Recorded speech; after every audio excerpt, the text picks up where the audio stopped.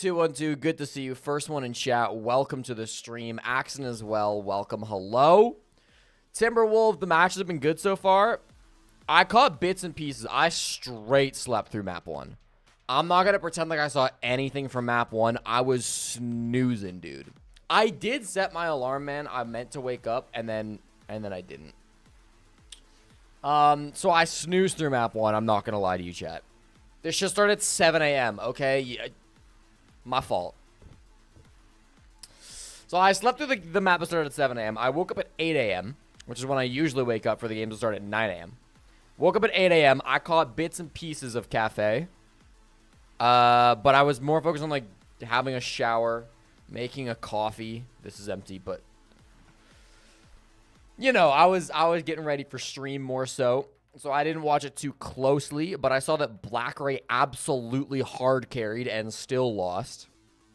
I watched Arcully go like 1-7. I watched Anderson go like 1-7. My fucking heroes on CAG were getting pulled up by Black Ray. So that was depressing. And now we're back for map 3. Winner takes all. Winner goes to the semifinals. Loser does not. It is the greatest format of all time, which has brought 3 different APAC teams, if you include Elevate, to the quarterfinals. The room to a standing ovation. Not really, but almost. This crowd is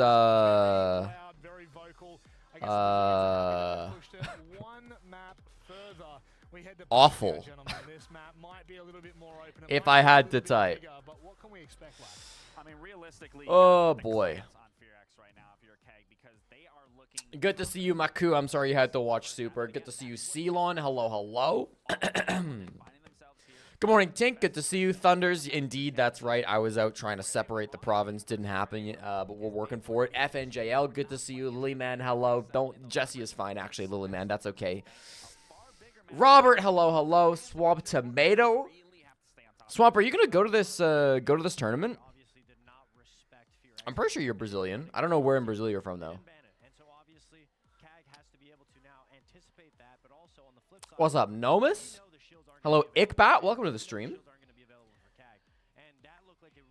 You slept through round 1 of map 1? See, nobody's perfect, chat. Nobody's perfect. Tink, you were at work at 6:50 a.m. You're a stronger soldier than me. All right? You're a stronger soldier than me. Brazil isn't playing yet? That's not fair. Hey, the coach of FearX is Brazilian. And every single person in the audience is cheering for them only because of that. Look at him. Dark is like doing his best. Am I a Kagger or a Fox? I don't know. Troton, isn't Interro joining? I don't know as well. I know Interro is going to the vet this morning. So Interro is going to be late, but then I don't know if Interro also said he was really fucking tired today, so he doesn't know if he's going to stream or not.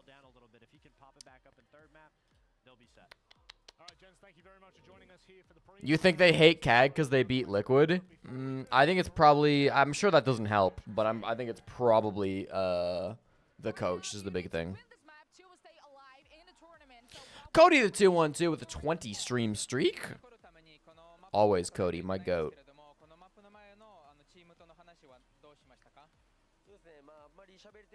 Do I want to apologize to Stuart Skinner? I got nothing to apologize for. I've always been a believer in Stu. Day 1, I've been riding with Stu. That man's my goat. So yeah, we didn't talk yet because we were in the toilet all, but the conversation is going to be basically, we were like a bit shaky in this previous map, so just, keep it together and go for the map and win it. Thank you. So both of our APAC Titans have traded blows. I don't know who I want to win this. Here's my honest opinion. I desperately want Wildcard to make Wildcard or Elevate to make the finals. I desperately want both of these, whoever wins this, to lose in the semifinal. And it's not because I hate APAC. It's not because I'm an Anaton hater or because I don't ride with Good Boy, because both of those things are not true. But if this fucking format breaks all of my records and we have to call this the greatest APAC performance of all time, I'm going to lose it. I'm going to lose it. I don't want to have to sit on a broadcast and debate whether fucking FearX in the grand finals of the Mickey Mouse tournament is worth more or less than D+ in the semis. I don't want that record fucking broken, for the love of God. And you're going to be here. You're going to be like, no, it's obvious. It's obvious the D+ record is better. Is it? Grand finals of an S tier tournament. Even though the road to get there was Mickey Mouse, looking at the standings, it's still fucking, it's greater than semifinals. So I don't care who wins. I just hope they get smacked by a wild card. Slow it into bank.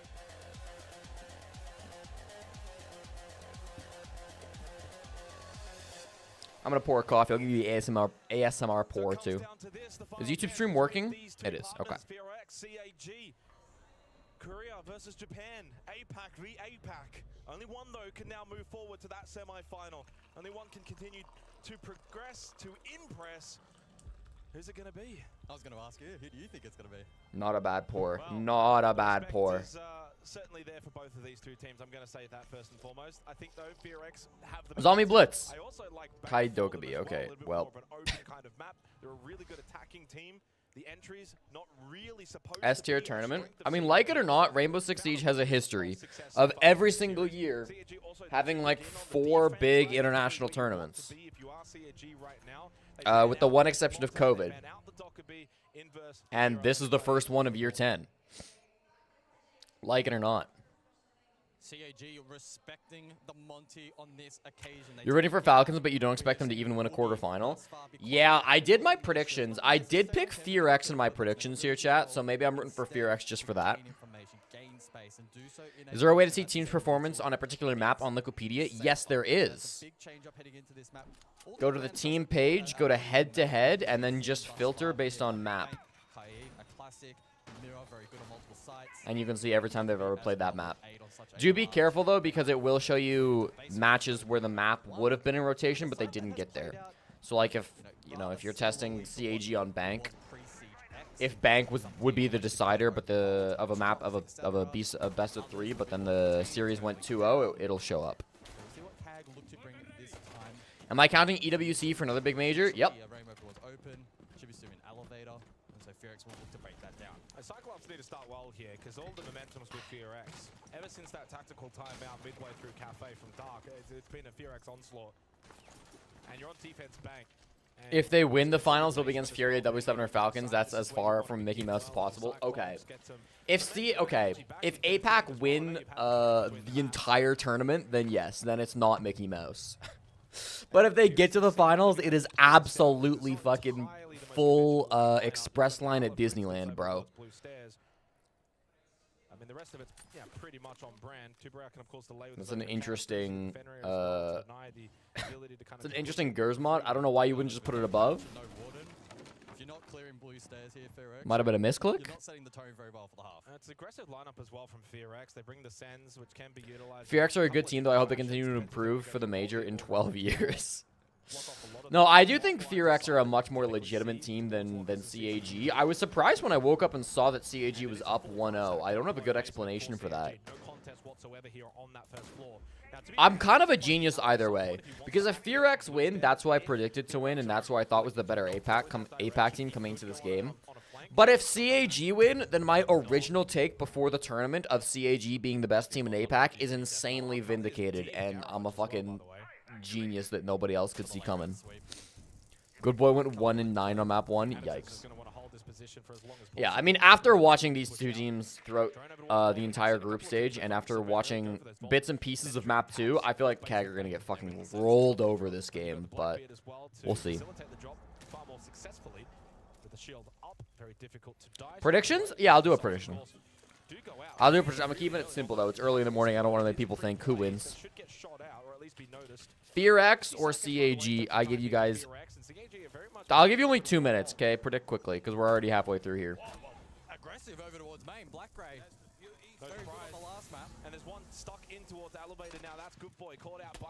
We're seeing a ton of teams go for gold takes this tournament. I'm not sure why. 30 seconds, still some time. Don't have to panic here if you're FearX. The kid's still in a bad spot. Only just now picked up by Rin. Got to make your way towards the site. I feel like maybe the wow, he almost got that. I feel like maybe the CC meta has just gotten a bit stale. You know, it's just gotten a bit too obvious. The defenders are too ready for it. A lot of teams are running Maestro, Goyo, shit like that. They're running a ton of denials, so. Doesn't mean gold takes are good, as we have seen. towards CCTV. But one bank There was defense no red expected. herring. There was no deceptiveness. And that made it very, very comfortable and easy for CAG to read. You don't think Fear X prepped many lair attacks? That's true. It was on lair. They might have just not been a good lair team. But they literally chose lair. It was their map pick. Should have been the play at minimum to isolate one and then go from there. The ROUs either two were not effective. So I don't know, man. They I were don't to know. some degree, but I mean, it was more so like the backline gold, etc. Others over towards What's the elevator. channel point prediction looking like? It's looking very even. More of you think Fear X will win than CAG, but it's very close. I'd put some channel points on Fear X here if I were you, chat. Cyclops, they need to be mindful that they aren't fully reliant on I don't know, though. on this map. I thought that the CAG swap of picking up Arcully for... Who did they drop? Shiraniko? So CAG on the board. I thought that pickup would be, like, fine. I think it's actually been really bad. Like, Arcully has not had a single good game that I can remember this whole tournament. For their own sake of momentum. Maybe I'm crazy. Maybe I'm just dumb. But, like, I do not remember a single good moment from Arcully. Understood what they needed to do. His only redeeming factor is he speaks English, so he's good for the English Overall broadcast. tally. Do you want to know how much he's got now in terms of kills overall? But gameplay-wise, he's been kind of mid. 26 kills. I was close. I'll take that. You did say 25 plus. Fear X's initial map takes on Lair were good, but their change-ups were terrible. Interesting. So top floor. One of the sides. Yeah, my honest take is Wildcard should roll through this side of the bracket. They might stumble a bit with Fear X, but like I think Wildcard will win. Will win the semifinals and then get stomped in the grand finals. The inability to ADS immediately can prove to be a problem. But oddly enough, it was actually Rin. I think that hit an insane hit by jump out on this side. But If Arcully has like bad couple of rounds, he fully crumbles. Maybe. NA bias spotted. Bro, it's not even the NA players. It's Dash and Baby Shark that are carrying that fucking team. That's not fair. Kansas played well too, but no, they've definitely been the standout players for me. Could go top square, could go airlock if they want to be super aggressive. Arcully towards Palace and Oh goes my for God, the Arcully! I'll take back everything bad I ever said about you. The fucking GOAT. Look at that recoil control CAG for the second on round. Valkyrie. Go on bank is a great way to begin for the defensive And he gets team. Woogie too. He got both. How is Arcully finding Arcully, dude. Okay, and as I've said for a while now, like Arcully is the game changer for CAG. He's the guy who's really come in and has lit things up for this team. I honestly think dropping Shiraniko for Arcully was a fantastic roster move from CAG. Since day one, honestly, I've been big on Arcully. I think this guy is so talented, bro. Still very much a winnable round here for FearX. on camera though. Cyclops Mephi has now got to face check corners on Glaz. Good luck, brother. Good luck. Arcully's given him a lot of respect for being a 1v1 against a Glaz close quarters, but Coded has not moved an inch. And he finds it. wow, what a shot. That's patience too from Coded. The sloppy start for FearX now in the back of their minds and firmly feeling like they could take They're this gonna second smoke round. to try to get up the stairs. I don't think they peek this though. No, not at all. Oh my God, Anatom's dead to Coded too. You've actually got to be kidding me. Arcully gave them every possible chance to win, and they have now tossed this in the bin. They don't know where Black Ray is though, do they? No, they have no idea where he is. Hold on, ace denied. Black Ray with a monster kill, and Mephi He's now 1 HP against a Glaz though. go for the plan till you That's probably the one operator you would most want to face if you're 1 HP. Mephi will stick. Oh my God, he literally could have seen him there. so close through the You literally see him. You literally see him. You literally see him. instrumental on Cafe, but can Black they get Ray. the chocolate? Black Now a Ray. chance to steal Black the Ray. crucial round He's here got for yellow CAG. pings. Mephi pinged out. Oh my God, Black Ray, please hit a shot. He can play the castle barricade. He's had so many fucking chances. This is it. This is it. No! I don't even want CAG to win. I'm just disappointed in how bad that round was thrown. That's just so... That's so sad, bro. Oh my God. But they were able to recover nicely. What's up, Maverick? Parker is at the vet Massive today. kills, and Cyclops, they elected not to crunch that position. I believe they had some info off the Echo. Instead, fortified. They went for the triangle. Coded able to go chip away. at You a think this front. tournament hasn't played like the normal APAC playstyle? I think the ban system has made it feel that way a lot. I think being able to ban 2 operators right off the bat and then a third operator, is massive. Maybe wasn't a way back into the Because map. think about it, right? On the previous ban system, technically there were 2 attackers and 2 defenders banned. But, like, one of the attackers being banned by CAG, or one of the attackers being banned would be banned by CAG, right? So it's like CAG aren't going to ban a shield or anything. But now, like, if you're playing against CAG, you can just ban 3 shields. And so, like, the APAC teams that have relied on, like, kind of gimmicky operators, as CAG have, I don't think they've even, you know, tried to hide that. But the APAC teams that have been relying on more gimmicky stuff are kind of being forced to play a bit more normal, I feel, due to the new ban system. Because now instead of just 1 shield ban against CAG, you can ban 3. But no, I do agree. I think this we've seen a bit less cheese from these teams, and it's not even just exclusive to APAC teams. You know, banning Blitz and Blackbeard permanently against Spirits has forced him to change up his playstyle a bit too. Now Spirits has found more cheese to get around that, so it's not been as bad for Dark Zero. But you know, our Cully's fucked. Our Cully is actually fucked. Wait, that was a genius Kiba though. Actually, a great Kiba from Arcully. Okay, and horrible shield play by Rin. He's just completely alone. I don't think they thought they would get so. I don't think they thought they would get so stalled out inside a stock. Another big play by Arcully. The second I started talking about this guy, he actually started kind of popping off, to be honest. But he just didn't have the means to actually kill the player up close. And again, Cyclops early round advantage. Yeah, but it didn't help them last round, did it? Pyrex are never out of these rounds. Well, I would pencil that as an anomaly, even with coded still up. To be fair, it is only 1 player. They do have coded on the Finka, so they can heal Woogieman back up to like close to full HP, if not full HP. I don't know exactly how much the Finka stims heal. 2 adrenal surges available for coded, by the way, so I assume he'll use them at some point. to full health. I'm surprised he hasn't elected to actually just kind of use this. Usually you just spam those if somebody's hurt because like maybe you only need 1 really for the push. That's a pick. That's a pick. That's a pick. Yeah, that's better.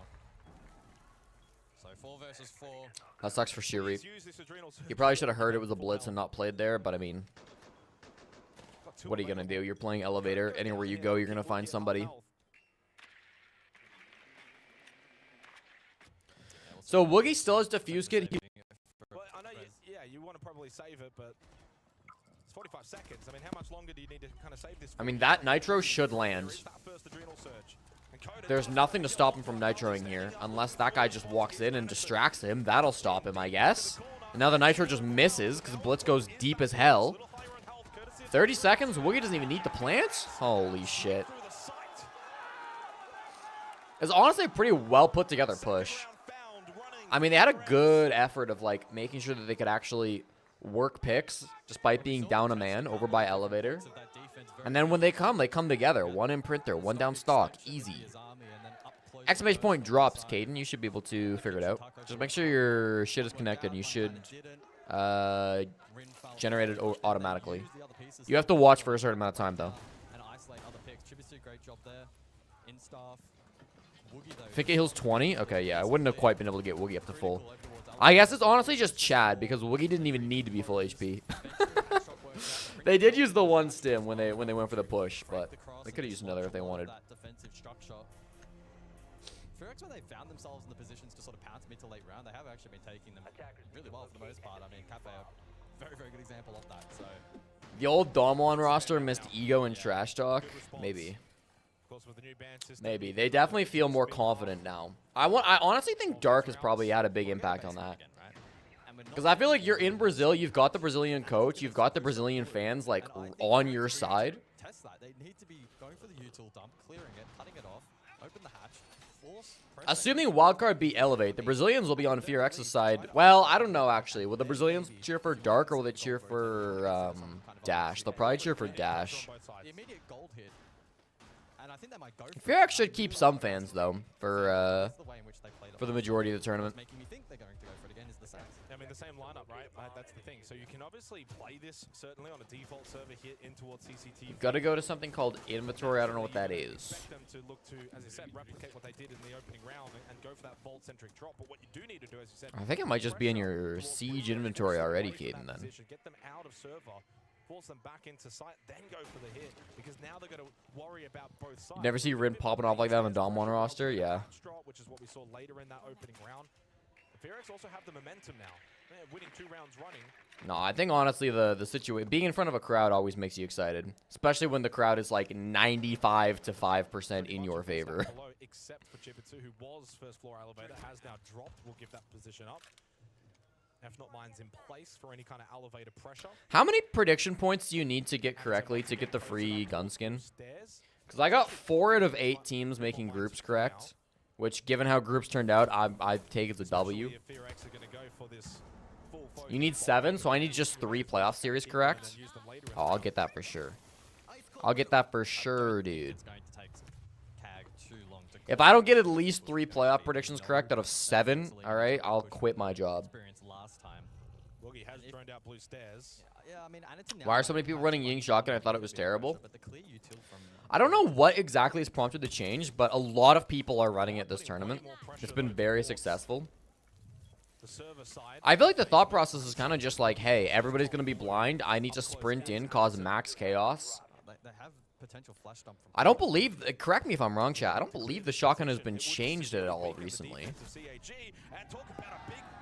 That is insane that Anatson just loses that. That's so unfortunate.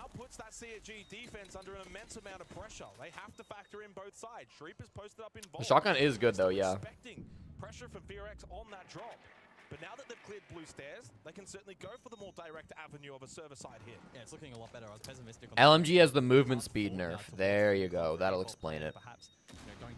Yeah, that's right. If you're going to move slower with the LMG, Ying cannot be moving slow because her whole game plan is blind and rush, right? This is a good wall. Note that sends wall. That's a great sends wall off the corner. You got players playing hatches with the ROUs, the Candelas, for example, to try and help deny the ability for the defense to stop the plan. Spirits meta? Dude, for real. Time will be a factor as well to consider. If Woogie does, okay, this should not be... This shouldn't be easy. Interesting plant spot. I love the plants on the Blackbeard, too. That's going to be really hard to deny without a Nitro. Oh, they did have a Nitro. Okay, they got it. Rin on the backup plant, though. He doesn't have the same protection that the Blackbeard did. Everybody is dead, though. Dude, look at that push, man. At the same time that they're going for the push inside of CC, they've got guys pushing the back. They've got guys pushing down main. Like, there's pressure all over the place. I genuinely think these are some of the best pushes an APAC team has shown in years. Do you go the early tactical timeout here? You do. Yeah. CAG just can't compete, man. It has been taken. Give CAG a few months. Of course, by CAG. I should reference that. The coded has been immense so far. 8-2 here for Fearex. Some people thought Fearex were top 8 worthy. I don't think anybody thought Fearex were top 8 worthy before the tournaments, except for like pros that were scrimming them. I didn't see anybody give the take without being pros at scrims that this team was good before this tournament started. Lots of people have recognized their strength since the tournament has begun, though. 6 and 18, 61 EPS, and 0-4 entry. So if you're playing that blue stairs position, you may not necessarily be like an. That's why people run at people with the pistol. Yeah, I mean the pistol's not even the worst thing in the world for long range gunfights if you need it. It's not great, but. The plant denial, the Nitro was absolutely huge, but then Canada has the highest percentage of tier 1 players that have won a major. I guess. It's just Canada and Spirits being dragged down by, that is ridiculous. Being dragged down by Foxay by that metric. That worked out. And the crowd. Timberwolves getting by using the word percentage. There's only like 3 Canadian pros. They potentially take on a Brazilian team. Very much on their feet. 3 successful Canadian pros at least. And no blitz, no there are a lot more if you count everybody, but I mean there was an entire team of French Canadians in Pro League in year 1, right? So that itself drags down the average quite a bit. CG have got to get the next 2 rounds here. Although I say that it is bank. There's that whole Parabellum squad that was quite Canadian that got in. Can kind of roam, get a lot of map control. Certainly CAG could find success. Anto with 2 more Mozzie pests. Dude, I feel like we're seeing so many Mozzie drones get actual value. Usually it's like Mozzie gets brought and it's like you expect 0 drones to be caught. Maybe you get lucky, you get 1 drone. Anaton right now has 2 drones that are caught by the Mozzie pests. There was a game earlier in groups where some Mozzie player, I forget who it was, had all 3 pests capture a drone. It's like, what is going on? There's the 3rd. He almost got it. Who is the Mirage Canadian player? Oh no. Flynn. Oh no. Well, Wookie goes down really early on the Ossa, and that's not ideal. No shield available. Big kill from Black Ray. Was Melted Canadian? I can't remember if Melted is Canadian or if he just played on Canadian teams. I think he was in America that was just constantly on Canadian teams. Maybe they buffed Mozzie. I mean, they did give Mozzie an extra pest, right? Like before, like about 6 months ago. And honestly, like that was when we saw Mozzie's pick rate start going up. Mozzie first started getting, like Mozzie like mid last year, for the first like half of last year was absolute garbage. Like nobody played Mozzie. Then in Montreal, a bunch of players started playing him. Like Uzi started playing a lot of Mozzie. And then like a couple other players in Montreal played a lot of Mozzie. That trend continued through the 6 Invitational. It has now continued here in Rio as well. So like the pick rate of Mozzie has not really changed. But like I feel like this event compared to, and I don't have data to back this up, but I feel like this event compared to Boston and Montreal has just had more successful pest captures. Melted is Canadian? Okay. Who am I thinking of? I might be thinking of Kool-Aid.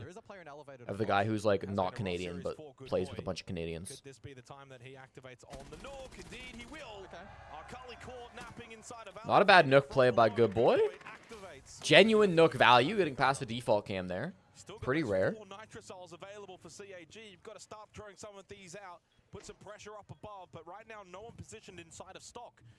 Kool-Aid is Saskatchewan. He is postured for that hat Saskatchewanese. with the diffuser. Oh, they're on drone. Coded, eliminated at the hands of Black Ray. Over towards Archive. Man, these Mozzie pests are getting really good value too. Ooh, yellow ping. Thinking about a drop as well. Like this guy's dead. Bro, wallbang him. Brother, wallbang him. Sure. Needs a little bit of help though. Started to run out of space. Nah, Rin doesn't clutch this. If Rin clutches this, send CAG home. Thank God. And CAG find their response after that tactical timeout. 3-2. The Mozzie in that last round, massive impact. We saw the drone above feeding the vert info, and whilst it may not have necessarily... 80% of Nook plays work because of a confidence boost and not because of a gadget. 100%. Although that one I do think was in the 20% where the gadget was impactful. Because we saw him walk right past the default cam in basement. But you're right. Usually it is the confidence. I would also argue that like 80% of Nook plays don't work. I'd argue that like only like 30% of Nook plays actually get value, but that's just me. At minimum, had to find the third then to open up the late round trade. I'm a big hater of the Nook. Much, didn't he? Yeah. So final round of the half. Did you just go through all of Pro League and count Timberwolf? 2 out of 9 is still probably the highest percentage-wise. Which feels like a lifetime ago now. It's been a long series, but a good one. Certainly has lived up to the billing for the APAC showdown. 0 players from Ireland have attended a major before. But Anaton continues to struggle. Whippet and Gibson have casted EWC. That's kind of like attending a major. Into this quarterfinal with a 112 EPS plus 10 KD. Well, that plus 10 KD has evaporated into thin air. Audio desyncs? Is it? In this series. Oh, it is. I can fix it. 0-5 entry. Sharif Thank you for letting me know. 1 and 4 on entry, but to bring the positive, 6-1 entry for Black Ray and 4-1 for Akali. Black Ray has been the clear standout. All right, should be better now. Negative on the entry. Yeah. Good initial aggression in the round from FearX to help. Krine's the only one to win from his homeland. Well, that's not true. Canadian won multiple 6 Invitationals in Canada. Should have a read. Can Akali get anything from this position? The Brazilians all won when SI was in Sao Paulo. Lots of people have won from their homeland. Basement site, by the way, so 3rd appearance in the half. Yeah, I mean, does he just kind of try and get something? Dark Zero in Charlotte. I don't think he's getting out of this position. Not with a player in stock. That's a great swing from Jibitsu. Gets rid of the Habana, helps out Arcali, stuck over towards Janitor. May think about a rotate now. Might be the only European, though. He's out of there, well timed. The fact that he's alive, out of that position, is courtesy of Chibitsu. Secondary hard breach available. Feels like a desperate round for CAG, bro. If you go down 4-2 on bank defense, I mean, like, bank basement should be free. So that's like 6-2 at that point. And then, like, the other team just needs to get one round on the top couple of floors. More droning from FearX to find out if there's any lurkers on this first floor. Everybody's falling off. CAG are going to be quite slow for this execute, but they'll have 5 beehives. They'll have Woogie on the Blackbeard. They'll have Ying. They'll have Sens. There is no Warden, which obviously doesn't counter Sens, but would counter the Ying. Back hit the play. There's a lot of decisions to be made in the next 60 seconds for FearX. Good information there as well off the Yokai from Anderton through the hatch to just see if they're postured up in that position.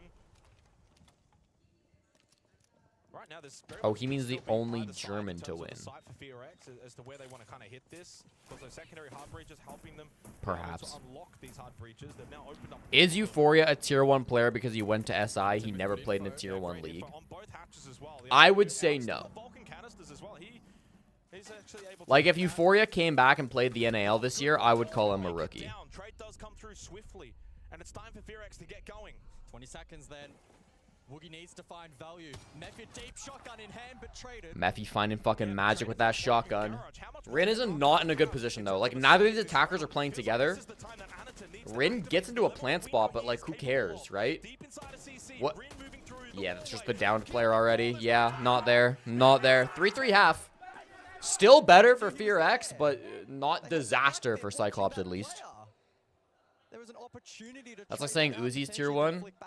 Uzi was a sub. I don't think it matters if he was a sub, to be honest. He still played one event. But I would agree. I don't think Uzi has ever played... Well, yeah, I wouldn't call Uzi a tier 1 retired player. I think you've got to play in a pro league to be called like a tier 1 player. I don't think you've got to play in an element to be like a North American tier 2 player. That's where I draw the lines. And if you've never played an element, then you're tier 3. Or like below. I don't know. People make up like tier 4, tier 5, tier 6. That's where like I kind of just stop caring where the lines get drawn. It's all tier 3 to me. I don't think I would call Uzi a tier 2 player because he never played Challenger League. I think he's just a really talented content creator who is the skill level of a tier 2 player, or maybe even a low-level tier 1 player, for sure. But just because you're good enough to be a tier 2 player, it doesn't mean you are a tier 2 player, you know? It's like if you're good enough to play tier 2, but you never did play tier 2, I wouldn't call you a tier 2 player. But that's not me doubting Uzi's skill. Makes top 4 much more difficult to attack. We'll certainly wait and see how that dynamic plays out. We go to top 4 to kick things off, though. Cyclops wanting to take this opportunity. Kimmy's crushing. What's up, Vox? You were so lost watching the first 2 games without me. I'm sorry, Vox. I'm sorry. We're here now. I'll be live the whole day. You thought Uzi did play tier 2 early on Aerial Rise? I don't think so. I could be wrong, but I'm pretty sure he didn't. He might have been on a team and left before the season started or something. And it's going to come down to moments. It always does in these kind of times. Canadian Eska, Flynn, Foxay, Helby, Crusher, Melted, Pojo, and Spirits. Okay. I don't count Flynn. No offense to Flynn, because Flynn only played Canadian Division, and I don't count Canadian Division as tier 1. And also, like, yeah, you missed Jarvis. You missed every like year 1 Canadian pro. It's like Pro League year 1, I think, still counts as tier 1. I'm sorry, just because nobody remembers it. There were a ton of Canadians in year 1. This could be very, very exciting. Still riding high from the Oilers win, absolutely. In this match so far in terms of shield impact. And how individually. No, I just got boned by the early start time. He can create openings and jewels and apply pressure in a way that not many Game started at 7 a.m. I did not make it. So all 10 players are starting to have a bit more of an equal level impact, which is really good to see. Certainly in the previous maps, you could point to individuals standing. Mini Siege is almost over too, because I'm gonna end the season after this tournament. So this weekend is your last chance to get points in for Mini Siege, chat. Kimmy is on pace to be the champion here. Who can handle the nerves a little bit better here? Oh, wow. It's my stats, Fireball. A lot of info. Utility dealt with. Groundwork at the moment for Cyclops has been very, very good. The setup is good, but the execution and the finish has to be better. Yeah. Claymore's placed as well for any potential jump outs from. Interesting they start top floor. From Sharif down I below. wonder if they're starting top floor specifically because they want to guarantee themselves a win up here before Azami gets banned. Because Azami is likely getting banned as the third operator, right? I guess it could be Mira. In either case, you want this up. It's an interesting second Mira window, dude. Look at this. I don't know if I've ever seen this. It might be specifically to make it more awkward to pop from the Blackbeard. Because the double Mira window... Okay, well, it gets popped anyways. The double Mira window inside of Janitor is quite common, but usually you'll see them on the two middle panels. The two right panels is very odd. It did not matter in the slightest, but that's interesting. This is gonna be CAD going up 4-3, hey? Okay.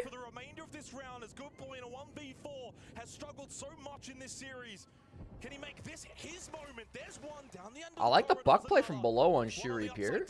I like the Twitch play. Their Uto clear was solid all around. Little window plant coming out. They aren't even playing Azami. Okay, when you're right, you're right. You're right. It's probably just because they want to start top. But I'm trying to think about why things might be different with the up bands. It might be because they just want to get a win on it with Mira. That was a really chaotic top floor hit. So much counterplay centered around that mirror inside of Jan. The initial vert below from the buck. You're in BC. You have to wake up for 6 a.m. to watch. Oh my God, Vox, you're stronger than I am. Clearance. Then we saw the second mirror come out of the pocket to again place on that Jan. The Brazilians didn't wake up early to watch APAC face off in person. Yeah, the crowd looks really sad. It will 100% get better, but it's like... I wish, and I know there's no budget for it, the reason is money, but I wish that we could have the tournament, and this goes for all tournaments, majors, reloads, whatever. I wish we could have a 4-day live event. Thursday, Friday, Saturday, Sunday. You could put 2 BO3s on each day. Because I think more people would show up Thursday evening for a game than Friday morning. You know, put it after work so people can still come after they, like, finish their work or their school or whatever. 2 BO3s a day. It's more realistic for, like, production and everybody working the event. Job's not done, though. It's only one round, and we've already seen from FearX, they've got the ability to win multiple rounds. That's what I would wish for, but... obviously, Ubisoft don't think it's worth spending the money. And FearX still with their attack, I believe, right? Which is fair enough. Have their tactical timeout, and I tell you what, they lose this round. You can bank on the fact that Dark will call it. Well, it was a massive. How long do I think today's going to go? The last game is supposed to start at 1:30 a.m. for me. Do you think we'll make it before schedule? I wouldn't bet on it. I would not bet on this going, finishing early. Because the problem is, like, the quarterfinal games are all going to be, like, relatively close in my mind. I think the only quarterfinal that'll be a stomp will be Wildcard Elevate. Every other quarterfinal, I think it should be a close game. Like, W7M Falcons should be close. Loud Furia might be a stomp for Furia, but I think it'll be close. And then, like, we're on a brand new build. There's going to be tech pauses, which delay things even longer. So, like, I would expect us to be here a long time today. Top floor control, middle floor control here for CAG. They bring the blitz once again with Anaton. You rate Loud? Yeah. They've played well this tournament. And last tournament. I mean, like, fuck. They've kind of come out of nowhere, but you can't argue with the results, hey? I'm happy for Daffodil. I'm glad he's finally made it onto a top-level team. I like that guy. Thoughts on Loud? I don't know. I feel like they're just super consistent on their mechanics. They haven't, like, surprised me with any of their specific, like, strats or anything. They don't seem to have, like, one pop-off player either. It's like they got 5 guys that all feel confident. They feel good. They obviously, like, know the meta. Like, they're not idiots. But I don't think they do anything necessarily special. All hatches have been opened up. Blackray finds the opening kill, but goes with the Tachanka. That's a big piece off the board now for FearX. One Nitro now. This could be a good push. If Anderson can get deep, cause some chaos, this could be a really good push. That castle barricade might make it awkward, though. Can he get in? Can he actually get past that? Yes, he can. Oh my god, Anaton, no. He distracted long enough to get the kit down, though. He distracted long enough to get the kit down. The cover was pretty good from Shirip, even though he died for it. And now Kag should win this round. This is like one of the hardest retakes in all of Siege. They're both above, bro. And the Lion stalls them, too. They're not going to go top. They're just going to stick it. This could work, though. 4K from Woogie. He gets off. He doesn't know. There's 11 seconds. There's 11 seconds. He gets the kill. He gets on it in time. Are you joking, dude? What is that clutch? That is absolutely ridiculous, bro. Dude, he had like 1 second to get back there in time. That is absolutely nonsense. That's like the hardest bomb site to retake. Oh my god. Never win. They're cagging. I don't even dislike the way they played it. I mean, like, Xenox was critical of them not going upstairs, but like, if you go upstairs and your planter dies, it's GG. And since there's two of them and there's two of you, it's like, I don't mind just sticking on your planter, giving yourself the best chance to protect him. If Kag had a perfect double swing, it was going to be over. There was nothing that they could have done about it. Like, if whilst he was shooting the guy at the hatch, then Rin came and swung, or Chibisu came and swung, it would have been over, but... Man, what a clutch. That was pretty. That was a pretty clutch, dude. That was not easy to pull off. Wow.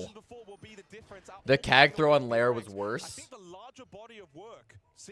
I don't know, man. Dude, the Kag throw earlier today when they let fucking, who was it, Coda get a 4K? That was bad too, but FearX just have it, man.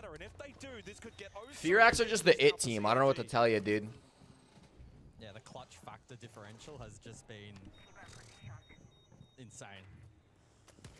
Snow post in play, round 9. Good boy given the license to roam around. Try and build a little bit more confidence in a series that hasn't quite gone. Kag have absolutely been the bigger chokers this event. That's an insane round. I don't know that this goes 15. After that, bro, I'm worried for Kag. We'll see. Winner of this wins the first quarter. What bomb site they go? They did go open. Okay, so they're not going to repeat top. So my theory was wrong anyways. Caught by a very awkward Nitro in the last round. So far on this map, only 2 opening kills along the way. Oh, FearX, wow. 3. It's an area that they have lacked, of which now they gain ascendancy, and Good Boy says goodbye. Cool strat from Good Boy. Take a fight top floor, get out for free. Means he doesn't have to walk past the square door, which is quite good, quite nice. This opening kill that FearX again prior to this round only had 2. Chibisu was a big player for Kag last time. He was the last guy in the 1v1. Not that he won it, but execution that has given FearX a way back in. Well, this time FearX on the front foot. They got the extra player, which is again Cyclops, the worst team on entry, number 20 going into this game. Number 20. I can't believe it. But it's been a big area of strength for them in damn, CAG the worst entry team at the tournament. Probably why this and they got 2nd seed, right? So no, CAG got CAG got the 2nd seed in playoffs.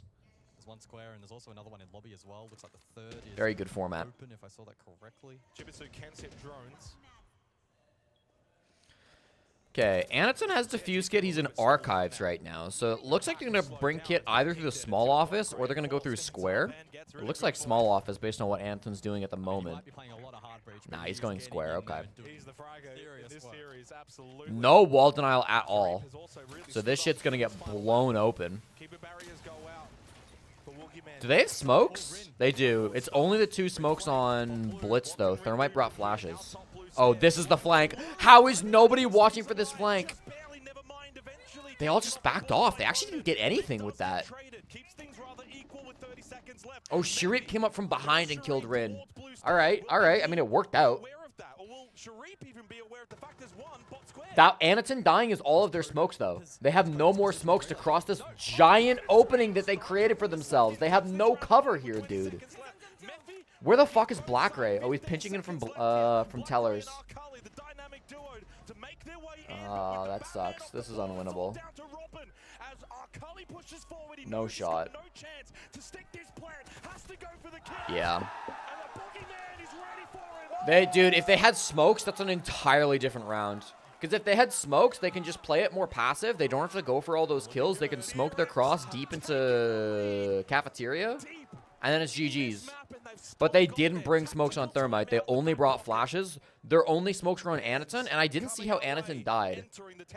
But he died somehow. When he was like the most important player there, he could not die. I think that tactical timeout is going to be a massive difference maker here for FearX if it is even That's so sad. KAG are actually putting together some decent rounds, but they're fumbling when it matters. Good side aggression. They responded to the quad hit really, really nicely. The Azami provided protection, coated with the aggression, tucked in the corner. Good. KAG make it out of groups. The very next event they make it to the finals. Yeah. His own pressure from bot blue. Okay, I want to see the Anaton death. He died to Coded. Coded was just in sight here. Yeah, I think Coded just got an angle tucked up on the wall onto the blitz. But not enough. The repositioning at the end there from FearX. That sucks. Superior. That's the danger when you open like the entire wall though with Thermite, man. Is the ranged hard breach. So this Makes things very open, which is a blessing and a curse. For them to take match point. It's set up perfectly for FearX. They got the crowd on their side. They didn't ban the Mira, by the way. They banned Kaid. They banned Kaid, they banned Habana. Ace Habana bans are very interesting on Bank because it means there's now zero way to pop the Kanto wall. So Kanto wall at the top of elevators or the top of spiral stairs is going to stay closed no matter what, which can completely change the way the defense like to play. From landing that knockout blow.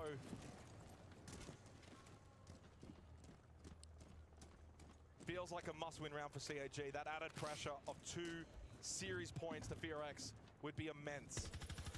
Probably the most notable difference in attacking lineup as well is dropping the buck. Is that 3 in a row for FearX, by the way? I think it is, right? No, it's 2 in a row. KAG won the top floor last time. This would be 3 in a row if FearX can win it. Okay, this is a much more normal double Mira strat. Look at the 2 players that are performing the best right now for FearX. It's the 2 new boys. So He's probably just going to put it right next to him. He could go into long desk and put it into Janitor too if you're worried about being pushed in Janitor. But, I mean, this looks like a straight up just window take, so I do not mind just putting the second Mira window next to the first.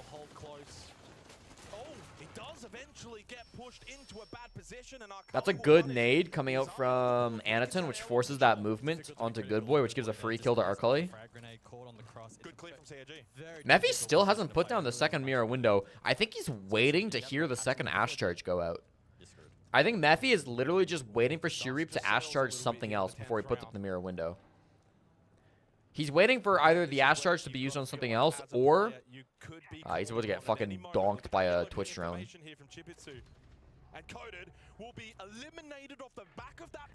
No, Arcully, another freebie.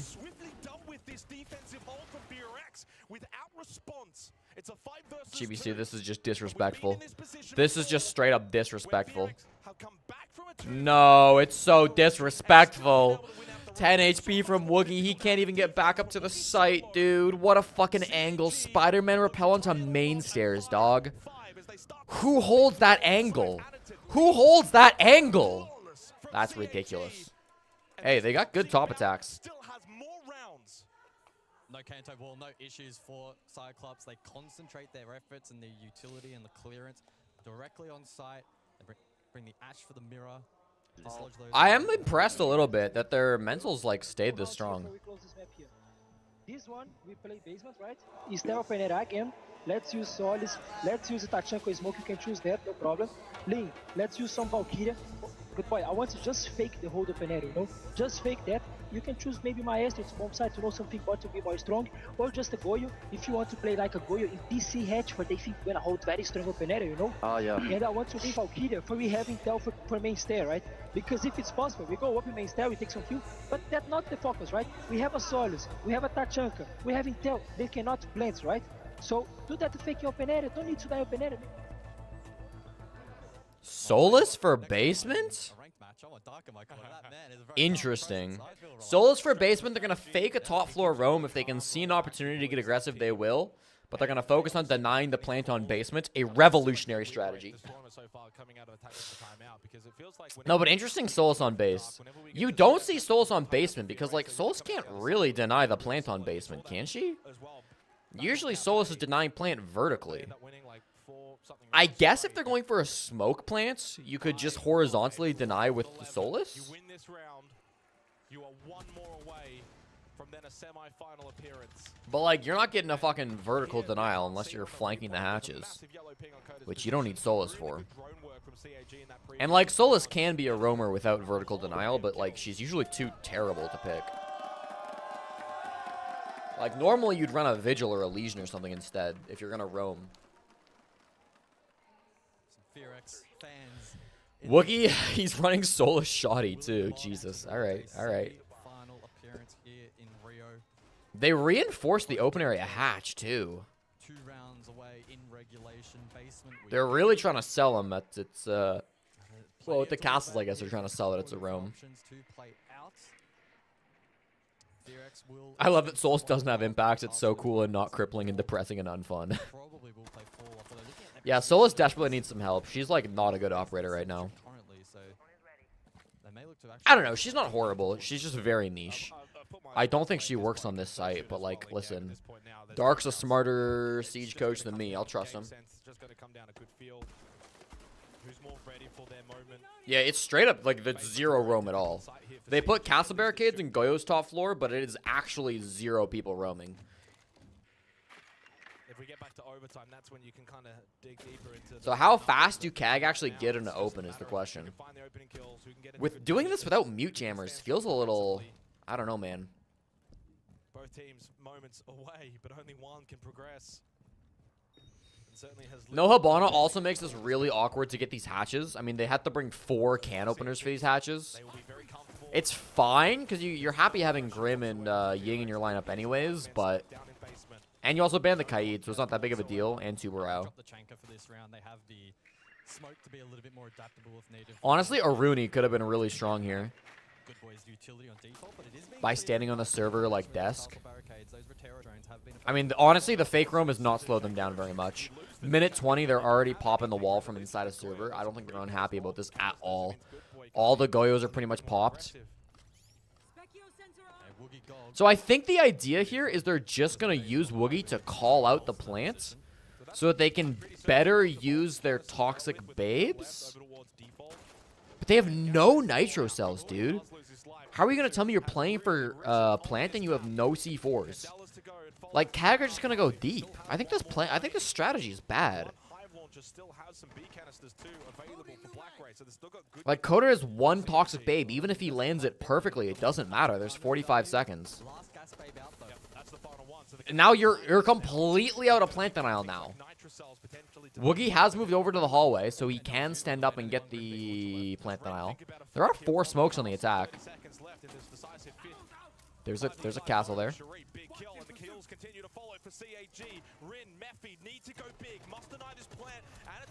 Bro, they're actually getting flawless. Okay, Rin gets 1 in the post plant in the 1v5. Yeah, okay, dude. I don't fucking know about this strategy, Dark. 0 nitro cells, a Solus. Where's the synergy, bro? They are 1 round away from booking their place in a semi-final. And after a dark tactical CAG might just take this regulation. Because CAG have played better this second half. Fear X have just been clutch as hell. Fear X have had the big moments to steal back rounds that they shouldn't be winning. And I thought that was gonna break the CAG mental, but honestly, CAG still look fine. It's crazy how easily the last 2 defenses have fallen apart. highlights. Still think the from strats were round very one good, 11. man. Good boy, giving away an absolute freebie main. Cyclops did a good job absorbing a large portion of that utility. Now, to be fair, Dark did call for a Tachanka, and they just didn't run Tachanka. So, like, I don't know. Maybe that got lost in translation. This is the problem with neither your coach nor your players being first language English and then having to communicate in English. Essentially impossible, and definitely no retake attempt on the cards as well ever in that particular scenario. So, solid from Cyclops. The largest lead of this particular. But, like, surely they understand Tachanka, right? If Dark in the attack timeout says Tachanka like 3 times, and even if you're Korean, you don't necessarily know exactly what he's saying. Surely they could at least infer maybe I should pick Tachanka. I don't know, man. I do think Tachanka would have helped them a lot. Because their biggest issue in that round was they ran out of Plantanile and they got forced to swing shit. Kag mental never breaks. Been the most consistent thing about this team for a couple of years. Yeah? CAG, famously strong mental team. It's not a big comeback. It's 1 round to force OT. Very doable. Yeah, open area. They've successfully defended it back in round 9. But questions posed going into this one. Do you go top 4 with double range hard breach? It should, in theory, you know, bolster the defense. Oh, Arcali could get a freebie onto Rin. Arcali actually gets a freebie onto Rin. Is there a barb? No, there should be barb here. He should be fine. Go back to the Nook. Go back to the Nook. Is there a barb? I need to observe this, man. We'll never know if there was barb on main stairs. There was not barb on main. Oh, there is, but he's literally just behind the barb. Oh, that's tragic. The barb wasn't placed far enough down to stop a Nook play. We're trolling. Oh, no. They do still have man advantage elsewhere on the map.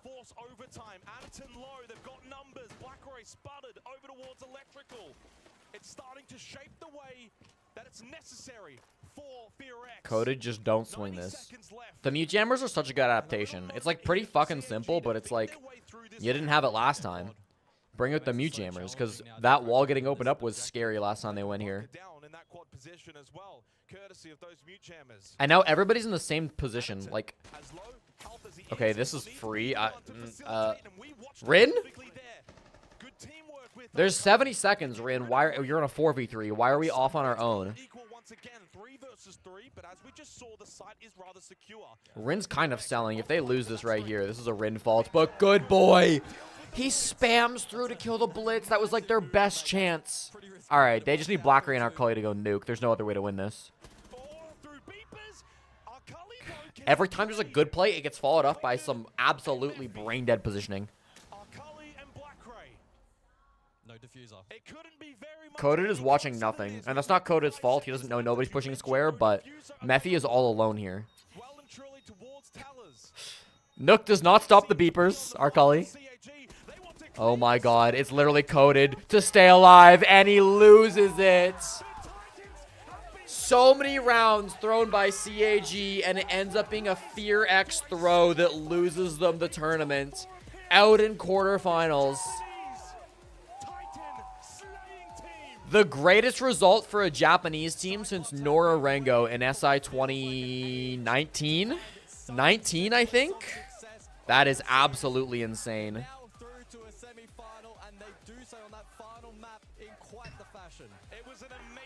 The first time CAG have ever made it to main stage, and they get top 4.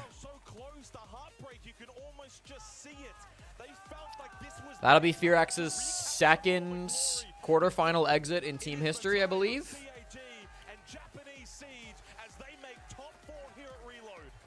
Wow. Wildcard are winning 14-5. Maybe. Hey, let them have their flowers today. We'll worry about it tomorrow. GG's. Congratulations to the CAG believers. Mozark V2, the channel point champion, believing in CAG.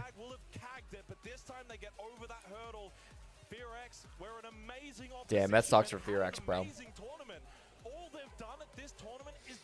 That sucks because, like, they played a better game for a large portion of that. And you can see what it means to these players playing on this stage. APAC teams don't get this opportunity on a regular basis, but they showed both of them. Who is that? Has she been at Siege events before? the emotion from these players at the conclusion of the match. FearX will be sensing that they let this one slip away. But they gave it their all. It only takes a couple of mistakes here, or there are a couple of misplays. You know, I found her. She was at the Pro League Season 8 finals, as well as BR6 2019. This is her third event. Oh, she was at SI 2024. Interesting. She's done a couple events, all in Brazil. Tournaments for them to finally break through those CAG curses that we've seen previously. They qualified for events. That is not Maria. Deep runs. They look so great, and then it all falls apart. Well, now wow. they finally put together the well, that's my first prediction wrong, chat. Have seen for a long time as we go to Ian for an interview. That's a massive upset. Yeah, commiserations to FearX for CAG. You're right, it was just a what's up, Fancy? Performance, and it was a long one. Tough opponents, but you were confident coming in, and you proved why. Confidently wrong? What do I mean? Oh my god, I'm speechless. Like best of like what? We're top 4 now? But it's not yet over. We're here to win it. Ele falou que ele tá sem palavras agora, eles são top 4, ele tá muito feliz com esse momento. E people in Brazil are not cheering for you because you eliminated Liquid. Do you think that adds more pressure? No pressure at all because, you know, they're booing right now, but I'm just ignoring. I actually do recognize her from Sao Paulo. I do remember her from Sao Paulo SI. I got a feeling. Now that I see her face closer up. I got a feeling that you will win this crowd over. You've got a brilliant team, great energy, and you're making history for Japan. Look, he's not going to win the crowd over, dude. We had a brief chat a little bit unless he plays like BDS in the grand finals, but even they have Twister. You've already done a lot. You're proud or of Falcons, fuck. But the job's not finished yet. What would it mean to go even further here? We're just going to play like we always play, you know. Don't do that. Arcully, don't do that. Play better than that. Play better than that. Looks nice. That shoe looks nice. Bom, ele falou que ele vai fazer o que eles estão fazendo aí, vai continuar o bom trabalho deles. And we have 3 APAC teams. Now we have only 2, but we had here 3 APAC teams at Reload. That means a lot for the region, right? Well, technically 1 APAC team. You know, the other one is a fake APAC team, you know? I mean, no disrespect to Elevate, but tomorrow, I'm excited for tomorrow as well. Perfect. Não, faz sentido. Fake APAC team based. Time brasileiro based. De jogar na PAC, mas deixo aí meus agradecimentos e meu parabéns para a equipe para as regiões da PAC. Bom, did I say Twister? Obrigada. You know what I meant. Let's go to another match. Julio is what I meant, obviously. My fault, my fault. Alright. Listen. My OG prediction of CAG being the best team in APAC pulls me through. I don't know. I still think FearX played the better game. Or played the better tournament. I won't say play the better game. They lost fair and square, but I still think FearX played better over the 6 days that we saw them.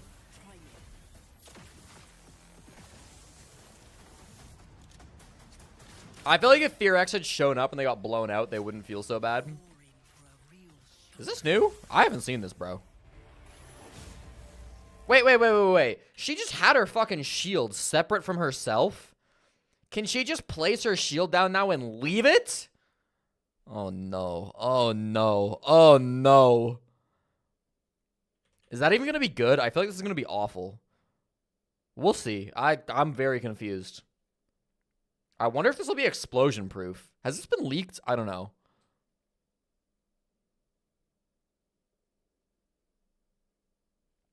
And just don't say she went to Turkey, bro. Stream on YouTube? I am live on YouTube. There's 14 people watching on YouTube right now.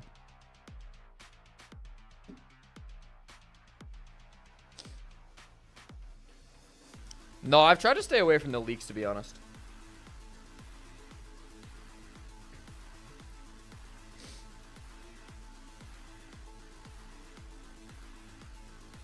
Clash has hair. If it's hard to destroy, you could just deny a door. Well, that's my question. Like, if it dies to explosives, I feel like it's a dog shit. I feel like it's a dog shit gadget, because it's like one Flores drone and her entire operator ability is gone.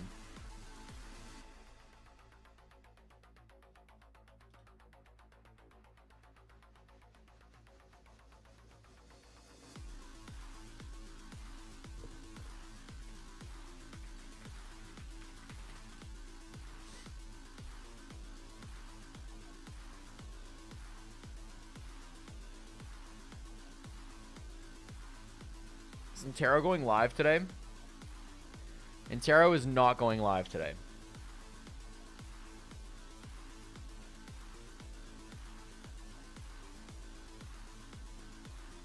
Alright. Maybe it'll be like Mira and Ram and have a little explosive gas thing. Yeah, I could see that. That would make more sense. Because it feels like if it dies to explosives, it's really, really weak. And if it doesn't die to explosives, it's really strong. I think Fancy might be right. They might make it like immune to explosives, but have like a little thing that you can shoot in the back.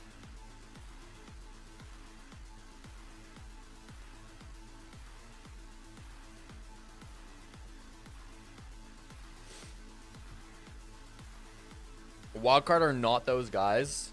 Again, I said this at the start of the stream, but I'll say it again. I'm going to be very upset if APAC makes the finals, because then we're going to have to listen to debates on if this Mickey Mouse-ass tournament is the greatest APAC performance of all time. Because no APAC team has ever made the finals. I would rather just say that this is Wildcard's greatest tournament of all time, because that's not even a competition. It's already Wildcard's greatest tournament, you know? But, like, if we've got to have debates over whether this is a quote-unquote greater accomplishment than Dom 1 top 4 in Yavla, then that's just not a debate I want to have.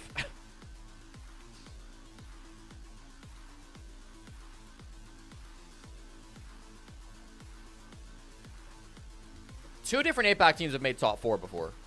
Norarengo made top 4. I think Fnatic made top 4 too, right? Norarengo made top 4 at SI, I think 2019.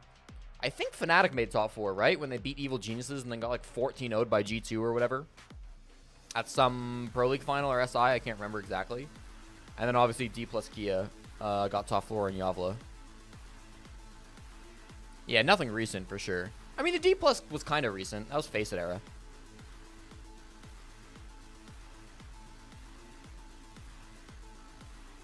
Was it Rio 2018 when Fnatic beat Evil Geniuses?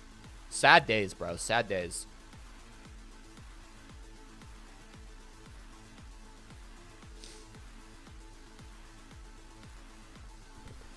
Beetle on the 5-stream streak. Are we doing GeoGuessr today? Yes. I forgot to link you one, to be honest, at the start of that game. So let me give you guys the GeoGuessr link right now that you guys can play. I'll play this after map 1 of the second series. Yeah, when Fnatic was playing with Dizzle.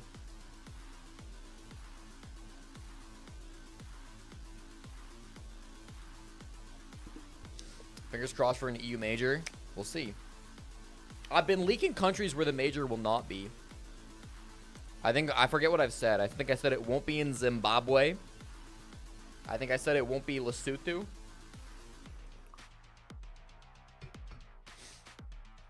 I can also tell you, chat, that the major will not be in Eswatini. Liechtenstein? Hey, could be Liechtenstein. That's way down the list on countries I might take off. CAG, they stand as but titans in the APAC North. I like that we just got Ian playing volleyball in the background.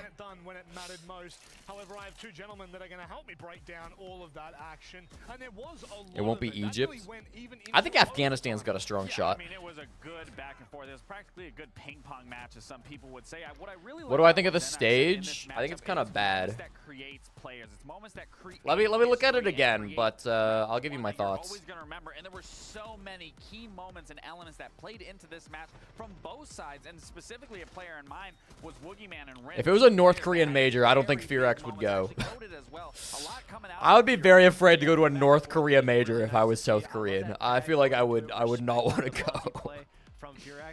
You never know what shit's gonna happen, man. I really did like the innovation from CAG too, because we talked about it on Cafe. You may never leave. Find too much success using the Blackbeard, but obviously on bank, using the Blackbeard, using the Blitz, as opposed to the Monty, they were really able to adapt to what teams are banning against them, which is the Monty. And not only being able to adapt, we talked specifically about Cafe, how that just looked like a Black Ray show. Black Ray versus FearX, and we said we needed every single individual to step it up, and that's exactly what we saw.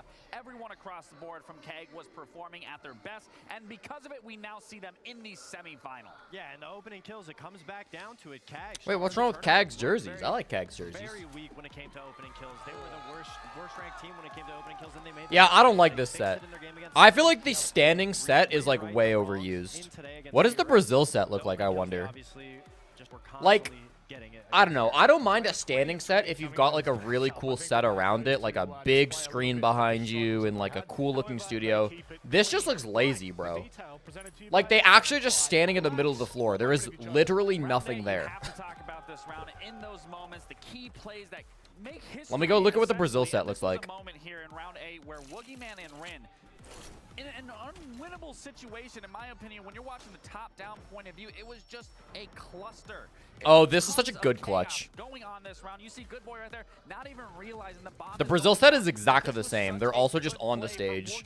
And then a good heads-up play from Rin. It is bar for bar. Debating whether or not to go up top, but they pull back, and instead, Woogieman gets the coverage that takes that pressure off of Rin to be able to go into this 1v1. 9 seconds left, jumps back onto this bomb, and this is why this was the detail, because it's heads-up plays like that. It's key moments like this that keep players alive. Sure, FearX didn't make it here. They couldn't get past KEG, but in the end, it's plays like this that everyone's going to talk about and going to remember. It was a really hectic. I'm also biased, and I think if analysts are allowed to have electronics, they can make better segments.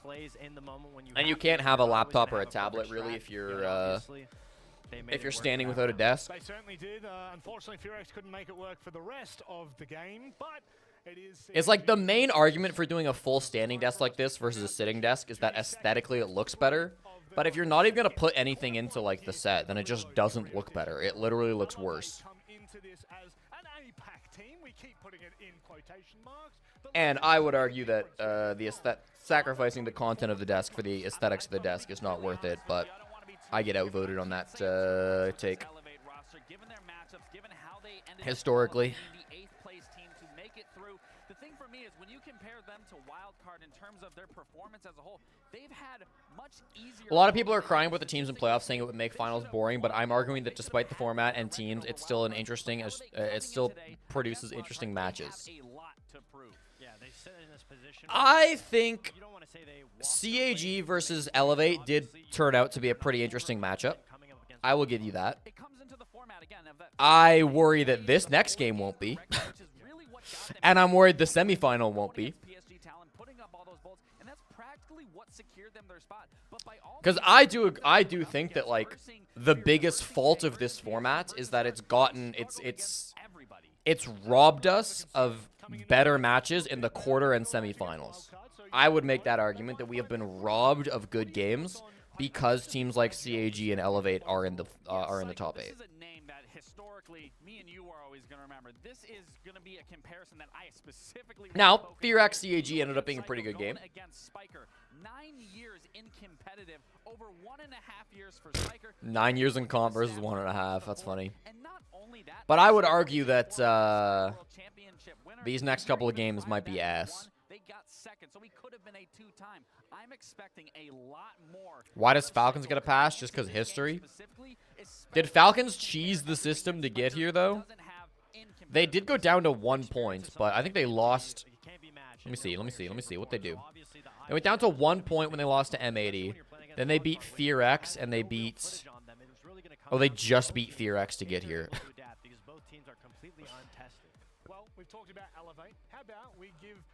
Yeah, I mean, Falcons shouldn't be a top 8 team in this event either. But there's at least, I think, a good chance the Falcons will show up and put up a strong game against W7M. I think Falcons absolutely have it in them to put up a good game against W7M. I don't think Elevate are physically capable of putting up a good game against Wildcard. If you watch the way they play, there's a really good reason why. They're able to identify the issue and focus. I would rather watch Dark Zero versus M80 instead of CAG FearX. I agree with that as well. Like, CAG FearX was interesting, but I think it would have been more interesting if we had 2 better teams. Yeah, we'll do a prediction how many rounds Elevate win on map 1. Let me go see if the map veto is on the website. I'm sure they'll put it on stream soon, but Continue that. I can see them finding a very good head start going into Elevate. Facts, facts. It was going to happen eventually. Fox. Elevate wildcard. We talked about Psycho and No, it doesn't look like they have the map vetoes yet. This is cool, though. I didn't know the website did this. Elevate have beaten wildcard twice in history. Wildcard have had slightly better attack wins, though. Interesting. But the most important thing is Baby Shark. Baby Shark's only had T2 EUL experience essentially and Dash previously on W7M. So they've earned the ability to have us say their names. They want to get the attention from the viewers. They've earned it. Essentially, all of these players. I do agree with Fox. I think this team has fucking earned it. I think this team should absolutely stomp this side of the bracket and then lose in the finals. Besides Dash and Kansan, that is really impressive. But that's the thing, you know, you pick up Baby Shark that is brand new, doesn't have that experience, but then you have to look at the Dash pickup that we've talked about time and time again. That is a very significant pickup, not only for the rest of the roster, but even for someone like Kansan. You'd rather watch DZ FaZe instead of Elevate Wildcard? 100%. And when you can add two players that bring that experience, and especially Or even DZ Wildcard, yep. Someone like Baby Shark, that is only going to boost their. Why is Wildcard better than Fear X? They both went 4-1. Did you watch the games? They still have made it to main stage. I think Fear X arguably deserved to be here too. But like what? Wildcard slam scars, okay, who cares? They lost to Falcons, valid.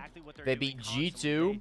They slammed SSG. They slammed Secret. I think these were the most impressive games from Wildcard, specifically the Secret game. Everything needs to be won, and I have these clips. Fear X, they beat BDS, lost to Falcons. They slammed SSG. They slammed G2. Honestly, they played a lot of the same teams. I don't know. I thought Wildcard played better. Maybe I am just biased against APAC.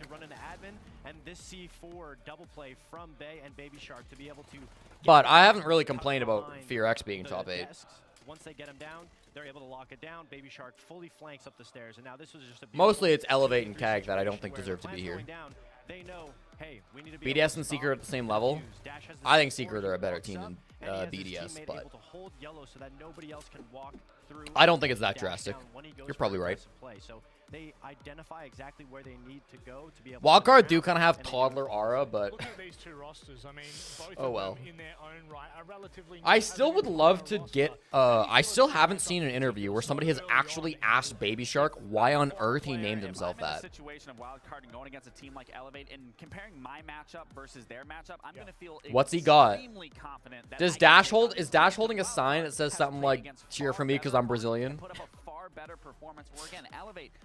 Their two games that they struggled so hard against were APAC teams, and the two teams to first. It's a mouse pad? Okay, that makes more sense. Usually they're rolled up. All right, you're right. It's a mouse pad.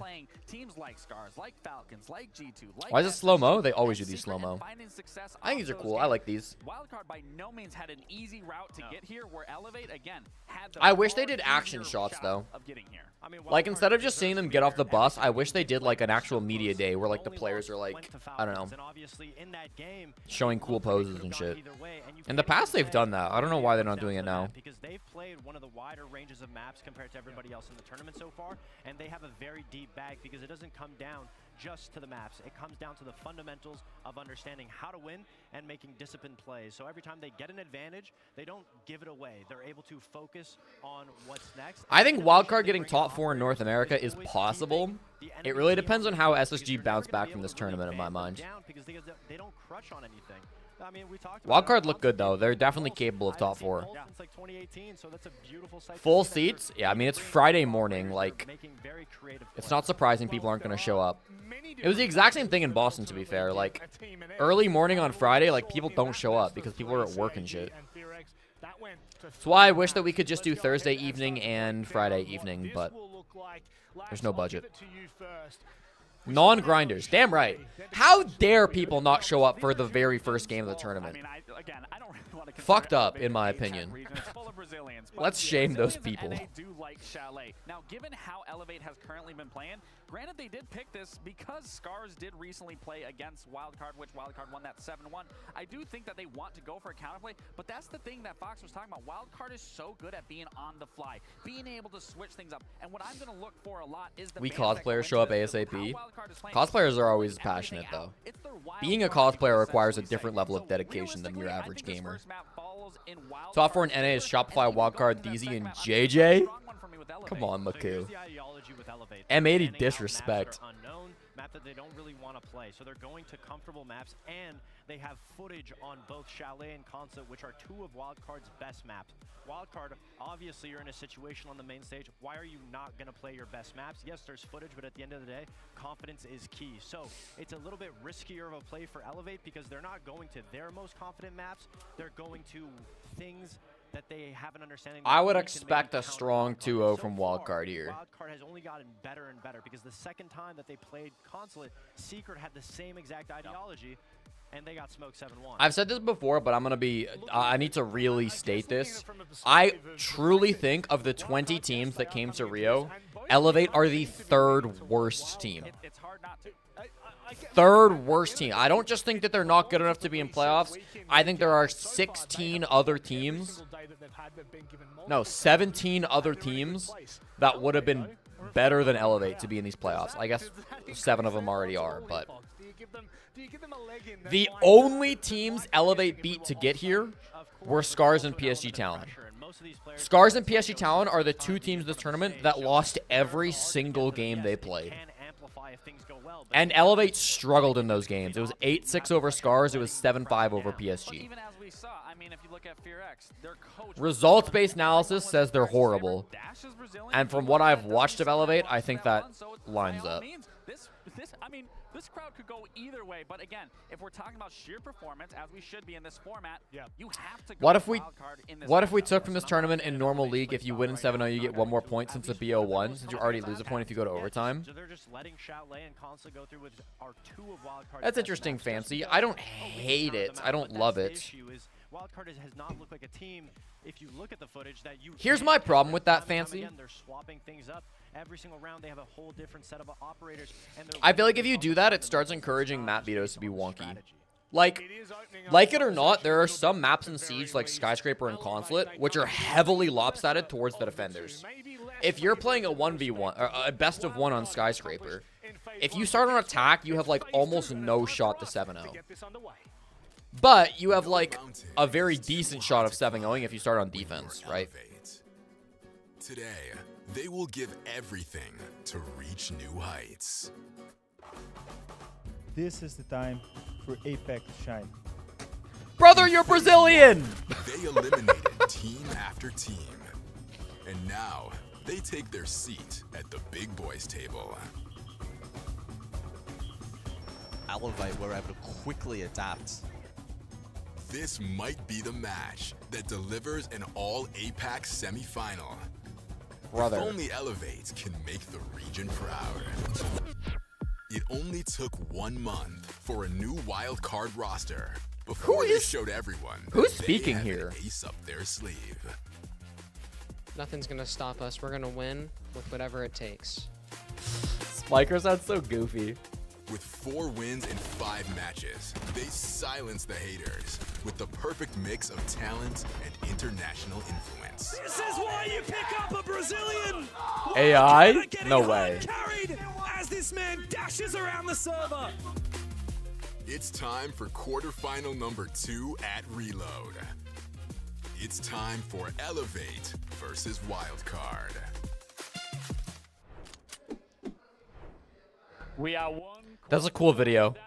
Straight up lying about Elevate in my mind, but, you know, we'll see. I like that. That was fun. Take my finger gun. It's a little corny, but, like, esports should be corny, man. I'm here for it. I think we should do an event here. I'm all in for the fucking gamer poses and the fucking dramatic shit. But I have to ask you, what do you prefer? Do you think it was AI? I don't think it was AI. them both the same. Okay, okay. We love both. How's the audience doing? We've got people are starting to filter into the building right now. Brazil, are we good? My phone is at literally 1% right now. My phone is at an actual 1%. Plugged in and saved. Sounds like old school trailer voiceovers. Yes, it does. Chat all thinks it was AI. I'm gonna ask the talent group chat if they think it's AI. I've got a feeling these guys are gonna really like the next team that are about to come out here. It is an APAC org with an all-Brazilian roster looking to take them to the next level. It's Elevate! Eles que jogam na PAC, mas escalaram uma seleção 100% brasileira, com alguns nomes super experientes e outros que são revelações do Academy.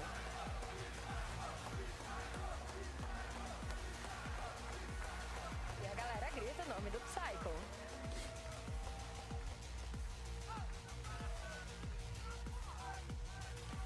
Com exceção do nosso brasileiro Dash, que é campeão de Major, essa é uma line praticamente estreante nos palcos e campeonatos Tier S. What's up, Chimo? Welcome to the stream. Wild Card. It's not AI. It's a dude trying his best at a trailer voice. I don't think it's AI. I think if it's AI, I think Ubisoft know that they would get so much shit if it was AI. I think it's probably just like a guy from Fiverr. Like, I think it's probably some random freelance voice actor that they liked. But I don't think it's AI. All right, myself and Nivi are going to have a quick conversation. Spiker, come and join me. Semper as well. Let's start with you, Spiker. I need to just get a check on how you're feeling right now. You look pretty dialed in. I'm from Brazil, and I think this roster's a disgrace. Opportunity in front of you. Yeah, you know, we're focused on the game in front of us, and that's all we're focused on. Wait, sorry. Are you focused on that noise that's going to be coming your way as well? No, we have Dash, so we'll get some support eventually. Muito bom. Eles têm o suporte, inclusive, do Dash. They do have Dash. They do have Dash.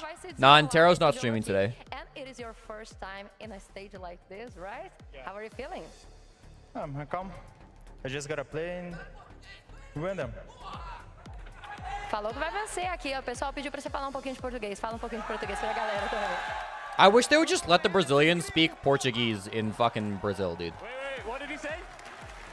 Let's gonna win. Now, I've got to ask, do you feel like a wild card out here at all? Do you feel like underdogs, or do you feel like big hitters? We've been underdogs this whole tournament, and we made it further than we thought we would, so we're just happy to be here. I think you've impressed a lot of people out here, and I'm sure that you don't believe that this is where your journey ends. No, not today. Okay, so are you prepared? Yes. Are you prepared? Yes. So let's start the game. Shake hands, and best of luck. Let's do it. Welcome on in, second game here. I would rather they just let, like, both teams have Brazilian players. I would rather they just do an interview for the crowd in Portuguese and have, like, a voiceover dub. Just like how they do, like, if you ever watch, like, I don't know, if you ever watch, like, a speech in a foreign language on the news, there's somebody who's just, like, live dubbing. I wish they would just do that. Why is there so much empty space for the stage? It reminds me a lot of the layout for Sao Paulo for SI, but it's just like way smaller, like scaled down like crazy. They let the Japanese guy have a translator.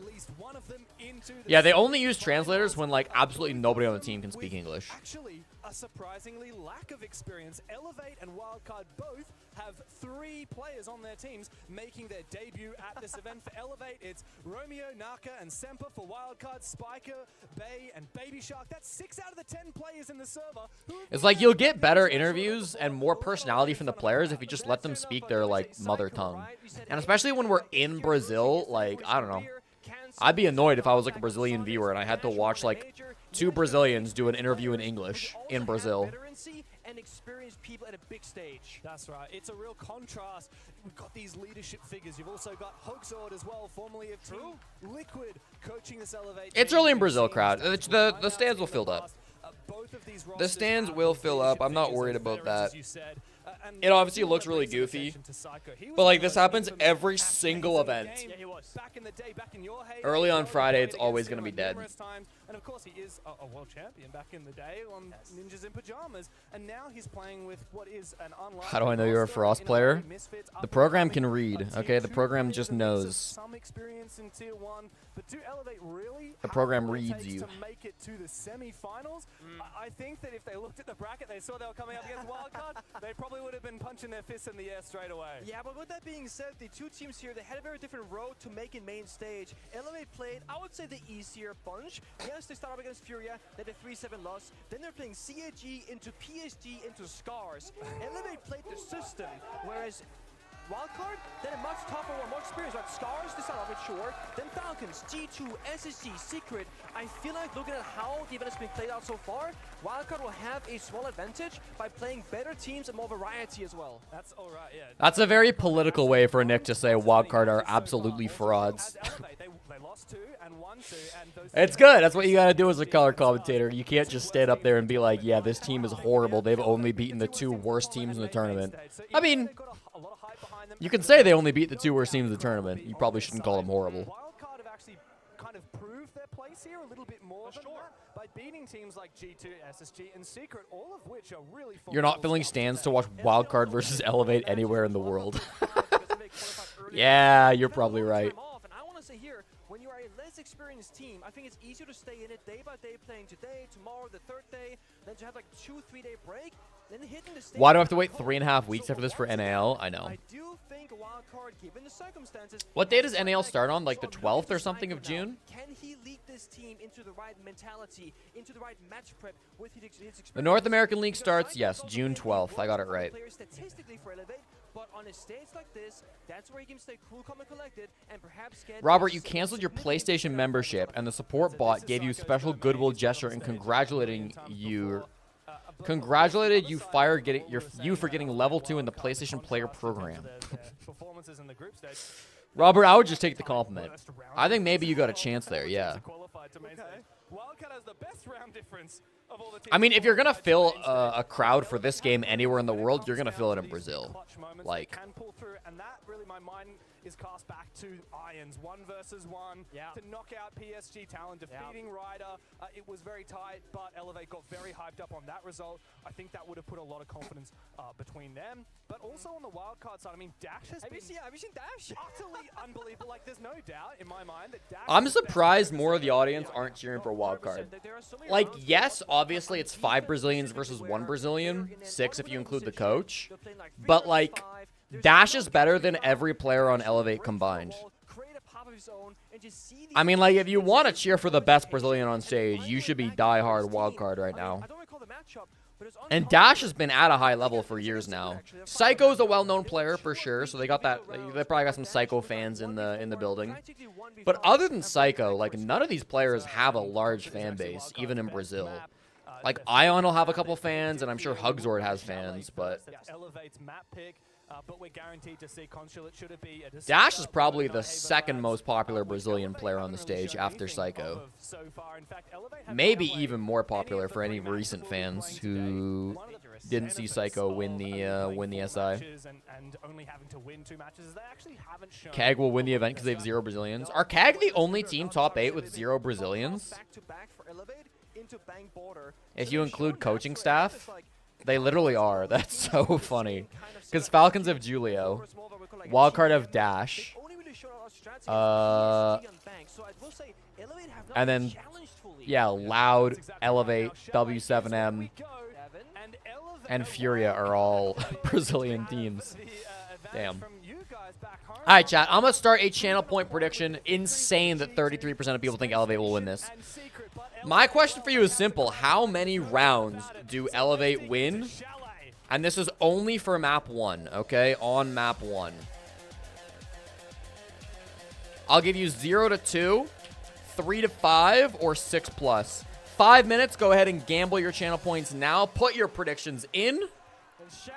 I leave you in the capable hands of Dev, Marta, and Pengu for a moment here. They picked this map. This is where they want to be. This is Elevate's But I pick. think Wildcard, Don't forget. I like when the enemy chooses the map because then they get to choose the starting side. Wildcard so far on defense have been unstoppable. The big question mark for this best of 3, they're going to have to go and also start eventually on the attack. They've only played 16 attacker rounds in 5 games, only won 6 of those. So whenever I'm making notes for this team, I'm going, oh, they got great mini plays, they can punish their opponent, they're good at getting opening kills. All those things that they're good at is on the defensive side. They're gonna start there, but in 7 rounds time, I really wanna see, have to figure out their problems and weaknesses from the group stage. Yeah, we know Wildcard is so good on this defensive side, and perhaps they can get a little bit of comfort by starting there.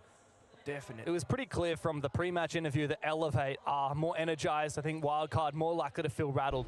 And as we dig into the bans, speaking of how challenging it can be to attack, the Grim taken out alongside the Blackbeard, the Blackbeard being quite a staple ban. Yeah. The Grim is a really powerful operator that actually rarely gets banned. Perhaps we'll see a little bit of reprisal of that with the new format of bans. But yeah, a wild card for sure. They've got their work cut out for them. They start on the favored side, and I think they need to kick this off with a strong statement against Elevate. It has been a very similar story for Wildcard so far. They like banning out the shields and also heart-breaching operators in maps where that's more relevant. I wouldn't say Chalet is a map where you do like double heart-breacher bans necessarily, so again, it makes a lot more sense to see stuff like the Wall Denier in the Kaid, Asami of course, the Holding Library, extending out the map. Chalet is like what we can call almost like a mini border. Very aggressive, long lines of sight. It's about fighting for map space, and it's really hard to get inside the map if the enemy's extending, so that's why the Asami ban comes through. Wildcard will have to figure out a different way to, you know, leverage the map, maybe play something like the Mirror, the Castle, or just simply deployable shields perhaps, and play some Jaeger or Mai. Yeah. Play some util. Make Elevate work for it. Yeah, I think that's a good move, and I also wouldn't mind seeing a few kind of nifty little solo roams from the wild card. Oh, that's gonna happen. You know that. I liked the operator ban analysis coming out from the casters there. I feel like there's not enough, as a color commentator, I feel like there's not enough analysis of operator bans in Siege casting. Because, like, at the start of the game, there's really nothing else to talk about, you know? The desk has gone over storylines, as have the casters before the game even begins, right? You should have already talked about, all the, like, the storyline fluffy stuff. The thing is, we talk a lot about Dash. Elevate. Operator bans are unique because it's the one thing that the desk cannot analyze, and that can't really be talked about until it happens. I do feel like we have to hover a little bit of attention towards. But I feel like a lot of casters just like see the op bans and they just go, and these operators were banned. Wow. And they just move on. And it feels like for me, Wildcard, they have good communication. So while I do want to see an unleashed Dash. Archivist, welcome to the stream. Yeah, tech pause already. A classic. Angry Cat with a show cat. 2 versus 2. Don't rely on individual, you know, gun fragging capability, because yes, you have that, but don't rely on it so. Angry Cat, you redeemed Showcat. I said that, and Indy came sprinting into the room. She was called. Wow. I was about to tell you that you're getting scammed because there is no cap, but Indy literally sprinted into the room the exact moment I went to look for her. That's cute. And it's quite funny because in good timing too. Good timing. Being very highly ranked and qualifying very early on. She knows her place. Their top-rated player Naka is actually only 28th ranked in terms of how strong the players are at this tournament. So Elevate don't have the kind of star power potential. This is a shitty map. This is a shitty game to have to stall for at the beginning. I do feel bad for Dev and Pengu. Because it's like, the real storyline is that Elevate have played quite bad and are here.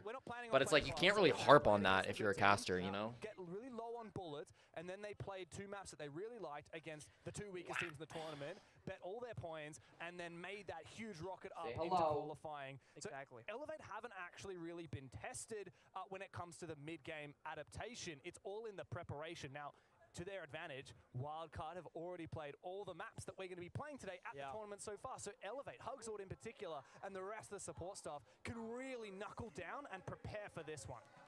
It's a lot of prep work, and I'm happy to say that. Yeah, she's a cutie. I'll show you the screen as soon as the tech pause ends. Yeah.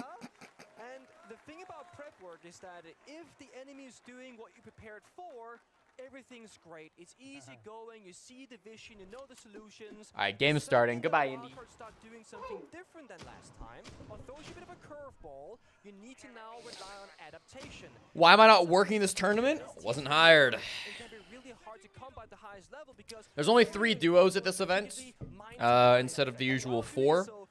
And Blast went with the 3 duos they went with. Some players, when they think about the game a lot, they will start slowing down a little bit because you can't think and act at the same I'm a time. B tier caster. Okay. Also, I killed somebody in production. Yeah. It's like, dude, pick one maximum. That's all I can do.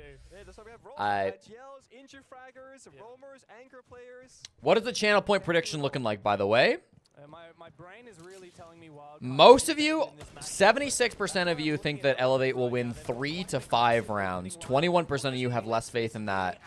And 2 people, 3% of channel points were bet on 6+ rounds. So there's some Elevate believers out there still. Not a lot, but a few. Romeo, formerly known as Merzel, if you were an Elevate Academy fan. They're in quickly here.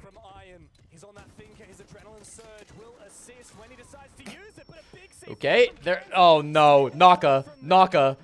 This is bad, Naka. Okay, he gets away with it. He does get the kill. He lost way more HP than he should have. I don't know how Spiker didn't kill him, but.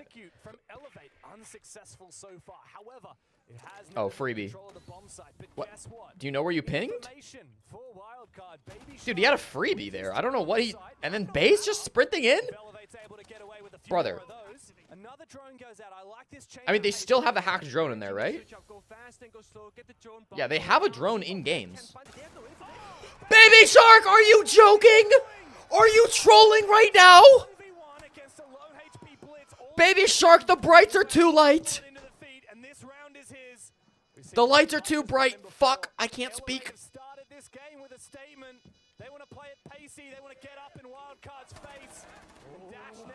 Naka has 3 flashes too. He wants to play on the mute jammer because he knows he can't get flashed there. Oh, smartly played by Dash. Holy shit. Bailing out Baby Shark. Good God. Of course it's the Brazilian that has to do all the fucking legwork. Oh my God. I cannot believe he just blew himself up. That's not even that good of a fucking angle that he was opening. That would have been right above bar, which is not where the plant was happening. Oh my God.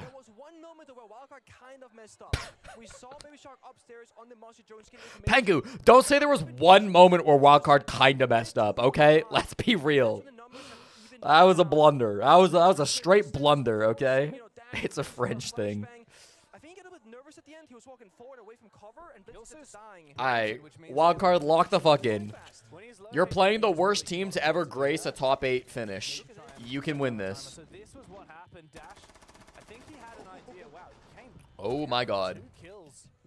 That drop from Dash is a good example of that. Looked really goofy, but remember, you cannot scope in if you're falling anymore. So Dash kind of had to play that gunfight like that. That was so good. Dude, Dash actually played that really well against Naka. Because I don't think Dash was ever in range for the flash. That was an awkward 1v1 for Dash, because if he ever got in range to get flashed, Naka could have flashed him, and then it's a free 1v1 for Naka. So Dash literally stayed just out of range with the flash and shot the toes. I really like the way Dash played the 1v1 against Naka in the Blitz. How did my ranked teammates get imported into Baby Shark?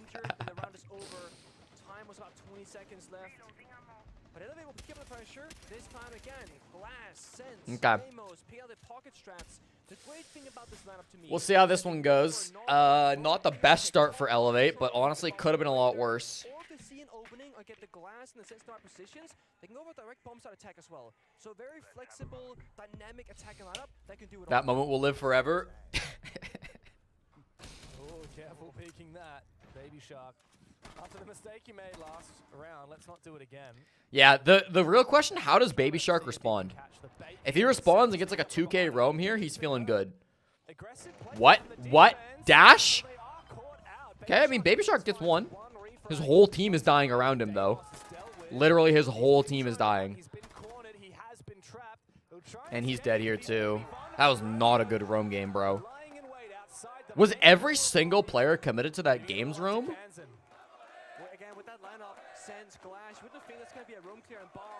You gotta range shit in there on wildcard, bro.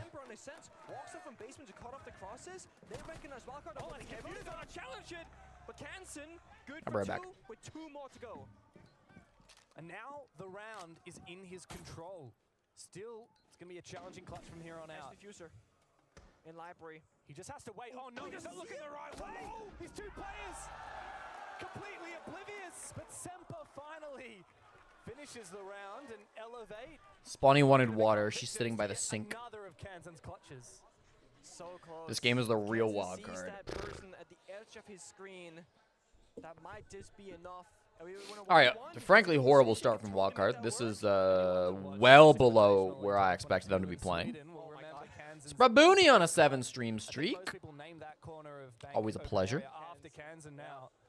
Your 7-2 prediction looking shaky. Dude, wildcard looking shaky. That it was.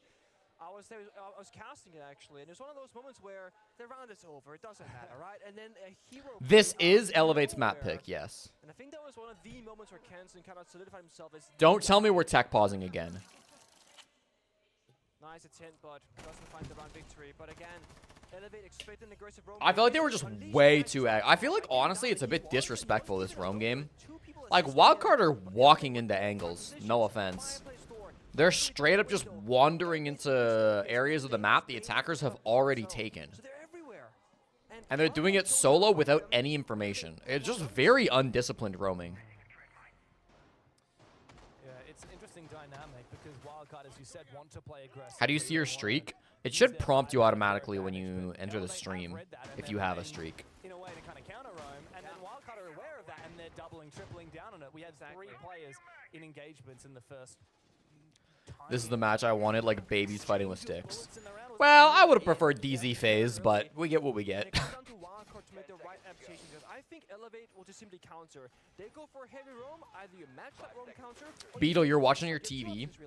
I want to watch Twitch on my TV, but my smart TV doesn't have like a Twitch app. But now we're spawn peeking with Vigil, so they're getting utility, and the spawn peeking, but that's a multi. That's not gonna take any damage. Well done from Cycle. Figuring out, okay, are they gonna go for something cheesy? Yes, they are. I don't mind the spawn pick attempt. You find a Monty. At least you get good intel that there will be a Montaigne coming at you. These days in CJX with how often it gets banned out with the new ban format. That's true. Wildcard decided just to get rid of that black bit in terms of the shield capability, and Psycho will bring the immovable object. It's also about, like, after this round, we'll get a 3rd operator ban on both sides. But Elevate playing a lot of different variety operators. What will wildcard ban? Dude, again, like, what is this roam, bro? Firepipe shots. Like, Spiker's alive, I guess, but... Oh, Spiker got healed by Bay. Wait, was that Spiker? No, it was Baby Shark. I don't know how Spiker took damage. Still trying to hold on to control downstairs. There's a player in West Main and a player outside the window. No, dude, Dash. Unfortunate for Dash. I guess it's the only way you can kill the bloody guy. You find a nice. Okay, Bay. Might be having wall hacks. That's what we like to see. Firebolt does nothing. Bay, be careful. Oh! Bay, he's nasty. He had to swing it like 4 times, but he got the nasty shot eventually. Got big play from Bay. 3K from Bay, looking for 4. He'll see that the defuse kit was picked up, so he should know he entered. Yes, he does! Big bad Bay. Good to see. Good to see. That's the first round that Wildcard have looked like a good team. Actually injured Semper on piano window jumping as well. So the one kill that Bay didn't find, Puckmat just like that shuts him down. Beautiful play. Really nice. Also playing Doc on the Solarium stairs means if you don't like how one side of the crowd is? I mean, the crowd would be... The problem is the crowd, the stands themselves are only like 20% full. They can play a roam, they can also anchor down that bomb side. But I mean, like, anytime you have an event in Brazil, the crowd is like only going to cheer for Brazil. Like, that's just, you've got to expect that every time there's a Brazil tournament. We've been very fortunate in Siege that every time we've had a Brazil tournament, Brazilian teams have done pretty well. Some real bot gameplay from Elevate, though. But, like, I don't expect anything else from Elevate. Like, Elevate are going to play like bots this whole series. Wildcard, like, are a decent team who have proven that, I think, through this tournament. Be really targeted by that Deimos. It frees you up. Vigil, Mute no longer needed to be played every single round to avoid Deimos, for example. But does they, for example, Dokkaebi, Shield? What's the most impartial crowd with a home team? NA. We saw Glass earlier, we saw Sense earlier. So now that Elevate knows the full playing field, they can really handpick the right operator. Maybe. I don't know. I mean, I feel like every crowd is biased. I feel like NA and Europe are pretty equal in how much they cheer for regions that are not their own. Like, if it's Europe versus Brazil or something, NA will, like, hard get behind the European team, you know? I feel like NA will always choose a team, you know? Even if there's no North Americans. Whereas, like, Brazil, if there's no Brazilians, Brazil just goes home. We've seen Dash really good at that. Operator and Elevate if they want to play more aggressively. And then Europe, if there's no Europeans, they kind of just, like, show up and just kind of cheer for everybody. I feel like that's the difference between the three crowds. Europe just kind of shows up and is happy to be there, is happy to see cool plays. NA will pick a representative. So like in Atlanta, for example, that representative was Los, even though there was 0 North Americans on that team. And then in Brazil, if there's no Brazilians, they leave.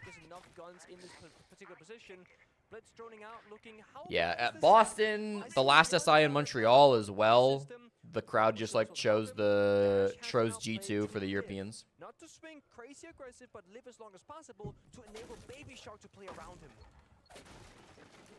It's a very good setup here from Wildcard, but Elevate have the tools to deal with it. Notably, that sends from Psycho.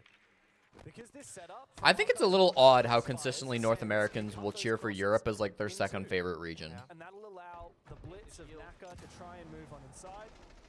I believe that deploy Like, I always feel like NA versus EU is like the iconic matchup. And if anything, if I'm cheering for a team, I'm rooting against the Europeans at all costs. But most esports fans disagree. They'd much rather cheer against Brazil than against Europe. I think it's just because it's English language, to be honest with you. NA fans can connect more with European players because they speak English. Dash is so dead, right? What? What?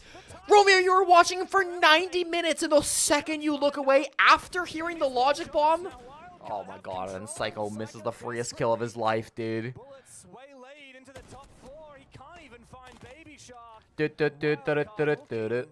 Alright, this is tough. Dude, they had such a good... They were in such a good spot. They had an opening pick onto the smoke. Best op in the game to get an opening pick on. They knew exactly where Dash was playing. They had him dead to rights on a logic bomb. I don't know, man. I don't know, man. I mean, you can try, Iron. You really can, but what's gonna happen here? That's one. Okay. Baby Shark low on HP. There's 15 seconds left. You gotta go right now. I mean, these are just exit frags. There's also an angle all the way up from the hatch upstairs. That's a really gnarly one. Unwanted was NA? Yeah. And the Boston crowd cheered for Unwanted. And they would cheer for Unwanted over any European team. But the second it's EU versus BR, NA roots for EU. Keep in mind, though, like we said earlier, they're yet to be really tested on their attacks, even throughout the entire of the... NA will also sometimes cheer for APAC because they see APAC as underdogs. Para todas as caçadas blocadas, vamos fazer com o nome de na comp. Eles estão ganhando por causa de reação, entendeu? Vamos travar a reação nossa do mid round quando a gente fizer a caçada bloquada. Xenophobia plays a part? Maybe, yeah. Let's run the 2.1 bunker. Evan, I'm gonna play mutant, so I can nitro over the wall if they're bucking below you. I want you to play bandit and put bandits on the wall, okay? Shark, instead of playing the fish, actually Shark, instead of playing the fish, you play bandit. Evan, you play tube, okay? Yeah. And then put all 4 of your bandits on the 4 office wall, Shark, okay? Dash, do not get that closet wall, you son of a bitch. Pô, os caras atacam mal. That's cheeky. I love that cheeky smile. Oh my god. Okay. So...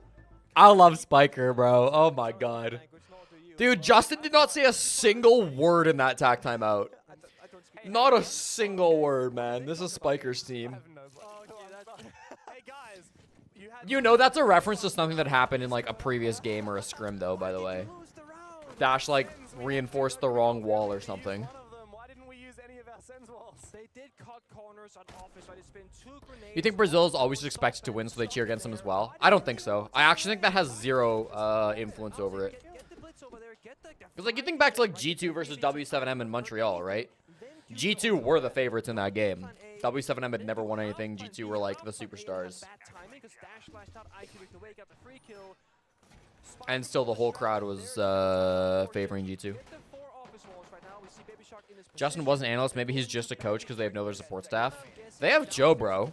Joe Bro actually has a history of, like, standing behind players, too. So basically what they're doing right now is, again, locking Elevate out of achieving the hop-reach destruction needed. India's back. For bombs that execute. I'm not criticizing Justin. I like Justin a lot as a coach. And I mean, it sounded like a good fucking tack timeout from Spiker, you know? And he didn't. If the best thing in that timeout is just to let Spiker talk, then let Spiker talk. You know, it's not like it was Justin who called the tack, right? Like, that tackle timeout was obviously called by Elevate, so if Justin had nothing to say, the team just kind of has to keep doing what they're doing. Letting the IGL just, like, talk and continue the flow of the match, I think is totally fine. There's nobody mezzanine, so it could just be CF4 downstairs, perhaps. People from every region will cheer for Liquid if the bracket permits it. I don't know. I don't think we've had a good test for that in front of an NA crowd, but I would expect an NA crowd to cheer for any European team over Liquid. But Liquid might, you know, they're definitely the Brazilian team with the most NA fans. That's not soft floor. That's yeah. Baby Shark just put a nitro on a hard floor. Okay. Okay, Baby Shark, the brights are once again too light. All right, Semper, you're still down 3-1. Let's calm down a little bit. Semper, stop. Don't throw this round, and then you can shoot some bodies, okay? Liquid faced G2 in Charlotte. I don't remember who they cheered for. Did they? God, I don't remember either. The Bandit batteries get cleared out. No active tricking. They got the 2 bros installed for time, though. Exothermic charge going out. Will they contest this wall or the one downstairs? Yes, they will contest. You can stall for 12 seconds at 3 separate locations, so the wall will get opened up eventually. There's a jammer on the Spiker strat of Bandit plus 2 brow is going pretty well. Bandit, Mute, and Tube. Almost open. Just 1 more second and it'll be there. This should open it fully, though. They have no more 2 brow canisters or anything. Because once these walls open up, they're gonna have both the glass and the sets available. They gotta pop it. Is the exit charge still there? I thought I heard it get zapped. Wait. How did that get shot? What happened to the exothermic charge? Wait, literally what happened to that exothermic charge? I'm so confused. Observer! Dude, the observer's actually trolled. What happened to that exothermic charge? It was on the wall. They naded out the mute jammer. And then we go back to the wall, and the exothermic is just gone. Elevate are looking to push everywhere at once, and they've got the 2-player advantage to do so. Oh, Elevate. Oh, Elevate. I remember in the NAL a couple of months ago, an attacking player. Okay, they just win anyways. An attacking player was like making holes in bar, and they accidentally shot it. Wildcard need to be careful, or this game will slip through their fingers. An impressive one at that. Still not sure what happened to the exothermic charge, but I also heard the sap. I looked impact grenades, not in pocket. C4 maybe could have done it. Mercy? Nah, no mercy for wildcard. Odd. Odd. Baby Shark's best round. Loban has the most NA fans. Loban had NA fans in Atlanta, but I won't lie, ever since then, like, Loban has not really gotten crowd support in NA. I guess the only other time they played is Montreal, right? In Montreal, Loban... Oh, and in Boston, actually. No, they didn't make the crowd in Boston. Yeah, in Montreal, people were not really cheering for Loban.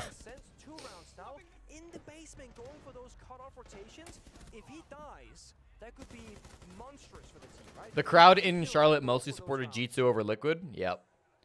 So I'm saying, like, NA crowds always go for EU. Defensive favored match at the tournament so far. 61 rounds played. 59% won by the defensive side, which really Loban has a mage now. He's no longer an underdog. and not even hoping Again, like I don't think it has anything to do with being an underdog. I think it's that Loban was playing against BDS in the Montreal finals. What's up, Blaze? Fearx lost to Anaton. all they can do is hit half of the course, and that's only if they win this next round, putting all the more pressure into this next 2.5 minutes. They've gone master bedroom, don't want to go downstairs, Psycho from Twitch into IQ, aggressive intro here. Don't mind that. No, taking the risk in the gamble. Tons of info, can't quite vault through, he gets caught in the vault out instead, Dash with an aggressive... Psycho a little lost. Honestly, a nice move from Dash. That's an aggressive swing from Dash that often will get punished, but there's no punish from Elevate at all, so take your freebie. Psycho 0-5, by the way. Lucky early death there. I think Elevate was trying to like go really off pace, go for an opening kill, get back out safe. When Psycho saw nobody was home, he said, okay, let me get back outside. But now you lost your foot in the map. You're stuck outside on the balcony. All of a sudden, Semper dies. Semper dies bottom floor. Baby Shark is once again doing the same solo roam he did last time, and like a bunch of other times. That's insane by Bay. He had Toxic Babes, did he not? Good map control. A final piece back for Elevate. Wildcard still have the numbers advantage. I feel like Bay has not had much success playing smoke on this site, or on this map. But I don't think it matters. They found that opening pick, and yet they've only won 2 of them. Now from a numbers disadvantage, I still find it hard to imagine that Elevate... Like, Baby Shark is going to go below and stop this plant. That's what he should be doing. Because every other player is above. Baby Shark can just sit in... He should be able to make this rotate. Oh, he's going to flank instead. He's making so much noise. Oh my god, Baby Shark. Okay, okay, okay, okay, okay, Baby Shark. Okay. It's not pretty, but he gets the job done. He does his job. 99 damage to Merzel, a.k.a. Romeo, and then gets the flank kill. It is not pretty, but he does it fine. Nobody hurt him somehow.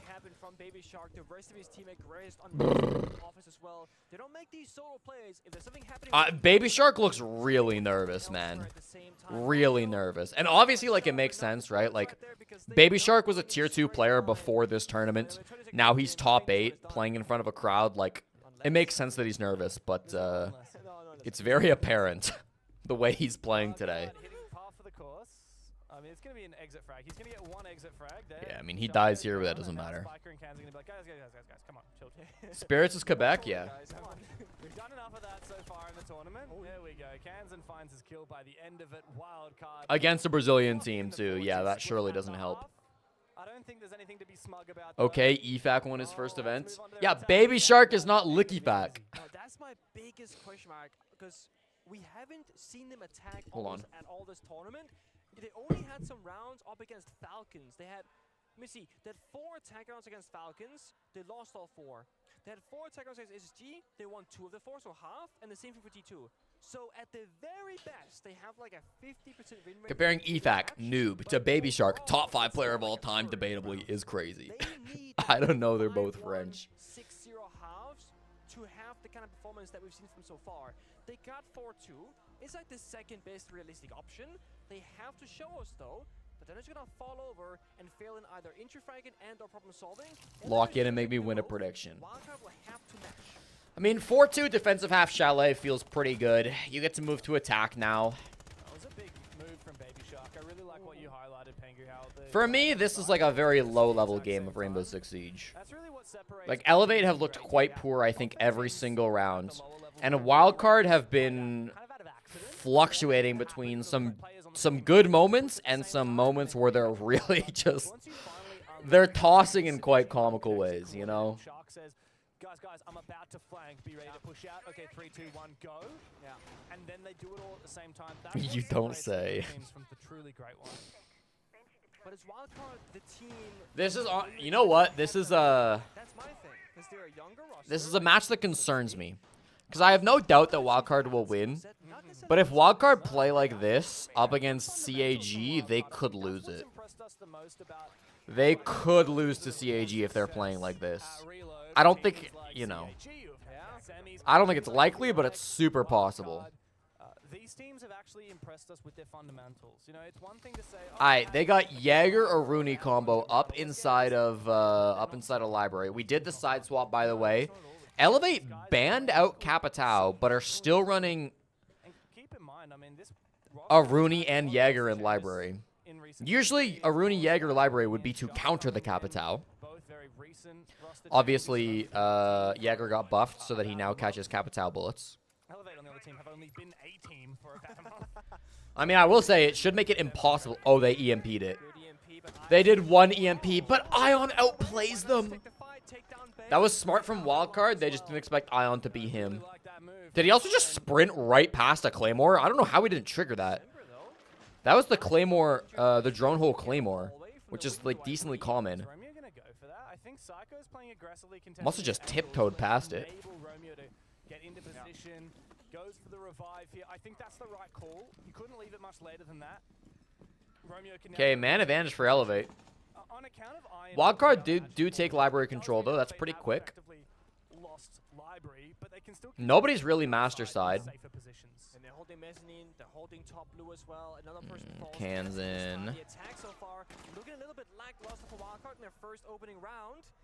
Again, Elevator not giving them any free kills right now. Feels like Wildcard's game plan got kind of miffed after they lost that first player, and now they're kind of just walking and taking ones.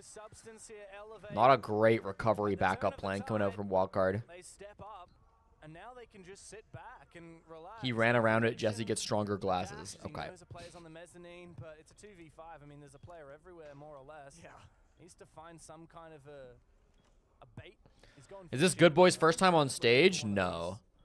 Good Boy would have been on stage in Yavla, right? Just snag it. Timing is crazy. Yeah. Not great, though. There's really no way he wins against Iron here. On the default cam the whole time, worried about being pushed from above. 50 seconds to play with. And he's really Alright. Elevator bad, but this is not winnable. Psycho. He's dialed back the clock here. 3 big kills.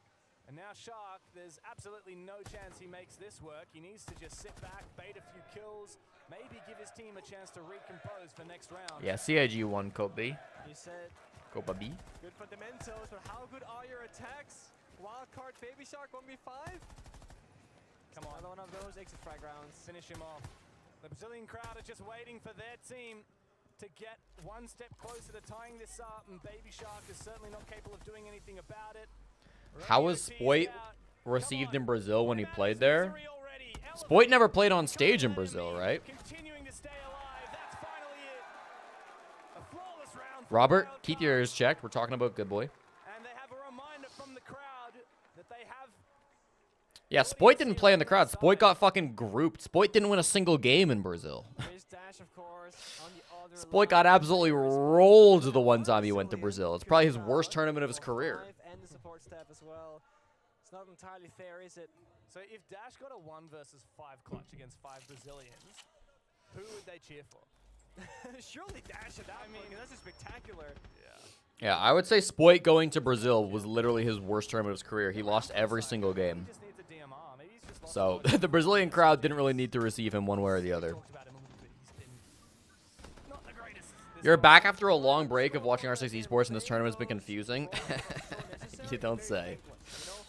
When you play, I don't know, a shield like Monty, Just be happy that, like, you're usually getting pretty good value, intel, etc. just be happy that this is now, like, it's a normal bracket at this point. The confusing parts of the tournament are behind us. It is simply an 8-team single elim bracket. They know reusable water bottles exist. At previous events, they've given every player a reusable water bottle. But if they don't do that, which they haven't done in a while, to be honest, then for branding purposes, they can't have any like reusable shit on the desk like that. Can I just say, you're never gonna let that go. These guys aren't APAC, at least not yet. Or maybe they would allow it, but like they're not going to provide it. Then we can start calling them Whereas the water cups they'll provide. Yeah, but they're not yet. They haven't played a single scrim in APAC yet. It's pretty confusing how these teams made it through. That's not over yet. No, but the confusing parts are behind us. Nothing else confusing should happen. Semper had a stint on MIBR, But Ion from W7M Academy, Naka Too much time. and They spent too much money thinking about the card system to pay for water bottles. I would argue they didn't spend enough money thinking about the card system. Felt like there were some pretty glaring problems with the cards this event. They've got legs. In Tier 1, they have the whole thing. Extended mag go burr. No one really toppled the Brazilian region right now. The last couple of years, maybe succeeds. Maybe some individual teams. Alright, wild card. You banned a zombie at the top 4 take. This should be free. Right now, he's holding on. Maybe trying to bait, elevate to It's gonna be a solar finish. go for a swing, being a little bit panicky, but they got their corners. They're completely out of. No, they have one more nade on Baby Shark.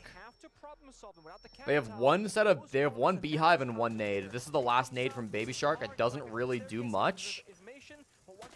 Oh, Bay, this is not where you want to be. This is not where you want to be, Bay. You're walking into a crossfire as Blackbeard. The worst case scenario.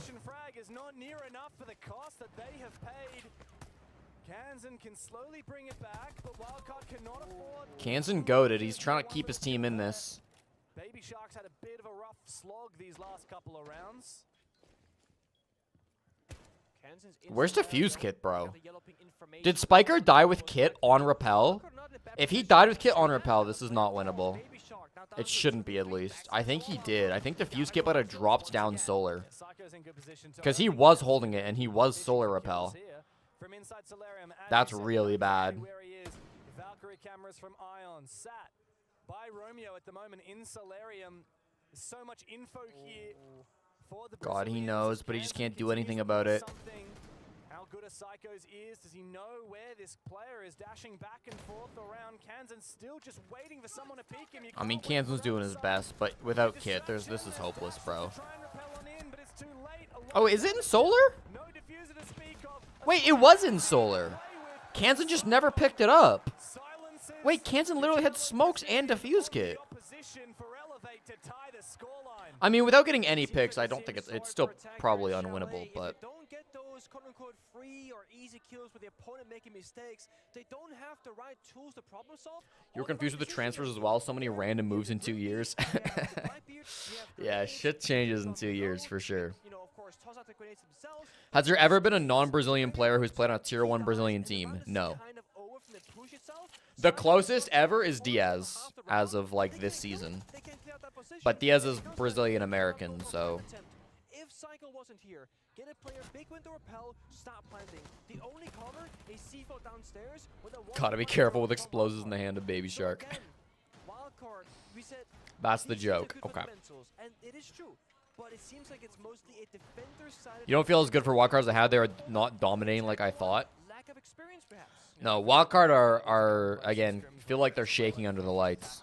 Dude, we deadass might see CAG in the finals. We straight up might see CAG in the finals. Especially when things don't go to plan. Because when they didn't have a proper Ingress, as you said, after they missed all those nades and didn't have a Capital, what was their plan? Their plan was to sit there and wait for people to peek them, but guess what? They're on camera the whole time. Elevate, even if maybe in another day without that info, they wouldn't get baited into peeking. We need attack timeout if they lose this round. We desperately need attack timeout if they lose this round. Also, mind you, in the first 2 defensive rounds, and the only 2 pretty much, CAG are gonna get slaughtered in the finals, man. I think any team gets slaughtered in the finals, to be clear. I think tomorrow's semifinal on the good side is gonna be the real grand finals. So Psycho finds himself very much in a leadership position from the defensive side, and everyone can just say, hey Psycho, what's the plan? What do you need? And he just knows when to stand still and when to go for a swing. Oh, very different situation now that we're going all the way down to the basement, Pengu. First time. Yeah. It's crazy that we can play 8 rounds of Chalet in 2025 and not see the basement once. But that's where the cookies crumble this time around. The meta has really shifted away from this bomb site. But guess what? All hard breaches are in. All hard breach denial is in. But so is the Kaid. On the flip side, when Wildcard was on the defensive side, they didn't have Kaid at their disposal. I think that's It's a good point by Nick. Kaid makes this bomb site a lot more defendable. That's the counter, right? This is a roam clear. Kaid and Bandit being brought, and Tubarao as well. I don't know exactly how Elevate envisioned this to go from a strategical He's putting both can openers really high up.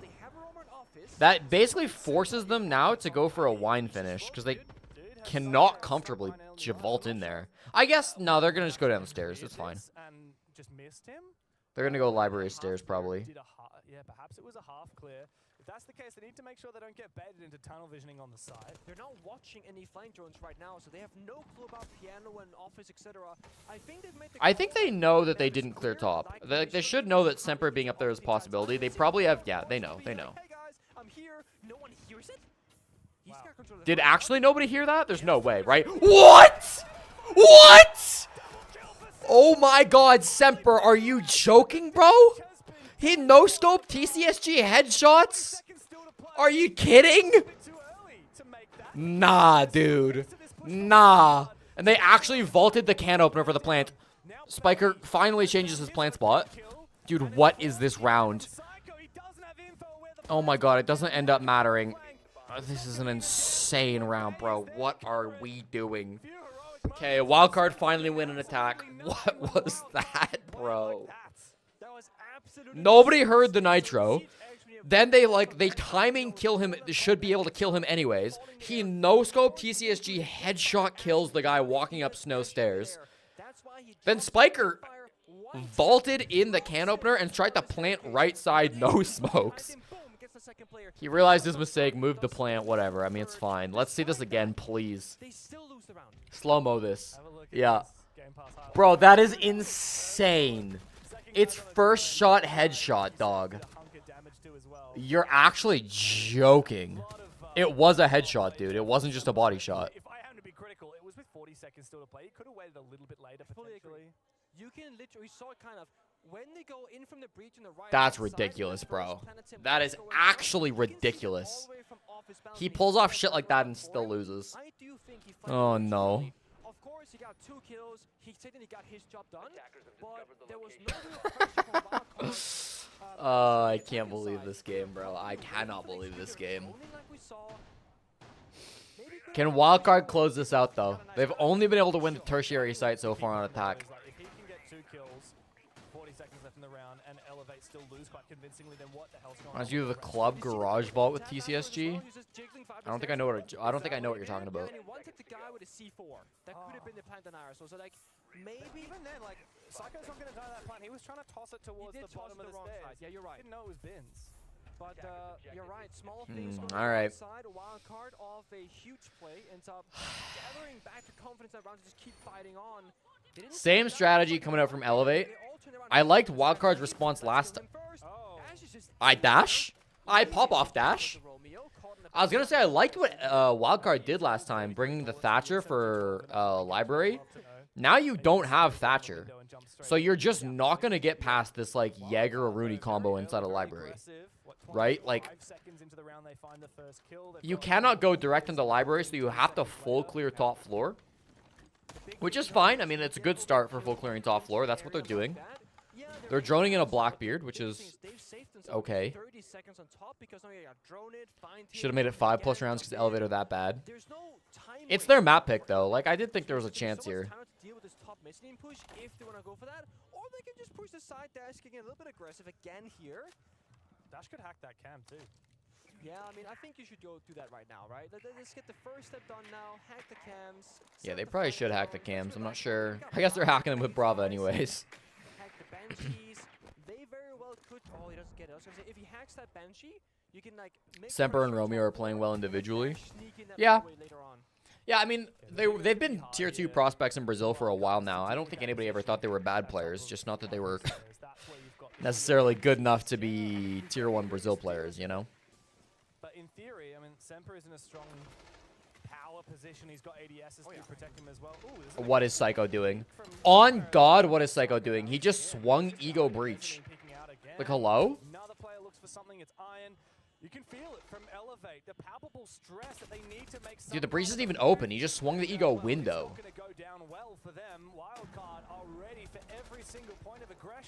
Now the breach is open. Now it's 2v5. So if you're Ion, like, you got to do crazy shit anyways. I don't hate what Ion's doing here. Ion should get 1 at least. No? Okay. Flawless round for a wild card to make it 6-4 on their opponent's map pick. Spiker's low HP, and there's only 45 seconds. 45 seconds is a long time, though. And there's a Blackbeard, like, and they know where he is. Nah, this is not winnable. Hey, you'll get one exit frag. It's map point here for Wildcard. Because I scammed you, I should rig the prediction. It would deflate the economy. I'm thinking to myself, Hmm. was that necessary from Elevate?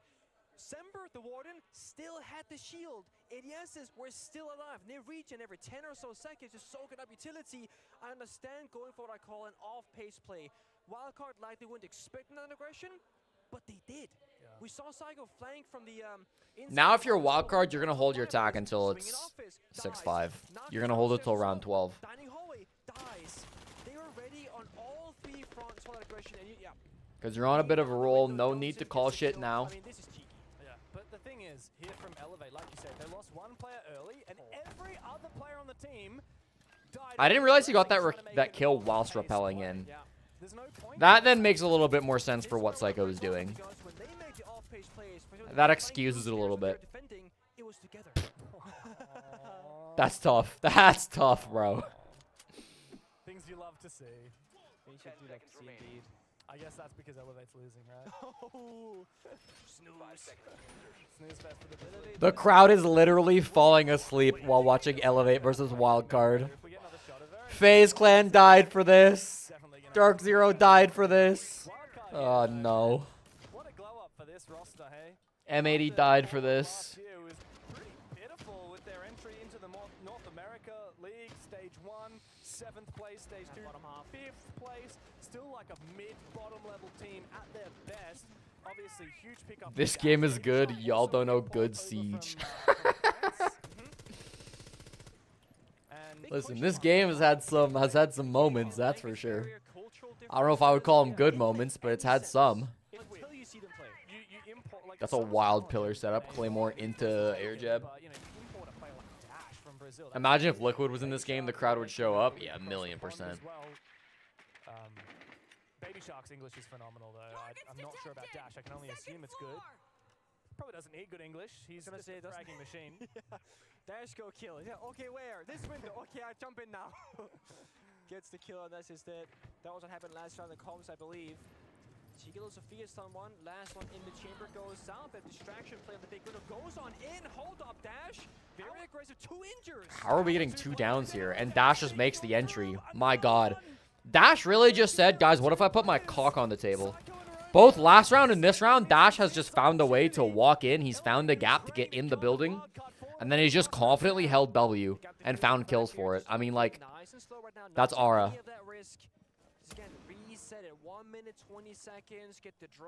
This is GG. Let's wrap this shit up. Wrap it up. 7-4. Wildcard taking down Elevate. No hope here, bro. No hope. Are they in? Yeah, Bay is in dining with the fuse kit.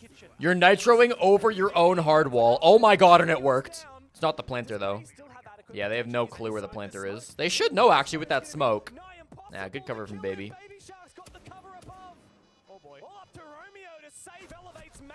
GG's.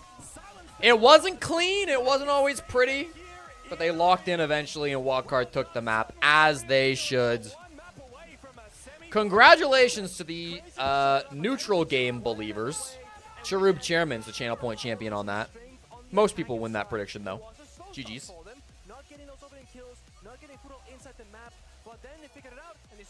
Secret was super inconsistent. They had good games. Secret were definitely looking good at moments, yeah. Better than Elevate, I'll tell you that. You shat yourself when the maid got a hip fire. Stop it, bub. Yeah, that's cause it's a crazy play. It's not a good play. It's not a high level play. It's not a skill play.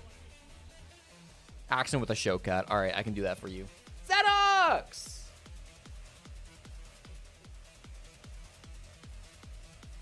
Zenox, are you casting Game 3 today?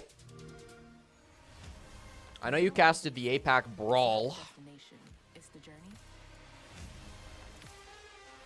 We're getting a real game of all time here. You're done for the day? I see. They said the Aussie casters get APAC and nothing else. Can you leak who's doing finals?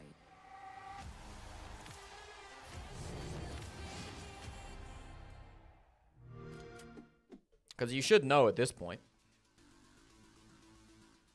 Parker knows? Yeah, Parker was too fucking lazy to show up today. I feel like the crowd likes Elevate more than Baby Shark, but low bar.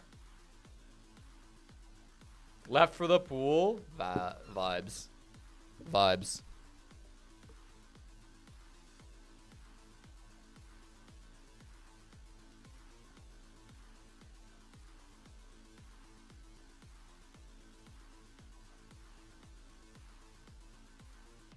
By the way, chat, I did get confirmation that the voiceovers were not AI.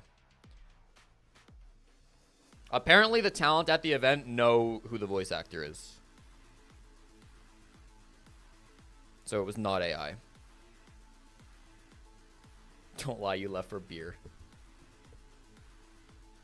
Parker's flying out to do the finals. I would be genuinely pissed if Parker didn't tell me and flew. If Parker told me he would stream the finals with me and then instead was flown out by Blast without telling me to cast the finals, I'd be a little miffed at that.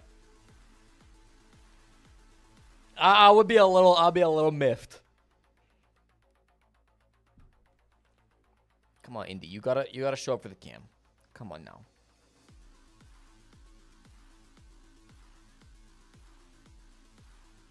How do we tell him?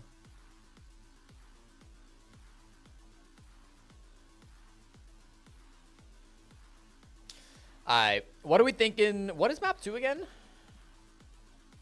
I feel like it's Cafe, but I feel like I could just be pulling that out of my ass.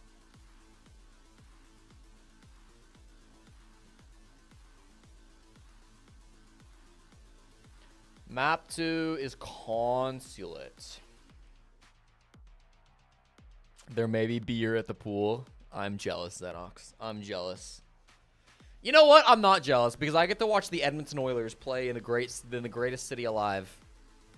Edmonton, Alberta, Canada.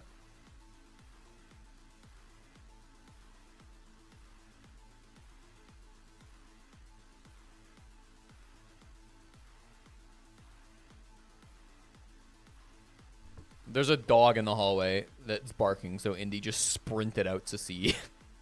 Not that she can see in the hallway anyways. You can do that in Brazil too. The vibes won't be there though. I promise you the Edmonton Oiler watch parties in Brazil are not up to snuff. Just gonna take a wild guess on that.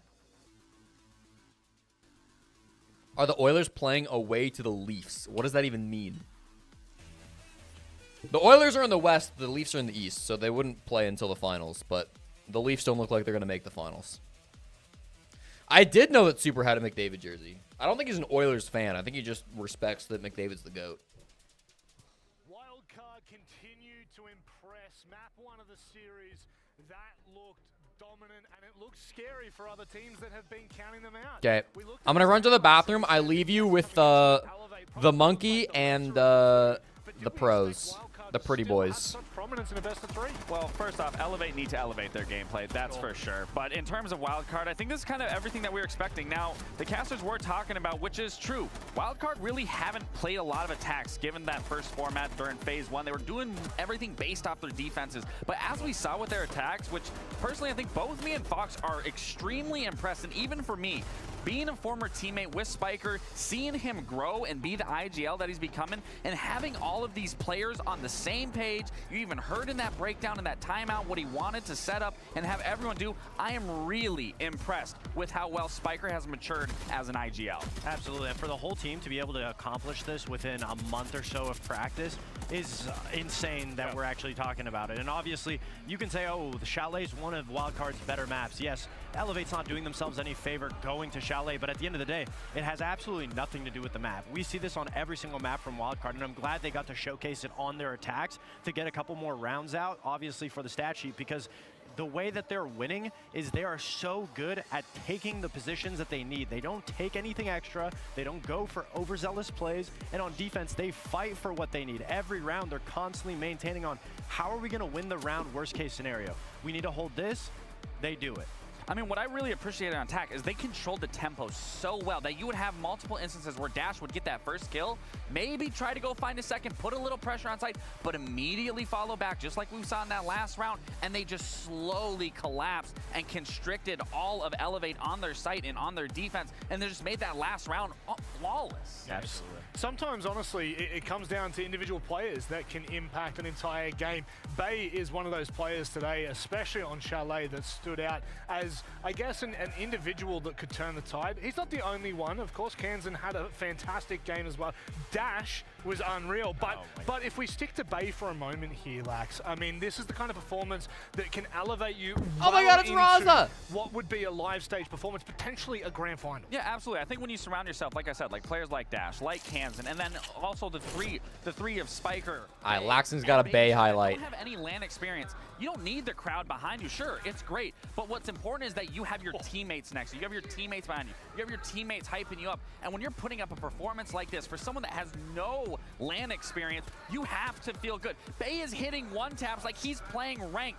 You are at an international level versus international players, a former SI champion, and you're playing like you're just playing ranked. It's gotta feel good, and we have to highlight him for it. Yeah, to have the confidence to have such a young player to be able to hold some of those death positions. Right, young players can sometimes go crazy in the stat sheet, but he's playing arguably the most difficult positions, especially on that Solar Stairs 4K that we saw, locking it down, and he knows exactly where to look, when to look. And when you're surrounded by a group of players that have the experience that they have, I mean, obviously it makes things that much easier because you have the confidence instilled in you from your team. But everybody on the team as a whole has been evolving. Foxy looks like he's like going for a tryout play to be like a farmer's daughter, you know? Foxy's like gonna go try out. He's like at the audition. He's playing. He wants to be the farmer's daughter. Was never really in that conversation. Everyone knew his potential, but no one has been able to see it. And so now to be on his first, He's gonna go through a real character arc, where he starts off not really being so sure in himself, and then as things kind of progress, he realizes that he's capable of more than he thought. They could close it out on Consulate, but before we get there, Maria spoke to the players just as they headed off stage for the break. Cycle once again is playing in the main stage now for APAC region in an NA organization with a full Brazilian roster. How crazy! I said what I said, boys. Good sensation to be back on the stage. And that's it. Super happy. Just happy. Just happy. Okay, thank you. You always played Dash in South America League, and now you are facing the Brazilian crowd going against you. How does it feel? I feel good. I mean, it's a dream playing here. I'd like to have the option to play like in the stage in São Paulo, but I'm realizing this. I'm like having this opportunity now to play in front of the crowd. So I mean, I know I'm playing against Brazilians. I know the crowds for cheering for them, but tomorrow maybe they're gonna cheer for me. Okay. Yeah, they definitely will. All right. Fox is trans in my fictional world. A representation, I guess. W. Thank you. Thank you. W representation. Thank you. Some from Calgary tried to tell you that Cross Iron Mills is better than the West Edmonton Mall. I've been to Cross Iron. Oh, here it is. Well, my elite, right?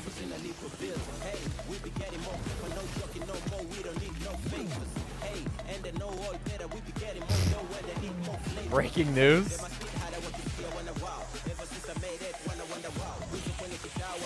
Shaddy got a bowl. This is the elite that I was talking about on stream a couple days ago.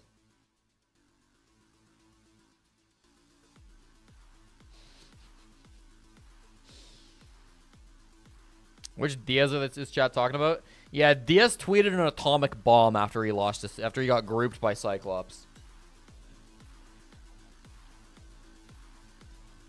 Which, dude, Parker yapped about this for like 30 minutes yesterday. It's not that complicated of a topic.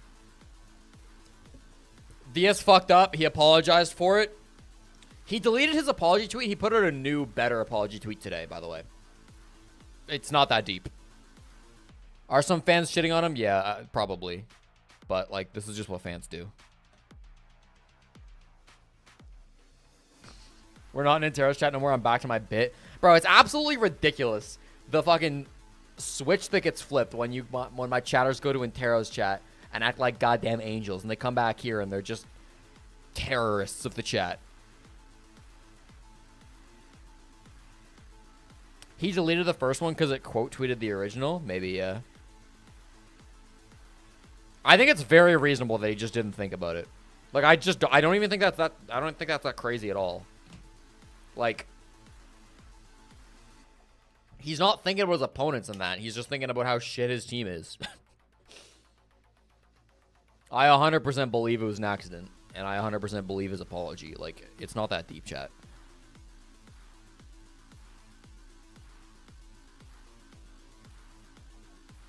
Should NA be worried about wildcard?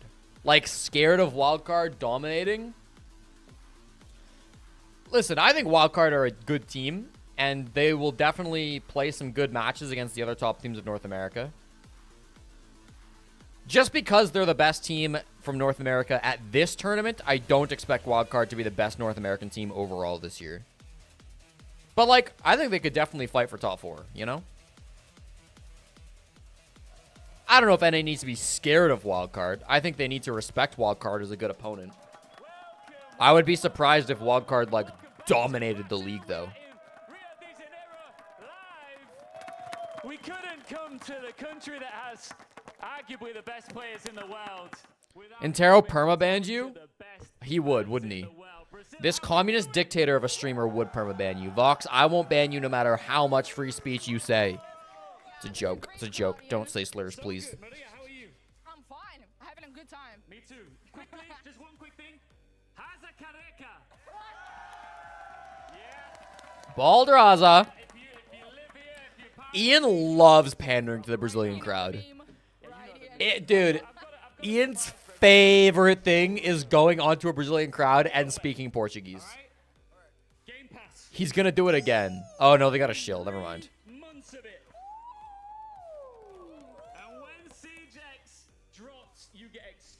Only I can say slurs. Blaze, you can't say slurs. Let's draw that line right now, please. Let's get that crisp and clear. Thank you very much. No. You have to earn it by answering a question. Okay.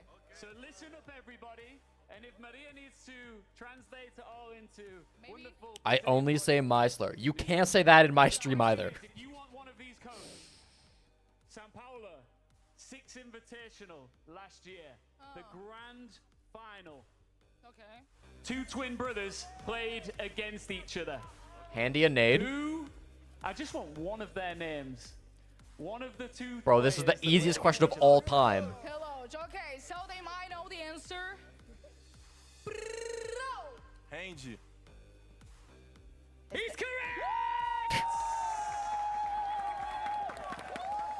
Bro, they tossed the layup at him. You know, I'm pretty sure that I'm not. But the loudest one of you in the crowd right now, I will give another one of these Game Pass codes to. The loudest person behind us right now. Should we do this? Yeah.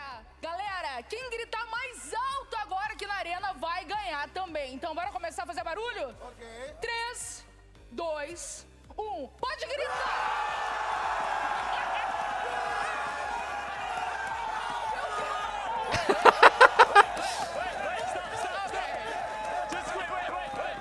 This is fun, bro. This is fun.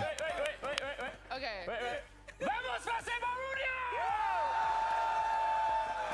Ian loves pandering to the Brazilian crowd, bro. He loves it. Now it's a party. You get a code as well. Oh, no, I've already given you one. Sorry, you get a code as well.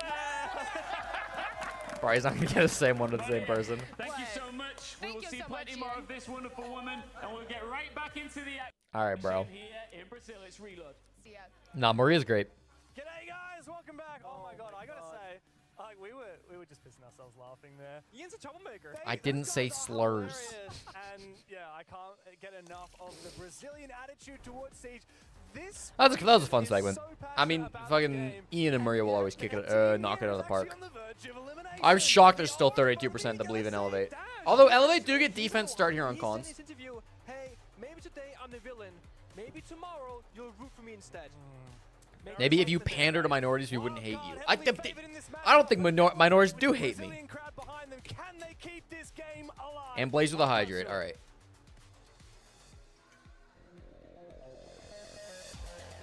A height difference bigger than you thought between Nick and James. James is just really fucking tall. Nick is like pretty average height. Nick's about my height, I guess. So maybe not average. Oh boy, second map after a great. Don't say I don't know I'm white and I love you. You don't have to say your race, Chad. It's okay. What do we do for a prediction here? Let's change the topic. Yep. Wildcard have played this map not just once, but twice so far, meaning there is stuff to research and stuff to figure out. But that didn't really Bay types, I love Fett. All right, bro. Absolutely. Yeah, Wildcard stopped it. They've shown us what Stop they the can do on cap. Consulate against What do we say here? What do we run for a prediction? for this tournament. But Elevate, what have they been Will the top fragging player be Brazilian? Yes or no? A simple channel point question. If anybody on Elevate or Dash top frags, the answer will be yes. Otherwise, the answer is no. Are you sure that the map feeder is done correctly, that this is actually a map pick of Wildcard? Every single team would pick defense start, especially against Wildcard. Elevate chose to start attack. Oh my god, they're trolls. Oh my god, they're trolls. That is ridiculous, bro. Elevate will be an APAC team in stage one, but they haven't even played in the region as of yet. And by the sounds of the Brazilian crowd, I think you know what nationality this team is. I was gonna say, This could be a 7-0 then. I think Wildcard will troll a couple of rounds. I see like a 7-2 here. On the attack with the prep work, break apart those defensive rounds. Elevate just like the attack, no troll here. Let's go fact check this. Let's go see how that Elevate did throughout the tournament. So against Scars, Elevate went 50-50 on attack versus defense. Against PSG Talent, Elevate did win 4 attacks, only 3 defenses, but that was on bank. Against Cyclops, Elevate went 1 for 5 on the attacks. They lost that game. Okay, that was Clubhouse. And against Furia, they went 1 for 4 on Clubhouse as well. I don't know about this one. I don't know about this one. Which of course that teams will play the Amaro, go for a quick cheeky plant. Yes, you can smoke it. Yes, you can see forward. But you have so few goes at that, they can jump back out and juke Just it. put the house on Bay. Don't let me down. Doesn't stop, forcing Elevate into a different plant attempt, or simply just Who did best on defense for Wildcard? Bay had a pretty bad defensive start for Wildcard on map 1. I thought Kansan was probably their best player defensively. Dash was probably their best player offensively, though. On the attacking side, that Capital, who I believe Elevate actually banned out on the first map. Yeah, they're looking at you. Yeah, but they would have gone 1 and 4 on defense versus Furia 2. No, against Furia they went 2 for 4, 2 out of 6. All right, give them some credit. They went 2 and 4. We also know Wildcard, they're playing a very dynamic defensive setup right now. Aggression here with the Vigil, playing inside of copy room. C4 going out, almost takes down Romeo. That's the first step. Kill a couple of drones, do some damage, fall back. Now they keep, you know, Elevate guessing, are we gonna go for a run on the main door? No, you're wasting your time right now, Romeo. Hold that angle because we are in fact not gonna overly aggress. We're gonna make you waste as much time as possible. Is this even an admin side clear? I think so. Simply play for time. Again, a well-coordinated, well-synergized move from Wildcard. That C4 was tossed. Yeah, it'll be an admin side take. To push Romeo off. Admin side take, they've got Capitao to clear out the vending position. They've got Sens to isolate the reception spot. Played from Wildcard, even though they didn't get a kill, huge value out of that team synergy. Meeting wall opened up, drone shot shortly after. Elevate looking for a meeting-oriented attack so far. I like this attack so far from Elevate. I mean, they haven't really done a whole lot, but they've done nothing wrong that I can see. I like their operator lineup. How do you find the opening kill? How do you force to attack the bomb? Flores is really strong on this bomb site, although Semper didn't quite troll it. He got there eventually.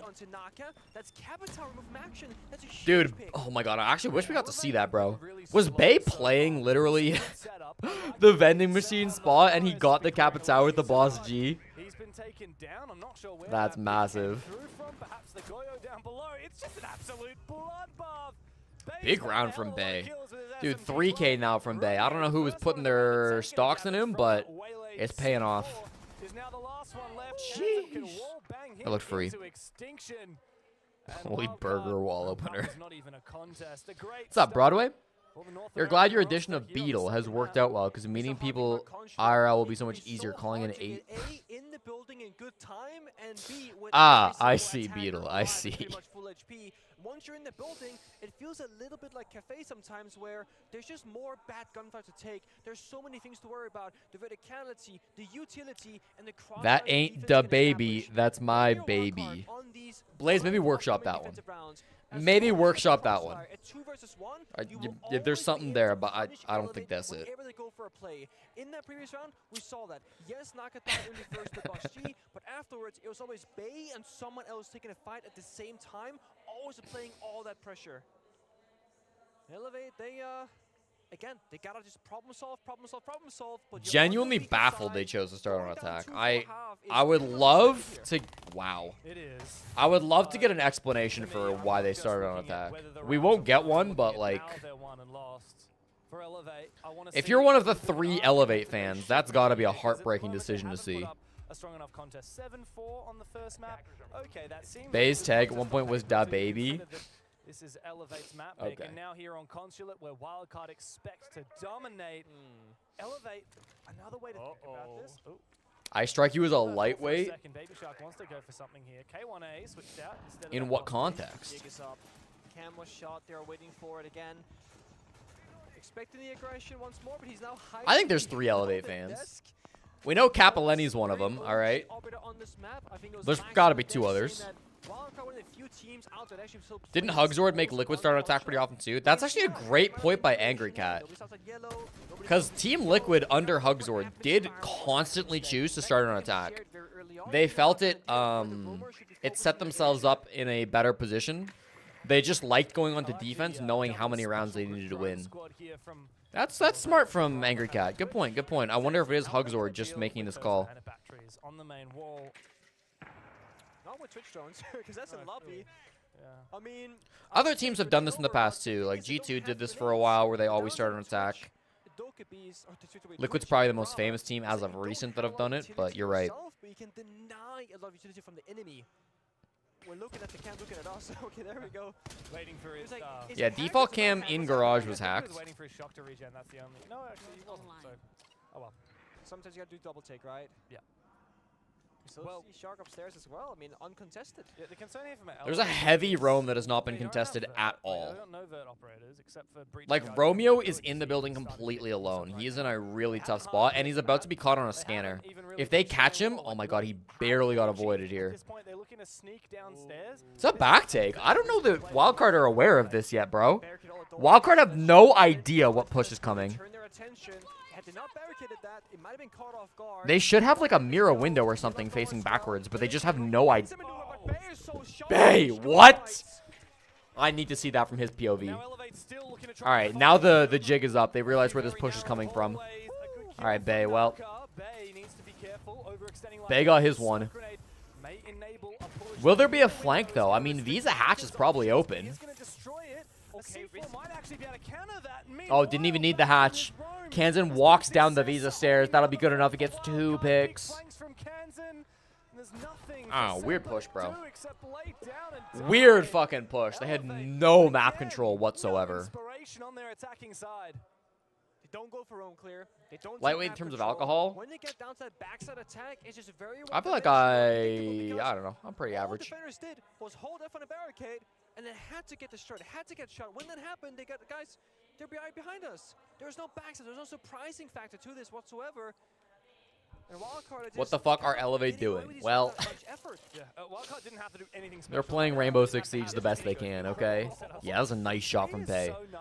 Bay did a very similar shot last time, or on the last map, where he peeks once for intel, and then he just peeks twice and insta-hits the headshot. He's really good at that. But that's again 1v1v1v1v1. If that's Wildcard and we flip it, it's like, that would probably be a 2v1 most likely. They'll go for those kills together. And also, I will say, Bay might have overswung. He got the first kill, great. I should hit a bar for next birthday. We won't ever know the event drinks are so damn expensive. But then everyone else, they see that first kind of yeah, I'm gonna try not to get too drunk ever on a broadcast. Was Bay known in Tier 2? I mean, Bay's been in Tier 1 for, like, what, 6 months? Bay is not a rookie. Bay's been on wildcard for a minute now. I think he joined in the summer off season last year, right? And then one on the Rise team. Yeah.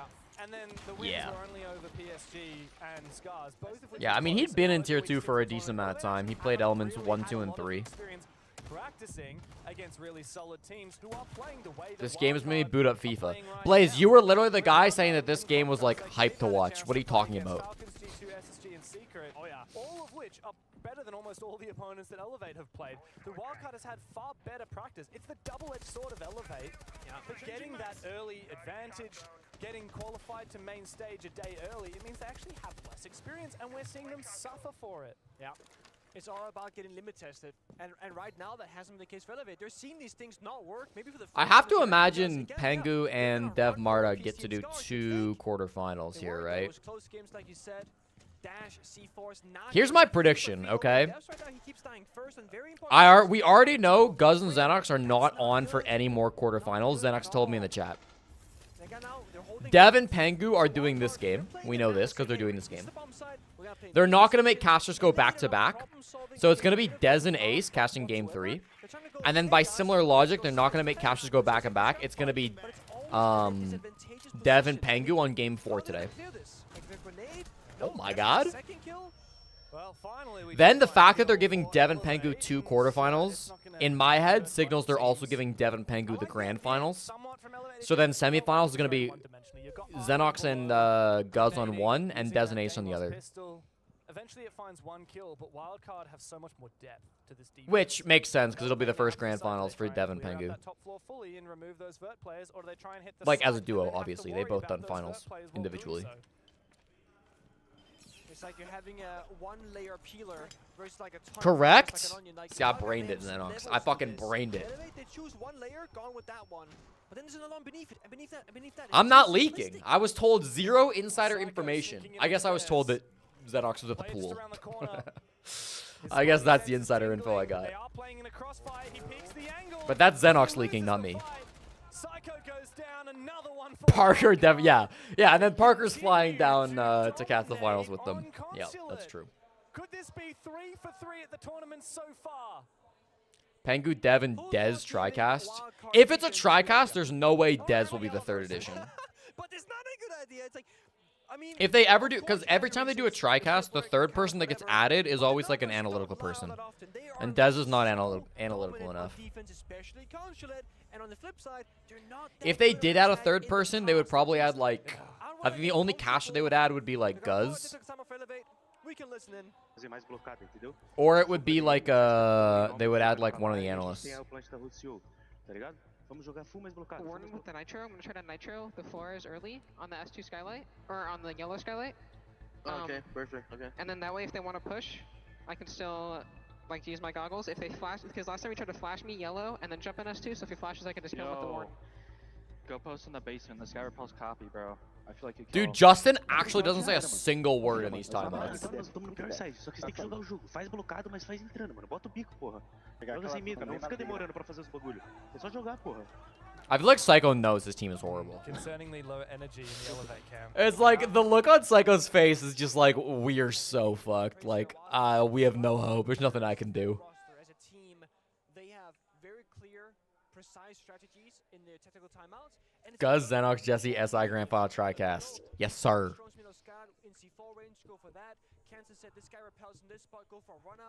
I think there's also a good chance that they just don't TriCast.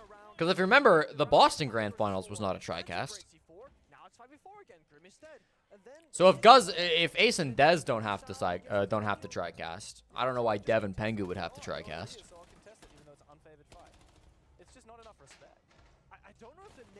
Fake ass coach again. Like, I don't mind Justin not talking at attack timeout when your team is up like 3-0. Like, Wildcard are crushing right now. Justin has no notes. Like, just let Spiker just keep doing what he's doing and call the next play as he does every round. If Wildcard are losing and Justin calls attack timeout and then doesn't say anything, that's where the problems would come. That's where I would have criticism. But, like, I mean, Wildcard are absolutely cooking these guys, as they were in the last attack timeout. Like, I don't think it matters that much if Justin doesn't say anything. whereas Elevate, it was Yeah, Doki's done TriCast. Lots of guys have done TriCast, chat. slunked shoulders, not a lot of hype, not a lot of energy. And I think if I'm in the Elevate camp right now, I'm not worrying about strategy. That's not what I'm talking about. I'm saying, guys, we can do better than this. Just chill out. Like, don't. They're down 3-0. Wildcard call attack timeout, and Justin's just like, you guys fucking know what's going on here. Figure it out. Doki TriCasted? I feel like it was Atlanta? Was it Atlanta? 5 different people trying to fish for 1v1s. I so agree. I was about to say the same thing. Choose what you want. I don't remember. It was a while ago. Manchester? Oh, yeah, Manchester. Yeah. Okay, it wasn't that long ago, I guess. Look at this. Romeo downstairs fast. This is map 2 of the BO3. You can see at the top. Really good drone from Psycho. He droned basement. He droned first floor. They get in the entries. This seems like there is one plan in motion. My question is, right now, Wildcard not fighting back on the map of the space. They're playing top floor mostly. There's a shell. Hello. What happens when the rubber meets the road? When Wildcard starts striking back, like here in top yellow, can they problem solve the actual difficulty? Because what they've done so far was free. The second they gunfight is there, guess what? Send them home, bro. Send them home. No intel. We're walking into a boss G. Bottom floor. I guess he's on the vigil, but I don't know. I don't know if they knew he was even in the area. They must have known somewhat. But I mean, there's nobody there to trade. Now Ion's gonna come in for the late trade.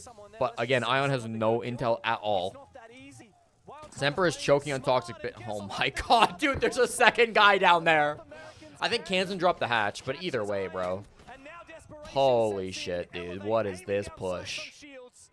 Needless mistakes.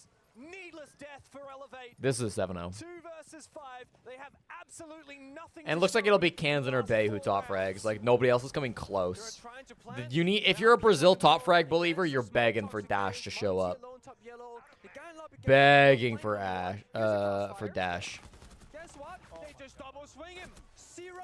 What did Elevate say in the timeout? Well, it was all Portuguese, so I have no idea. I assume it was, hey guys, let's just be blessed that we got this far. Nothing at all to say. No response, no energy from the crowd, and nothing from the Brazilians. You know, it's funny, last year in Sao Paulo, for the first time in however many years, we had an event. Does anybody know the game that Doki casted? If you go on Liquipedia shows you who casted each game, so you should be able to scan through pretty quickly and find it. Except to another Brazilian team. And Rio, unfortunately, Yeah, so if, again, okay, just to explain the format, right? If wildcard 7-0 Elevate, it prompts a 2v2 that gets played on house. That'll be played after the event ends. The winner of that 2v2 then gets flown back to Brio after the tournament is over, about a month later. And then those two players that won the 2v2 together will face off in a 1v1 against each other. The winner of that then gets to choose which of the quarterfinalists they would like to face in a grand finals rematch. That ends up being a 2v3 game because they want to give some advantage to the team that got chosen in the quarterfinals. The winner of that gets the equivalent of the grand final prize. They take half of it away from the grand final winner on Sunday. Should be very simple, I think. It's not that hard to understand. Just getting kills. His only death right now, 6-1, was him getting like really aggressive with ego swinging on that base. Dude, if you're getting ego spawn peeked by Baby Shark, you might need to wrap it up. You might need to send it home. He's never played an international event before, let alone on the stage with the crowd rooting against him. And we saw him a little bit shaky throughout the reload to survive phase. Of course, he lost his 1v1 duel to Loira on G2 with only winning a single round. I think that the jitters are gone for Bear. I think he's starting to come into his own. Yeah. I like that mirror window from Dash. If they go for their same back hit, which is what they did last time on the side of Elevate, that mirror window is going to absolutely stunt that push. It's good adaptations. Although they are doing a different push this time. Looks like they're going full top down. Oh my god, they roam cleared. Holy shit, Romeo got a kill. Romeo on the top floor on the back of that logic bomb. Shark goes down, and now some vertical potential opened up by Elevate. Baby Shark down. Holding on to their roam. Need to expect the aggression now. Wildcard's lineup is very aggressive. Don't go for kills or C4s most likely. So I do feel like if you're wildcard, you have to get aggressive now. I think Nick is right. You've got to make a play. Because you didn't really bring much plant denial. You brought 2 nitros and Mira. That's not going to be enough. Guess what? Tanzan's there to support. Going for the double team. Ah, nice try. All right, this will be an elevate round. Unless Kansan goes nuke, which he absolutely could. Hold on. Mid reload. All right. They're not trolling that hard. 2 nitros? This is good by Dash. I like this by Dash. Bad timing, though. You can't go looking for kills. Iron got injured by a Capcan trap upstairs on top. Now as wildcard, you just have to play as unpredictable as possible. But there are 6 drones and over a minute, so, I mean, good luck. Not just that, 2 C4s in pocket. If they find 1 apiece, we're back to even numbers. And when you have a Monty, yes, it's great for information. I'm pronouncing Romeo's name wrong, am I? I'm pronouncing it the same as the casters, okay? Blame them. I'll call him Merzel if you'd like. On the advantageous side, as we know, could it become a 1v3, it seems. They don't have Kit. Alright, it's fine. Bro walked into a fucking Claymore, or not Claymore, EDD, but it's fine. I was more winnable than it should have been, but they didn't troll it fully. They're fine. That could have gone either way. If he doesn't win all 3 of those, I don't know if they have that round victory. Yes, it's great. Yes, they got the 4-1. They're really, really... I wouldn't lie to you, chat. I wouldn't lie to you. They're flying them all back to Brazil next month for Reload Part 2. Format Part 2. If you get a 5-1 half, 1 round, the best you can do is go to overtime with 5 rounds straight. You do not want to put yourself there. And Wildcard already demonstrated on Chalet that they have more attacking gusto today on the main stage than they did during the first phase of the tournament. They actually have a positive attacking win rate today, winning 3 out of 5 compared to Okay. yeah, about a 13 or something like that. Really poor win If they get a 4-2 half, they're actually in kind of good shape. Because Consulate's one of the most defender-sided maps in the game. I still don't believe in them to win, but, you know, if they get the 4-2, we're starting to talk about... we're starting to talk about it a little bit more seriously. I'll say that. I do see a world where we can get a little bit cocky, a little bit overzealous and say, you know, this is easy. Let's just keep doing this. Wildcard, they need to show us... That was a 4K from Romeo, hey? Because he started that round 0-4. And the one saying, guys, Elevate, they can't problem solve this round. Let's just sit back. Right now, again, we're back to playing utility on this lobby defense. Bulletproof cameras, go your canisters, Melusi Banshees. They want to give Elevate space to walk into an area. Base still top frag, 2 picks above Dash. Squeeze them out. Last time Elevate attacked lobby, they couldn't figure out how to get inside the building. They have to this time. What's up, Void? Pressure top floor. Romeo now onto the Capitao. Capitao, Gridlock, and Montaigne. That's the tip of the spear for this round. Those little cheeky extra side operators. They're not hard breaches. They're not your soft breaches. They're your more... Wait, let's throw an extra ingredient into the round. It looks like Semper actually is using those Gridlocks for flank watch rather than for an execute. 2 different interpretations of how you can play that Gridlock. He himself is actually going for a little bit of a roam right now, suppressing aggression now. So they have basement control. I like that Selma a lot. That means you can jump in the window here, the bench window, and get a really nice plant off. Here's what's going to be important. Romeo's going to need to use his firebolts to deny a vertical denial. So Romeo's going to throw his fire Capitao bolt up through the window that he's about to look at. Yep. And that will enable his team to plant, because otherwise you can deny this plant from above.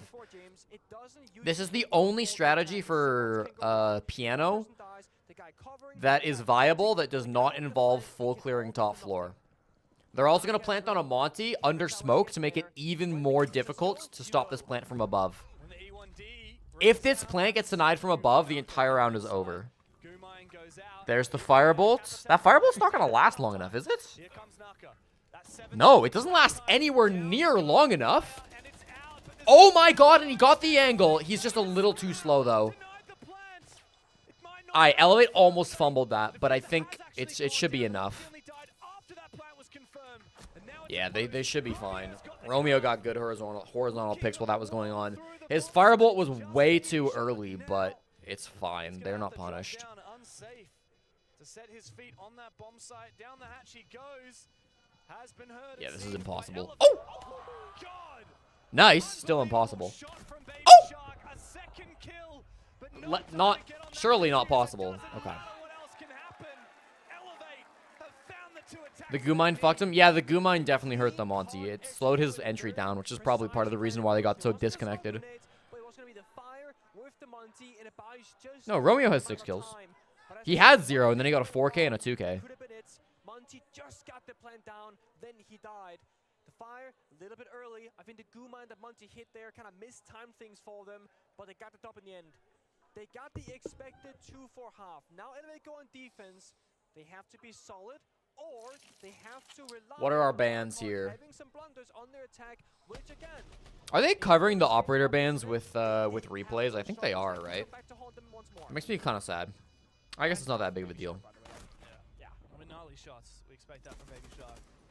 But finally, we're seeing Elevate actually have a clear plan, a clear conviction. One thing together. Guys, we're just going to breach this wall and plant. You like any strat that involves Capitao and Sens for the plan? It's always created stuff. Yeah. What do we need to do to support that, Monty, when it happens?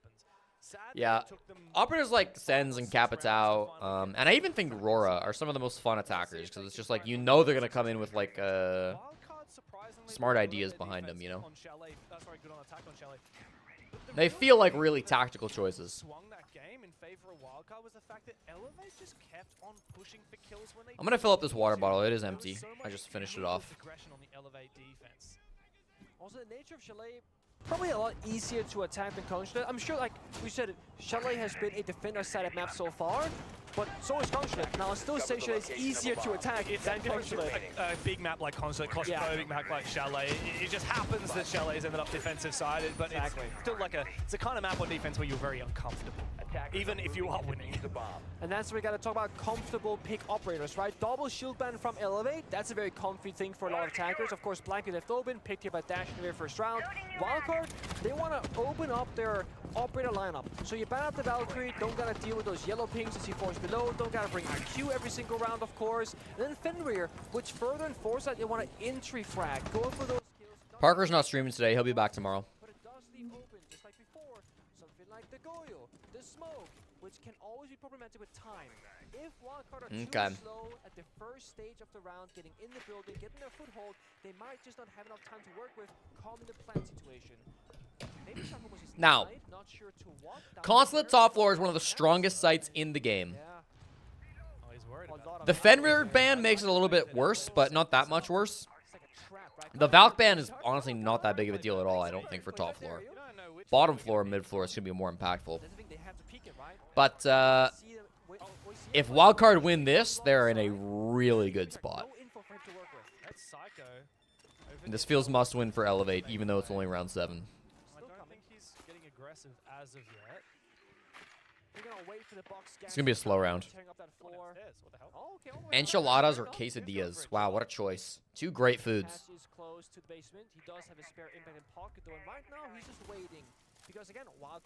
I think a good enchilada over a good quesadilla. But that's a tough choice. Both are amazing foods.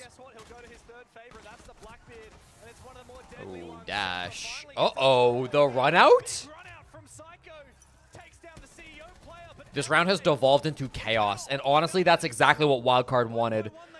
The positioning is so much better for the defenders on that top floor site. They devolved it all into chaos. They punished the aggression coming out from Elevate.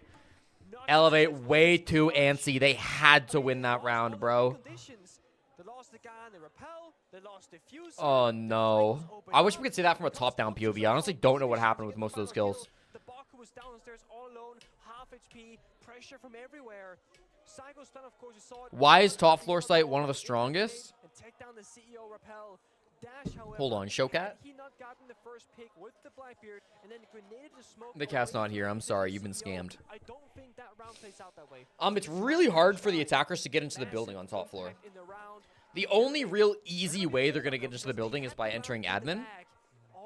But, like, when you're pushing from admin, you end up at the vending hallway. And the vending hallway is a ridiculously strong choke point from the defenders. The defenders can swing somebody out from meeting. They can swing somebody out from reception. They can play somebody behind the vending machine itself. Ends up being a deadly crossfire. They could flank somebody up the Visa stairs and hit you there. So the vending hall ends up being really, really awful for the attackers to end up trying to clear. And then, like, what do you have? You can walk up yellow, which is going to be another crossfire, which is heavily contested by the defenders. You can walk up spiral, which means you've got to push up against spiral desk, which is miserable. Like, there's just no good way to really get to the site if you're an attacking team top floor. You like hearing Canadian politics? Listen, I won't claim to know as much as Parker, but I can, you know, I vote. The crowd will show up, chat. I mean, it's Friday at fucking noon. Like, everybody's at school or work. Should you pop the second monster? Go for it, okay? Live your best life. We got a long day of quarterfinals today. Both Dash and Romeo are trying to make a case for the Brazilian top frag here. Starting to bring it back. Although that doesn't help for the Brazilian believers. And now, because there's so much time left on the clock, they can say, guys, let's actually not tunnel vision on the next step. These defenses, both last round and this round, have felt really weird. Like, they're playing it so aggro on the side of Elevate. Really solo, really aggressive. Whereas, like, often Consulate is one of those maps where you're happy to just bunker. With a basement roam, like, sure, I mean, that's relatively typical. But this isn't even just like a basement roam, dude. This is just bleeding bodies. Romeo with it all to do. One kill. An ace required, a second one. The Blackbeard still hunting him. C4 needed. The Dash doesn't need to move as Thank you. Thank you. Hunted, I was going to say, it was a 1v5. Wild card, another attacking rounds. And they are seemingly untouchable here in the series. That point in series point. All you know what Canadian Pox is that I voted for the bad people? I voted for Yves St. LeBlanc. On the bomb side, with Dash and holding the flank as a fifth player. And again, there's no gaps to be exploited. And this is Wildcard paying respect. Pop the fourth Corona. As I said, man, it's a long quarterfinal day. You got to get yourself through it somehow.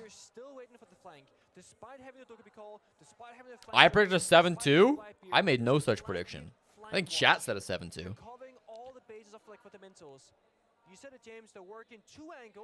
I think I said 7-0, 7-1, 7-2. I don't think I made a solid prediction. They're going to rotate over and help the backside who's not right, you know, they're behind essentially the plan. What is that, 5-3 now? No, that's 6-3. Or 6-2.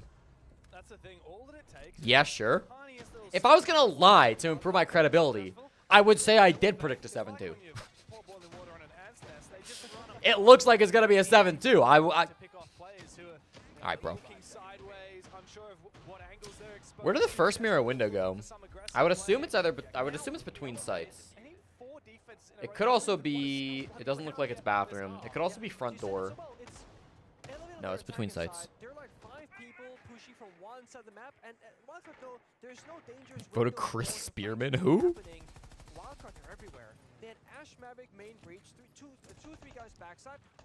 Runner, don't worry about it, brother. So Elevate without the Valkyrie up and open, how do you get this information to work with? That ass when you start stream late, you lose a lot of viewers. Because like a lot of the people that would be watching on my stream just clicked on another co-streamer at the start of the day that was live for game 1, and then wouldn't bother to change, which is fine. I don't really care. And the logic bomb to come out now. Baby Shark is safe to activate his gadget. Would have liked him to smash that mirror window while he was at it, but it's okay. What matters more is staying alive. Ooh. Just waiting is Spiker for someone to cross his throat. I love Grim on this site. I wish more teams, well, a lot of teams do run it, but Grim is very, very good to get you information on where players are in meeting. See, this is the crossfire that I'm talking about. Obviously, like, this is not the bomb site, but this hallway is horrible for the attackers to walk through because there's so many different places the defenders can just swing out from and deal damage. Dash is honestly lucky to be alive. Now BB knows that nobody's at that door, so it has to be middle of meeting or by the spiral double door. Call goes out, the second one, Nate 2. Wildcard need to make a decision soon here. Are they actually committing to clearing top, or are they just gonna pop a firebolt? Yeah, Kansan's leaving. I feel like they're starting to move away from top floor. They need to get to a plant position. But they don't have great... They don't really have hard breach though, so they kind of need the full clear top. Because otherwise, how do you get into sight? I guess you just walk through the door from lobby.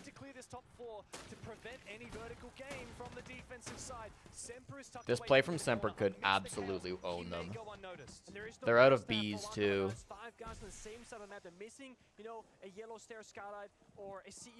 He knows there's a warden over there, so he can't really swing the smoke or do anything with the smoke. This is slow and concerning. They're gonna do the same thing that Elevate did though. It's gonna be the Capital Bolt. There it goes. Capital Bolt to deny the vertical denial. Dash? What did Dash take damage to? It's the Toxic Babes? That's Diffuse Kit down. Just 20 seconds, though. Okay. It was good plant denial, but unfortunately that was the only thing that was good. Well, Elevate didn't win a map. 7-2. Final score of map 2. Embarrassing, dude. FaZe Clan died for this.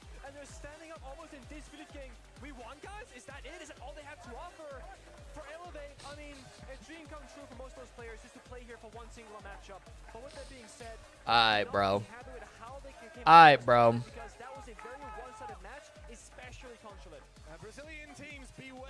Congratulations to the Brazilian haters, which was 83% of you. Cherub Chairman, the channel point champion on that. The prediction was a draw. I will back it up just to check. Oh my god, Romeo was at 10. Romeo was at 10, but tiebreaker is whoever wins, and Bay won, not Romeo, so I'm giving it to no.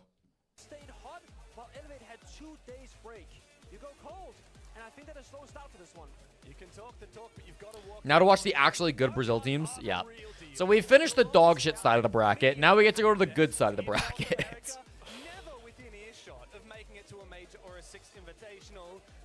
Which one's first? All right. W7M versus Falcons is going to be first. Oh, that's going to be a good game. That should be the game of quarterfinals. Assuming Falcons, like, play well. Honest question, chat, and I don't know the answer to this. If you take into account, like, the state of the game, right? So if you take into account the era of Siege that we're in, do you think Elevate is the worst team to ever play on a main stage? Because, like, objectively, Elevate are better than some of the teams that played on a main stage in year one, obviously. But if you compare Elevate against the teams of their time, and if you say, like, the year one teams, obviously, we'll cut them some slack for being so bad. I think Elevate might be the worst team to ever play in front of a crowd in Rainbow Six Siege. Is that right? Yeah, about 2 weeks ago or so, we weren't happy with how we were playing, so we completely changed our play style about 2 weeks ago, and I mean, you can see the results. We're playing very well since then, so. Muito bom. Eu tava falando pra ele aqui que ele parece que eles mudaram completamente. There's no way they're worse than G2. What are you talking about? Pra esse campeonato e ele falou que eles mudaram. Who's worse then? Deu bons resultados até aqui. Yeah. If you're gonna say no, then who's worse? Mix of talent from all over the world. What is it that makes you guys tick? Why is it working so well right now? Honestly, it's just time together. Time with Shark and Dash. You know, having time with English just makes everything better. Comms flow much better mid-round. Everything just flows better the more time we have together. Navi won a tournament. Bom, eles têm aqui jogadores do mundo todo, mas eles mudaram aqui todo o mindset deles, inclusive para o inglês, com o Dash, né, o nosso jogador brasileiro, e tá indo muito bem até aqui. Do you still feel like underdogs, even though you've now locked in that semi-final spot tomorrow? I think we're going to kind of have that mentality the whole tournament, and after, you know, it'll probably change a little bit, but our whole thing with the tournament was just come in and play and see what happens, and that's what we're going to keep doing. Her dress does look like we can't make her look like she's from Aladdin. Nesse momento, eles vão vir com esse bom mindset aqui para a semifinal. São nossos semifinalistas. Falando em serem semifinalistas, now you're going to play against Kage Osaka. How you prepare for this fight? We're going to prepare just like we have every other team. You know, we're going to respect them the same way. They've played really well this whole event, so we're going to respect them just like any other team and play our game. Ok, ele disse que ele vai se preparar como ele tem se preparado aqui durante todo o torneio para jogar amanhã contra a Kage Osaka, respeitando a história deles aqui como semifinalistas também. Congratulations. Stay right there. Just briefly, just come with me just for a second. We haven't talked about this thing enough. This has got to be one of the coolest trophies that R6 Esports has ever This is produced. sick. This shield could be yours. Have a good look at it, and then I want you to spin round, and I want you to tell me how much you want it. We want it more than anything. Well, thank you very much. Go and prepare. Cheers, brother. That was good stuff. Yeah, ele falou que ele quer mais do que tudo. I love when the trophies are operator gadgets. I really hope this is a theme that sticks for the rest of the year. Obviously, like, SI is always going to be a hammer. But if you remember the very first major, the one in Paris, the trophy was like a shield. I don't remember if it was if it was like Blitz shield. I think it might have just been like generic, like, fuse shield. But I think those are always the best trophies when it's like literal gadgets. So I really hope that keeps up. Was it a Blitz shield? Okay, yeah. They just can't be guns? Yeah, I mean, that's fine. I don't care if it's the gun or not.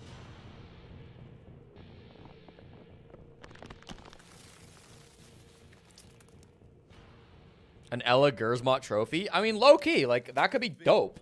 You could make, like, a trophy that's, like, got a bunch of Gersmonts, like, on it. You know? It's, like, covered in Gersmonts or some shit.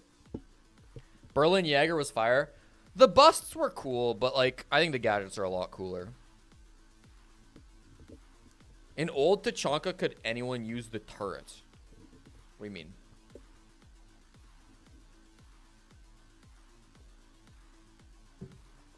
The Deimos bust was a bit weird. Yeah, Deimos bust was a bit weird. I don't know. I'm not huge on the bust trophies. They're fine.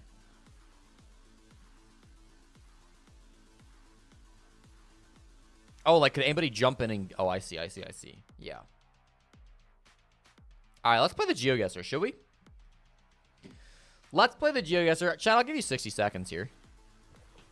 Do I get first? Do I get first place in the GeoGuessr? 60 seconds. Go ahead, gamble on my GeoGuessing abilities. Who keeps the trophies? The orgs. With the one exception being the SI hammer, which Ubisoft keeps.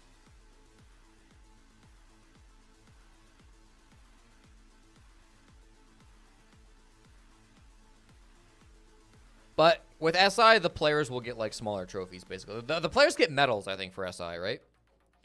Pretty sure they get medals.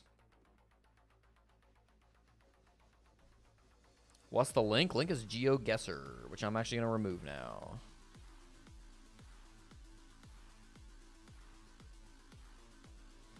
I feel like not a lot of people are believing me here. I feel like not a lot of people are believing in my ability to get first place. Even though I definitely will get first here. Kind of messed up.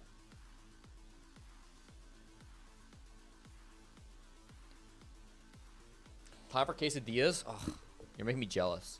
What am I eating tonight? I'm probably going to have soup tonight. I think I'm having soup and garlic bread tonight. Fast Ann with the fast raid! Fast Ann! Thank you for the raid.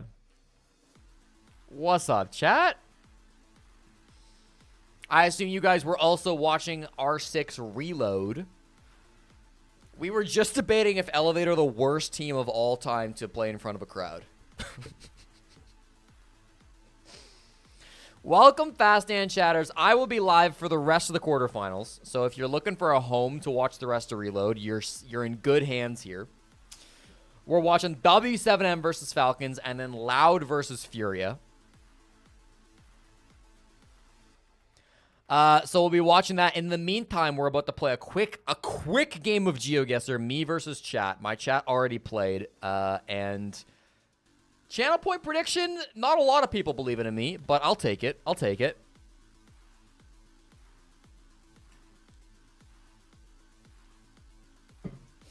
Anyways, we're going to play a quick GeoGuessr here, and then I'll keep yapping on about this tournament and the teams, and I'll answer any questions you guys might have. So let me roll this GeoGuessr quick. I'm about to get first place and slam my chat. Here we go. Round one. We're in Newlands Drive. Okay. Is this New Zealand, I wonder?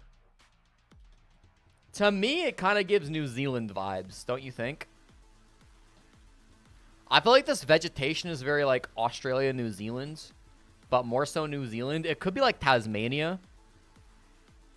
Also, it just says new here, which makes me feel like it's New Zealand, which might be a horrible guess, but looks like there's water kind of to the south, southeast of us. Could be like over here, maybe. Not a ton to go off of. I'm feeling it though. Okay, it was Australia. That could have been a lot better, but could have been a lot worse too. Could have been a lot worse. I was right about the water at least being south-southeast. I'm surprised there's that much vegetation, but I guess it's very close to the southeast here. All right. All right. Back southern hemisphere? No, sun is south of us. Could it be Spain here, maybe? Oh, this is awkward. Because I feel like the vibes here are like South Africa, Botswana, you know? That's the initial vibe, but these rock walls are really like that's European vibes to me, these rock walls. And the sun is to the south of us, which should mean that we're above the equator. But sometimes we get lied to. I'm going to go with Spain.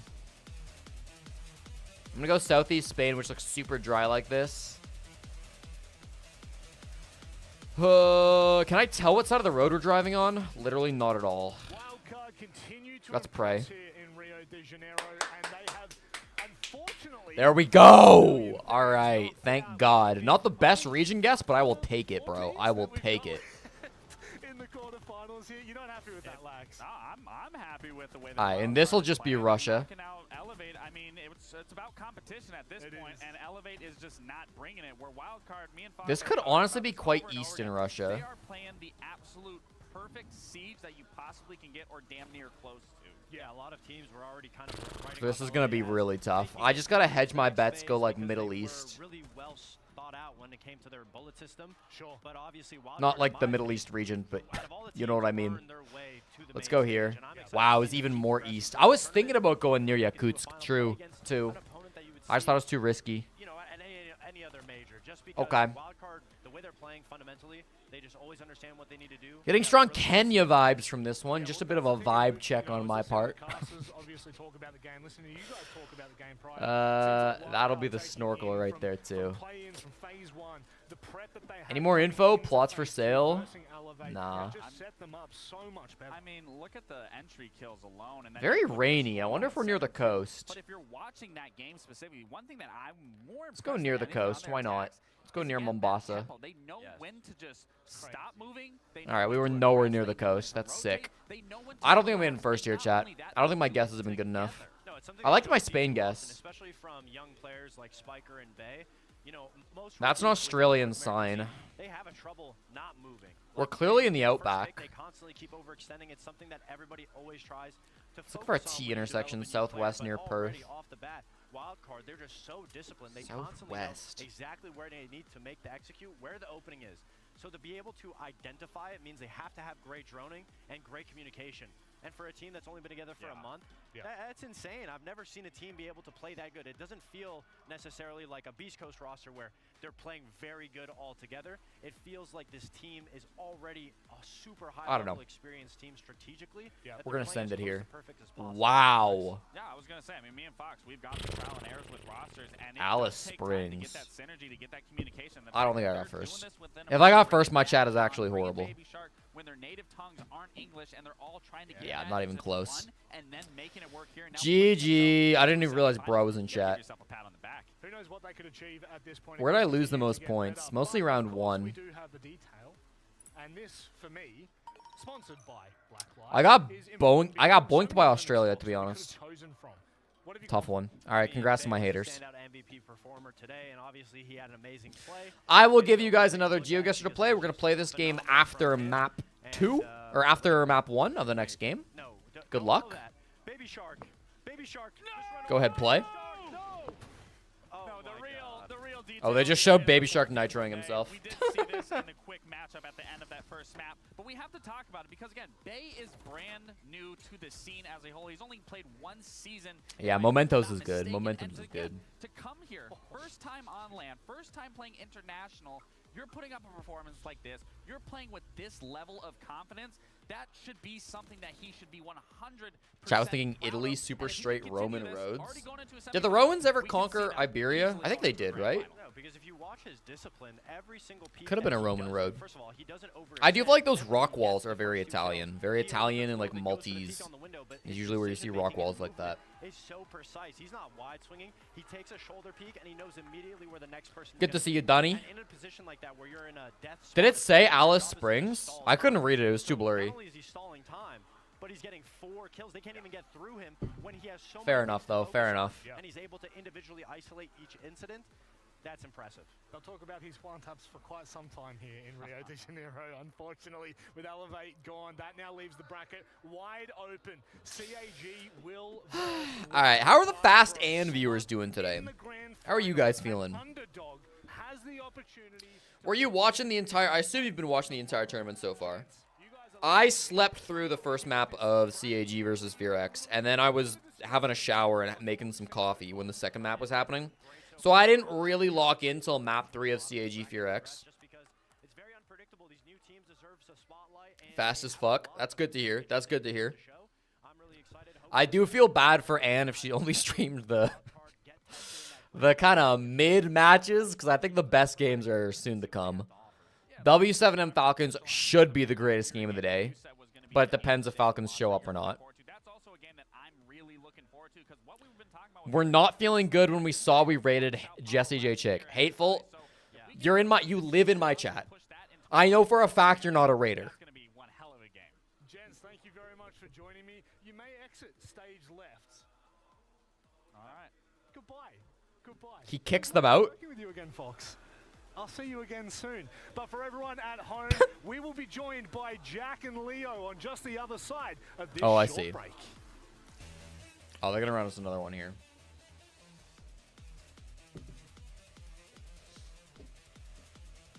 You have a first time here, Fancy? All right, I have another important question for chat. What was the most recent operator you played in ranked? What is the most recent operator you played in ranked? I'm going to use it as the starting op for the R6 till today. Rora? I can run Rora. Let's give her a go.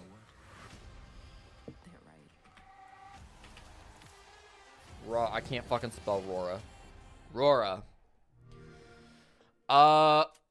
We're looking for an operator from Australia. A 2-speed operator from Australia that is a male defender. That was a good starter. That was a good starter. All right, well, I'll take that. I'll take that. Can you get the prediction payout for the GeoGuessr? I did pay it out. Refresh. All right, well. Starting with the New Zealand and it being an OS operator was helpful. I'll say that.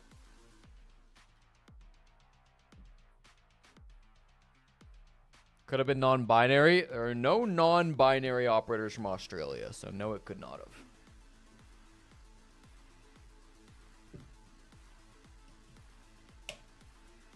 Welcome back, Hale. Let's do a city guesser, yeah? We got 3-minute timer, then they're gonna do the pre-guess as well. I'm gonna do a city guesser. I'm not gonna do it with chat. I'm gonna do it solo. We did one with chat the other day and we got 60. No, we got 90. I'm gonna see if I can get 90 on my own. I've been practicing.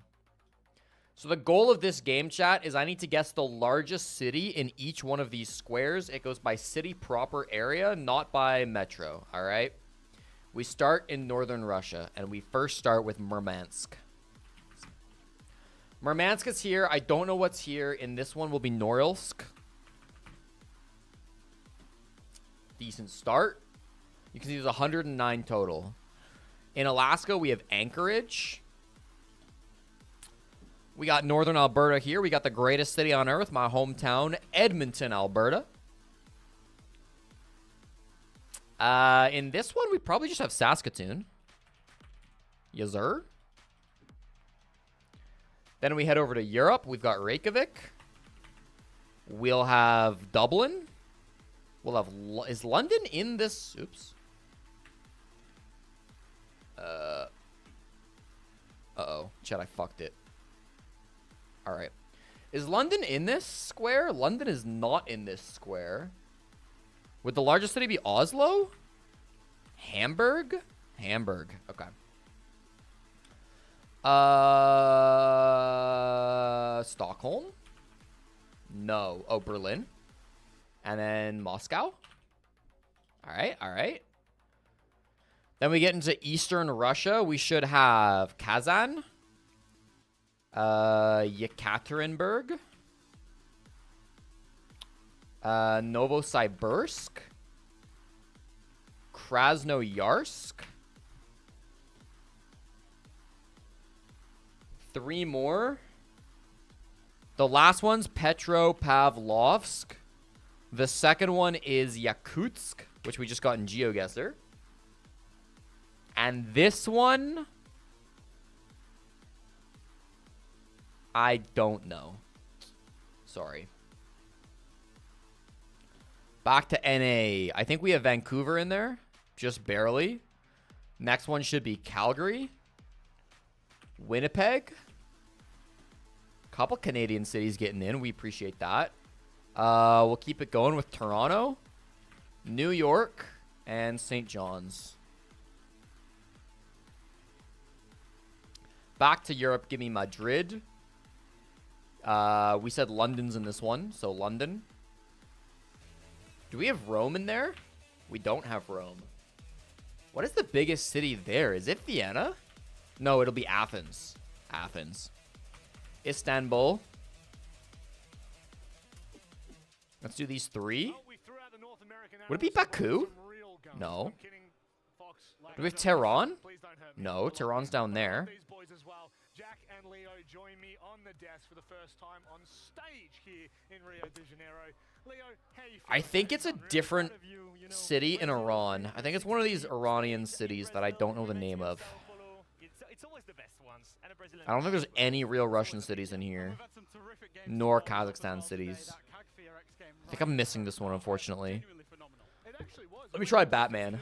No, okay. That should be Bishkek? Tashkent? Tashkent. Urumqi? Oh, Urumqi's over there.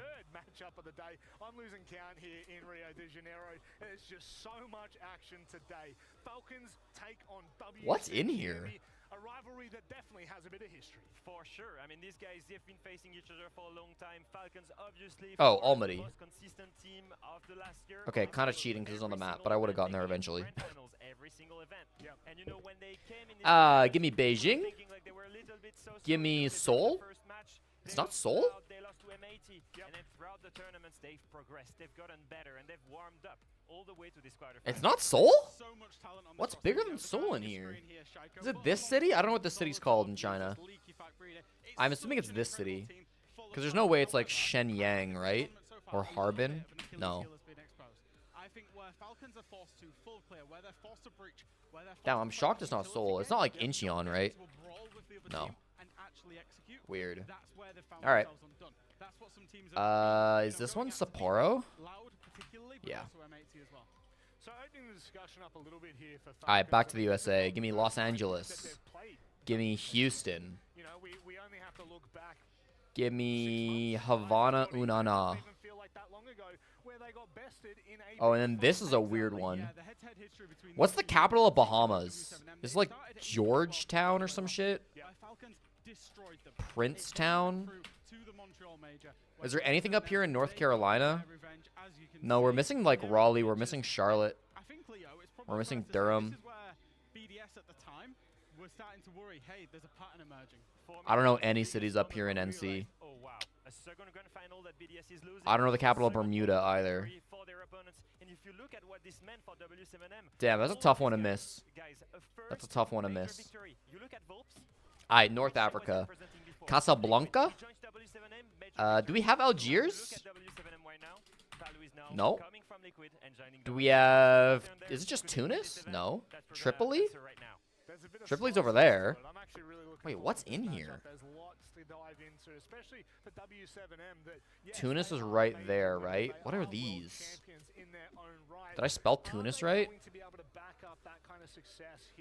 Yeah. Well, they are the only undefeated team at this tournament. Obviously, going undefeated through phase. Nothing of Spain. I don't know. And they managed to get that There's a little bit of Morocco too, but it's not like Fez, is it? No. I don't know. That's Cairo. Represented them in the last 18 months. Has played on the main stage. Give me Karachi. Give me Lahore. Give me Dhaka. We'll finish out China with Shenzhen, Shanghai, and Tokyo, which is not China, but it's right there. Aye, Mexico City. Panama City? Yeah, Panama. Santo Domingo. It's not Bridgetown, is it? Do you think that extra day? I mean, we were just talking about Elevate having that extra day off, and they looked a little bit sluggish. Do we have Ciudad Guyana? Ciudad Guyana, let's go. To build into the counter strat to really know who they're going to play and have watched everything. However, you do lose Paella. There's a fuck, what's it called? Paria? Paella? Fuck, I don't know what it's called. There's some city that starts with P in Cabo Verde. That's the biggest. I don't remember what it's called, though. There's like a bunch of A's and I's in it. Looks like Bamako. Do we have Lagos? Looks like no. Is it Cano? It's Cano. No idea. That's Addis Ababa. Santa? He qualifies to the 6th invitational, and the best placement he ever gets, second. He never won a title. No idea. Now, if I tell you this story, that's Mumbai. Leaves Team Liquid, joins W7M, major Bangkok? Leaves Team Liquid, joins W7M, incredible. Ho Chi Minh? Quezon? You'd have to say, with the way W7M are playing, with the way that Honolulu? he definitely can. It's worth noting there's another hurdle that he's got to get. What are we at? 57? I don't think we're on pace. Guayaquil, Bogota, Manus, Fortaleza. I think that speaks to why he wanted to move away from Team Liquid. He was chasing it. Abidjan, Lagos, Kinshasa, Dar es Salaam, Mogadishu. Okay. Kind of nailing Africa, if we're being honest. Do we have Colombo in there? No. Do we have Male? Male. I don't think there's any cities in here. I think that's just ocean. Medan, Jakarta, Makassar. It's not Makassar? Makassar, I just spelled it wrong. Port Moresby. Oh, it's down there. I don't know what's up here.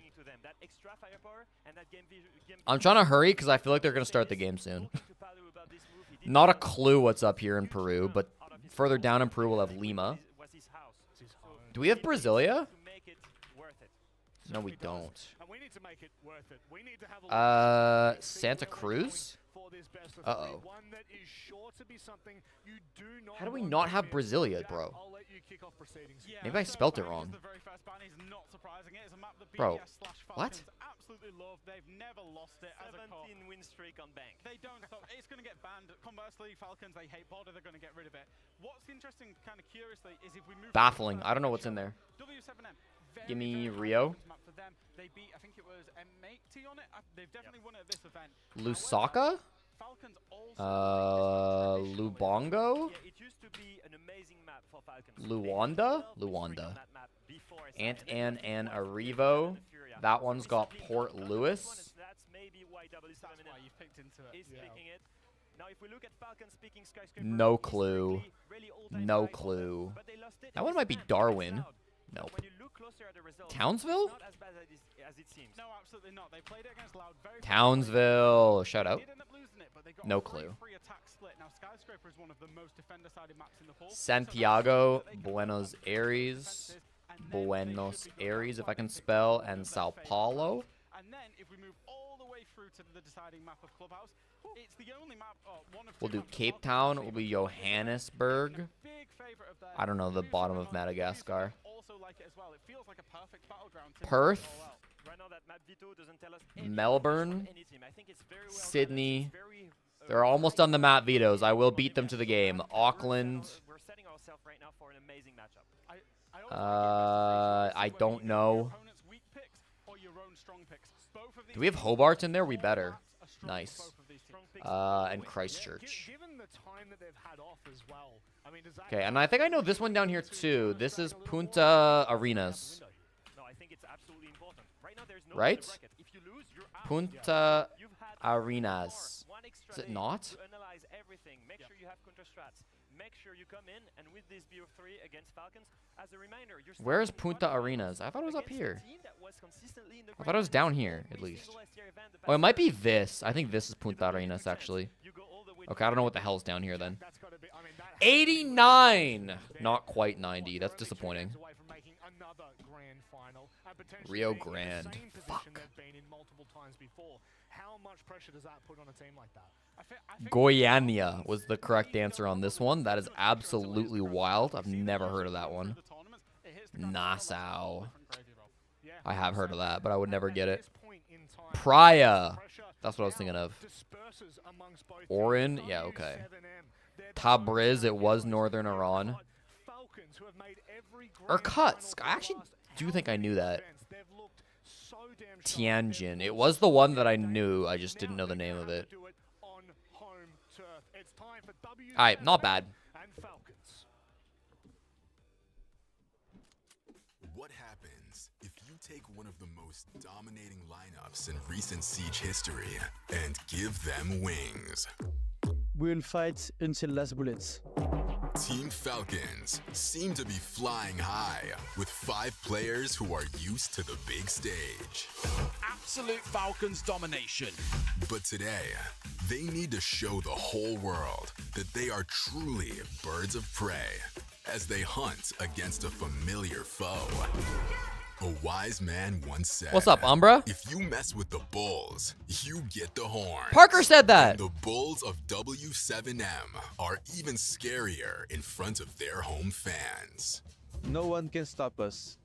A team that was so scary in Phase 1 that no one dared. If you mess with the Bulls, you get the horns was Parker's call after they won Montreal. Their opponents are left with no choice. They are a team of energy and emotion. The third quarterfinal of the day is a rematch of the Montreal Major Final. It's Falcons against W7M. Falcons, we're gonna take you down. Bro, that's not what your team's doing. Last time, but Oh, today now they are. missions. I have been assured that it is not AI. I have been assured that's not AI. Also, it's 2 minutes of ads. You guys will be okay. It's 2 minutes of ads and there's nothing going on. Tianjin is the Chinese city for future reference. Tianjin. I will not remember that, but I'll try.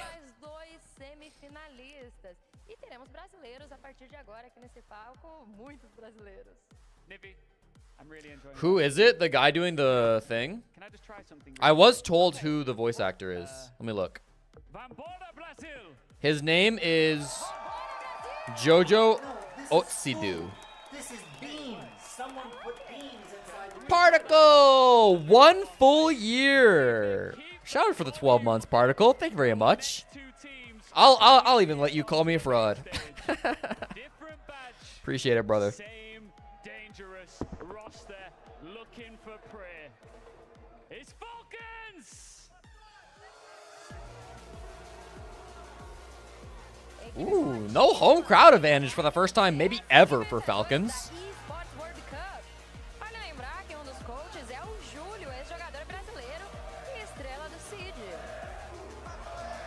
The F in Jesse J Chick stands for fraud. True. No, that's true. Tianjin is soft, so it's like Tiangin. Tiangin? Or Tianin? Tianin? Os nossos touros brasileiros, W7M!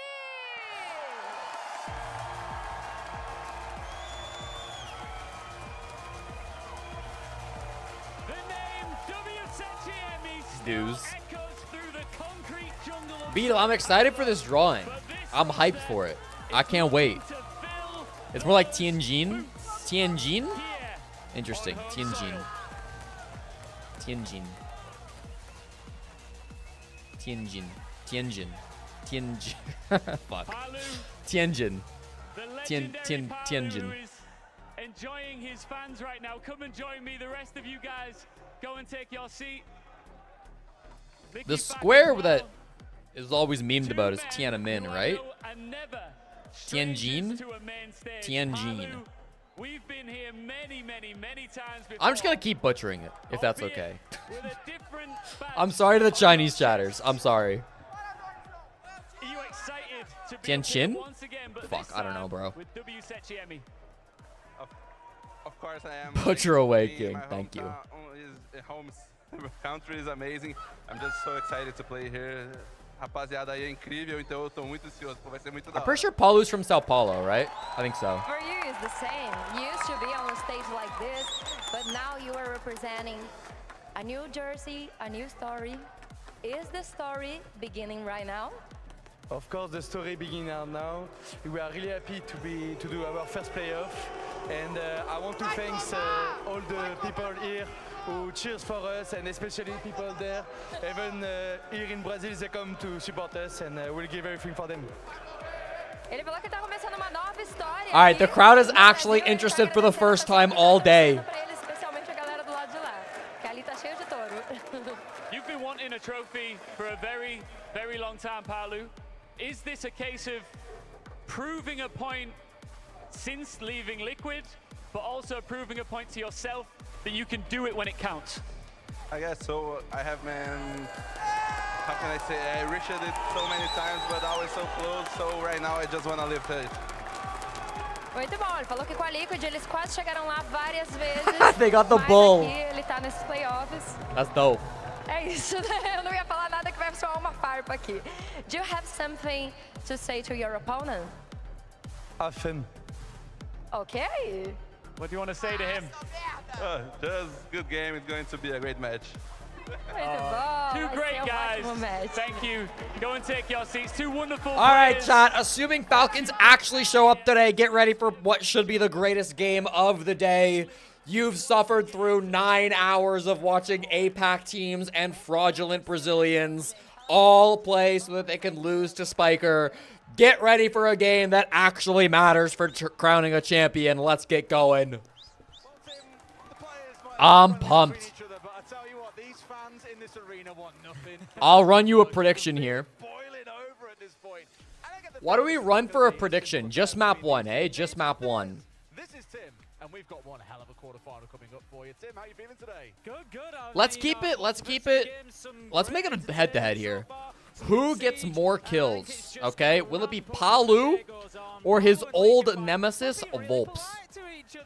Paulu or Volps, who gets more kills? They're on the same team. I'm going to give you guys 5 minutes to think of this. I'll give you a third answer, too. They tie. Just in case you're a big tie believer. 5 minutes, go guess away. Down with the Saudi fraud French team. I'm always down to cheer against the French. You know me. I'm also a massive Loban fan. Happy to cheer for W7M in this game. It really is. We'll see what the fans think here. It's a straight 50-50 split. This really is going to be one of the closest games of the day. You've got I can't believe I have to cheer for Liquid. They're not Liquid anymore, okay? Those are the top 2 Liquid haters. 50-50 on social predictions is a little surprising. There's been tough games, there's been easy games, they've had a bit of everything, but you just know if these two can both turn up. I mean, maybe 50-50 makes sense, right? Falcons are one of the greatest teams of the generation. W7M, though, have been playing better all tournament, and W7M have home field advantage, and W7M beat them in Montreal finals. Now, the pressure is not as high as the finals, but this is still going to be a high-pressure game for Falcons. I don't expect them to show up well enough today. We'll see, though. We'll see, though. W7M playing with some new rosters, some new players in their roster, too, picking up Palu over Dash. Club, even though it's not really one of W7M's favorite maps, they've got a brilliant win record on it. It's destined to be a fantastic series because there's no bad maps for either team in this pool. No, absolutely not. And, you know, it just, I don't know, I look at a game like this and I just think how lucky we are to be here in Brazil. It's wonderful to come back. Extra, you said put it all on black, and then you gambled, or sorry, Hale, you said put it on black, you gambled 100 channel points. I'm not sure it gets better than this for a Friday evening back at home. I'm going to keep calling you Extra, by the way. It's the one thing we've clocked is how quick it goes dark here so far as well. It's literally so The bull in the crowd is great. Pitch black. Pitch black, done. Within about 2 minutes. That's why we've got the lights up in the house as well. As you can see, everyone getting settled down and ready for this one. Just waiting for a few to get into lobby before we get ourselves going, but it shouldn't be too long now. What about that trophy as well? It's our first time, obviously, on the broadcast here from the venue, and we've had the trophy revealed. Ace and Dez definitely got the best game of the quarterfinals. Defining something as a trophy. They definitely got best game of the quarterfinals, for sure. When is it just a shield or a hammer? You've been in Interro chat so long you don't have any points here. I think we have some of the best design, most beautiful trophies in Siege. We have some absolute crackers across the years that I can think back to. And What did he just say? It's pride of place up there at the top of them. Did Ace just said we've had some absolute crackers from across the years? I don't think that means what he thinks it means. Yeah. Why would you lift it? Why not? If hammer, is that weird? Yeah, if you can lift the hammer, then lift the hammer. Like, why would you not? Obviously, we had a few events where it was like the busts of operators as well, with the head, the shoulders, the chest. It was really cool as well. Just to get, like, Dude, I do love the drums. They had these drums in Sao Paulo as well for SI. It makes the crowd super fucking loud. I will hydrate for Hateful. Exactly, and then for Falcons again, All in on Palu. 74% of you think Palu will top frag. Dude, there's some money to be made by betting on Volps right now. Are you kidding? So FaZe could lift that hammer just a few months ago. Is this their year? Because if so, it's got to start here at Reload. In front of Volps, the great player. In front of the home favorites to win this game as well. I feel like it's a 50-50 who gets more kills, Yeah, Palu I or mean, the Volps. pressure's on, and this is one of the big questions for me with Falcons. I've talked about it. I've said, you know, they were a team of Cat energy cam? and emotion. And Cats what I move mean by around that too is much is the only they're problem. very reliant on it. When things aren't going their way, when the tough games, sometimes you see the team, the energy drops, and they lose round after round, and they struggle to get themselves back into it. We've seen that across the last year. I just feel like they need that breakthrough. Dude, are we already in a tech pause, brother? We could back doing an interview. You've got boos, and the crowd are getting involved. This is Can we start the game, please? Who is Paulo? Nobody knows. For me, if they can do that and they can get wins here and they can win the tournament, that's a real big marker for Norris is trying to go to sleep. Norris is so locked in. Norris is like, I did not sleep enough last night. I've loved him on the draw show. Bro was at the bars. The draw shows as a whole have been brilliant. Yeah, Norris. You put the private jet on Volps? Nah, I would never lie. Damn, up to 56% on Volps. All right. Update for you. We are just waiting for Falcons to get into the lobby so we can get things underway. W7 have just finished joining in themselves, and then Falcons can get in, and then we'll get this best of 3. I would like to start the game, but casters are blaming Falcons. Mega quarterfinal to come up after this as well. Loud versus Furia in this arena. It's going to be special. Yeah, I mean, we've just seen the W7M supporters band there. This is, you know, they go all out for it here in Brazil. You get the drums in. Everybody's so loud, Alright. backing the team that they Now the Brazilian fans have something to cheer for that's not an APAC team or a fraudulent Brazilian team. They've got a real, actually good Brazil team to root for. They will next game as well. Watch them tie. I'm down for a tie. They definitely could tie. Absolutely nothing. Absolutely. This is what I said. You know, this is what I said. Good. Dude, it's inarguable W7M are a good team. I think W7M are probably what? They're definitely a top 8 team in the world. They might be a top 4 team in the world. Focus on the siege. and just do their job. I think sometimes the teams, I think it's probably a little bit of motivation. You know, if you turn up and you're getting... I think that's pretty reasonable. W7M top 4 team in the world sounds right to me. Yeah, bring it on. I think debatably top 4, undoubtedly top 6. Of CG Sports. Oh, bear with me. I know SI24 was special. I think we've done pretty well. I don't think we've hit the pinnacle until we've seen that mascot beaten down on a Falcons mascot at some point to settle a decider. You love Maverick. He's so underrated, but not on bank unless it's basement attack. It's a fight to the death between two mascots, Tim. I mean, Yeah, Maverick kind of stinks on bank. Really is the old Even basement, he's kind of bad. You know, partway through a game, we do get it occasionally. Virtus Pro are not a top 4 team, Hateful. I'm sorry. We're almost done now. We've got the rest of Falcons jumping in. I'm sorry. Maybe 3 years ago. Thank you for sticking with us for a couple of minutes here while we get the lobby sorted out. Again, it's for me the two real ones. I know we have Leaky. Yeah, Mav on basement bank doesn't feel great. He's okay. I mean, if the attackers or if the enemy team bans out like Abana, maybe. Play recruit. Yeah.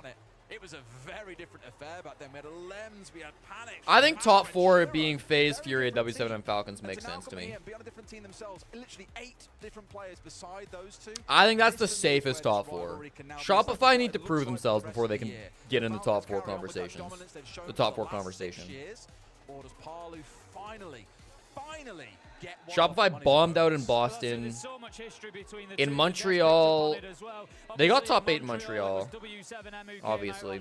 Winning their major title against what was then BDS, now Falcons. And then if you look a little further back, the Esports World Cup, it was reversed. So they've both had those big moments against each other as rosters. We've got you don't know if all Falcons is not top 4. All right, Hateful. Well, you've been patient. You will have to wait. All right, you're right. Top 2 in every tournament of the last year, not top 4. You're right. All right, thank God the game is starting. Bro, I've had to go pee for like 30 fucking minutes. But I didn't want to while there was nothing else going on because you'd all leave. Enjoy the game. I'll be right back. A very brief moment of silence, Tim.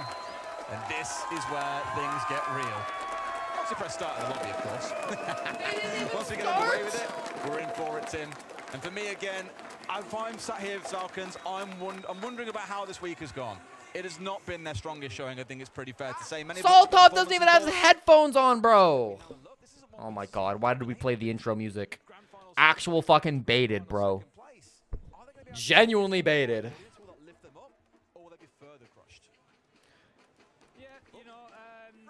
What? We'll get into this one as soon. I think Saltov had to run to the bathroom. Does Saltov have to pee too? Oh my God. Somebody get me a bottle. Dude, what is going on?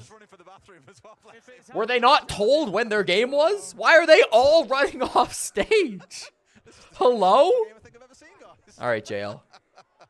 We will get on in there just as soon as we can do. Just a reminder for everybody, of course. We are Bro, playing, of course, on the whole fucking team's going to the bathroom. So that's something to keep. I feel like Shaiko just like ripped the fucking worst fart of all time, and now all of them are just like they need to get out of there. Bride's used to it because he's been on Shaiko's team for the last 5 years. They're going to storm the Capitol.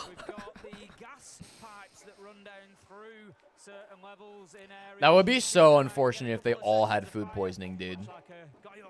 But just a lot shorter than that. So those are some things to watch out for. A couple of changes with the operators as well. And hopefully you'll get to see the beauty of the new lighting and everything else that comes with it. I think the op bands has definitely been the most The op bands I was going to come on to as well, of course. You know, we've got that new system in place. Yeah, the op bands I think are a really fascinating one. Bro, nobody knows what they're doing. Spiker said that wildcard stomachs are nuked. Fuck, dude. I mean, every time you travel, there's that threat, right? You're not going to be used to the local shit. You see them struggle in some rounds to make as much fort or take as much ground, move forward as quickly as they'd like to, and that's when they start to sweat against the clock. And historically, I've been used to seeing this team. I think about a couple of years ago now, it was a little bit of a different roster. When you gotta go, I guess. 60 seconds still left on the clock, and it's like, wow, they move quick. And I feel that's a good way of slowing them down, is take things like the Dockerby away from them. Of course, targeting Shaiko as well, banning away the Deimos is another massive one. If he gets given Deimos, he's going to pick it. I was looking at his operator pick rates. Despite how much Deimos has been banned away, it's still his joint most picked operator here at the tournament so far. I'm going to Wait, look at where the analysts get to sit here. This is the analyst view? Dude, that's litty. Usually analysts get like shoved down to the back rooms. That's wild.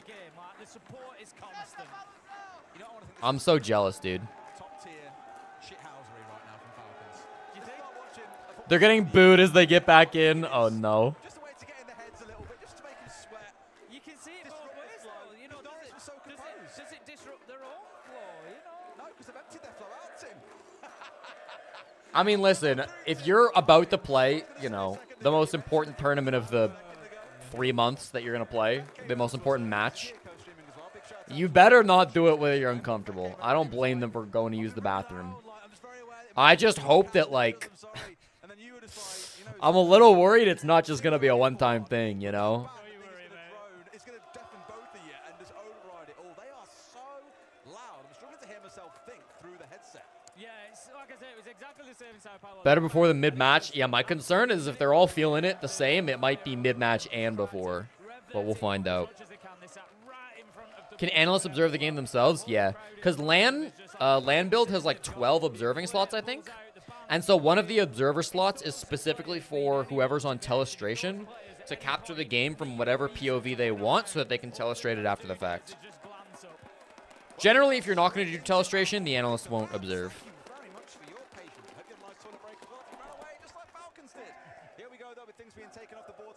Holy shit. Okay. I'm gonna pull a BDS real quick here, chat. BRB. Tim. This is coming away from Falcons because W7M are also big Dokkaebi players. Azame will get taken out. We know the value of her on the defense. Blackbeard and Kaid will be our final two. So no major surprises there, Des. We are seeing sort of a similar trend throughout the tournament. Obviously those power operators being the ones taken away, but Azame particularly able to reshape a lot of defensive sites, able to create new lines of sight. I'm particularly thinking about that top floor. If you're defending up there, you've got the piano area that can be defended really well by Azame. Extremely useful down in basement as well, around pillar and wine to try and sort of prevent that backsided push. So lots of use there. No surprise to see W7M taking that away. Interestingly, a ban that you see quite a lot against Falcons, or at least we have throughout this week, has been the mirror, targeted against Brede, who has played it a good few times. I thought we'd see it down here in the basement of Chalet, but instead, he's gone towards playing on the Maestro, Tim. And what do you normally see when you see a Maestro? Well, you see a Brava come in on the other side. And we saw a team earlier this week, I forget who it was, made a really smart call to ban away the Brava and then play things like a Maestro and other operators that could really benefit from the operator being off the table. It felt like such a niche ban, but they used it to great effect. And so here with Falcons, their view has been to not try and ban that Brava away. We're still going to play the Maestro here as well, but you've got things like Mute and Mozzie on side, all about denying those drones away and making heavy use of information to beat out W7M. Let's get things underway then. Round one action phase will begin. Falcons on the defense to kick us off, and they are choosing to go down to the basement first of all. But as you just saw there, we've got Liquefact users both up on that top floor, Des. They're going to be trying to just stretch W7M as much as possible. They're there to waste time. They're there to maybe pick up a life if they can along the way, but it's not the end of the world if they don't. What is more important is that they make W7M worry. So the first question we need to see W7M answer is, what are you doing about those roamers? It works both ways, right? In the sense you've now saw one player drop away from that second floor because Parley was straight up to the garage wall, has got it opened up in. Alright, let it be known, I'm like 10x the speed of BDS when it comes to taking a shit. Or Falcons, I guess. So I think it has pulled a couple of players back in towards sites itself. I say that, Shoko and Liquefact are now both back up on that top floor. Realize there isn't. Okay, let's log in. Yeah, I think they've definitely made that call. We can just see a bit of damage being taken either way, but ultimately it's Solitaire. Yikes. Alright, good start. Use Solitaire, both find a pick. And that is a great first Shit, world record. You know me, bro. Gotta be careful there. Dots on the Monty, just showing his real Come back. side. Is Ace bugged? I did not see it. Left inside his side, and they will do a good bit of damage. I haven't seen any Ace bugs so far through the tournament. Does manage to pick up users, and W7M start fighting back. Yeah, users a little bit in the open here, Tim, but the key thing is they're looking for control of key parts of the map, looking for that dining control to have the hatch, and then also looking to get trench here so you can plant inside the barrels. Surely somebody on Falcons retakes top, no? Have cover behind it, but I'm concerned. Because if you can retake top, you play the dining hatch, you're in great spirits. This is like a free win if you can just take dining hatch. I assume it's been opened. There's no way they reinforced it. Yeah, it looks open. Yeah, it's open. Alright, I mean, nobody goes up, but I guess nobody needed to go up. Just swarmed the entry point. Obviously 3v5, but not a great push. The King George bidet is crazy because, like, you can go take a shit, you clean your ass so you don't need to wipe, get your hands in there so you don't need to wash your hands, and, like, open your mouth, take a sip, you don't need to hydrate either. It really speeds up the whole bathroom process. They didn't manage to chase them down. Falcons did the damage and just opted to go back to side. It was good stuff from I can't lie, though. I don't have a King George bidet. I do have a Ludwig bidet, but I don't have the King George bidet. I would take a King George bidet, and I would do a comparison, but King George's never given me a bidet. There's your hydrate, Celon. I'll collect them all. I got 2 toilets. Only one has a bidet. So W7M going to brush themselves off here and go again. Probably going to be, though, appreciating the damage that those bands are going to do, and finding a way to adapt to that is going to be crucial here in this attack. And Lud did. No, but I bought it from Lud. To the top floor we go then. Or is it kitchen? No, it's kitchen, sorry. It is. Just mixing up my silhouette. The players are up on the top floor. Going to be kitchen and dining then that Falcons look to hold on to now. As we can see, we're going to have a large top floor presence from Falcons here. They particularly want to hold on to that top floor site as it would be Master and Office. Oh, I feel like this should be a BO5, man. This could easily have been the grand finals. It sucks we get at quarters, but that is the way the turntables. That's not even a format issue. That's just the way the dice roll sometimes. I'm quick to blame the format, but it's not the format issue. We got this game early. That's just luck of the draw. They're not checking out what's going on. In this round, it makes sense because there's those 2 bulletproof cameras in the back pocket of Usis and Shaiko, both now deployed, that can be stolen away. There's things that are going to impede them, like the mute jammers that they also want to see taken away. And that's where you've got things like Twitch on side. A lot of drone work to go on. No Mozzie in this round to impede you. Playing a bit of cat and mouse here with the operator. This is pretty miserable. If you're Falcons holding this, no Castle, no Azami. Obviously, Azami was banned out. Castle they chose not to bring.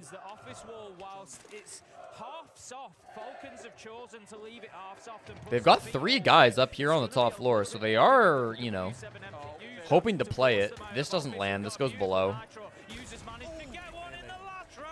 Yeah, not really close. That's a freebie. Surely that's a freebie. Go to his POV, please. Please. Please. All right, a little bit of T-Tours. It's fine. This guy's not swinging you, bro. Absolutely ridiculous that Liquifat gets to survive here. The drones are really good from W7M, though. Finally clear Liquifat.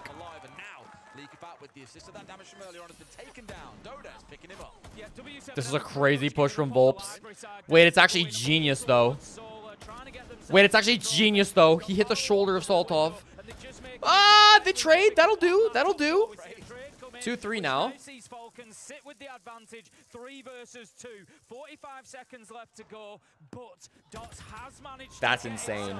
He's upside down repel big window. That's not even Saltov's fault, bro. Who plays there? Continues to mop them up from that double window up on the top floor. Oh, here we go then. Straight up just 1v1s going on right now. Palu taking off the window. Without smokes, this should not be winnable. Even with smokes, I mean, they would just drop the hatch and kill you. I don't mind the plant spot, but they just drop the hatch and you're dead. Pros don't fake. Hold on, hold on. Ah, nice try. Wow, Palu lost in the round by baiting. Kinda. Don't worry about it. It's fine. Didn't really do enough to disrupt them. We were talking about faster an office and how important it is to control those areas. You could see there at the end, you know, the kind of... Can we turn up the stream? Sure. ...that you hold from those positions. And Falcons were able to play there the entire round as they were never really disrupted. They That should be better. really moved away. And this is why at the beginning I spoke about opening up that office wall, make them feel a little bit of pressure. As it was, W7M kind of played towards Library, but then just said, nah, they dipped away. They went into solo. Hashtag LATAM Observer. I would imagine it's actually English observers, not Brazil's. Pressure from down there because he was just getting hammered from those top floor players as soon as he came back up into solo. So W7M need to, I think, be getting more control of those critical areas. What I just love is they're down 0-2, and yet the fans are still going absolutely bonkers. Oh, in the crowd. it's crazy. That band is not going to stop the whole way through. Guaranteed. Not the best start, but W7M still looked good in those 2 rounds. They still, I mean, the first round not so much. The second round, they still looked like a strong team. Is Shaiko DCing? Shaiko, hello? Does Shaiko's mouse work? Yeah, I think he's fine. Any observer who cuts right before a fight is a LATAM observer. That feels... This sound from W7M, yeah, what's going to make the difference? That's how I try to think about these rounds. When a team has lost a couple... Wildcard loud in grand finals. How did they get that first attack on the board? For me, I think map control... I would expect to see... Honestly, I think W7M are the best team on the side of the bracket. All pushing from wine door, and then that round combining like historic results with how they played in this tournament. Of the map, working from double window and solar. They're not disrupting Falcons, and they're not taking anything away from them. They're not stopping them playing. What's the fourth team? It's Loud, W7M, Falcons, and Furia. Oh, Furia's good too, though. The side of the bracket is so stacked. I don't even know who wins. Give themselves something to work with to create. For predictions, I picked W7M in this game, and I picked Furia in the next BO3. Coming in here for Falcons. Yeah, of course, will help you with things like the Blitz Shield, but more than anything else, I think it's again about sniffing out more of those drones and denying it away from W7M. They've only got 2 out on the field, and you're looking at one of them right now, Tim, up inside a For getting Furia like their Chala. Okay, bro. Okay, information when you pair things like the Mute with the Mozzie, or as we're seeing here, the Mute with the Soulless. Everything is about keeping W7M constantly second-guessing where these players of Falcons are and being bitten by it. I really like it because it's such an aggressive defense across these first 3 rounds from Falcons. They're looking great. W7M have to get moving here. They've not got themselves inside of the building. That's a really Levac jumped out to kill Volts. Where was he? He jumped back into Fireplace. Okay, he might have run out front door, I think, to kill him.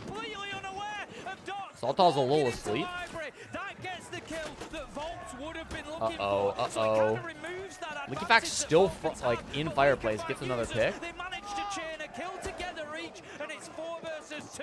Falcons again. Dude, you gotta give it to Falcons, man. They're playing aggressive, man. They're stepping up and they're making moves before W7M have a chance to really get their feet underneath them. Like, you force Dots to be in a 1v4 on Blitz. If you're ever a Blitz in a 1vx, something has gone horribly wrong. But it's like, it's just Falcons taking the initiative. That's a very obvious Siege X sound moment. Yeah, it might have been for Saltov. W7M just are not in the game right now. Triple kill from Leakafac just to close things out. And as I said, it was that first kill onto Volts for me, so it was off screen. After Medics shared his powers, Observing got a lot better. Yeah. Yeah, Medics kind of redefined Observing, and then he taught Easy as his disciple. And now it's like it's spread to a couple of different strong observers, both in North America and Europe. And I think Brazil's caught up quite a bit too. Red Light's been quite good as like the 3rd best European observer. Nova and Battery have done quite a good job, I think, in North America. Well, shock horror, Tim, straight after our bans, we're into a W7M timeout because it has not been pretty so far. Na outra, a gente, mano, eu olhei, não tinha arame, não tinha porra nenhuma. No máximo era Fenrir, mas yeah, everything gets a lot darker on the new Siege X maps, which I don't know that I love. I feel like it's gonna be hard to play in. No, Battery observes. Lembra daquela correção do Rod Hill? É a gente pegar e entrar. Tá dentro do mapa, vamos jogar pra Forte Bíblio? Bate na massa, vamos? Só que o primeiro step, rápido. Drone no pé, entrou garagem, subiu o animal, tenta uma kill rápida, tenta uma kill, para o round, aí domina.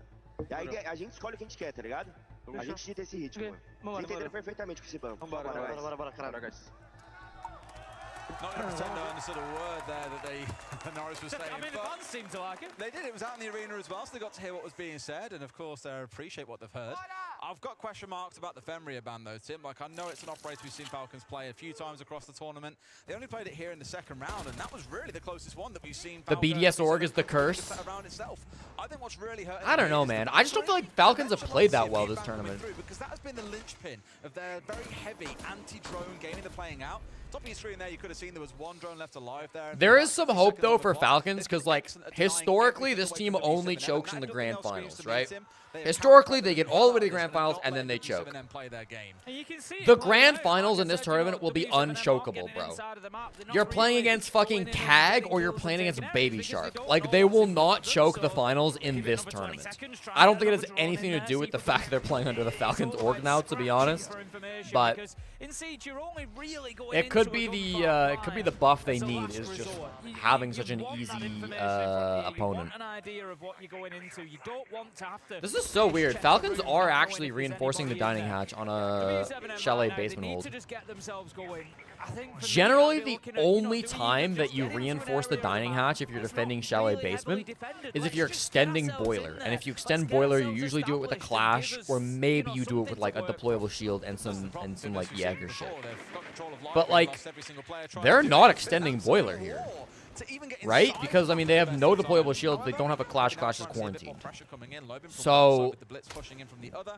The Monty at least is going to force Falcons back. So for the first time, not able to hold into ground that otherwise they would have liked. It's odd they set it up like this. You can see as well Falcons growing in confidence as round by round goes on. We were talking about drones, and that's one that has at least not been found.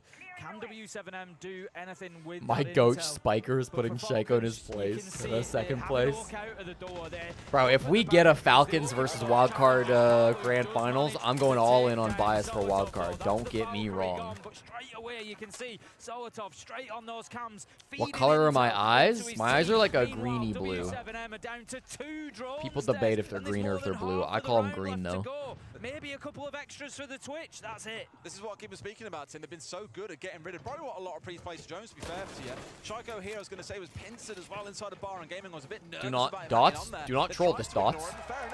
You're a good shield player, Dots. Don't troll this.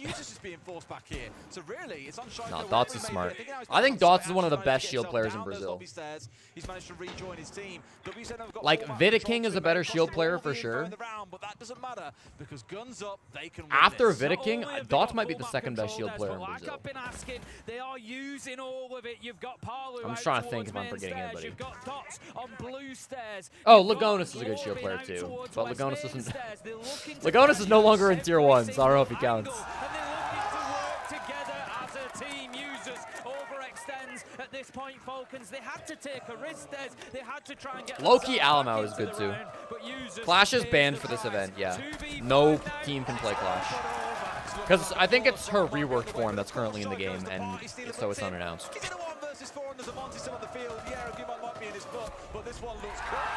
Wow. Finally on the boards. Yeah, managed to find their feet, and it comes on the back of that tactical timeout. I didn't get invited because I'm biased. I'm not biased on the cast. On the co-stream, I'm absolutely biased. NA has never lost to the French in a grand finals. Who did Youngtis play in the grand finals in year 1? Good stuff from W7M. The key thing they changed in that round for me, and I can only imagine this. Also, it would have been M80 lost to BDS at Esports World Cup like 2 years ago or whatever. Although that M80 team was like majority European, so. Was it Continuum? When you had Loman coming in from off his balcony, and you had the Monty coming into library. After that, they slowed everything down. Okay, Cannibal Jesse cannot be a hashtag in this stream. Let's rein that one in, Hale. I did not eat anybody. Just want to make that one extremely clear. It's the same with users trying to get really aggressive onto the Monty. They've paid the price there, so now all the onus goes over to Falcons. Are you going to slow things down here to match W7M, or are you going to try and go even faster and break your neck in the process? I think Falcons need a 4-2 half here, so the job certainly isn't done for them on the defense. It's not going to be easy. Cannibal Jesse, January 6th, Jesse. Here we go. Shaiko with a big play. Shaiko with the big play. The second greatest shield player in Brazil. They tried to slow him down. Falcons said, well, you know what? Let's go even quicker than we were. I'm a little surprised Falcons didn't want to ban out the shields from Dots. They did ban his Blackbeard. Such a crucial operator to pick off. Outside of that, again, I thought W7 were coming real smart here with things like the Deimos on side.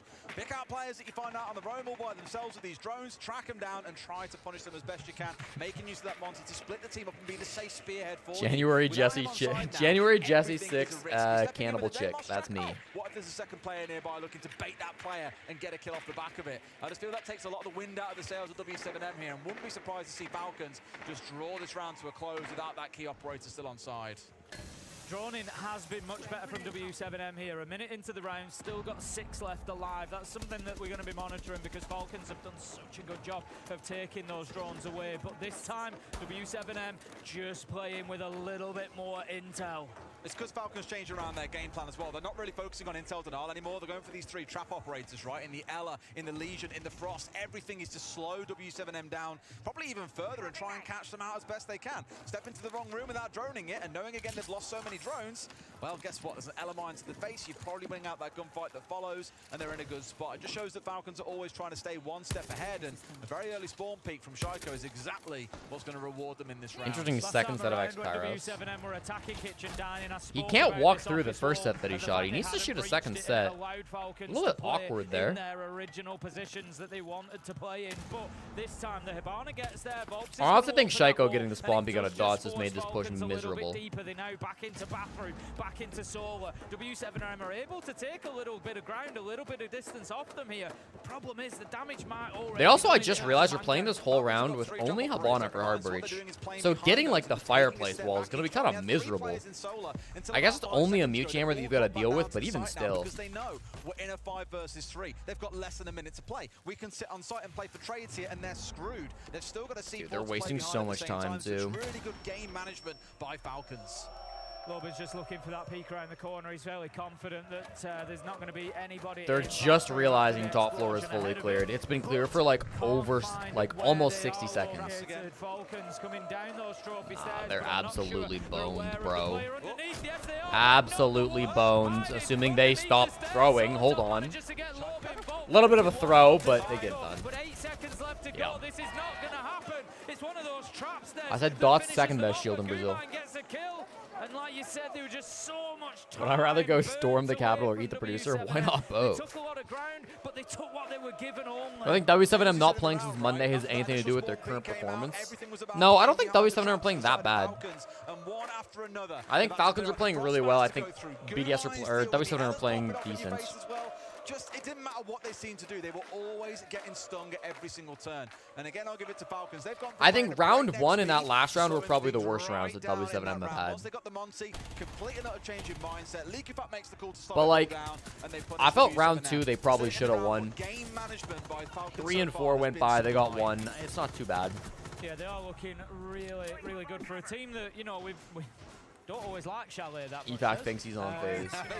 They love Chalet, Tim.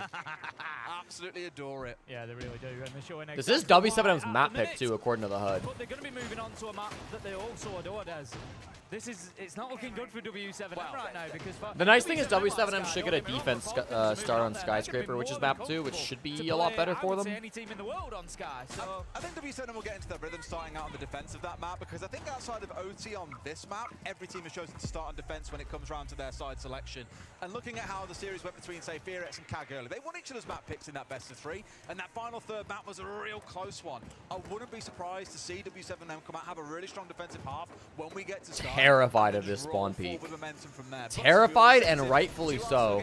Who is it up there? I think that was Shaiko going for another spawn peak. Listen, he killed Dots last time. Also, Dot's not running the shotgun, interestingly enough, on Ying. Most people are these days, I feel. Right now, are still working. Dot's sticking with the LMG though. Into the building. Dores is the only one inside at the minute. He's been able to get himself into the base. Dude, someone in the BR crowd has got maracas. Any of those tracks yet, but he has at least taken that little bit of ground and can start making sure nobody is playing down there. But ultimately, it's going to be the top floor that W7M are coveting.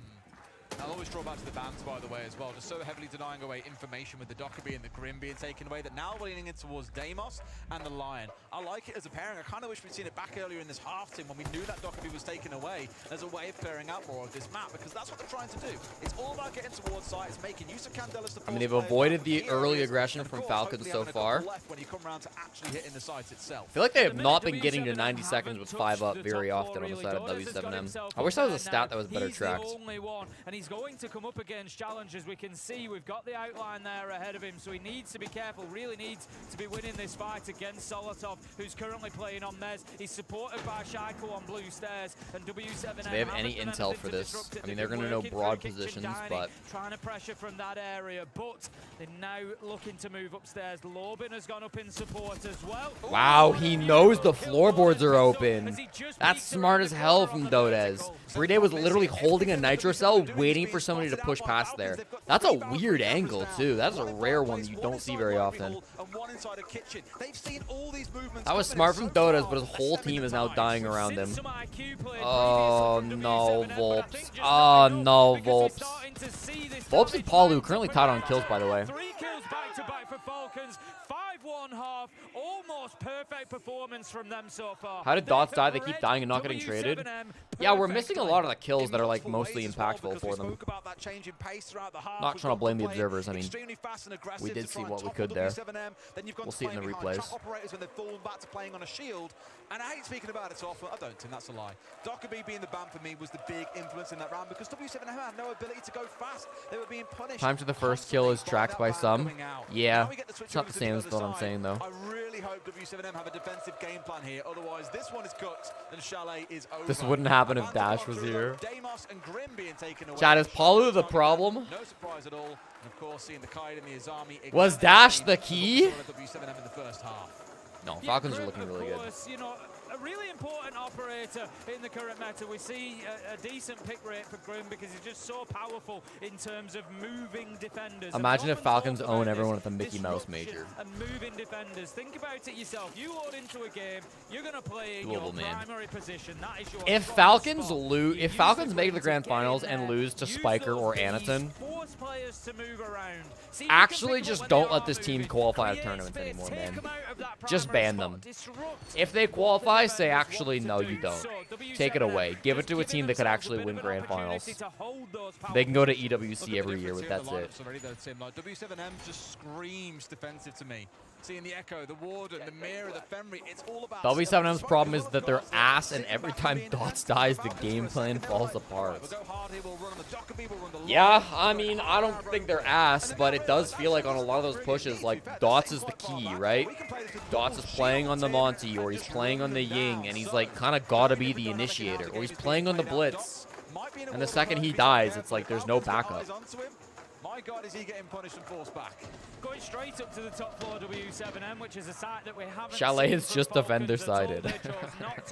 It's another one Not of those exactly. sites that maybe limits, I'd say less so. I talk about this often on sites like Nighthaven top floor and Cafe top floor. I think Chalet does allow you... Bro, and now they got to defend against Blitz Blackbeard. Good luck. Blitz Blackbeard, Lion Amaru. What are Falcons cooking, bro? I'm actually so confused what Leaky Pack is doing on the Amaru. Is he going to go...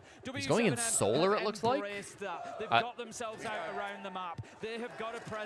had the zoomies. Yeah, he's going in solar. Nobody's here. There's a dread mine, though. Somehow he's not punished. Oh, that's really bad for W7M. That's really bad for W7M that he wasn't punished that whole time. Bro, they just weren't in the bomb site. Nobody was in the site, and the ones that were got rolled over. Dodez was in, but it's a flawless execute from the Falcons. Oh, no. Oh, no. They're in their heads now, too, bro. They're in their heads now, too. And it just made it so easy for Falcons to take advantage. My predictions are in the dumps as well. In we go. Fuck, get man. aggressive, get the kills. Palu gets picked up at the bottom of main stairs as he's trying to get back. Lobin gets picked up as he's trying to get back.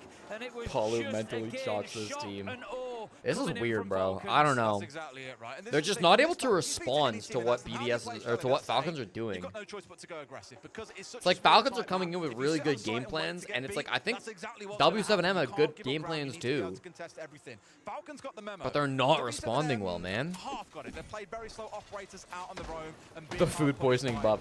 Bro, if W7M all went shit before the game, they would be playing way better. One of these teams is full of shit, and one of them is not. And I'm not talking figuratively here. Absolute chaos during the execute for the Brazilian side. They're down 6-1. This could be map 1 done and dusted, Tim. Like, it just Paul feels and like Wolves need to W7M have TK really now. met their maker right here Bro, on it's one. 3-3. It's 3-3. It's looking like it's going to be a tie. Mistakes and no timeout against a Falcons side that are just running roughshod over them right now. Users 9 and 2. He has only died in 2 of 7 rounds. Just goes to I like the show- overhead too, yeah. Leaky back on the Nook. To show how Okay. limited the impact of W7M on this matchup has been so far. And You're gonna that's walk up snow? uncharacteristic of the Brazilian It's gotta side, be, right? Des. It's crazy because Dodes especially, I mean, Dodes and Palu equally have had He a doesn't have a fantastic can, though. tournament. Both sat around about 115 EPS between I guess them. he's got a buck on his It's team. just been scary. Like, their entry rate has been brilliant. They're the best. Here's the jump out. All right, Volps takes the lead over Palu in terms of kills. Massive. Very, very 50-50. They've stayed in contention, admittedly. Oh, he's just going in front door. Solotov is gone. It's a start, Tim. The thing about that Dockerby I spoke about on the line. I is don't in the know hands about of this for Falcons Leaky here, Back. and they can use this to punish. Yeah, I feel like W7M sort of starting to get the message of we need to get aggressive here. We need to be going out of windows. They we could need to pop a take logic risk, bomb for him but in sight. it may just be too Or not in little, sight, too but in late. bar. We see Leaky Fact working underneath with the knock. Lion trying to charge. get a cheap Freebie. kill if he can. Freebie. No, Licky back. Oh my god. Opportunity was there for him. Dodes is better. Punishes Leaky Fact, Sijac sound does not favor the French. on a rare occasion so far here on Chalet, have got a man advantage, 5 versus 3, and they can now is the time where they can start to sit back a little bit. We saw it from Falcons, just move yourself back, give up a little bit of ground, let them. Oh, Volps is taking over this round. 2K starts. Sure enough, he'll keep himself alive here, dodging around those nades as they come on through. But Now it's Falcons' turn to show if they can adapt. Their plan fell apart. It's a 3v5. Okay, nice shot by Usus. Volps for 3. Oh, Palu believers. It might be over for you. Volps for 4. Palu believers. It might be done. That's a Volps 4K. That is a 4K for Volps. Sorry to those that believed in the tie as well. Oh, did Palu get 1? Okay. He can bait for 3. Okay. We'll find out. Great round from Volps, exactly what W7M needed. Someone owes me a private jet. You voted correctly. You rightly said after the start of last round, 5 rounds they need to win. They've got 1. There's 4 more still to go. And in this scenario, Falcons. Can somebody count how many aces we've had this tournament? I swear I've only seen quad kills. Been a couple aces. I mean, you gotta keep in mind, aces are very rare. They're relying on Falcons to be the one making the errors throughout the rest of these rounds. I'm hoping they can do it. At the 6 Invitational, there was like, I I think 15 or 16 aces total. And the 6 Invitational has like 3 times the number of games that this tournament has. So I get another private jet. That's how it works. Oh, I see. In 7 rounds, that's wow. They need to be stepping that up. Volps has done so with his 4K. Palu 3 of them were Ambi. well. No, I think Ambi got 1. To be joining Volps. The only person at SI that got multiple aces was Sploit. Yeah, I'm pretty sure Ambi got 1. That fires them up. The supporters are in front of them going absolutely crazy. Even still, the volume is up. They just need to harness that energy to W7M. Yeah, 4Ks are way more common in Siege than aces. At least in professional Siege. From below when you've got the block on side, but naturally you see him lined up alongside a sledge, and you think, there's no floor that is safe inside of this map. Really what they want to try and do here is get control of that top floor with the line and the Dokkaebi, and then look to work vertical angles before trying to look to go in for a plant. On the other side, W7M... Listen, if Falcons were going to choke, choking in Rio de Janeiro with a crowd full of Brazilians up 6-1, but having to attack is a way for it to happen. I'm not going to say it will, but, like, crazier things have happened. Solotov just taking out that default. This is an easier game to choke than, like, basics as well as the more complicated stuff. some of the other games Falcons have choked. Users has managed to just get inside of main lobby as well, but still W7M are largely in their original positions at the minute. Dordez is playing inside of office on the Tuberai, looking to deny out any Dosh just insight, does get traded. Fight, but there is a trade there for Solotov, 4 versus 4. There's a great reverse shot as well. They have Tuberai to keep the walls closed for a while. Tuberai playing Office right now. I will say Tuberai in Office is one of the most powerful positions on all of Chalet. Because it's so hard to clear Tuberai out of here. Because he's going to keep this wall closed for a good amount of time. Ooh, that's really late, to be honest, with the Tuberai. Also, I love that it just doesn't ice the walls. He's got to time this right. Yeah, just making it really difficult. And they're going to find the Zoto below. He's punishing. No, he died to the exothermic. Dude, the guy below him, Solotov, shot off the Zoto canister. So then Dodez was standing right next to the breach, and he died to the exothermic charge. No, you're joking, bro. Because he thought the wall would stay closed because he had Zoto canistered it. He'd frozen it. But then Solotov didn't shoot the guy. He just shot the Zoto canister off the wall, so the exothermic charge blew him up. Oh my god, that's so funny. Out, that they get it moving. The Dokkaebi call really needs to be that go signal to start moving in and thinking about getting W7M still have top floor though. Volps has retaken the position. There's no way. There's no way. Volps, you're a madman. Loban and Palu in the sight. Volps up above now too. Okay. I'm starting to think maybe. I'm starting to think maybe. The angel of death in that round, Tim. Playing that vertical. Welcome back, Cookie Kill. Loban did go down, so it was technically a 1 versus 1, but Volps came out on top. That's 2 of the 5 that they had to win, and now we get more operator bans to come on through. Keen to see what both teams try and take away from each other. We know that Dokkaebi has been a bit W7M, the org of that. Bro, W7M, the organization playing in Brazil, has aura. Straight aura to be able to clutch these back. Is this a timeout? No. W7M are starting to give them a few anyway. Fenrir and Dokkaebi will be our next 2 Maybe if Palu walked, he'd get kills like Volps. Operator we've seen used on both sides of the table here so far by both teams to good effect as well. This W7M roster is absolutely fucking stacked with talent. Like, this W7M team has 4 guys with some of the best mechanics in the entire world. And then they also have Dots they can put on bitch roll. Bitch rolls. They got Dots who's a good shield player. Thank you.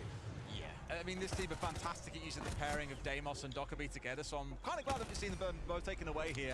May have taken 3 rounds to endure, but I actually think with this in place now, W7M, this is 5 teams on this stage have had at least one person that's played for W7M at some point. Really? W7M, obviously. Furia, obviously. Have Loud? Oh, Wildcard, obviously. You've got the Capcan, you've also, of course, got the Valkyrie on side. We saw this coming out of Falcons a lot back in the first half. Shaiko was originally going to play the IQ. I don't know if Loud have, but I'm probably forgetting somebody. Maybe Elevate too? No, quite a rare pickup. Shaiko used to play it a lot. I said Furia, I said Wildcard. As soon as it's Shaiko playing it, you gotta think, well, you know, it's certainly he's no stranger That's to 3. the operator. So with a few of his usual operators taken away from him, it's you know, more than understandable. But powerful operator, you know, the ability to give that global health. All right, it's 5 for Palu, 9 for Volps. Volps just turned it on. Palu's played fine, but Volps has been the guy that's gotten this team back in on the defense. Now he's playing Capcan. 5 versus 5, still 40 seconds into the round, and we've got Falcons at the moment just kind of spreading themselves around the map. There's a presence out towards library side. There's a presence out towards main. Library has as well. already been vacated. Looking to squeeze from both Did they not hold anybody library at all? Dude, these guys are like all off site. They can just hit site. Oh no. To get inside the building in the first place, but then also move through it safely. And really what There's like no defenders top floor. Palu is in sight and then Dots is in sight. That's it. Everything is about getting a lot of space quickly with those shields. They impacted that Sens wall up there. So it's about keeping as many. Can they toss another one? They are still in position. They could toss another, but they just haven't. That stim hasn't prompted anything. Just to give a little bit of support, just holding that heart. They're taking it real slow, man. They haven't lost anybody yet, though. We continue on at 5 versus 5 as W7M, they're moving themselves around quite a lot now, and that's I think it's the crowd accent. presence that Falcons are starting to build up, and they might just be able to get themselves into a planting. This is such good Blackbeard play by Useless. Dude, he's literally just playing it like a Monty. That's all he has to do. And then pulls out the gun to get the frags. No, he's being burned by his own Capitao. It's fine. It's fine. It's fine. Here comes Volp, though. No. Dude, this is really good Blackbeard play by Useless. Wow. Alright, good push in the end there, man. Great fucking BB play by Useless. That's crazy. I don't feel like Useless has not played that much Blackbeard in the past. Maybe I'm sleeping, though. That bar hold was very odd. They had nobody mezzanine, nobody ego, nobody in library at all. All their top floor players were like master side. I don't know, man. Shaiko got to just jump in library for free and play the hatch. I don't know, man. I don't mind doing that, but then you gotta like reinforce the hatch and put a Kaid on it or some shit. Falcons have not lost a quarterfinal in a year and a half. God damn. What was the last time they lost a quarterfinal? I'm trying to think. If it was a year and a half, it would have been...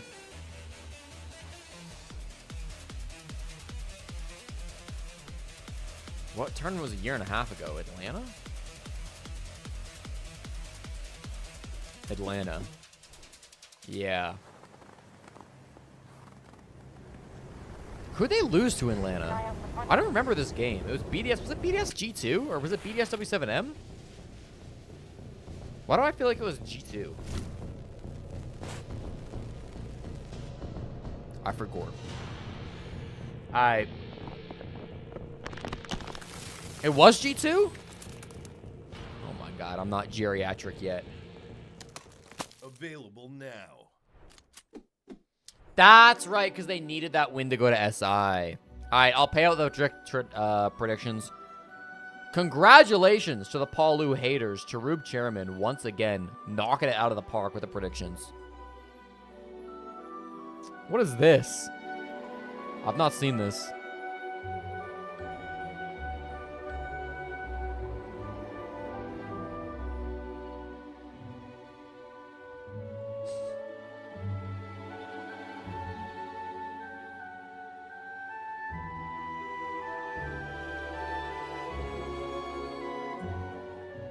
Julio and GDN. Was GDN on W7M? I do not remember this, but I believe you. Damn, he was. All right.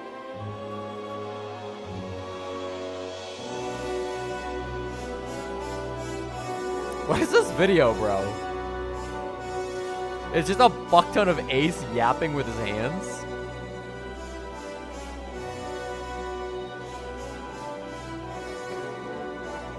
Somebody had too much fun with this. You hope they kiss? I bet they will. I bet the two married men on the cast will kiss.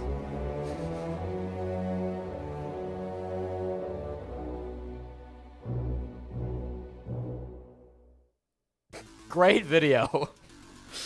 Great video, bro. All right, let's play the GeoGuessr, okay? New prediction. I lost the last time. New GeoGuessr. Do I get top 3? Let's do top 3.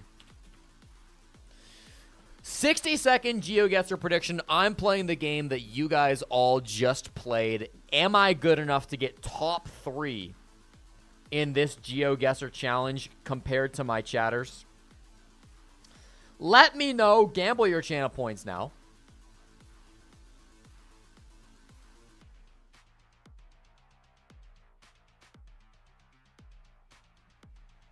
He's conducting with his hands while yapping. The Yap Meister. It really does help, bro. It does help. There's 6. Elevate's assistant coach was also on W7M. My God. W7M org does go deep. Freeze Ow. Yeah, there you go. Freeze Ow.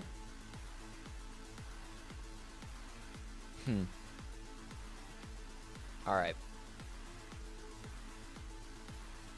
Oops, I didn't mean to close that. Whatever. Ions was on W7M.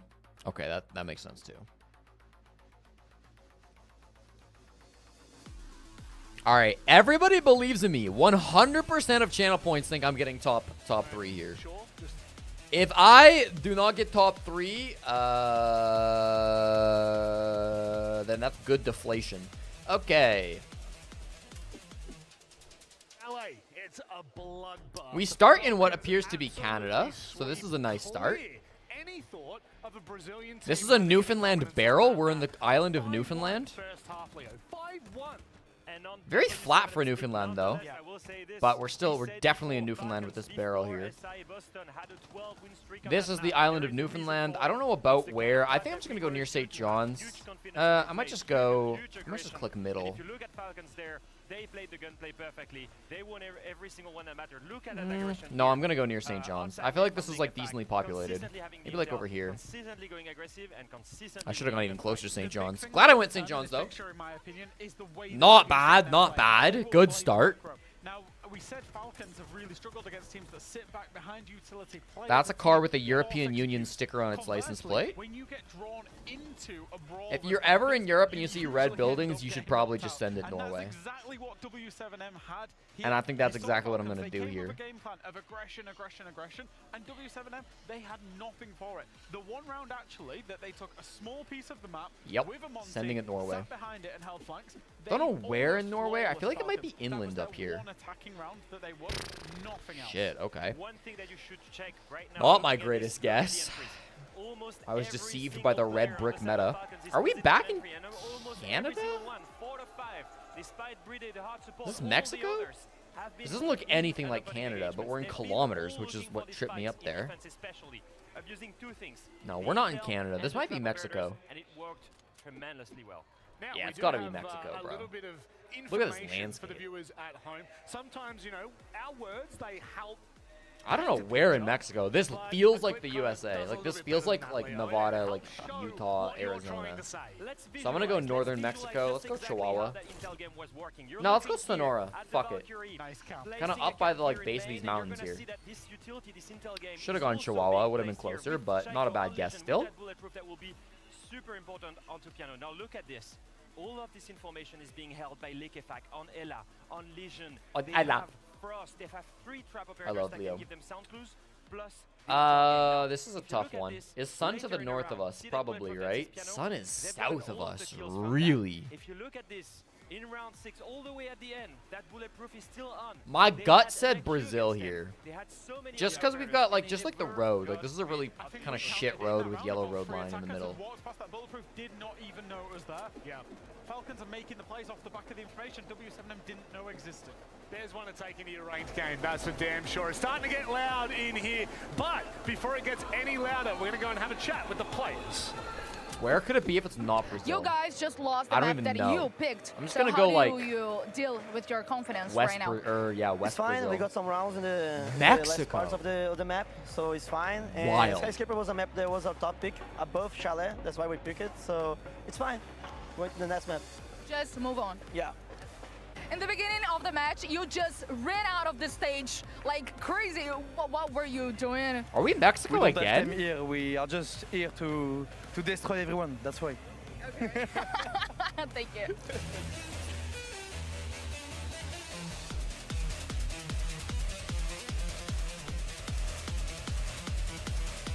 Punta Arenas.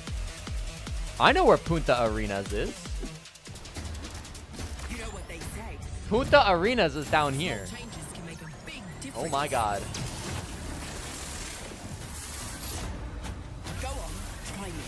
Park is straight north of us.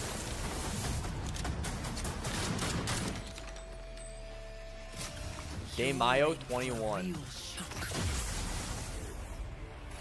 I hope we're actually in this town. Damn right. Let's go. Let's go.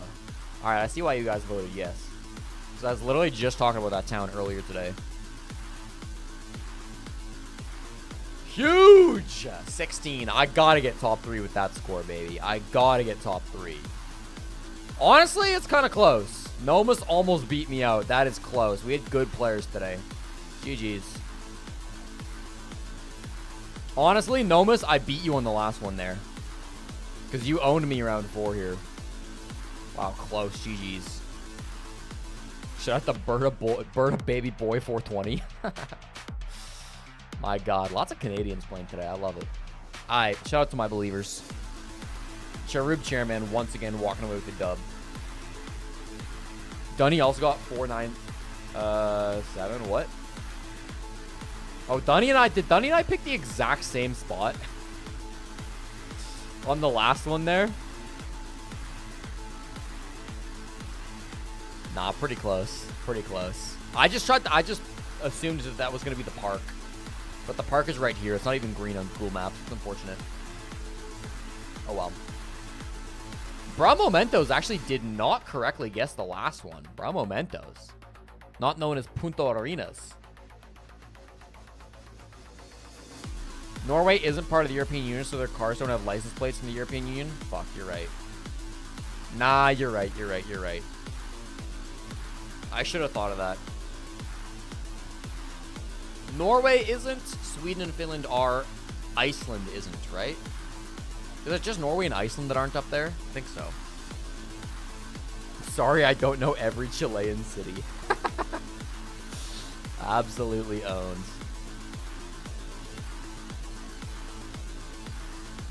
Round 1, you had to know the Newfoundland barrel. Dunny literally got the... Dunny, how? Are there road signs? Okay, there is a road sign here, actually. O'Neill's Road. That's crazy from Dunny.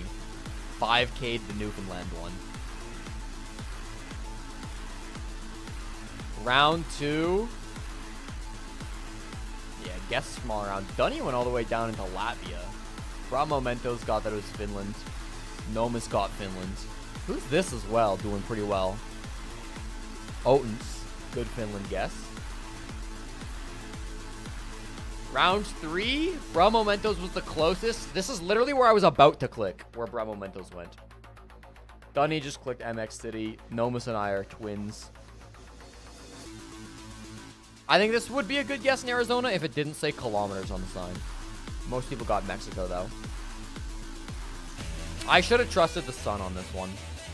If I had trusted the sun and thought about it a bit more, I maybe could have got this. But this is a really tough round, I feel. It's never Europe because we have yellow road lines. Yellow road lines are really rare in Europe. It's mostly just Finland that has them, I think. But that was gettable. All the other 3 top players got it. I should have got it. And then round 5, I just get fucking blessed by knowing Punta Arenas. Alright, I'll give you guys another game. We'll play again after map 2. You versus me. Jack, this is where you want to go. Yeah, Good luck. Obviously, W7M, they'll be starting out on the defense of Skyscraper. Now, when Falcons played Skyscraper against Loud, they got a 3-3 attack split. And the reason for that is that Falcons were very, very good at getting the, not the cross clears. The full clears were not going well. Breaching walls were not going well. But when they were doing the direct... You were born in Finland, you know your homeland? Yeah, fair enough. They should be ready for it. I posted the old one. Son of a bitch. Sometimes it doesn't copy when I want it to. For me, that's the big story. They've been Thank you for letting me know. by the Valkyrie, by the Trapper Bearers. players, this new operator ban There you system go. should allow them Good now luck. fix that issue. Go Feels play. like it has to be a big change of playstyle onto Skyscraper. Play as a team, play behind Turns that out Gold 1 utility, Geoguessr ranked is super fucking easy. Well, WSET GME, the team I just hate playing ranked in Geoguessr because you can only rank up once a week. It's so annoying the way they do their rank system. They've got to bring it back here on Skyscraper before we get underway with the action. Maria had a lovely chat with Norris. Norwegian cars do have the blue thing most of the time, do they? You didn't play in Skyscraper in this tournament, so were you keeping like a secret for right now, this moment? Cara, a gente não é que, pra ser bem sério, não teve oportunidades bem claras pra gente jogar. Até com a FaZe que a gente poderia gostar New de prediction jogar, so I a can gente get my deixou pizza, aberto, please. só que All right, eles decidiram Chairman. por banco. All right, Só não Chairman. rolou Map oportunidade 2. necessária mesmo, a What gente are we gosta thinking bastante for a do mapa, prediction Já here? jogou em outros campeonatos, então só mais Okay, thank you. They didn't have the opportunity to play. They really wanted to play against FaZe, but FaZe didn't pick neither of them. So now that's the moment to play Skyscraper. It's a best of 3, so you have to. It's Skyscraper. I always like the same question on Skyscraper. How many attacks will be won total on Skyscraper? Between both teams, how many attacks will be run? I'll get you 0 to 2, 3 to 4, 5 to 6, or 7 plus. 4 answers. 5 minutes to gamble. Good luck. Think long and hard. Road lines weren't right for Norway. Yeah. I know the road lines are a good way to differentiate Scandinavia, but I've never learned it. I just know that there's different size like gaps for the road lines and stuff. But That's exactly the key there, is that it feels like it was winnable for Falcons. They weren't completely overrun on it. you have a friend that you were talking in Discord with that lives 2 roads down from the round 1 location, and that's how you 5K'd it? That's insane. Are really backs to the wall at the minute. This is going to be a tough one for them to get back into. They've got the crowd support. They've got everything they need. They've got the talent in the server. It was 5Kable. You had the road sign. I was pretty proud of my guess. I was the second closest after you. Because it's a bigger map, it is a little bit more bottlenecky. Newfoundland Barrel gets me the island, and then it just felt close to St. John's based on vibes, so I went close to St. John's. 5-1 previously, just saying, okay, look, get to that second map, things are a bit different there. W7M can breathe a little bit more. I wouldn't be shocked to see them have a strong performance here. For me, again, a lot of this will come down to what operators do we see banned away. The Falcons get hamstrung, or do W7M go for relatively default bans that don't really change how Falcons approach the game? You've got rewards in Rainbow Six Siege. Chad, I think Ubisoft just gave me my elite. Let's go. Of course, I've forgotten about it. It's W7M's turn this time. There was an ad for it earlier today on stream, so I'm not leaking. I'm pretty sure this time around we will not be having that happen again. It was a bit of a slower start last time, so I can understand why. Okay, you sat there for 10 minutes, you want to run to the bathroom. Go ahead, Gamble. How many attacks do you think we'll see? This is BDS's, sorry, this is Falcons map pick. It is Skyscraper, the most defender-sided map in the game. Falcons will be starting on attack, though. Falcons will be starting on attack. So how many rounds total will they be getting? You heard I'm giving you the codes? It's not codes, it's weird. It's like my Ubisoft account is like hooked up to the partner thing, so they just add it to my account basically. Listen, if I had a code, I'd give it to you. Sorry. Game is ready. Skyscraper awaits. Let's see if W7M can fight their way back in, or if Falcons will Okay, stop I'm gonna grab a through snack. with a 2-0. I'll be back.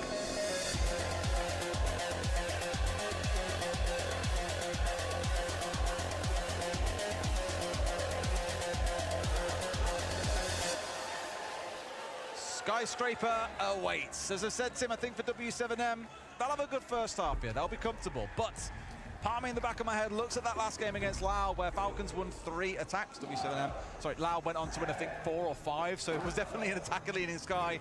Not the sort of thing I think I'd ever say. But will we see a repeat, or will we see W7M stonewall Falcons out?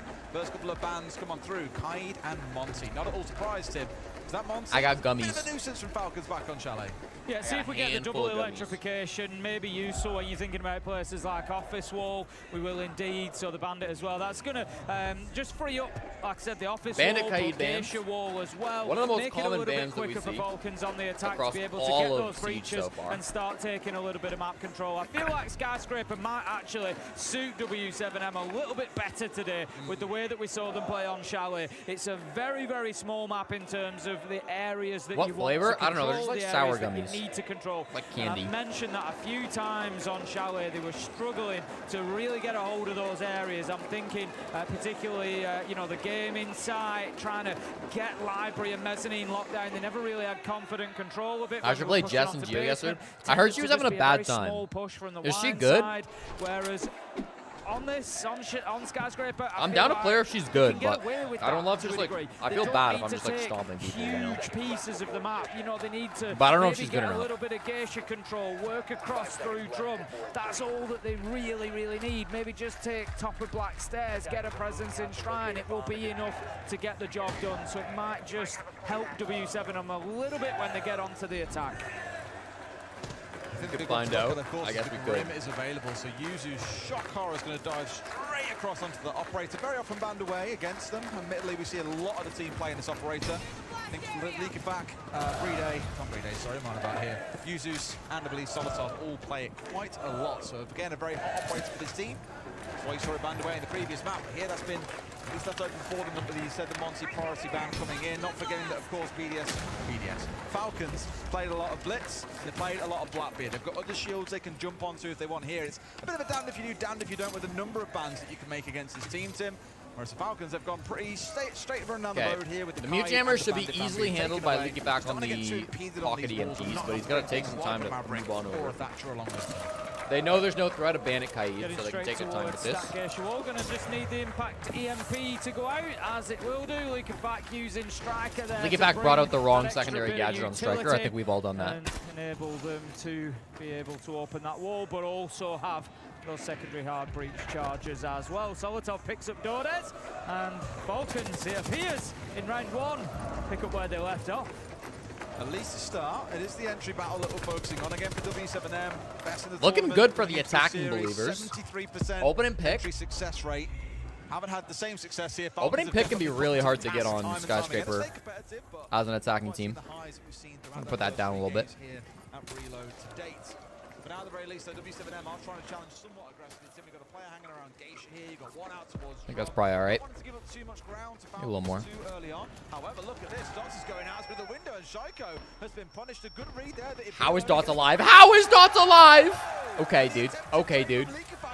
Rotation of the fucking year. Suddenly, W7M have completely flipped this round on its head, up into a 4 versus 2. User's just looking to have a little peek onto the stairs, see if he can get anything going up there. He's going to have a look, Tim. He might not want to be honest with you. He's going to try to take that barbed wire out. Just signals his position to W7M. They look to make Desperation for BDS for Falcons. Dude, I gotta stop calling him that. Just pre-firing as he made the guess that Lobin was going to move his way across and challenge. He did, and all of a sudden, once again in this round, the momentum maybe shifts a little bit, and you look and think it could be winnable for Falcons. W7M need to be careful. No utility to play behind, no C4s, no smokes, no nothing. It's all about the guns here, but they're not going to stop. Both Dots and Volts, a 2K each so far. 1-0 Skyscraper defense. Was looking a bit scary, though. I did like that move from the smoke player. W7M close out that first round. I think that's exactly what they needed coming into Skyscraper. Obviously a rough start for them on Chalet. Get a round locked down, 1-0, just puts a bit of confidence, calms the team down a little bit. And also, they were pretty dominant throughout it. They lost that entry kill, but other than What does your that, geolocation data come from? Do you mean the thing below the stream? I don't know. I would guess your IP. very, very difficult for Falcons in terms of pushing. Is 4-2 still expected for a Sky half? Yeah. Movers across the top floor. They will go this Yeah, time 4-2 or to 3-3. office. And it's going to be much the reverse of what Between we good saw teams, last probably time. 4-2. Falcons, will they attack direct to site? They've taken out the electrification. They've taken away the denial for the wall. They could I'm clicking your IP. go and hard breach straight away onto office and apply some direct Yeah, pressure. great round or from do Dots. they look to go from Karaoke T and move their way across? I am not clicking your IP, but I do like knowing where my viewers are from. You might be shocked to hear it, but the geography nerd likes to know the geography of the viewers. Not your address necessarily, but country, region, town. Arizona from A-Mars. But it was great aggressive play and has got them off to a good start. Shout out Now, AZ. talking about, Tim, is how the Falcons figure South this one out. Africa? Really South Africa's solid dope. defense. G7M wasted a lot of time around the map, didn't find themselves falling back to site until there was about 45 seconds to go. They've played it Open the well. So polls. Do I want your credit card number? That would be nice. That would be nice. Nix from Finland. Going out, just gather that Maku, where are you from? I don't remember. From Karaoke T-side and number. I think you're American, though. Stacking up over that side at the minute. Leakafak just getting himself onto Black Balcony while the pressure is applied here towards Geisha as well from meeting window. We're going to see the impact trick just taking that Selma charge off the wall. I don't remember. Also going to be blocked up with a Kiba barricade, but You don't Falcons them are anymore. inside the map now. They're going to get the Claymore down just to try and protect that flank, clear out the mirror utility, and start working their way across. Spoitland. What are your pronouns? I don't think I know your pronouns, Kibby. Sorry. That wall into Geisha Remind box. me, though. He's now sat on that window, can at least challenge onto the player sat inside of it. I believe it's Palu who's sat nearby. That's why he's out of impact. I will He's trying to dox get each out and every the way one for of as you. long as he can. Falcons getting themselves set up, Tim, but half the round has played by. And don't forget, this is not the site. There is a lot of focus right now out towards this side of things. And surely a freebie for Palu. Wow, Palu. Shaiko should have known that he was there because Yusuf has been playing this down to him for the last minute or so. But it's a bit of a Dots freebie. and Volp Two both back end the up other way. falling. So suddenly it's Freebie for Palu. So Palu does it again. A second player All the down for Palu free. gamblers are a little salty we didn't see this Palu on last map. Around the map that equalizes everything Palu is doing. Leakafak just holding his angles there. I think he thought he was going to push, but he wasn't. Users I feel like that was winnable. Loban 1v3 though, this is going to be really difficult. They have over a minute to find him. He does have 3 toxic babes, but they have a drone. They saw him, I think, just there. Try to get something going here, Lobin, just using that toxic babe canister to at least cut off one lane. It means You're the Jamaican flag. the dragon side for 15 seconds or so, but with 45 left on the clock, 2 smoke canisters, I don't think is really going to cut it in this 1v3. We've all been in set like this, Tim, where your mates have all run off and died around the map. What happens You're with left alone 3v3 against seconds 4 or ago? 5 players just like, really? They caught Palu before he got back to site. This is an almost impossible situation to deal with, and as long as Falcons Yeah, they knew exactly where Loban was that whole time, start to finish. This round is a surefire win, but Solotov had the confidence in himself to get the kill. And Where is Loban's off the board. Spoitland? I guess that's got to be Sweden, right? A good response from Falcons. I think Spoit is from... They're going to be looking to get this one done as quickly I don't know what town Spoit's from. I did. It's not Stockholm. To finals, so it's certainly not a problem for them to be playing in venues, on stages, with crowds. You know, they know what that's all about. Their particular personal challenge has been getting I don't know. final one, I don't know. getting that last hurdle taken, and I think that's probably something for W7M to make sure they remember here. Is Oh, in the bottom thing, Beetle. That makes sense. will not, in the early stages at least, give away Northern any Sweden? unnecessary chances. I've just seen what site we're I don't going think to, so. Tim. And no What's one my on the favorite believe place when I I've say this, so you visited? see Well, I've it's never not visited extreme. Poland. Going down to Ben. Honestly, I think my favorite place I visited was Sao Paulo. I loved Sao Paulo. That's exactly where we're stepping. I'm pretty sure looking at like Freshest Bingo cards of old, it's always been the one site that was never picked that maybe couldn't tick off that box. I thought Spoit Spoit was from like Western Sweden, but I won't claim to be confident in that. We haven't actually seen at the tournament overall, Tim, but definitely be one I'd expect to see there. So, an interesting selection, not a common one, I said. Like This near means Denmark, I W7M thought, but I has don't been know. cooking, Tim. They've been in the kitchen, they've got something prepared here. Tim, they've been in the kitchen, Hello? they've got something prepared here. And Falcons are going to be the first No, one. I really like Sao Paulo. Just looking for that early I really like opener. Santo Have a little Domingo peek as well, out of the window. I don't think but it's I gonna didn't get go any there for joy. work. I just went there Falcons to are looking very sharp get today. engaged. I'm not sure they're going to be giving away too many freebies like that. Immediate attention coming over to the top floor, over to the office side, as we would expect. They're going to want some verticality. It's probably my favorite It's places. not a site that we see attacked too often, but you want to get control of VIP, get control Spoit was from of Bangkok. office, Nope. exhibition, start ripping up that floor a little bit. I don't know, and maybe get he just was force born those there, but he players did not out grow of up in sight. You can Thailand. then maybe work through closet window, give yourself a little bit of space to maneuver on in. They're still working on those top floor walls at the minute. VIP has been impact tricked. Wow, 3 good times impacts. now. Cleared So out no 2 more different Selmas Selmas just with remaining, so impacts, there will bro. be no access. There is a line of Impact sight, tricking in but the no year of our access Lord in through 2025. That is a rarity. They get rid of the cam. Yes, they do. That's taken away too. I like it, by the way. We saw it in the last round. This very Might be big tech to focus pop from that Palu on playing the office impact hatch. trick. Although I guess the site is below. You can't really pop it. I was gonna say pop the office hatch so you don't get the so you can't nade the evil eye. But if the bomb site's below, you probably don't want to pop that. They don't get VIP open at this point. They can get a little little sightline through it if they want, but at least we're seeing on our other screen, everyone has dropped away from trying to play that angle, acknowledging they can't get through.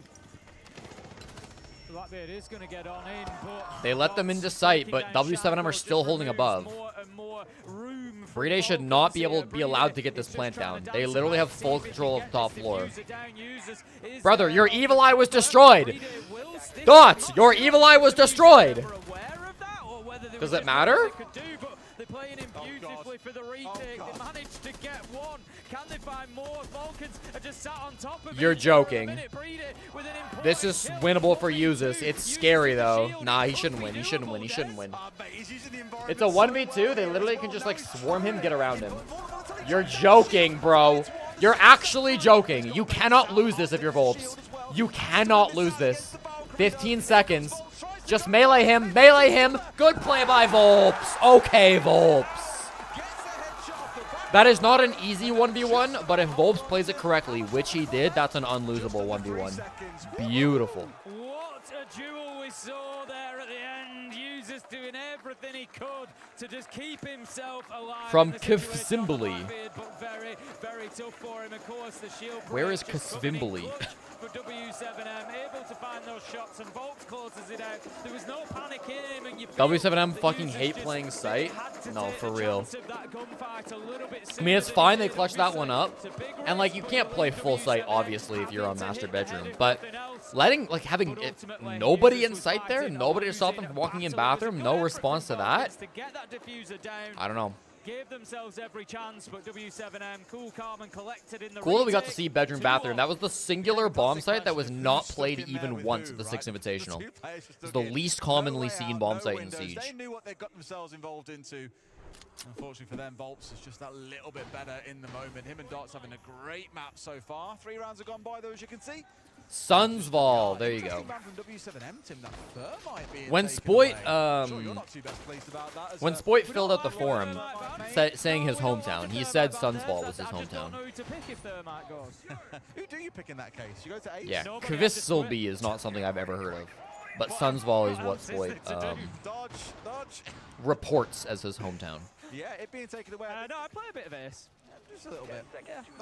Meister going on cams just to see Valken default cams must be depressing. Yeah. Well, they've seen it on 2 sides there. Exhibition, it got picked up, and then, of course, downstairs, it got picked up as well. Bride playing it in both of those.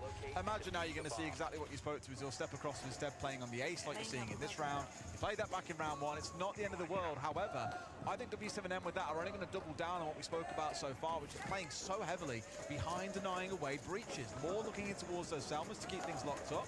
You might not see it on this site, but with future sites, keep a very close eye on that, because I think, Tim, they'll try and keep things like site walls or the VIP wall locked up tight.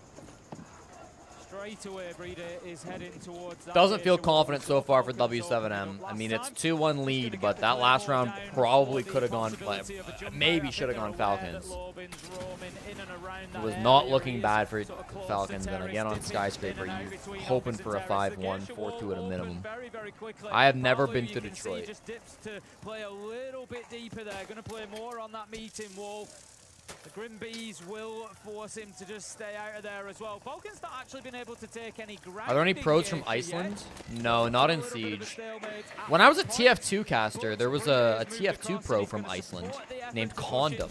Off this side now, so Geisha is something that they can use later in the round, but for now, they need to clear those roamers. It's going to be so impressive when they've got that done, though, Tim. Of course, the Dockerby helps out with it if required. We've got the Grim, you've got the He was a users, goat. you've got the users. Condom was a goat. Being played by users. Have I been to Windsor? No. I'm from Western Canada. The only places I've been on the East Coast are like in Canada are Toronto, Montreal, and Halifax, and well, quite a few places in Nova Scotia, PEI actually. But. Where he goes as the round develops. Lobin is doing a great job here actually. It's a minute 40 in on the frost, and he's still present. Shaiko is going to rip the head Shaiko off loves playing that position.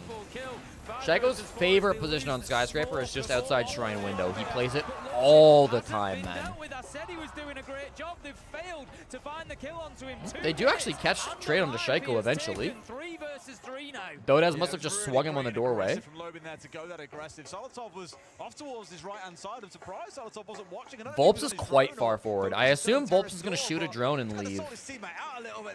I don't think Volps is going to stay there and shrine because he's really isolated. Palu is like Geisha and then Dodez is like on site. So Volps playing here is kind of ridiculous. Oh my god, they didn't drone him. Oh my god, they just didn't drone. They have 5 drones alive. They have Grim with 2 Bs. Are you joking? Sloppy from Falcons. Alright, well I said he would shoot a drone and leave. I guess if he doesn't shoot any drone, or if he doesn't see any drones, no reason to leave. Is it Radford, Virginia? I've never even heard of Radford, Virginia. Only bad round they've played? Yeah. This is the moment where they crash out.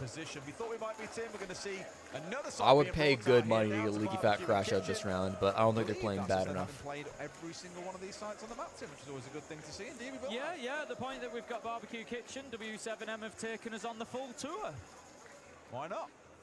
The bathroom one will be the most interesting one, I think, looking at it if it gets picked up again. Not that I expect it will in this rotation. You're not going to see 30 to 40 hours connecting to South Africa to Canada? That's horrible. I'm sorry.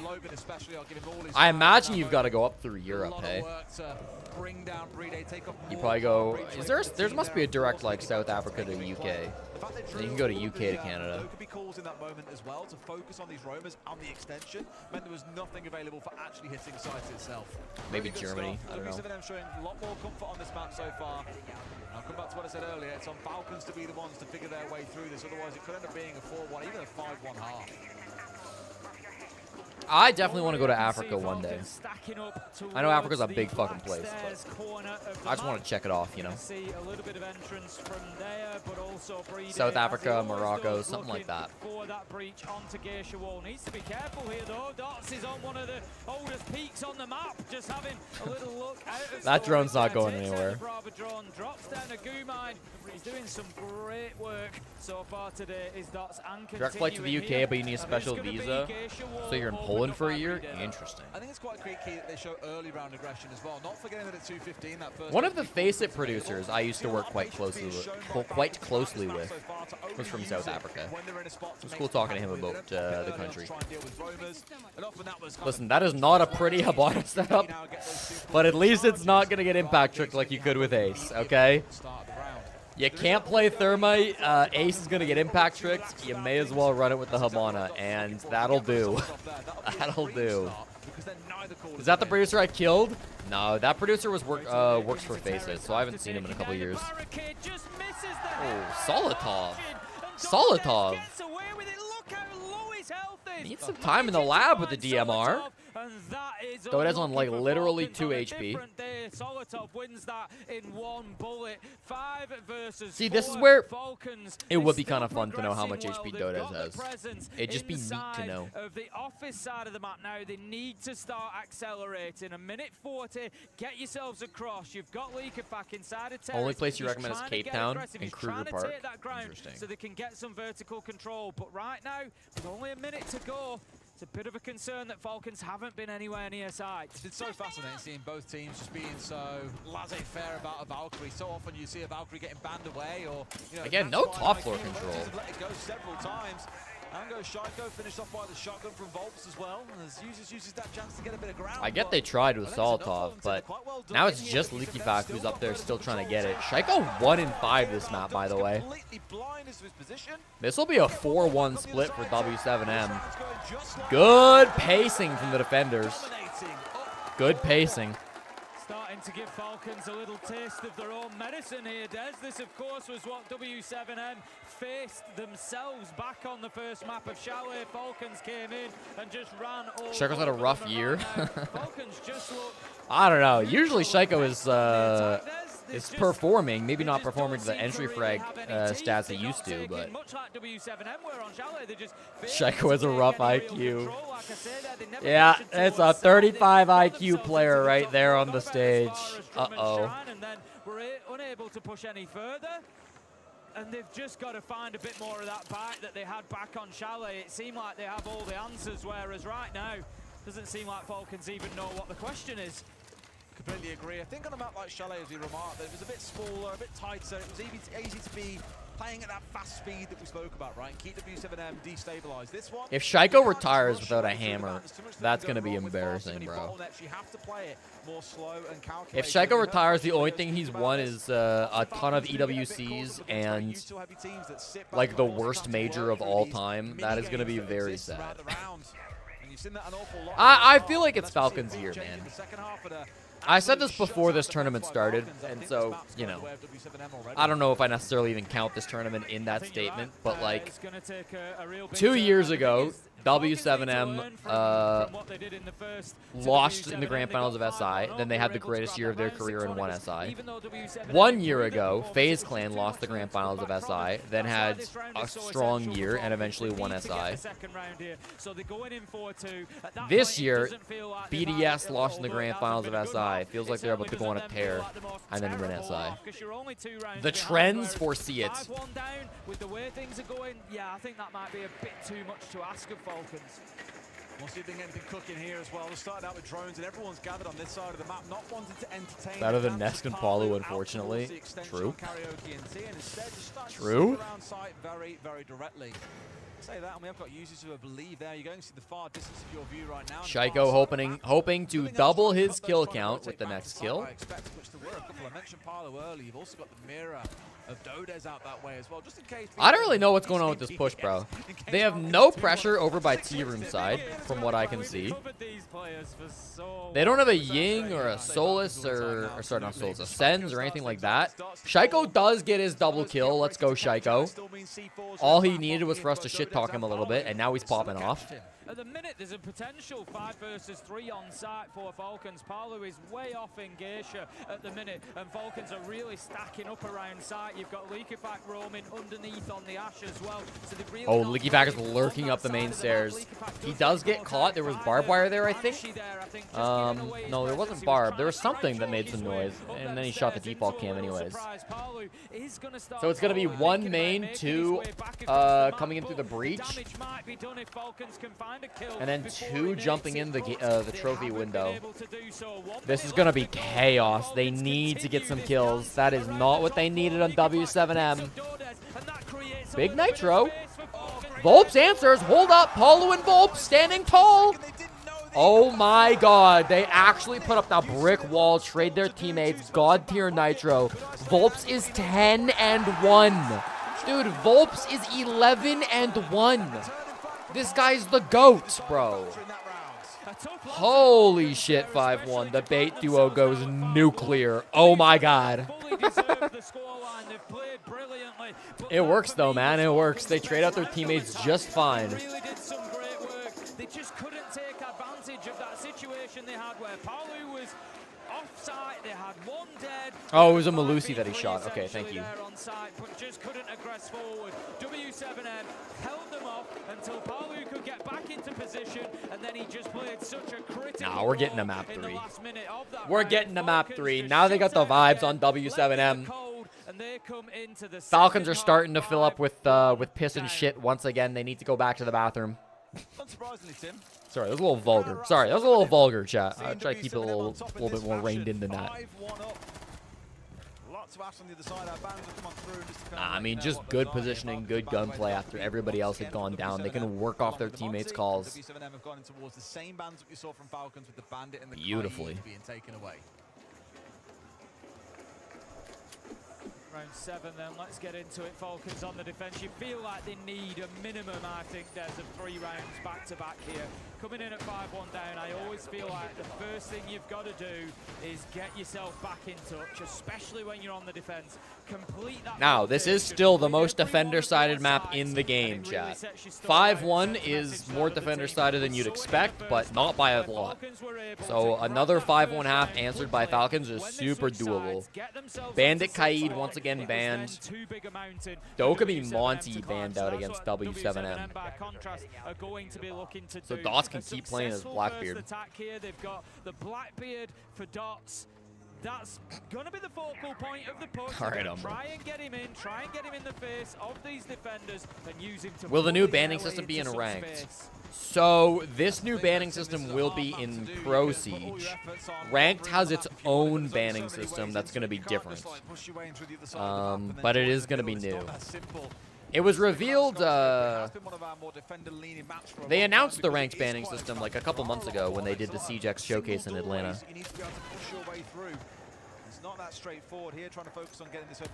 The ranked version is similar, where you're going to be banning across multiple rounds, multiple operators, and only for your opponents. They'll get away with it though if they really wanted to. Sure, the Jammer's gone, and they've actually say that. An exothermic, of course, in hand, not a Selma, so it will 100% be opened up.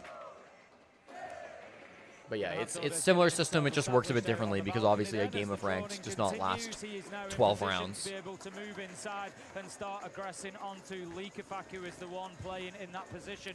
Opening pick, I feel, matters a ton here. Because if Falcons lose the opening pick, it's going to be so deflating. W7M gets some space. They start to work more. Are you... Okay. Okay, Dots. Vault in or no balls. Vault in or no balls. Okay. The map is now in the possession of W7M. So they give up Geisha, but now they come in and retake Geisha, kind of? Wow, Shaiko just rotated around the world and got back into Geisha. Fair play. He rotated through Drum and made it back. And he got a kill off of it, too, because they didn't think the guy playing, there would be anybody deep in Geisha anymore, I bet you. I bet you Dosh just assumed nobody's Geisha because we saw Shaiko leave Geisha down through Drum. But they didn't expect him to rotate all the way back into Geisha. That's wild. Yeah, it's a big pickup from Shaiko. That, like I said, the Falcons needed. Nah, it's great as zombie play. This is the shitty thing about banning Kaid Bandit. It's like, yeah, you don't gotta worry about Thatcher or Heartbreaching, but now you do have to worry about the most powerful defensive operator in the game. Could be a flawless here. 35 IQ. Uh-oh.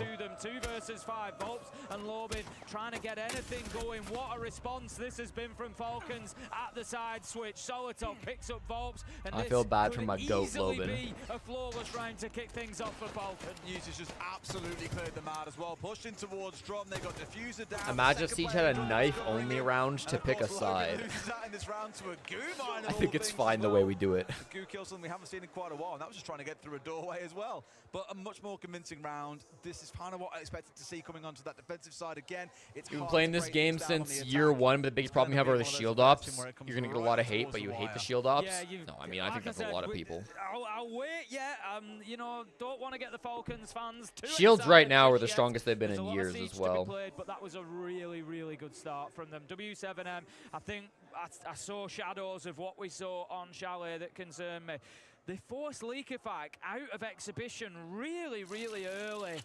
And it took another 20 seconds for Dordes to make his way into office. He had a drone at his feet, but they didn't really have any numbers. Everybody was just Shield ops suck and should be nerfed from the ground. Waiting to try and get into Geisha. I do think shields are still too strong. They didn't really take that half of They're just not a fun part of the game, to be honest. Then work from there. They didn't use it to build anything. They just lost bodies trying to force into Geisha. And I just think sometimes, you know, look at the space. There's an interesting frost mat. It's right next to the A bomb chassis in office, just north of it. Could surely benefit from that. You saw the vast majority of the kills in our replays then were from very static positions by Falcon. Solitov especially, barely moving his feet on the castle, and yet picks up 2 for free. Paulo and the Aurora, let's go. Give me a cool strap, please. Out of Falcons at any moment. They could be holding a more aggressive position, and that is exactly what we saw. Still quite a hill to climb, 3 rounds behind. W7M with every chance here to keep this going. One more round, and suddenly they've got that 4-round advantage that they need, where again, they have to make no mistakes. So sorry, Falcons have got to make no mistakes, and W7M have only got to be right once. Straight away onto that same. What are we doing here? What are we doing here, W7M? Interesting. They smoke it off. That allows them to get in. Now is he going to Aurora the wall that they just smoked off? Or the door that they just smoked off? Support can make Yeah, Palu shoots the Aurora door. It must have been at the same door they just smoked. Perfectly played. Look at that. Oh no, he's team killed? Dodez, how? Doesn't matter. Wow, good take, dude. I'm not sure the Aurora even mattered that much, but like, you smoke in, you get your blitz to a linear play. All of a sudden, the blitz doesn't have to worry about a crossfire because he smokes one of them off, and then he just goes to town. Angles on how they could use it. I'll come back into that in a second, though, Tim, because we have got attack timeout coming on through. That was a sick push, bro. That was really sick. Do you know? Mano, perfeito. A gente tá... Hã? Como faz o Guizo, né? Dies to a hard bridge, then kills his teammate. How many attacking rounds have we had? That was the second, right? That was the second attacking round.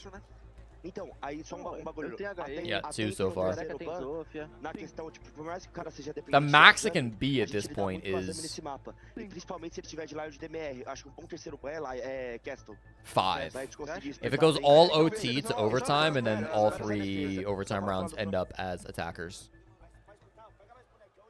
Take your best guess there, Tim. What did he say? Keep doing what you're doing, and you'll win this map. Genius! Get him in the team! Put me in, coach! But that was beautiful. I spoke about the Rower, and I spoke to Dev Marshall. Where's the Falcons listening? Yeah, I don't know. I think it's really dumb that we listen to the Portuguese. Like, let the Brazilian stream do the listen-ins on the Brazilian teams. This is the English stream. Let's listen to the English coach, please. Or at least the coach speaking English.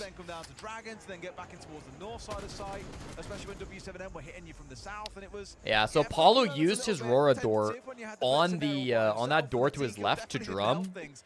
And then he's just holding for the flank once they come back. He's just flank watching the whole time.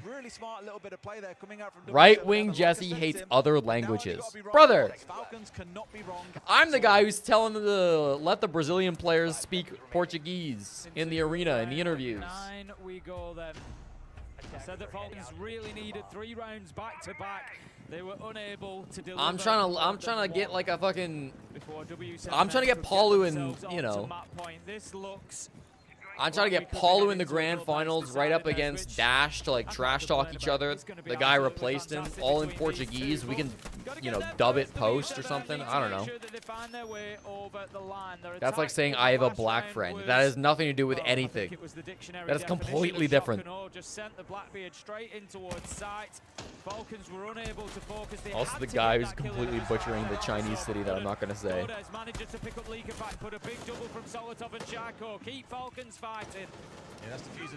This sucks too because they're Barbecue Kitchen. Barbecue Kitchen is like the one bomb site you should be allowed to lose. Warden leave. Still a spot where they've now got to worry about the fact that Falcons can spread around the map. Definitely a way to help things out, though. He's taking down solid top. Is that full top floor cleared? Yeah. Top floor fully cleared off at this point. Falcons have 3 players. They're all in towards site. That's a little awkward about the defuse kit, but they've got lots of time. They can go pick it up like right now. Making life an absolute misery. I think the biggest issues for W7M is they don't have very many drones, so they're not confident about what's clear. They have a ton of map control, but they don't realize that because they don't have very much info. Not in anybody's hands at the minute. That's something. And I think that's a big reason why Falcons retreated back to the bomb site. They realized that they've shot 8 drones. They're like, we can just go play rat spots on site and probably win this. And I think they're right.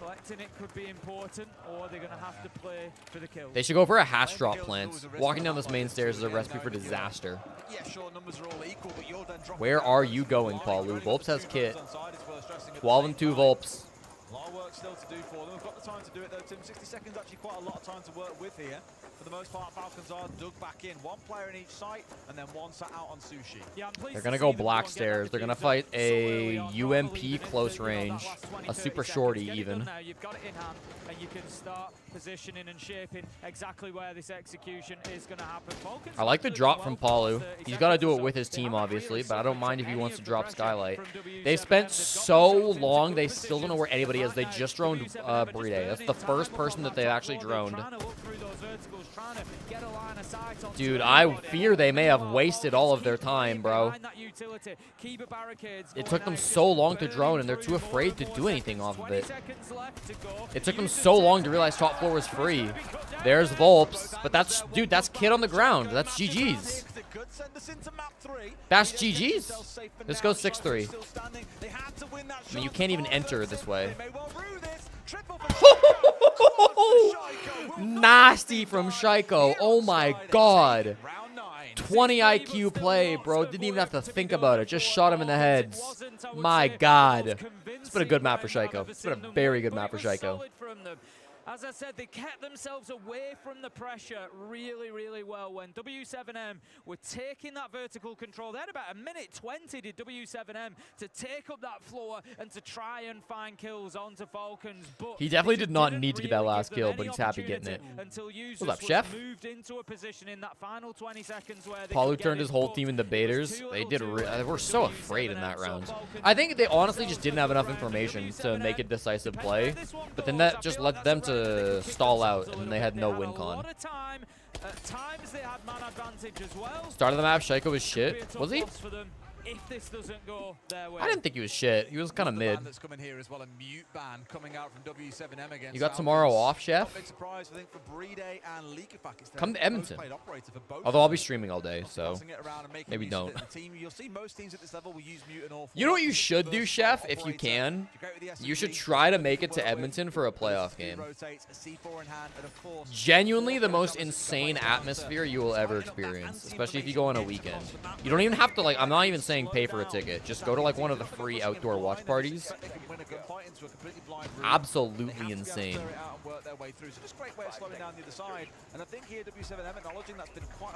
Takes forever by bus. You'll be fine.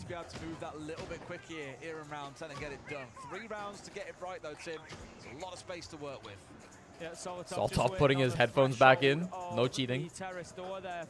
A little peek for anybody repelling. Crash on Axon's couch. There you go. On the breach as well, waiting the same way Lobin was earlier on, hoping someone just steps in blind. Oh, the run out. Dodez goes in for the repel, and he's uh-oh. this man. Beautiful. Uh-oh, that's a good play. Really, really Dodez down. And just exactly what Falcons need right now. It's just a quick. Thankfully, like, your Zofia is not that important, right? Usually your Zofia is like stop a bandit trick on the house single wall, but I mean, you banned the bandit. And you banned the mute in the most recent ban phase too, I just realized. So I'm honestly not sure why they picked the Zofia here. Feels a little strange. Might have just been a comfort pick. They like the stuns for clearing out certain positions, but usually Zofia on this site is just a stop like a bandit or a mute from below or something. Usually it's a bandit counter. Solid top.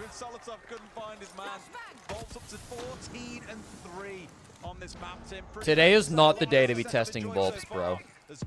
Today is just not the day to test Volps. 14-3 on Skyscraper. What did he finish map 1 with? Like 9 kills or something? In a map that they lost quite badly? Absolutely started the comeback for his team on defense. No way, no way, no way, no way. Oh, they traded. They traded. You lose Palu the Hard Breacher for Shaiko the Azami. I mean, that's not horrible. Wow, good shot by Usus. That should be it. Although, I've learned not to bet against Volps. He doesn't have Diffuse Kit. It's in an awkward spot. Bride is, like, below sight. I don't know what he's doing down there. He might be holding Kit vertically. I think Kit is in karaoke. Yeah. Oh, no. Bride is just rotating main stairs. I see. Okay, that's fine. He can play a little bit more with his team now. No, this might be genius by Volps. This might be genius by Volps. Nah, he didn't look main. NT. Steps up, finds his man, and Falcons get another one back. It's 4-6. Are they going to introduce a new Walden out soon? We were talking about this on stream the other day. Like, Yeah, you really can just remove an entire aspect of the game when you've got 3 bans, or even 2, because, like, Mute is not that good at keeping walls closed compared to Bandit Kaid. 6.5 hour bus ride to Edmonton? Oh, you can do it.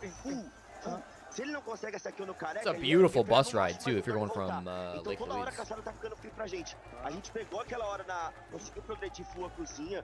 Ops, entrou igual maluco também lá na laje.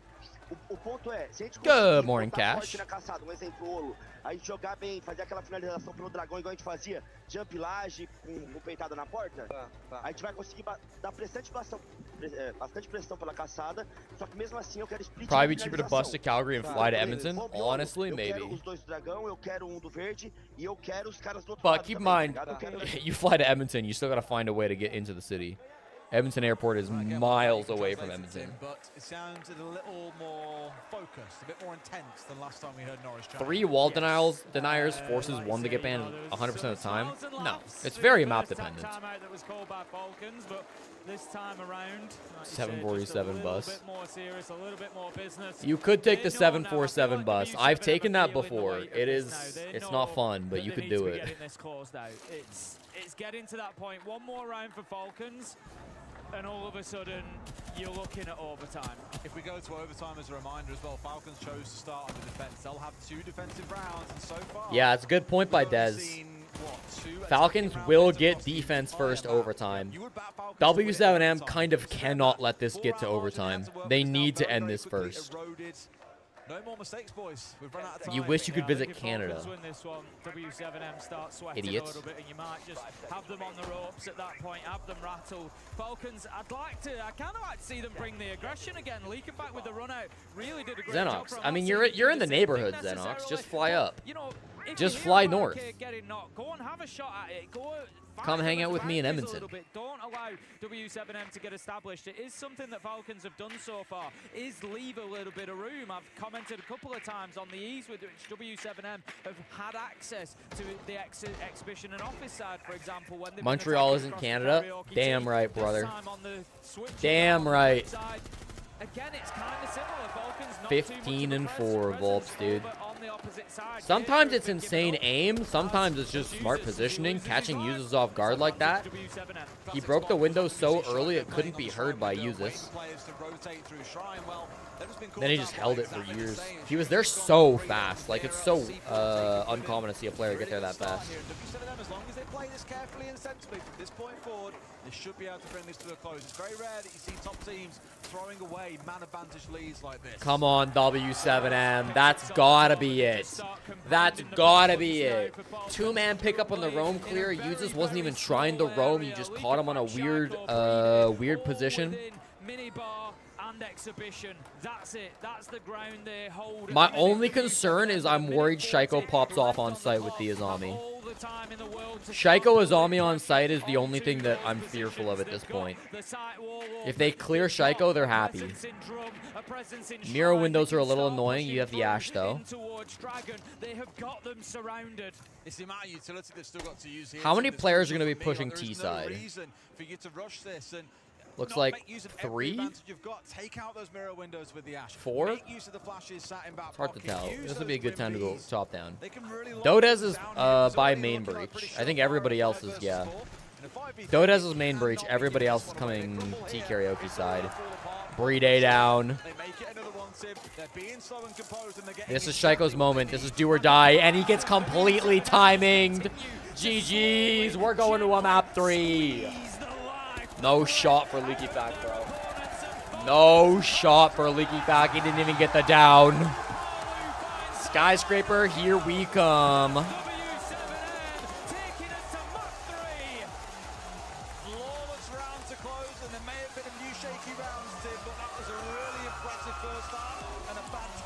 Have I ever been to Canmore? When I was a child, I don't remember it much though.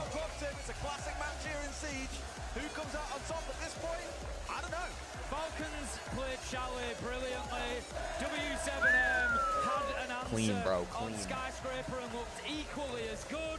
I feel like they come into here into the final map so even. Why did Falcons even pick Sky? They suck ass on this map.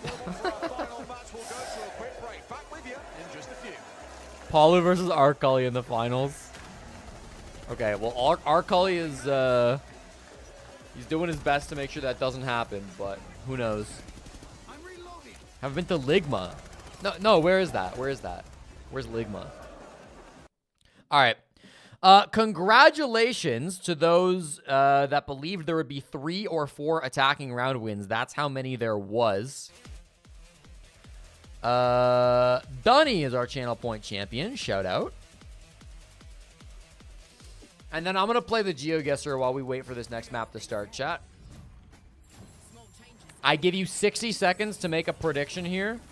I'm going to do the same one. Do I get top 3 in this GeoGuessr? It was me versus chat.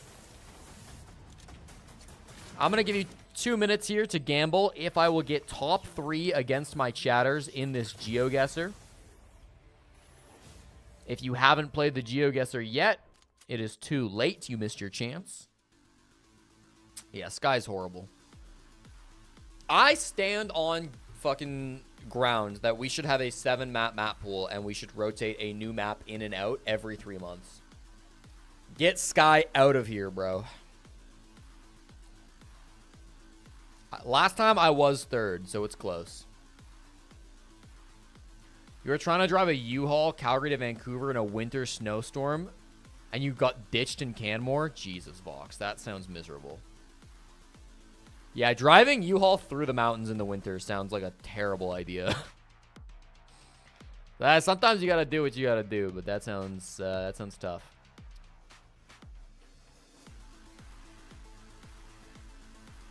Theme sucks. Sky's my goat. Dude, rotate them all in. Rotate them in. Come on now. We got about a 50-50 channel point bet for me on the GeoGuessr. Let me fill up my water. I'll be right back.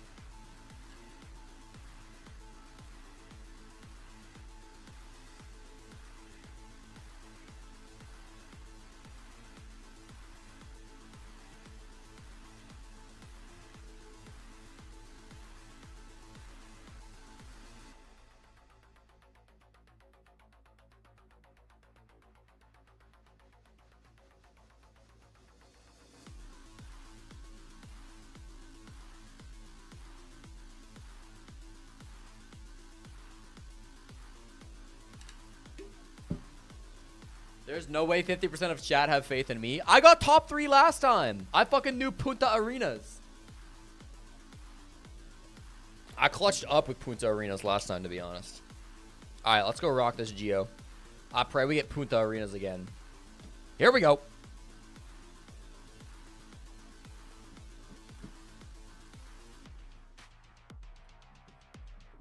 Xenox is all in on me. Let's go. Ooh, and it looks like we might have Canada here. Immediately my vibe on this was Saskatchewan. This just has Saskatchewan written all over it.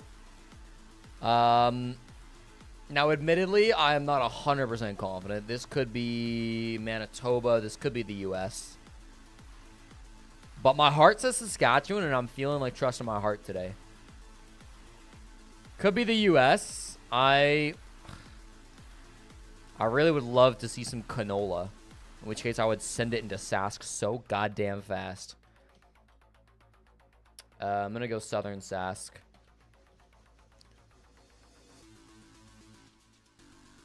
All right. Pretty close to Southern Sask. Pretty damn close to Southern Sask.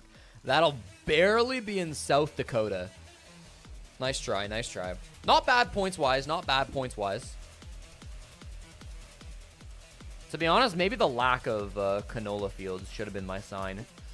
What is this? This is a European sign, but what European country looks like this, bro? But I tell you what, they looked clinical on Skyscraper. Everything we talked about in map 1 heading What to map is 2, Jack, this, bro? You hit the nail on the head. Yeah. They changed how they played. And Is this my like- God, did they make it difficult? Exactly that. We challenged them to change the win condition. They didn't get it right on Chalet. It was individual. It was I don't know what aggressive. these It was bollards are. Nowhere near the standards that they set themselves. As soon as they moved to Skyscraper, what did they do? They changed the operators. They went onto the Slovakia, army. They Bosnia, played, Croatia? they had the I bandit don't at the fucking impact know, trigger for the dude. breach, I'm gonna go and they Slovenia. forced Falcons I'm gonna go Slovenia because I don't. What are these mountains? I'm lost. I have no clue where this is. I'm so curious what the answer is here. Wow, Croatia. Hey, not bad for having no clue where that was. Not bad. My God. I knew from the road signs and from the bollards that it must be like somewhere Eastern Europe. And then like these parts of Europe are more mountainous. I will take it. Jesus. Okay, we'll take it. Generali. European Union on the license plates. European Union stickers, that is. Kial Benersa Far. What the fuck language is that? Something in the European Union with languages like this. Tenaris. Rigas. Look, sometimes there's complexities to maps. Is that a flag? No. There's not. Sometimes it takes one player to step up. This says Riga. Do you think we're in Riga, Latvia? Volts absolutely popped off. Listen, you're gonna call me a Volts fanboy. You know what? Sue me. This guy was absolutely I'm trying to find like amazing, a flag or something, man. for W7M. Politia. Politia sounds super Italian, but these are not Italian license plates. I have no fucking idea where we are. I'm gonna go Sarajevo. No, I'm not. That's a bad guess. I'm gonna go Zagreb. I have no idea where we are. We're probably more west than this. We're in Bucharest. All right. Never in my life am I gonna get that. Dude, this is a hard game. I understand why a lot of people voted no, but I think I've done pretty well. I'm usually really bad at Europe. Such a good and such an important player for this roster. Well, thanks for breaking down Skyscraper. We've got one more map to come, but you don't need to worry. We've still got plenty more to go.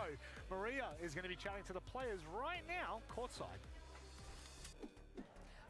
All right. There is nothing wrong with this, but these guys look Hispanic to me. Not really. I think we just play with the fear. To me, and this is not profiling, I just gotta say it like it is. To me, they look Hispanic.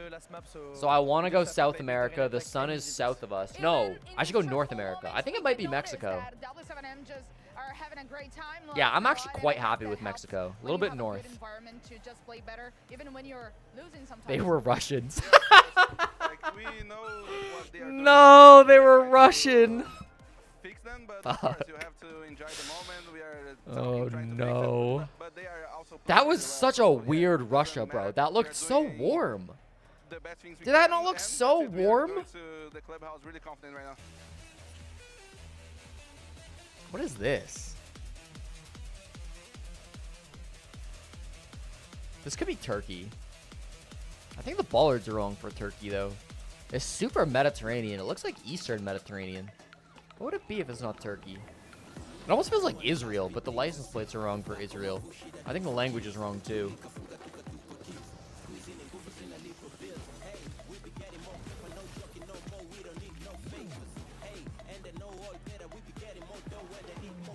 What about just Greece?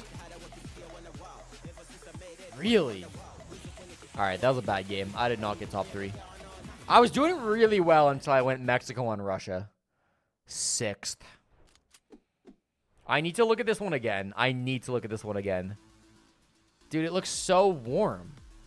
Plus, like, the architecture here, does this not look Spanish to you? It's so colorful, and this could be, like, a Spanish sign. I guess the plates are wrong for Mexico. I should have realized. That is not what a Mexican license plate looks like.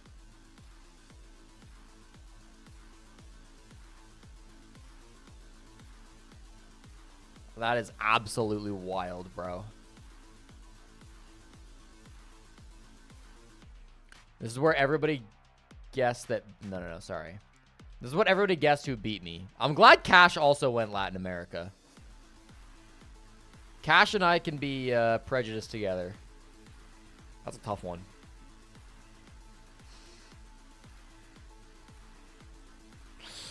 Son of a bitch. That does not look Spanish at all. All right, well, congratulations to my haters. Hateful Dude is the channel point champion. God, I was cooking those first 3 rounds, too. The first round, I beat everyone in the top 6 except for 2. Who the fuck is Bingus on X? The second round, I beat everybody except for Bingus on X. The third round, I did a little bit below average. The fourth round, I tossed. The fifth round, I tossed. My first 3 rounds, definitely top 3. My last 2 rounds, not top 3 at all. God damn it, bro.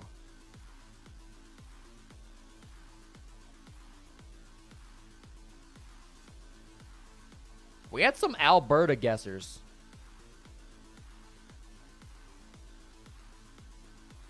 I don't think this could ever be Alberta, because I've never seen these little yellow stick things in Alberta. Also, our signs don't really look like this. They look similar, but they don't look much like that. And generally, our roads are nicer. GG's, chat. GG's. Fuck. Stick to Siege. This one's a dead end as well. All right, bro. All right. Okay. Well, I wish you luck. I'll give you a new one.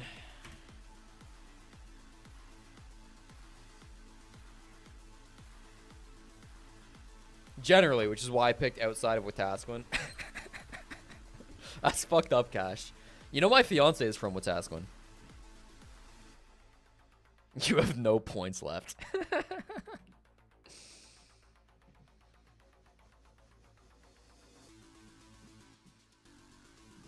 You're sorry for her.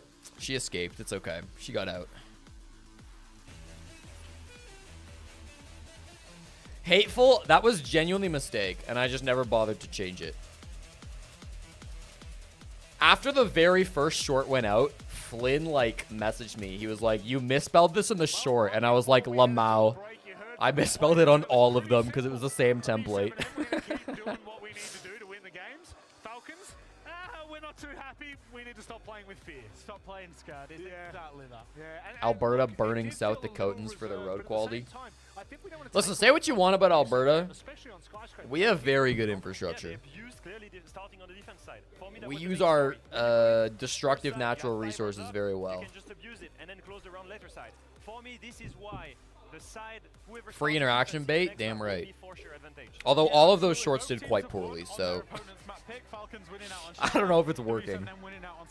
Now we go to Clubhouse. Now, Clubhouse, when we had the IGL Summit, they said it's about the map test the team that has the best fundamentals, the best teamwork, the best everything. Yeah. And Clubhouse does that. It's a perfect decider map. And I will say both of these teams on their maps that they've lost have looked a little bit shaky when it comes to their fundamental siege and playing as a team. Does anyone remember what stage Manic decided to go full bald? Cannot have good fundamentals and clear the right way is the side that's starting in attack. In this I don't know. decider, Falcons is starting in defense, W7M starts in attack. They can gain the momentum again. I spend too much time talking instead of just watching the Sploit Ace. It is. Maybe for TikTok, yeah. Like Leo said, that keyword momentum. I mean, the video is the most popular video I've ever made, so I'm pretty happy with how the video came out, but Need to be attacked into. That's where they can start snowballing that into a victory. All right, well, very quickly, before we deep dive into the map any further, Maria stood with both coaches to hear what they had to say about this final match. Club is a map where Falcons and Let's hear the W7M coaches. are tied in results. So what do you think is going to be the There's still another difference BO3, I now know. to make W7M win this time? We're gonna do the same thing we do in Montreal. Only win, okay? Not known. Ooh, okay. Same thing they did in Montreal. You struggle attacking the last map. So is there anything else you have noticed you need to change for a club? Yeah, too many hesitation in attack. So we have to change this for Clubhouse. But we will do it. Any more stuff? Nothing, no. We will just do it. Good luck. Both They will coaches do it. Meant a few words, that's for damn sure. I think that Tidal Wave, you're not coming to my chat as a first-time chatter asking if I'm still bullying my chat. I don't bully my chat, okay? My chat bullies me. Don't act like I'm an oppressor here. I'm not Parker and Terrobang Mackay. Forcing my chat to pay their dues at all times, okay? This is a freedom chat where everybody can speak their mind, and often that means hating me. JL JL with the hydrate. Is one of the best IGL out there. They need to commit to his calls. Yeah, like You've got nothing to lose at this point. You've just Paying got my to trust dues. in your Dude, leader. I actually drink so much water when I stream.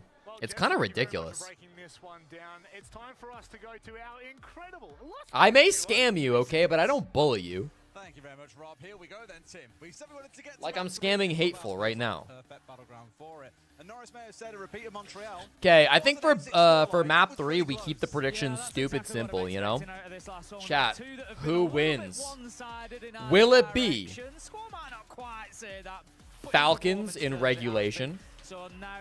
Will it be Falcons in overtime? Will it be W7M in overtime? Or will it be W7M in regulation? Go ahead and gamble your channel points. I'm putting 5 minutes on the timer. Go ahead and put your predictions in so that you too can earn enough channel points to get scammed by Showcat. You heard the devs talking about Leo specifically about us pulling back to being, you know, You went Europe on Africa? It happens. It happens. Build some momentum. You have no channel points. Well, vote with your heart then. Every team knows it and understands it to at least a semi-decent level. It's one of those where we've played Chalet, hyper-aggressive, all about getting around the map. Skyscraper, very big map, lots to work through as a team. Club for me kind of sits as the middle ground between the two. Some sites do ask you to do an awful lot. There you go, Bingus. Now you can vote. Really don't ask all that much of you.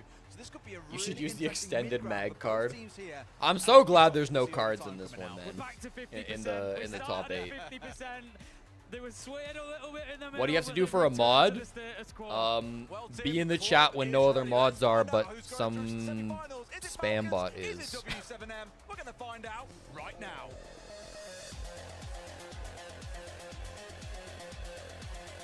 And there are a lot of mods in chat right now.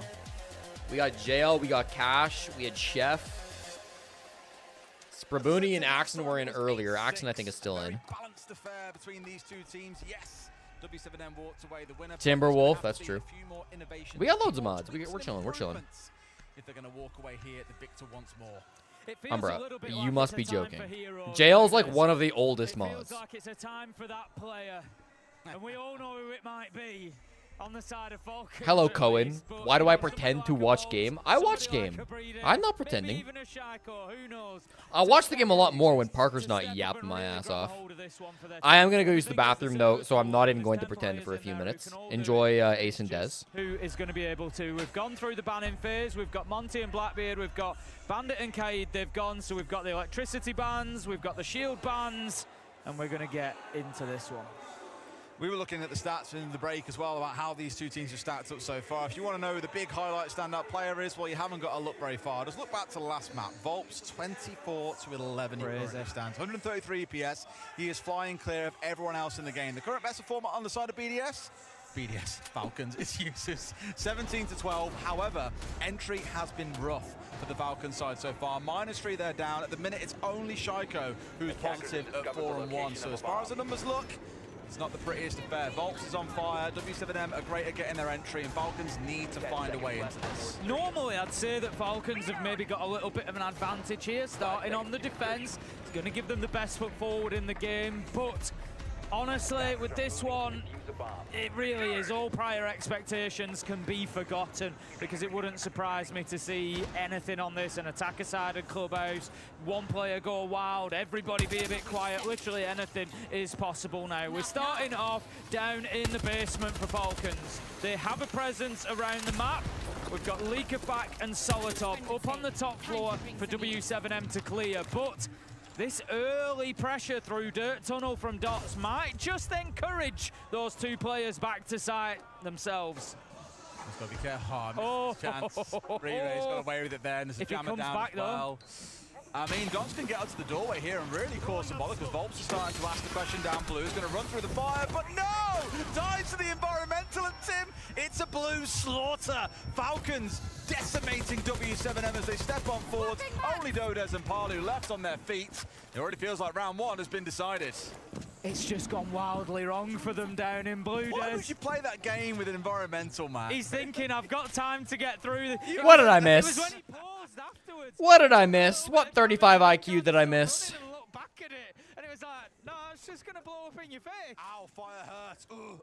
one of those moments, I'm afraid. Yeah, Volps gets himself taken out on the blitz, and like you said, that really removes the spearhead. It removes the focal point of this W7M attack, but more than that, it allows Falcons the freedom to stay as long as they want up on the top floor. I think Dodes has got this.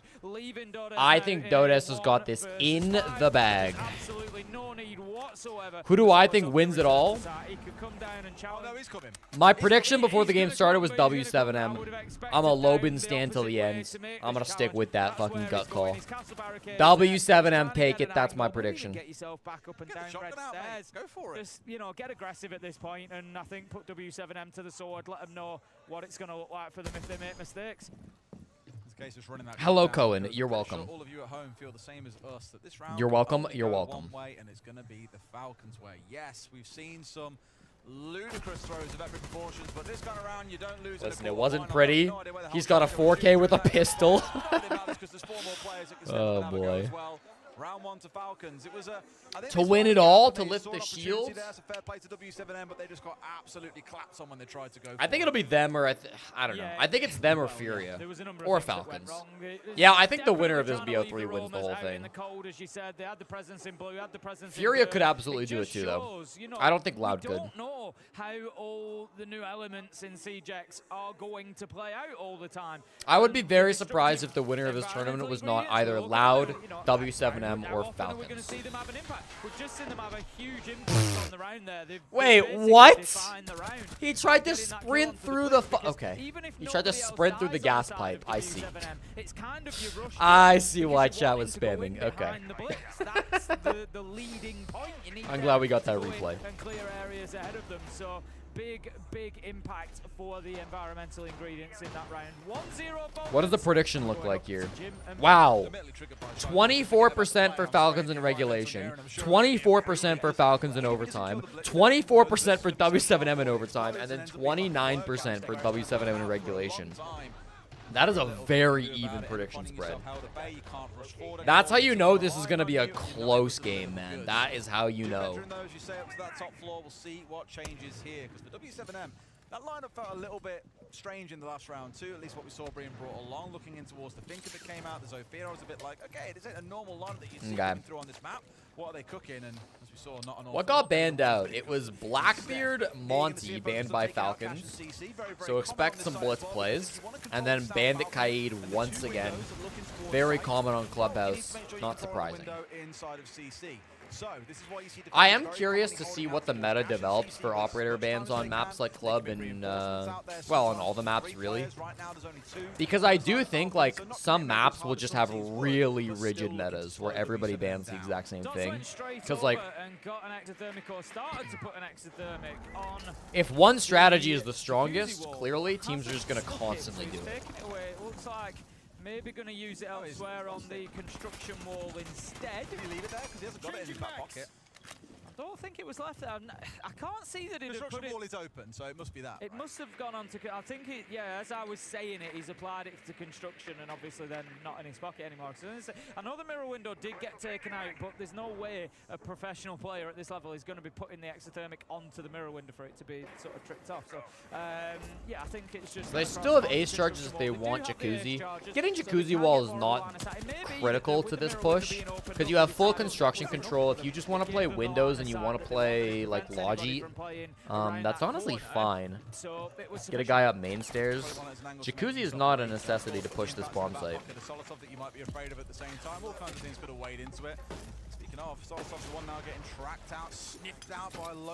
Ooh, I like this. The Deimos call, you force the nade so that you can, so he moves, and then you get a freebie. That is good coordination for W7M. Deimos for the intel, then nade to force him to move, and then you got a guy on upside down rappel to catch the kill, and then you finish off with a nade too. Smart. Now Lobin gets a second before Nitro'd out. Lobin's done his job though. It's been a good round from Lobin. There's no universe you're hitting the side of the cam from that angle, bro. I do think Palu needs to push. He cannot bait this round. They don't have smokes to help with the plant either. They need to start pressuring something. like Logi or something. They have nobody main stairs. One guy's walking in. That did open things up for Dots to get in. But he eats a Nitro. Oh, it's just not together unless Palu, the bait king himself. Oh my god, dude, Palu. Palu. The allegations, my friend. The allegations. Like, imagine when his whole team was pushing into Master, he rotated through Logi. Instead, he just waited for them to all go into Master. They all died, and then he pushed Master after. Bro, let's stop listening to W7M! This is the third time in a row we're listening to W7M. Let me listen to Stuflex. Bro, did Shaiko, like, bribe the producer? Why can't I listen to BDS tech timeouts? Pega essa caçada pra gente, se tiver um gatilho, ó. Vou fazer aquela... É dele? Nome? A caçada. A minha direta lá, né? Acho que faz ela, mano. Pode ser, exatamente, tá ligado? Pega todo o recurso pra gente jogar essa finalização. Academia, se mantiver... Do I know maps for the last game? I do not. I think Jaeger's better than Maestro, but up to you guys. Where's the Jaeger?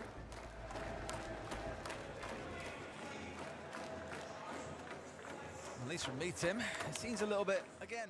It's easier for me to understand Portuguese than Stuflex's English. Paulu's a baiter and now you have all up in your eyes. We haven't really seen it come into the fore so far. That last attack was a little bit limp. If you're gonna attack time when I should get a beer, that sounds like a bad idea. Falcons don't really look pressured. No, like I said, it was too one-dimensional. It was, you know, construction and south balcony windows. There was no pressure from logistics. Nobody on the hatch. There was no pressure from main stairs. You're never not calling Falcons BDS.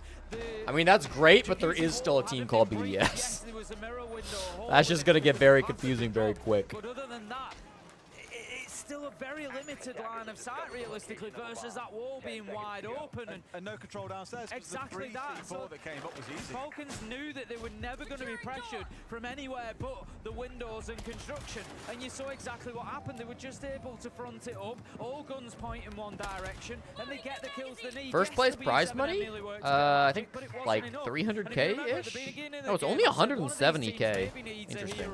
Needs somebody to just come through and power them to the finish. It's 500 prize pool total, 500k. That person has been used as 5-0. Oh, Timberwolf has jumped over Kimmy. Well, no, pretty confident 1v1 against Paolo in the previous round. Did come far closer than arguably it ever should have, but got away with it. Okay, Oatnix, what are you going to do about the new team called Wolves, though?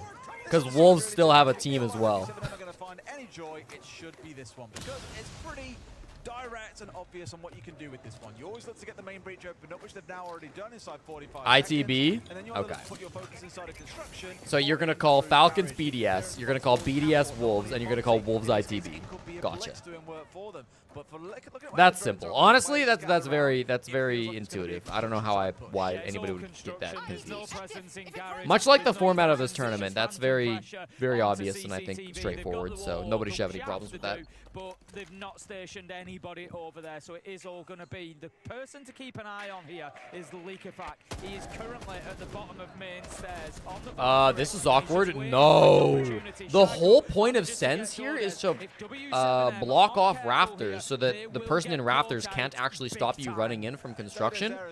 But now you lose your Sens. You do still have 4 smokes, admittedly, but like that makes it really awkward though, because you're not going to be able to clear out rafters. Like, you just haven't brought the tools for it. You didn't bring a Capita or anything. Shaiko is crossing for some reason. Okay. There's still a second guy rafters though. I don't know if they know that. They're coming in breach anyways for the plant. They're not coming in con. They do smoke things off. Volps is like 1v1ing the guy on rafters. Why? Volps, you're on blitz. Why are we 1v1ing the guy rafters? They must not have known Sol 12 was rafters, right? I don't know what that push was, bro. Obviously, you know, the plan kind of went haywire as soon as Sens died, but bro. I'm on cam, by the way. Here, Tim, that What do was you mean? really messy because they had a great idea. Smoke off the rotate from Garage, smoke off the window, and then push in as a team. But one of the two players pushing in downed immediately. And then we had our blitz player who vaulted through the window to try and chase down Solotov, who was still sat on catwalk. Do I have a collection of all tier 1 players? No. Wall, actually sees Liga back at the last second and then completely forgets about Solotov, who's off to his right, and that shield dies without so much as a whimper in that round. Paulu's got to help his team, holy shit. Entire team is fighting and bro refuses to walk in. He is, yeah. I mean, he's playing Paulu style, right? Like, this is what everybody expects from Paulu. This might look like Chalet or Skyscraper, but right now it's looking Volps is the black ray of W7M. This is the Why does everybody hate Paulu? Who were clued in, I mean, it's just the way he plays the game, bro. Who played it perfectly. As you said, Everybody has had teammates like Paulu in ranked, and so it has gotten to the point where people are not, they're not thrilled when they see this play style. Started relocating. They sent 3 over to CCTV and Catwalk. They obviously felt they didn't have what they needed for construction. This is what he does. I mean, it's not like W7M didn't know what they were getting when they picked up Paulu. Leakerfack tracks underneath and comes up in Garage, and he's there ready to support his team with the fight. Great play from Falcons overall. Great play from Leakerfack in that round. Ain't no way this is the same guy who went 16-4 or something in the last map. Volps? Yeah, Volps now 0-3. 5-0 users, absolutely dominant right now. Who's the worst baiter, Diaz or Paulu? Well, Diaz baits, but he baits like... He baits like as a hard support, you know? It's one thing to quote-unquote bait by just like playing anchor rolls and playing hard breach. But Paulu's like... Okay, admittedly he's on a hard breach right now. But in general, Paulu is more like flank watcher. He's more like the pinch player. Wow, Shaiko. Oh my god. Shaiko just killed both hard breachers on this push within the first 30 seconds of the round.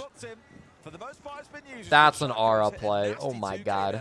That all but guarantees this round is won because look who he's caught out. It's the 2 hard breachers. Yeah, he certainly had his moments. That much is for sure. 5 this isn't looking good for W7M. I'm gonna take a hot take here and say that this is a bad start for W7M.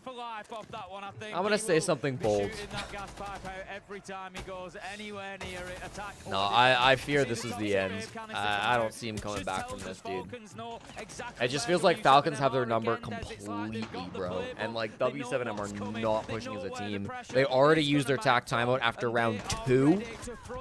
Dude, like, they could have every advantage in the world and they're still getting styled on. Doesn't really matter that he's lost his life after that, because again, Falcons can now play the trade game. Just a little bit too slow from Leakerfack. Shaiko's just too hot, bro. Shaiko's just too hot. I don't know what to tell you here. Leakerfack from below with the shotgun. There are 75 seconds left in this round, then it's a 1v4. Good luck, Dodez. He's not even baiting. His whole team just died in the first 30 seconds. Like, what are you supposed to do? You have no hard breachers. You can't get the hatches. It is funny. All 4 operators with hard breach died in the first minute and a half. They're a team that have got plenty of experience on stage, in big venues, in important matches, on Clubhouse. You know, but it just, I don't know. It seems like something's just got to them. And they've switched off at the wrong time here because Falcons are running over them. This is going to be a speed run for the win if this continues. 4-0. Why did W7M drop dash? Because right now they look dude, W7M, okay. W7M and SSG are obviously in very different places as teams. But both kinda did the same thing, dropping a role player for a quote-unquote superstar. And maybe digressing because of it? Maybe falling off a little bit because of it? W7M are a much better team than SSG, don't get me wrong, but I don't know, man. I don't know. God knew if Shaiko was 6 foot, he'd be overpowered.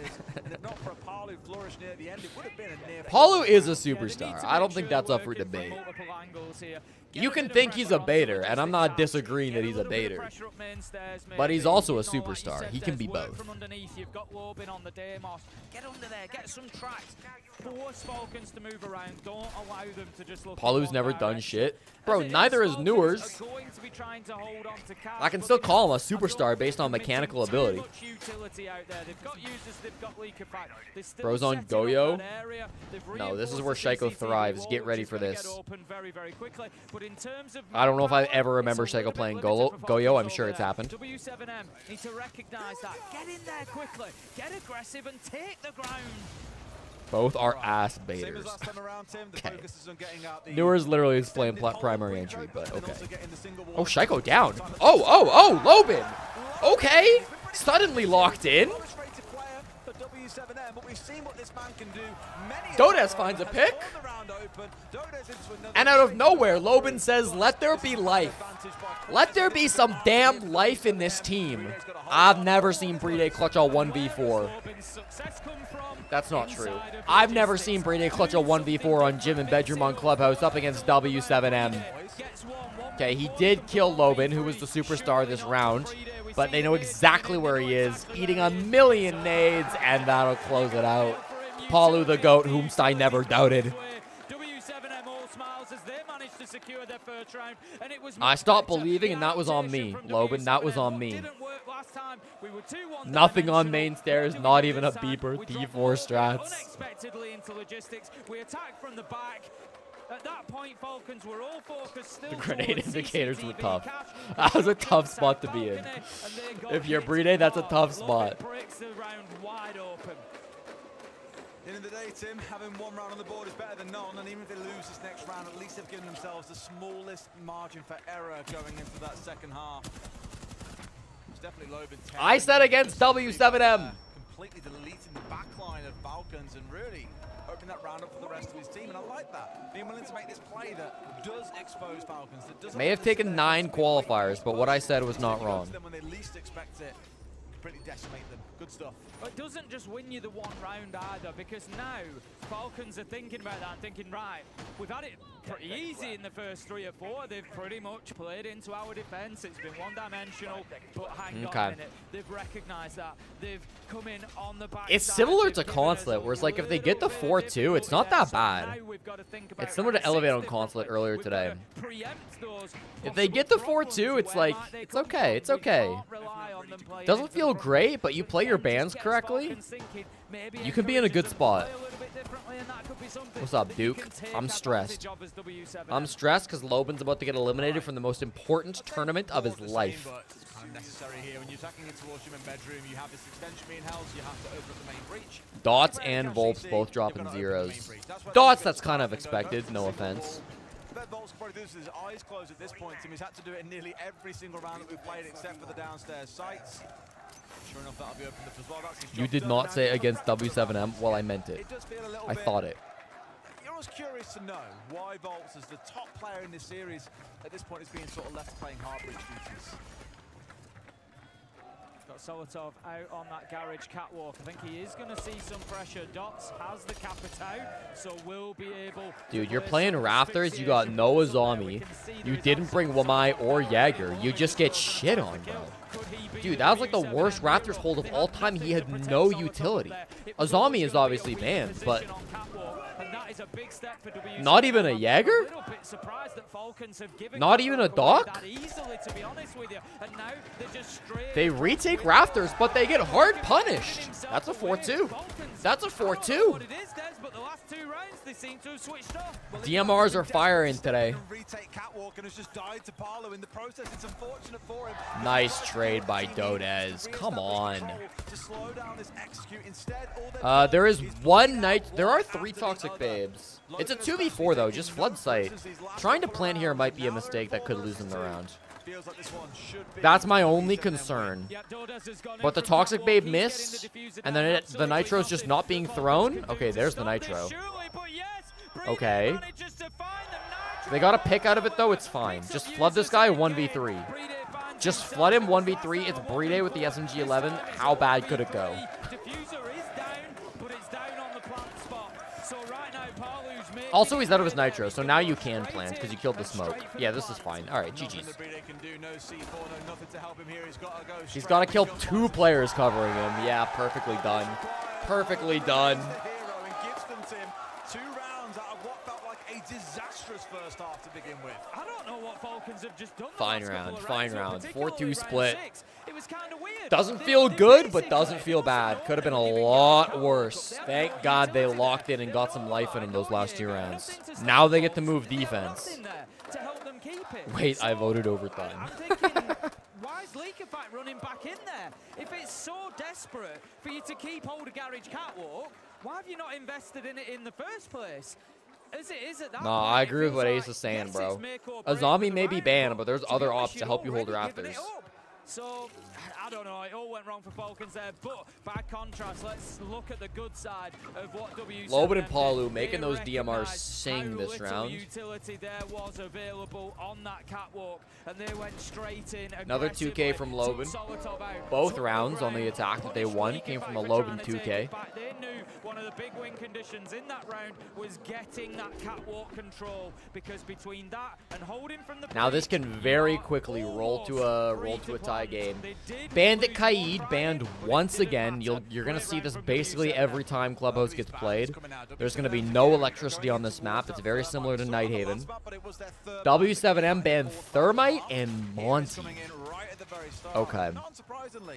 Going to force them to take out things like the Hibana here, leaning towards the no Mavericks, so they're going to have to open this wall with just maybe cans. No, they got the Ace on Brede. Okay, they're fine. The Monty also doubles up and complements that with another ban coming against them. There'd be no Falcons love to play. Instead, it's going to force them into, you guessed it, the Dockerby place. Something we spoke about a lot throughout this series. They've stepped away from the Deimos very surprisingly, because of course DMRs may need a nerf. Being able to 2-tap anyone from anywhere is insane.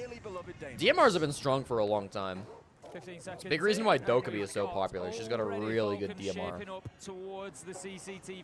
But, I mean, Lion, Twitch, all these ups as well. Keep in mind, DMRs are one of the best counters to a zombie as well. DMRs are in a really strong spot. He's the only major hard breacher on that side. There's no hard breach secondary gadgets.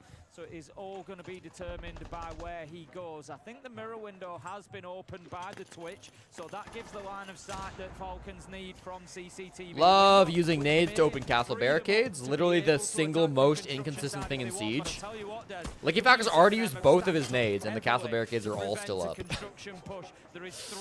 Get to punching, boy. Get to punching. It's kind of an interesting hold with castle barricades out towards Master. Window until about the 227 mark. And means Palu's going to be extremely safe as he baits this round. Once they identified the Falcons had committed drones out that way, and no doubt that meant players were coming out that way, did they then choose to lock down and say, no, this is where our defense really and truly begins? What that's been drew out of Falcons is 2 or 3 players actually moving back over towards. So since they have such a strong hold inside of Construction and Master, we know they've got utility down. We do not want to fight. Usually you'd be okay to like jump out the con window and fire into sight if you needed to, if you lose Raptors. But with a castle on it, it's kind of awkward. It's kind of tough. And Dot's on the castle is playing east stairs. He's playing red stairs, so it's not like he can even rip the castle down. Nader's still broken. What's up, Sir Duke? Welcome back. Moved around to get himself onto construction window. Users and Leakerfacker working underneath, looking to challenge red stairs at the minute, but they haven't got a big presence inside. Uh-oh, double from Dots? No! Okay, use this. Does get traded, though. Dodes is in garage somehow. He's just jumping back in from Rafters. They never cleared out the Rafters player? Dude, this is a bad push. They couldn't get control of Construction. They couldn't get control of Rafters, so they said, fuck it, we're going to run in the breach and we're going to run up red. That's just a bad push. Every single round since Nigo was typed for a Brede clutch.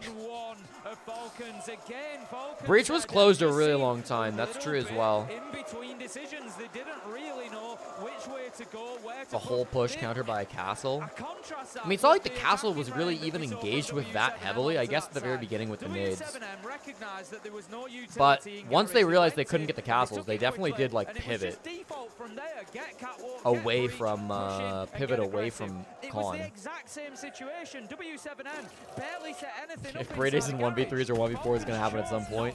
Eventually. They have a look at construction. They come back. They get a bit There's a full nother BO3 after this. We could still be going 4 hours from now. Lock the fuck in. They're working underneath. It was just kind of Because the next game should be good, too. Loud versus Furia.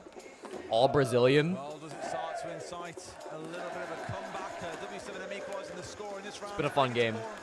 This might be the single highest level game that we get all tournament. Just keep that in mind, okay? Enjoy it while it's on. Well, at least showing in the last two attacking rounds, and then also here in that first offensive, there's still got a bit of bite Dark back, Zero's still out. some fight.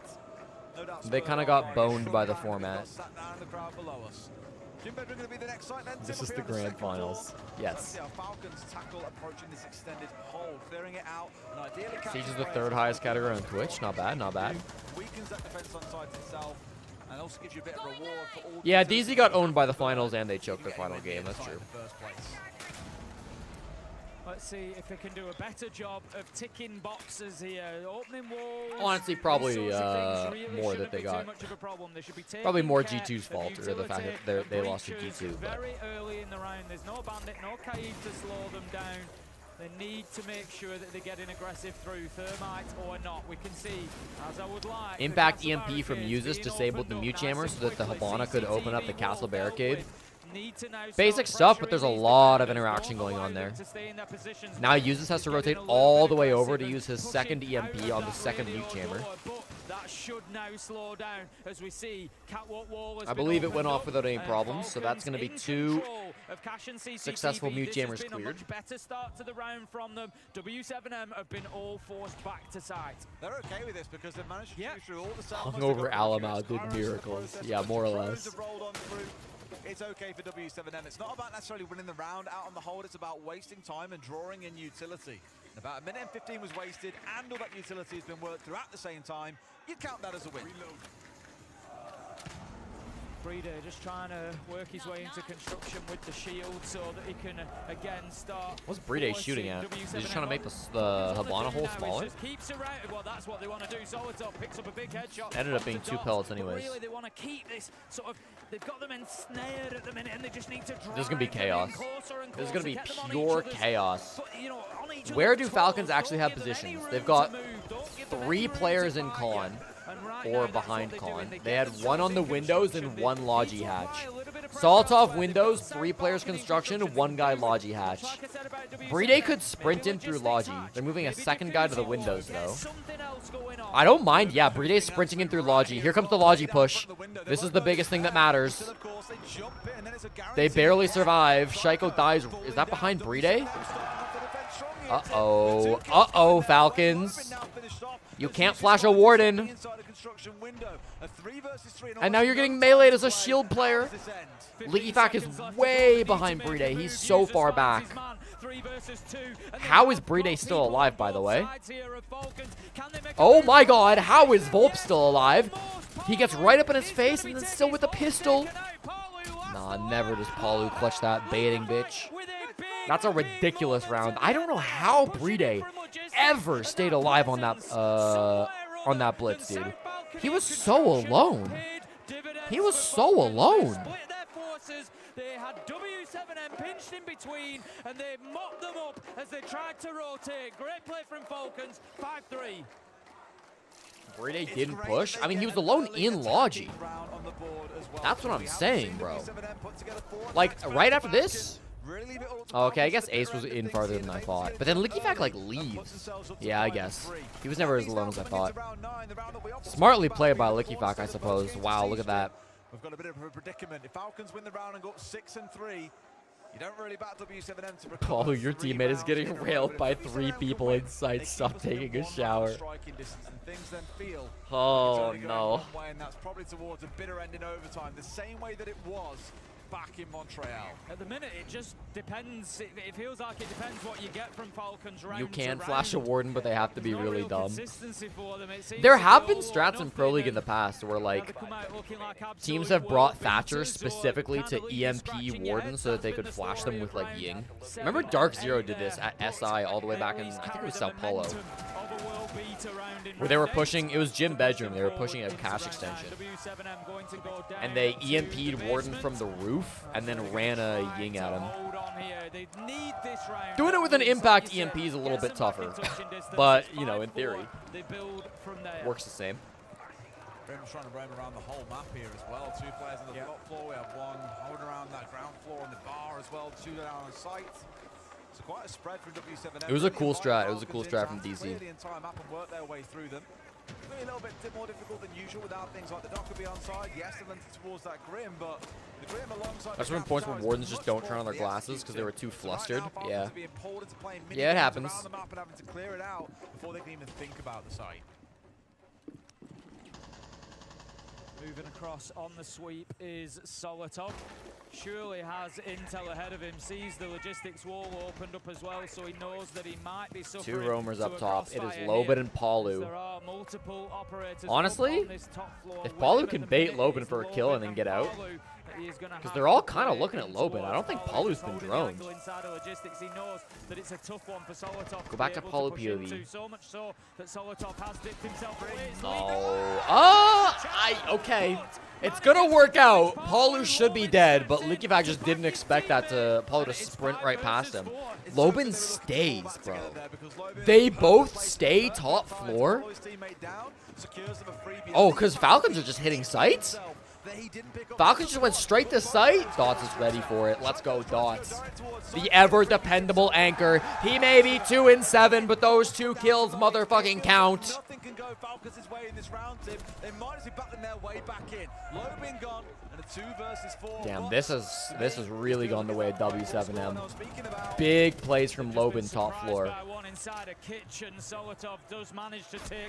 Just don't toss it in the bin. Dude, Palu stays top floor. That's a bold-ass call to stay top, but it pays off big time.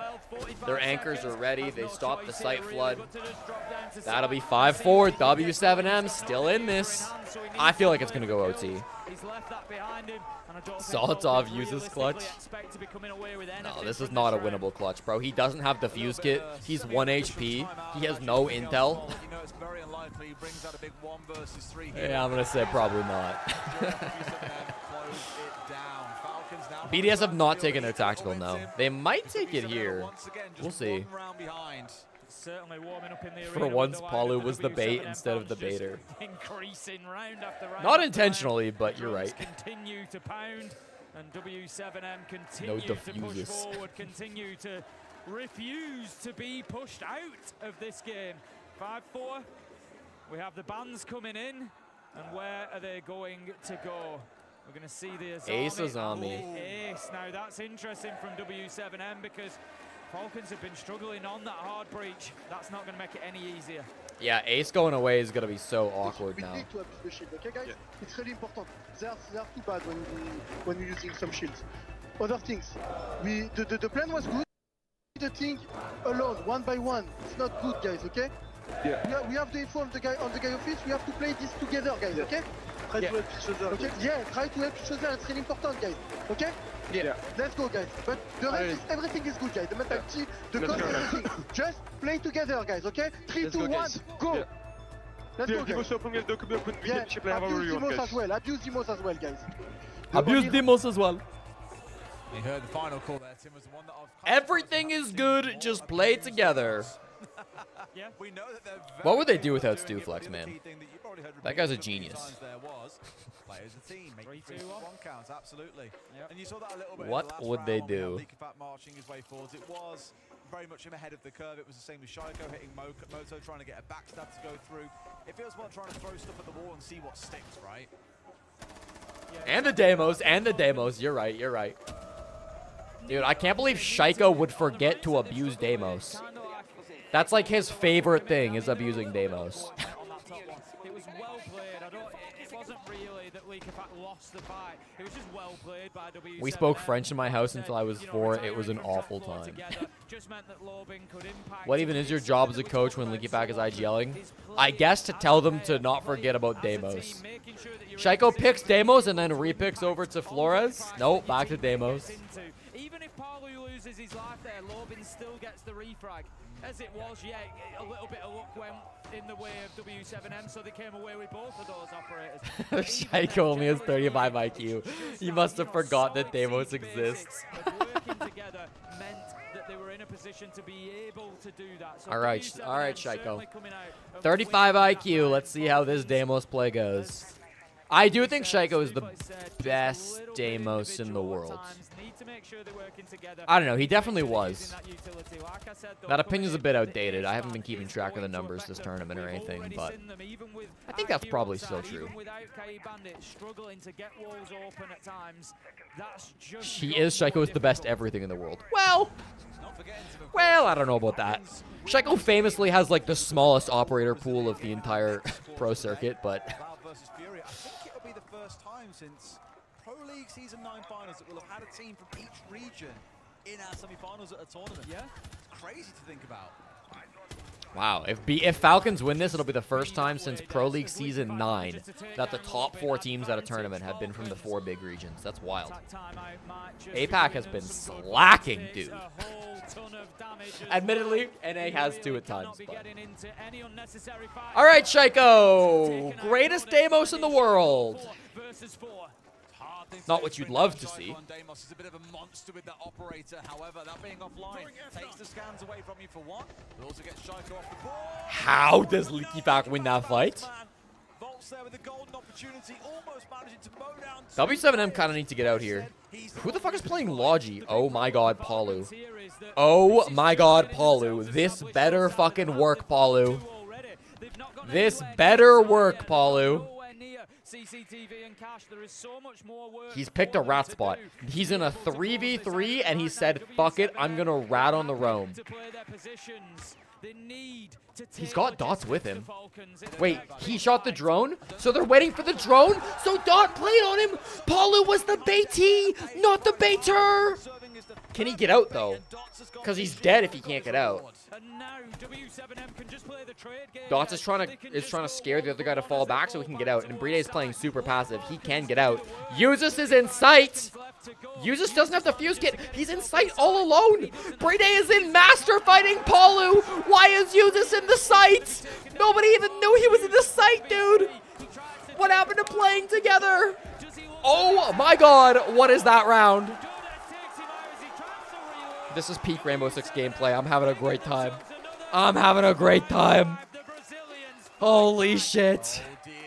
They only had 2 drones left. I didn't even see that. That was so smart to bait then if you're... Not to bait, but to rat if you're Palu. I didn't realize they had 2 drones. That's why Palu made that play. Oh my god, he's a genius.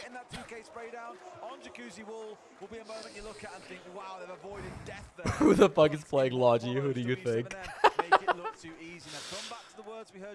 Yeah, Uses is British. 2 drones left and he did still get droned. That's a good point. God, that was such a nice shot from LeakyFact, but then played so perfectly by Dots. The Dots Palu combo is not one that gets talked about. Maybe it should be. You know, because they don't have ace anymore, they pretty much just have forgone the normal process there. There was no breach at all in the CCTV wall. Not even a secondary gadget. There was absolutely nothing. So it meant that W7M There's been 3 games. Because you know what? If you have an open Doltlu. CCTV, Let's work on that. Doltlu. coming through garage, so they know it's all construction side. And it's just that. You can take the team out of BDS, but you can't take the BDS out of the team. We know exactly where you're coming from. You've only got enough hard breach to deal with construction wall, so we're just going to flood master logistics. I loved the little bait play. Jinxie is calling Palu Paula. Yeah. A lot of people call him Paula. So Liquefy goes in knowing he needs to challenge behind Desk, and the castle's there to mop him up. Just great stuff from W7M. Understanding the bans, and more importantly, understanding the impact it's going to have on the way Falcons play. Interesting attack here where they're not fully opening up the CC. That's cool. The Hibana pellet killed the mute jammer with that. So now you can breach it more with Hibana if you need to later. Assuming you don't get impact tricked, but there's no impact, so you're chilling.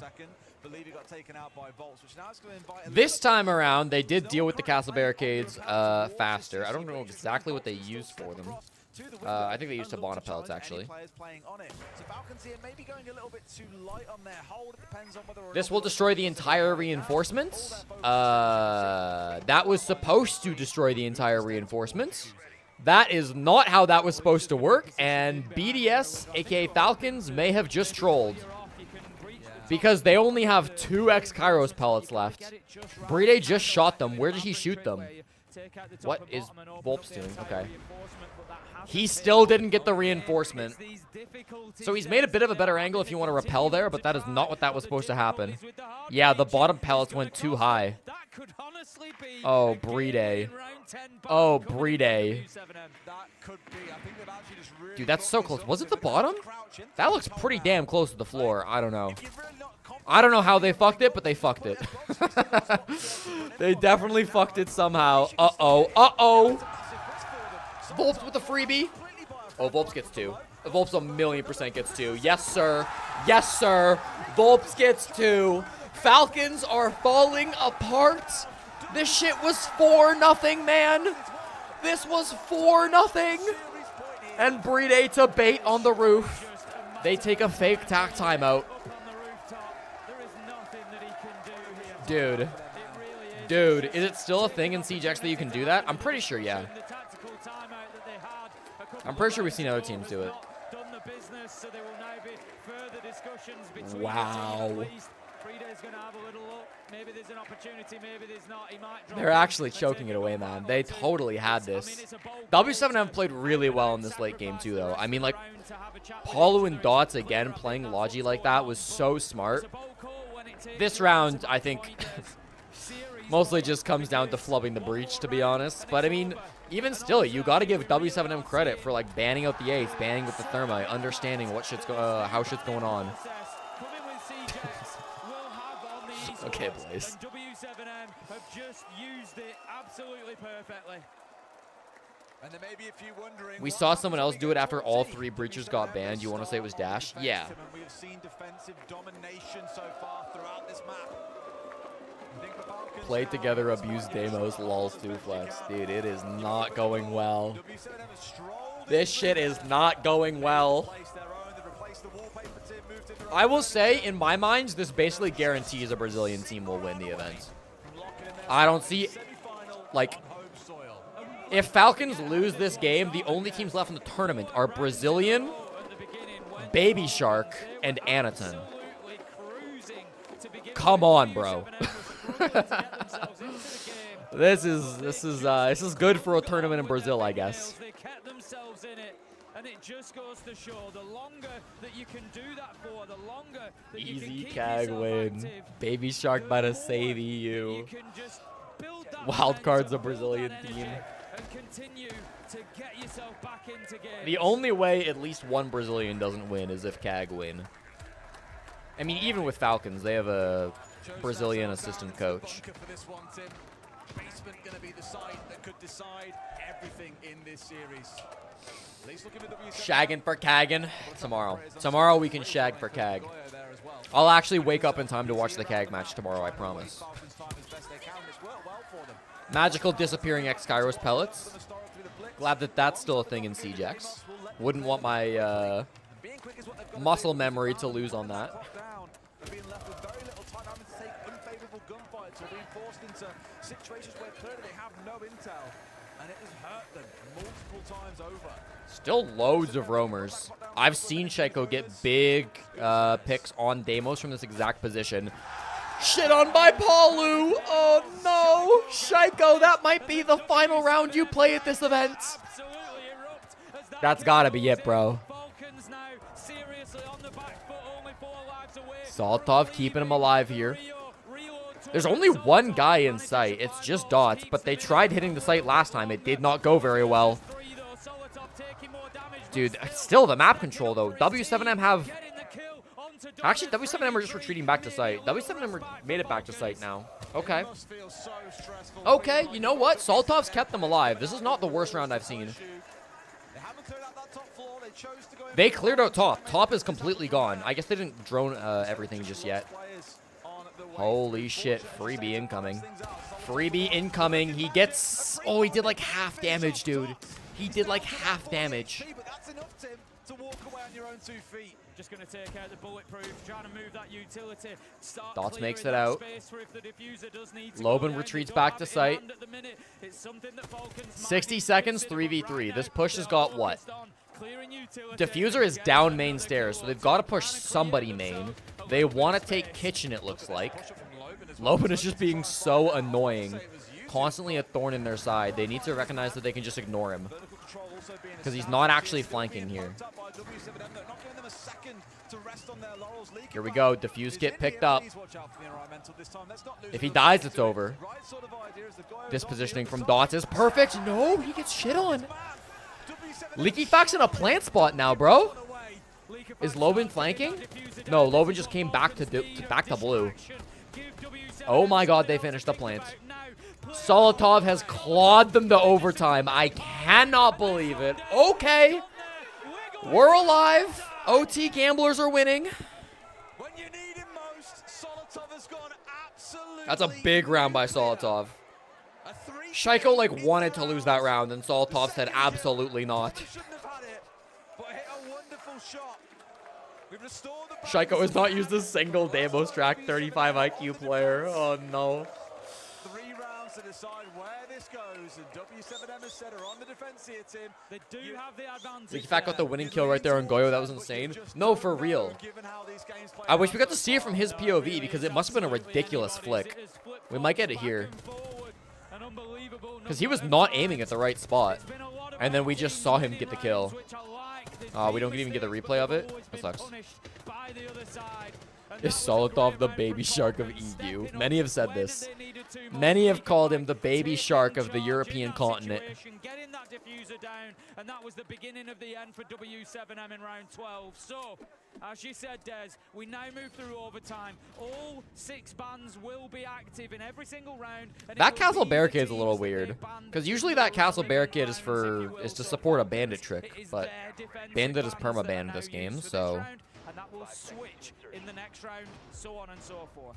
After this, we get Furia versus Loud, which honestly could be a really good game, too. That'll be a fun game. Both those teams play a very fast, aggressive style of Siege. It'll be a fun one for sure. Falcons rolled attack. That is bad. That is bad luck that they rolled attack here. Dude, I'm telling you. Fuck it. It's a Siege reload event. If this game goes 7-7, fuck a round 15, do a 1v1. 1v1 in the lobby. Let's see it. Leaky back up against, I don't even know who to 1v1 for W7M. Loban, maybe. Yeah, they've really struggled with the breaching, even to a degree when the ace was on the card. It still wasn't, you know, they weren't getting as much. Maybe Dodes, actually. Like to see. So, yeah, I think definitely bring this along and try and get it done. Shaiko versus Palu. Shaiko versus Palu would be nice. They've done a bit of work on that wall. It would not be Palu, though. I don't think Palu plays well in a 1v1. I mean, literally, we talk about his playstyle being a debate playstyle.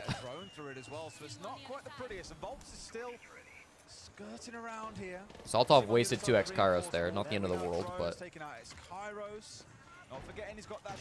I feel like we have not seen much Maverick, considering how many hard breachers have been banned in this game. and start your charge on through. Yep, Seen him a couple times, but it's not been much. over the wall just to clear out any utility behind it, force any players And away, to be fair, which teams is have gotten now the punished for that. case. We've got Cash and CCTV in the control of Falcons, so they can start using that south balcony as well. Last time that they had some success on this site, it came from the push through logistics. So hopefully Falcons, they learn from that, and they're going to push Saltov, you should probably breach that wall. W7M need to be aware of that. They Okay, need to get the make mirror sure window they don't first. Probably the allow right this decision.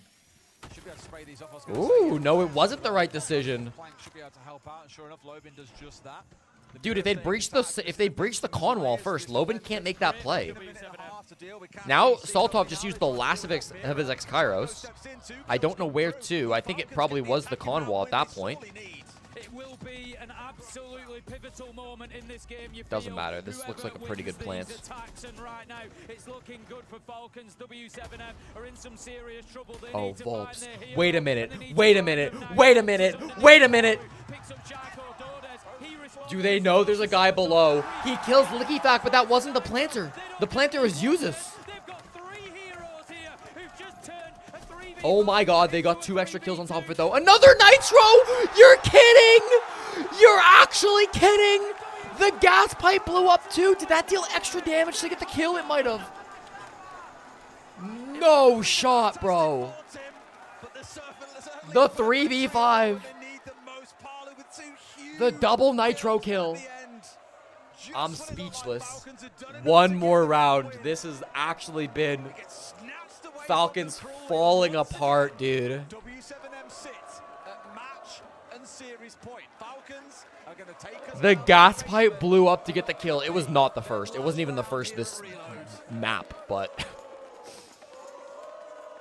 there have been a lot of gas pipe kills, but that was the first of overtime. Supporters continue to be in fine voice as they're back.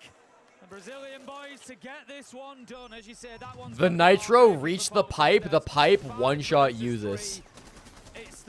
That reached the pipe, bro. That reached the pipe. This is beams. Someone put beams inside the potential. Tweeds with the 5 gifted tweeds. Tweds even. Thank you very much for 5 gifted Tweds. Chat, if you just got a free sub from Tweds, hit him with a thank you. With the Nitro was big.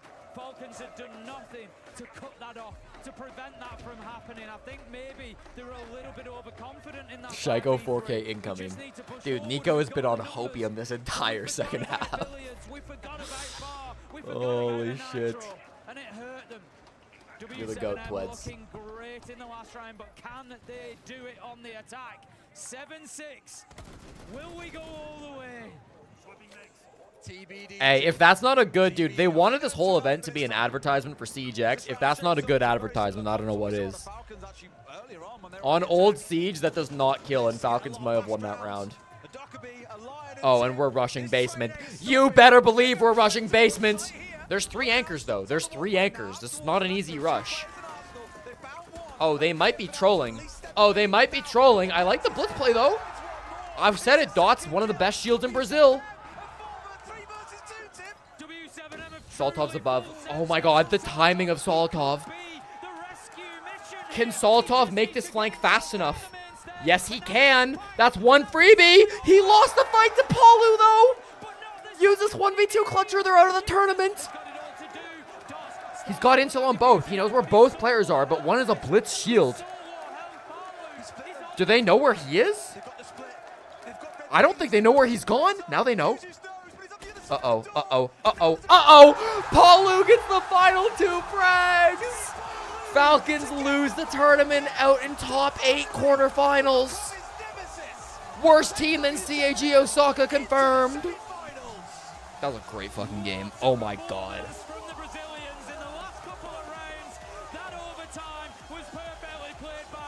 Dude. A big chance in that last round. They really rolled the dice on that blitz. They're fully committed. Wow, bro. I cannot believe they won that. What a comeback, dude. This org is just magic in Brazil. Final kill to push his team into a semi-final. Palu, of course, struggling through the years to win something with Liquid. Continue. Dude, imagine if Palu won the very first tournament after he left Team Liquid. And could it happen? Norris and Shaiko hug. Norris and Shaiko hug. Their own curse continues. I said already, the only place they've managed to beat W7M previously was at the Esports World Cup or Gamers 8. They can never do it in official Ubisoft competitions, and that curse continues. And it also guarantees that we will have a Brazilian team in the final for the local supporters, Des. That's Judenhoff, the W7M manager. No EU team left. We've still got another Brazilian I made a million view TikTok about that guy. tomorrow. But as you say, Tim, that guarantees a Brazilian team on home soil in our grand final on Sunday. What a matchup that is going to be. Whoever it is that will face off, W7M really putting All right. So Falcons are out in top 8. Tomorrow, W7M will play the winner of our next game. We still have a full another BO3 to play, bro. I don't think it's possible for it to top that one, but we still do have another BO3. Taking the ace out, we saw multiple times that Falcons, a top team, were struggling to get their Des and Ace literally always get the best games. I don't know how it's possible, but they do. And it was a master stroke from Norris, from the team, with that banning strategy. Just found the answer through this team, as many have before, and I'm sure many will continue to do so. You'll always ask questions for Falcons about when do they finally find Actual chokers, bro. That's ridiculous. Oh, man. I really hope it's Palu versus... Dude. I hope they make the grand finals. Because then if Palu wins the grand finals, it's like... we'll listen to this. Then it's Palu's first chip. That's the line. And if not, then it's Isso fucking Baby significa que Shark's não first importa o chip. que aconteça, a gente tem 2 times brasileiros garantidos para amanhã na semifinal e um time brasileiro garantido na semifinal. It's gonna be W7M.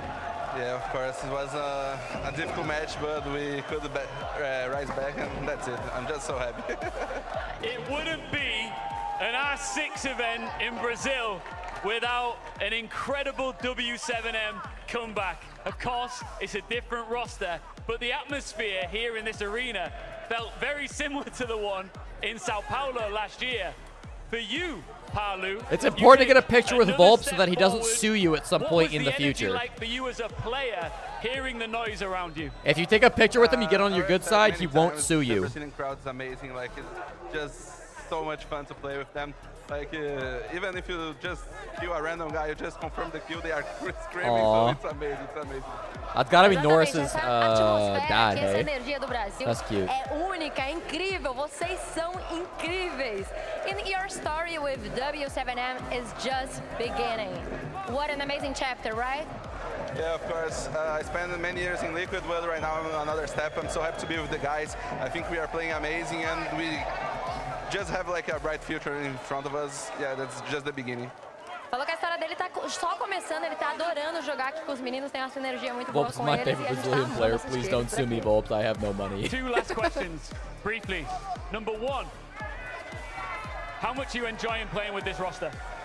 It's amazing. I said, like, I have played with both. Volps but is right now suing it's Raza so much right now. different. Like, the synergy that we are having in the matches, and doesn't matter if we are down 4-0, 4-1. What's up, we Thunders? are like playing to win it, and we don't care. Like, we are just playing ourselves, and we are having fun, you know. Falou que ele já jogou com o Volpes, mas o que tá jogando aqui tá sendo muito divertido, que não importa assim, se eles estão perdendo ou ganhando, eles estão competindo, estão indo pra cima e estão nessa energia muito boa aí de competição. And finally, look, hopefully you make it Raza's through the shaking and semi-final, crying. but just in case you don't, you are a legend of this game, you're in front of your home crowd, in your home tongue, take this microphone, what do you want to say to your fans? Pô, galera, só queria agradecer a todo mundo que torceu aí, conseguimos buscar esse comeback aí, foi absurdo. E é só o começo, né? Eu acho que essa line tem muito potencial, espero que todos vocês torçam pra gente aí durante a caminhada. Tamo junto. Parabéns, obrigada, Palu! Tamo junto, nosso ursinho carinhoso. Parabéns. FaZe dog walking Falcons. We had FaZe dog walking SSG in Montreal. And then we had FaZe dog walking Unwanted in Boston.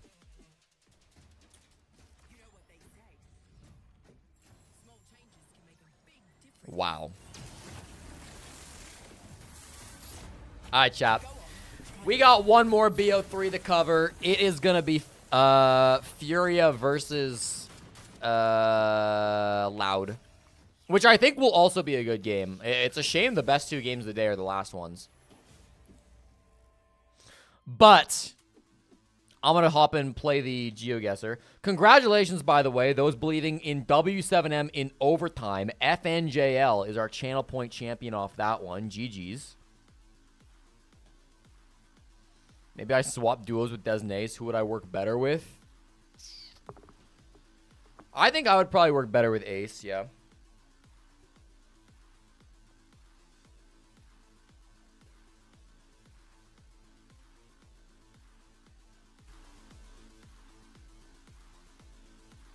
All right.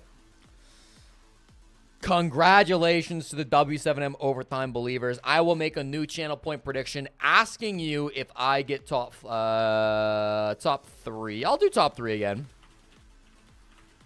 Do I get top 3 in GeoGuessr? Yes or no?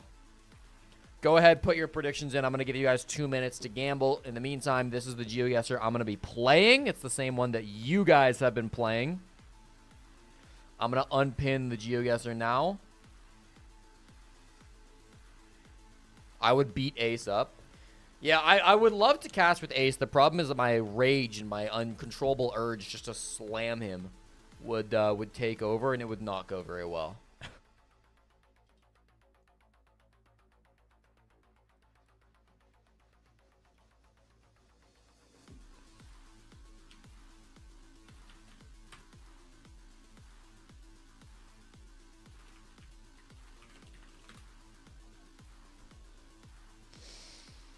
Don't say I'm not getting top 3. I will get top 3. If I don't get top 3, I'm never making an event again. Why? Do we have like 4 Edmonton rounds?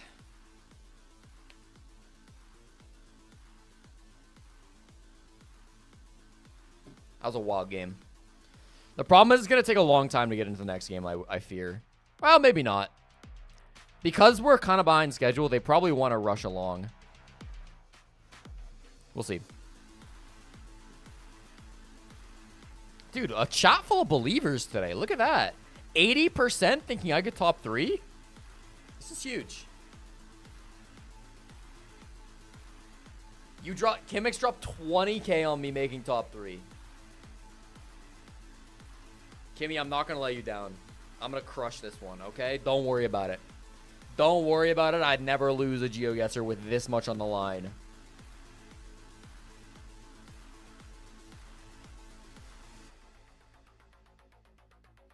Big money. I'm familiar with W7M's game. I'm happy W7M made it. It's a very good story if they win. With Palu. All right, let's go see if Kimmy wasted all of their points. Here we go. All right, this is a tough start. Let's think about this. This is a really tough start. Hold on. Could be Russia. Kind of feels like Russia to me. License plates and signs look right. This is a little weird for Russia.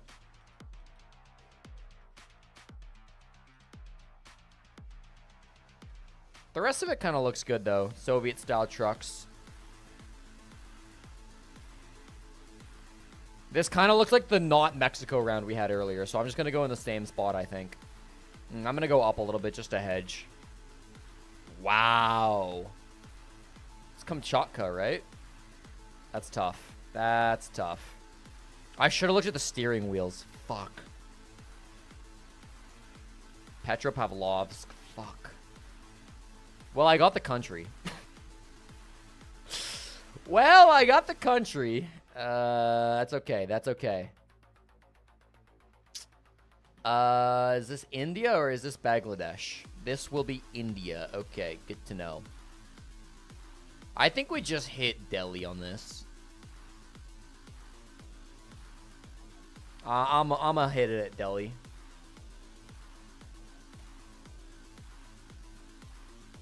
Okay. Closer to Amenabad. Not terrible points-wise. Could have been better. Not exactly on pace to top 3. I won't lie to you. I won't lie to you. What the fuck is this road? This is so straight. Sun South, which puts us Northern Hemisphere. I mean, it feels European, right? God, but where?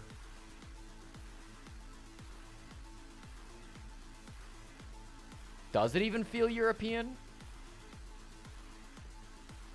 Yeah. It's a straight line, but it's not on the compass grid. I'm going to say it's European. I might go Spain. That building doesn't look very Spanish, but, like, you can hardly tell, dude. I'm going to go Spain. It feels like the last Spain round we had.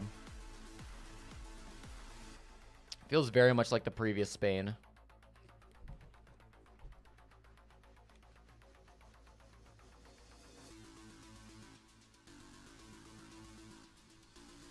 Okay, I'm going to 5K these next two. Precaution, Zona de dumbasses. Okay. Super red. This sign confuses me. Could this be Chile? I'm thinking Chile. I'm thinking like kind of North Chile. Like kind of up in these mountains, you know?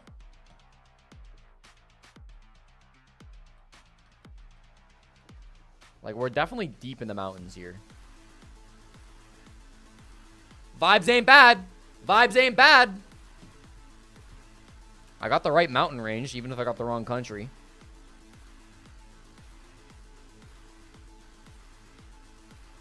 Chat, I have bad fucking news. I have some bad news. To me, it feels South African. Could it ever be Australian? Yes, absolutely. South Africa or Australia? I think I gotta go with my gut. My gut said South Africa. I think I need to stick with that, bro. I think I just need to stick with that. Let's go Joburg. Let's go east of Joburg. Fans, but boy, did they turn that around quick. A reverse sweep sees W7M I don't think it's enough. Straight through to the I don't think it's enough for top 3. Kimmy, I think I trolled. I mean, what a game, what an arena, what a time to be alive. It was all going to plan until it wasn't. Fourth there. place. It was honestly Fourth place, 300 points behind third. And then they fell apart in attack. W7M, I think the perfect strategy once they got into their defense. It was very clear to see. They were riding out their attack. Once they got into the defense, ban the way that they banned in the operators. Dude, I just needed to beat Condor. Where did I lose most of my points? Round 2, he smoked me. Round 2 is where I lost most of my points to Condor. Like we said before, Wow. they started in defense. They had always struggled in If attack, I just so pick they the put middle us of in India, rounds I they win could. this. As soon as they started losing these two defense, I was like, okay. What did he click? He clicked Mumbai. Clearly some God fundamental damn issues it. in Falcons. Yeah. Some problems with some basic stuff that were enabled every time that W7M were playing in defense. Yep. They hold Let's look at all the Jacuzzi. best What do guesses. They extend all the way to Cash. Yeah. They hold Cash. What do? They extend all the way to Jacuzzi. I am curious on this. Where are the steering wheels? For every tooth and nail in this building. Jack, one thing I noticed there, and look, it might even speak to Steering wheel on the right. That looks like steering wheel on the right. But you saw what it meant to him. More Steering so, wheel on the you saw right it is to the super team to common have in him Eastern there, Russia. to feel I that didn't even energy. think to Each look. and every player went up to him and almost congratulated him solely. Yeah, But he's a that huge should have been a player. I clue mean, that we were obviously, Eastern W7M, Russia. they keep Steering wheel on the right. replacing their rosters with world-class players. They did it with Volts. They've now done it with Palu. They keep upgrading and upgrading and upgrading. But also for Palu, it means so much to him specifically. We talked about how long. Could I have narrowed the India one down more with language? Who got the best India guess? 4K, 4.5 from Nomus. 4.7 from this guy. Best India guess was here. That's quite It certainly good. does, and hopefully it just continues to compound as we get further on in this tournament. But there was one specific. Yeah, this is a moment we weird talked about, Indian Jack, language. completely No turned offense. on. Yeah, this was Lobin making the huge plays. Like we said, they picked I up just feel Volts, like, they picked up yeah, this Palu, is kind of a but it's strange Lobin. one. The It's old like, guard walking it's up, almost Google loopy, main circly like the bottoms. has the confidence to just waddle himself up main stairs. There isn't a drone in front of him. It's just. I just saw, like, this is this the same language? It's not, right? Like, this looks more like, is this Hindi? And then this might be a more regional language. I'll pay out the predictions. My haters eat good. Hateful wins. What did we see consistently Falcons struggling with? These are the same language. This one looks like it's all flat on top, though. This one's just, like, all over the place. I guess it's just fonts. And they could not do it. They struggled. And that's one key wall you need to get rid of. And this at 140. I don't know, man. This is a yeah. Do that because I need to remember to look for that language. When they were attacking Jacuzzi, they didn't get rid of the castles. Somehow your haters always win. It's so weird. You know what, bruh? I'm gonna need you to shush. All basic fundamental stuff was not here. Round 3, nobody did very well except for the guy that got first. Brother, what? Brother, what? Brother, what? This guy cheating. Bingus on X with the Osama bin Laden profile picture. And on that note, you can see how mad we are as European analysts. That's our best team in Europe. That's our best team, and our hopes are gone. As we were singing before, na na na na, right? Before we get on with the rest of the evening, the detail brought to you by. It looked like the Georgian road from last one. Last round? Wait, we didn't have a Georgia. Georgia's not even in the game. And it's actually going to be one of our own in terms of Shaiko. The blacklight detail is actually going to be. Well, I am 2 for 3 on my playoff predictions at least. He's actually negative in this moment. Look how aggressive he is. Round 4, they got a 4K, a 4-1. And that's the big thing when you're a professional player, Leo. Oh, I was the best on round 4. Let's go. At least I was the best score on this one. Flying Condor was very close too. I beat Bingus, although Bingus did get the country. Who the hell is Berta Boy 420? Berta Baby Boy 420. Now this is going to be a different take. Now, look. His game IQ. I know we've spoken a lot about it. And then in round 5, Berta Baby Boy, that was their best guess. Just a classic South Africa. Sending his smoke grenades. And as you can see, as soon as Shaiko realizes that the blitz is still going to Vox, you're a Berta Baby Boy. Let's go. And that enables Shaiko. Don't be sorry. Alright, I'll get you guys a new challenge. Duality, aggression, backing himself in gunfights, but then also using the utility. Fair enough, Vox. And unfortunately, on that note, he will not Thank be you for the returning pin. the rest of the tournament because they are done and dusted. EU, they're gone. However, if you're a Brazilian fan, hell, if you're a Siege fan, this is one you do not want to miss. Furia take on Loud after the break. All right. All right. I just need to get one more playoff series right, and I get the unique skin, I think. I did go with Furia for this next one. Furia over Loud. I kind of like this one, my Elite. I like the yellow, you know me. It reminds me a lot of his skin for the, what's Grand Larceny? It reminds me a lot of that skin, though. I feel like it's very similar.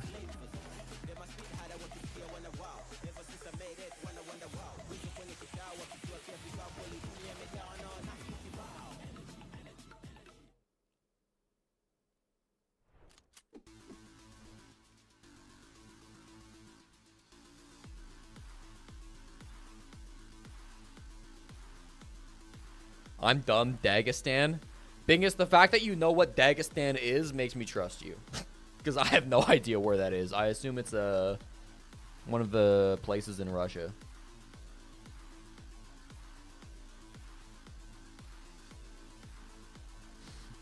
Yeah. I just read up. Kimmy says if he picks Spain, I'm killing myself. I'm sorry, Kimmy. It looked warm. It looked really hot and dry.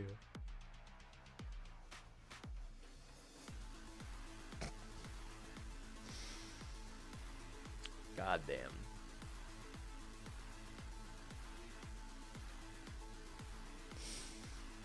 All right.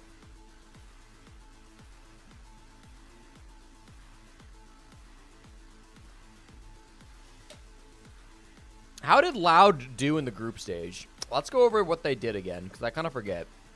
I know they did well. They were first place in groups. They started by 7-4ing Falcons. Big moment. They lost to Secret 7-5.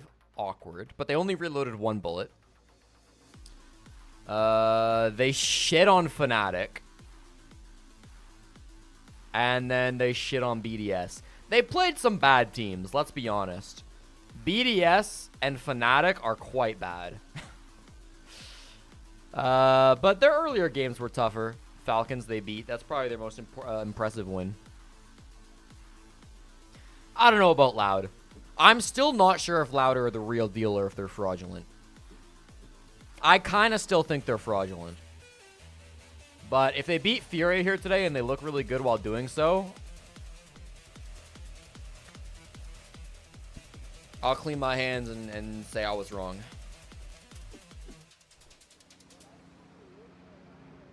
Ian Chambers is in Mini Siege? Oh, yeah. Let's go. They did a host volleyball tournament. I love that Matic is there, too.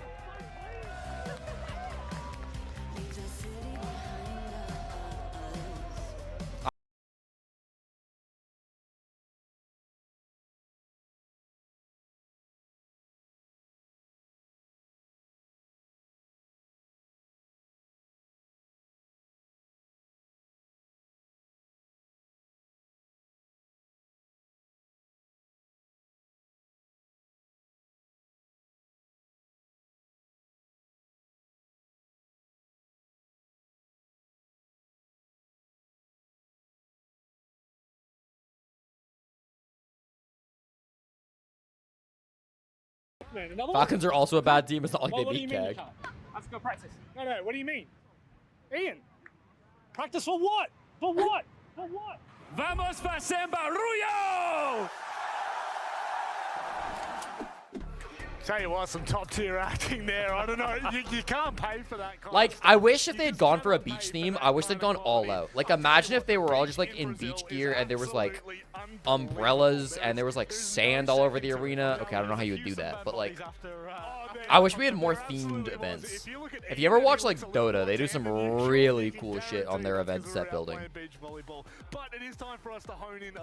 Kind of like Yavla. I thought Yavla was really well themed. Against Loud, 2 Brazilian teams. This place is absolutely pop.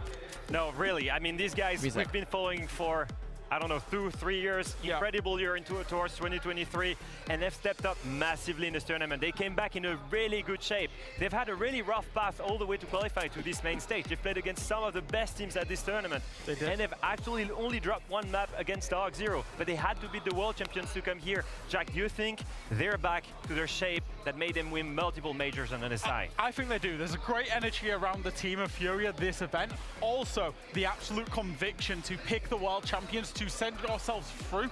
Big risk, but it comes off with a big reward afterwards. I think the depth of strategy that they show, the variation that they have, and honestly, some of the gunners that they've got on there, Herds, KZ, JV, especially this tournament, who's leading the line for them. Incredible stuff. After an absolutely absurd 2023, becoming back-to-back champions, not missing a single beat, then to kind of hitting 2024, obviously, great start, kind of simmered out a little bit here, Leo. What's changed that both of you are on the bandwagon? You know what, I actually think that what's changed so far has been the evolution from this team, from being some of the best gunners in the world to actually having incredible strategy. I told you guys that they qualified by beating FaZe, and I want to show you one example of just how much coordination exists in that team. We're gonna look at Cafe and attack on the basement. Look at how Hertz here shoots the gas canister to burn a little bit of time, get rid of the barbed wire, get on his drone and start droning. Now they've got tough floor control, they need to work the execution. He spots the shield in VIP, he calls for Felipox to get rid of that shield with a grenade. First bit of coordination here in Intel Gathering. Now that shield is gone, that 1v1 later against that VIP player will be useful. Now, as you can see, Felipox starts working with a sense because he needs to prepare his own execution. Where is he planting? So he goes for the droning here, gathers intel. Where am I planting? He checks bunker here, sees the Goyo canister, I can't plant there. Sync, this seems clear. No utility here, that's gonna be my plant spot. I send a sense through the drone hole here and send another one all the way here into sync so that he can get a safe plant spot. Now, as you can see, he jumps in and starts planting here in this corner. That's unusual. But you will see from the top floor here, this top floor position, when the sense is developing, he's cutting off completely here that VIP line of sight. He's also cutting off the line of sight from this bar double. At the same time, cutting off the line of sight from the red hallway, and he's planting here. But as you can see, everything, every piece of utility, the Goyo canister, the smoke, are in the wrong area exactly because he used this sense. Now, last thing I want you to pay attention to, we've spoken about team play and coordination. The only entry point to the bomb site here, 1 from VIP, 2 bar double, 3 kitchen double. Let's take a look at how his teammates are helping him out. First is to remove the VIP player. Now JV does that instantly. The bar double door is held here by KZ from above with the verticality, and he will get rid of the smoke. At the same time, Nade from above is also holding the kitchen double and will also get his own free pick from using the vertical play. Both of them are ready for any flank, and when one comes up, they're ready to 2v1 against him and remove him. And lastly, KZ, he removed Axe and I will be scamming your show, Cat. They used to have the best gunner in the world. They may just have the best strategy in the world right now. I don't know what you guys think, but I think these guys have evolved so much. They have so much team play and coordination. And the depth of strategy is insane. And then even when all that fails, they've also got exceptional gunners 1 to 5 throughout as well. Genuinely, it does feel like they're back. It says Fear X made semis. But if there's going to be someone that can, I guess, go toe-to-toe on a Daffodil's the like highest rated Loud player have at definitely Reload so shown far. that they That's could wild. be the team. It's one of these Brazilian teams I'm that glad, came dude. out I of love nowhere, that. And you're like, how many good players do they them. have? It's insane. It's the team that some of you may have known as E1 back in Montreal. Some may have known as Raza Company Academy at SI Boston. This team recently, with the addition Imagine of if the Dafo, desk chair of the best-rated players player were in this the tournament sands. are looking amazing. Yeah, it's great. And maybe they play a little bit more conventional Siege than I think some of the Brazilian Des teams. Nays Maybe wearing not funky as crazy, shirts. Maybe not as gunfight heavy, but very team play focused. It's They're on almost, camera so I don't little, wanna though. say It's the word mostly for the boring, but it's desk. very, very low risk. Traditional and structured. Yeah, it's structured. Go through the process, trust the process. You could and hang it's up some working so well hammocks, for dude. them. It'd be The fun. amount It'd be of fun. crazy It'd be improvement fun. they've had in what, 12 months? Now, very quickly, I actually don't know anything about I this don't know what a so I'm not Prometheum even gonna board try is, to lead King. you into it. Stonks is all I've I think got it's for just a you. big television with. We've mentioned that these guys came out of Well, nowhere. it's it's Let's touchscreen take a though. look I at don't their know. journey in CG's history, right? Let's take a look 6 months back. 6 months ago, these guys were playing at Manchester Major. On Dude, why does E1, the background and they were look dead like last that? And only got $17,000 of cash They prize. didn't win a map. They lost exclusively to APAC teams. Is graphic design your passion? Sorry. It is my passion, but I want to thank Boyer for this one. Our graphic designer, he does an Great amazing work. job with our crazy ideas. Now, I mentioned first round in Manchester Major, not a lot of cash prize and E1 roster. They move on to SI and they go here without organization. What do? Top 5, top 6, top 6. Again, good evolution. Now we're here. It in Reload. stonks. They're Okay, with dude. Loud, Okay. the biggest Brazilian organization. I and do they're know on what a the smart spot board to is. go and When I was in qualify high school, we had further smart in this boards. tournament. It's a crazy progression story, but you speak to I know other teams stonks, about but them, the you know, background was like we sat at the fucking- pool with JV and with Nade. I don't know, We asked dude. them It was about Loud, and they cursed. said, "Yep, great team." That's not what it They're usually saying, looks like, "Oh, is it's it? on a run, it's a fluke." It's another great team out of result. I mean, that's terrifying considering we had 4 that made it to main stage here, and God knows I how feel like they, many like, we may remade well it. see tomorrow. It is, of course, time for us to get underway with the map picks. Let's talk about the vetoes, lads. I know, Jack. It's an overpriced smart board. Interesting. A load of research. My God, it's already popping off, and we haven't Let's even started the go. match I'm yet, excited but for some Jack, lair. Go for it. So both teams are going to get rid of very recent permabans, very low Cease. preferences maps. Now Loud, they're going to pick into the lair. This previously for a long time for Furia was their permaban, but they've brought it out this event. They love playing it, but it is also Loud's #1 map preference. It is a map that fits Furia's playstyle very well. A bunch of really chaotic, really aggressive players that know how to extend on a huge map like Lair, gives lots of space for them to roam, and they will start defense. Now if we move on to the next pick, we see Border pick, and that to me is a huge surprise. Or not really a huge surprise. It is the #1 gunplay map, the #1 TDM map, and you've got the best gunners in the world. Of course you're going to pick it. Absolutely, of course it's #1's Furia's #1 map preference. However, these two teams, when Loud were at the Company Academy, did play on this map at 6 Invitational. It was 7-5, it was close. So I understand why Loud would leave it open. Now, if we go all the way through to the very final map of Chalet. Don't bring us to it's a Chalet. very high preference map for Loud. I like these maps, but I don't want to see a Chalet. I would like a competitive 2-0 here. We've just seen so much Chalet at this tournament already. It's been a lot. But I feel like we've hardly seen any Border all tournament. And we've seen a bit more Lair, but like Lair is always just fun to watch. I love Lair. Lair is so fun to play in comp, but ass to watch. Are you trolling? Lair is my favorite map to watch in the entire pool. I think it's so fun, dude. And it's mostly fun because it's new, but like, still. Clash of playstyle, which kind of siege do you like? Well, both flavors are going to be in this match. If it goes Chalet, Loud wins calling it. Perhaps. Do you have an inkling? Do you lean toward one side or the other? I think just with the way that the maps lean, especially Border Chalet, I would Lair just looks the same-ish aesthetically.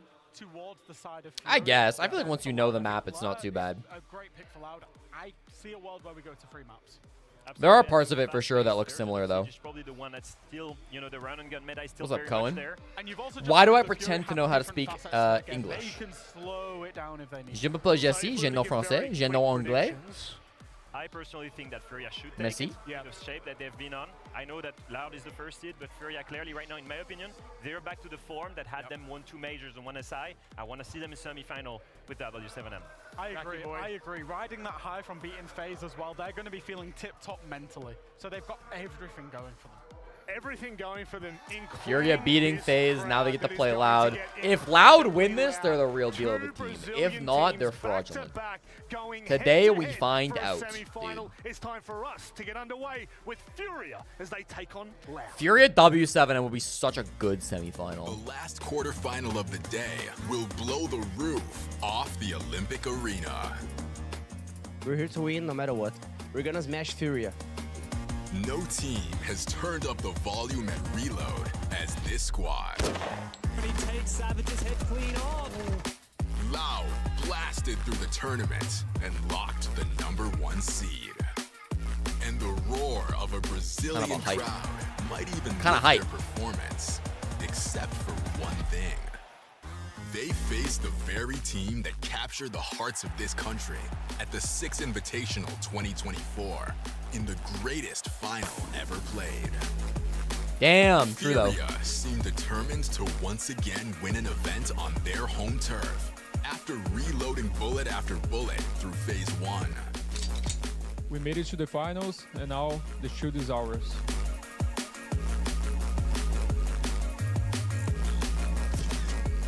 We will now find our last semi-finalist in a matchup between 2 Brazilian teams. This is Loud versus Furia. Here we go. When does Bolo play? I have bad news for you. Once again, not an AI voiceover, apparently.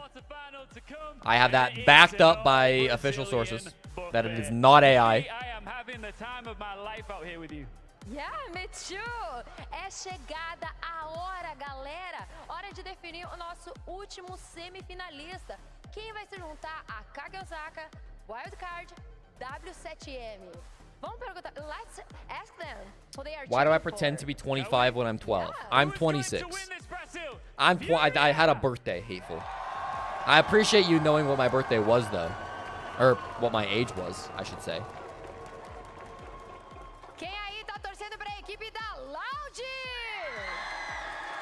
You know, there's some Loud fans. Loudgy. It is Loudgy. Okay, so W7M. With I and the end. Okay. Loudgy.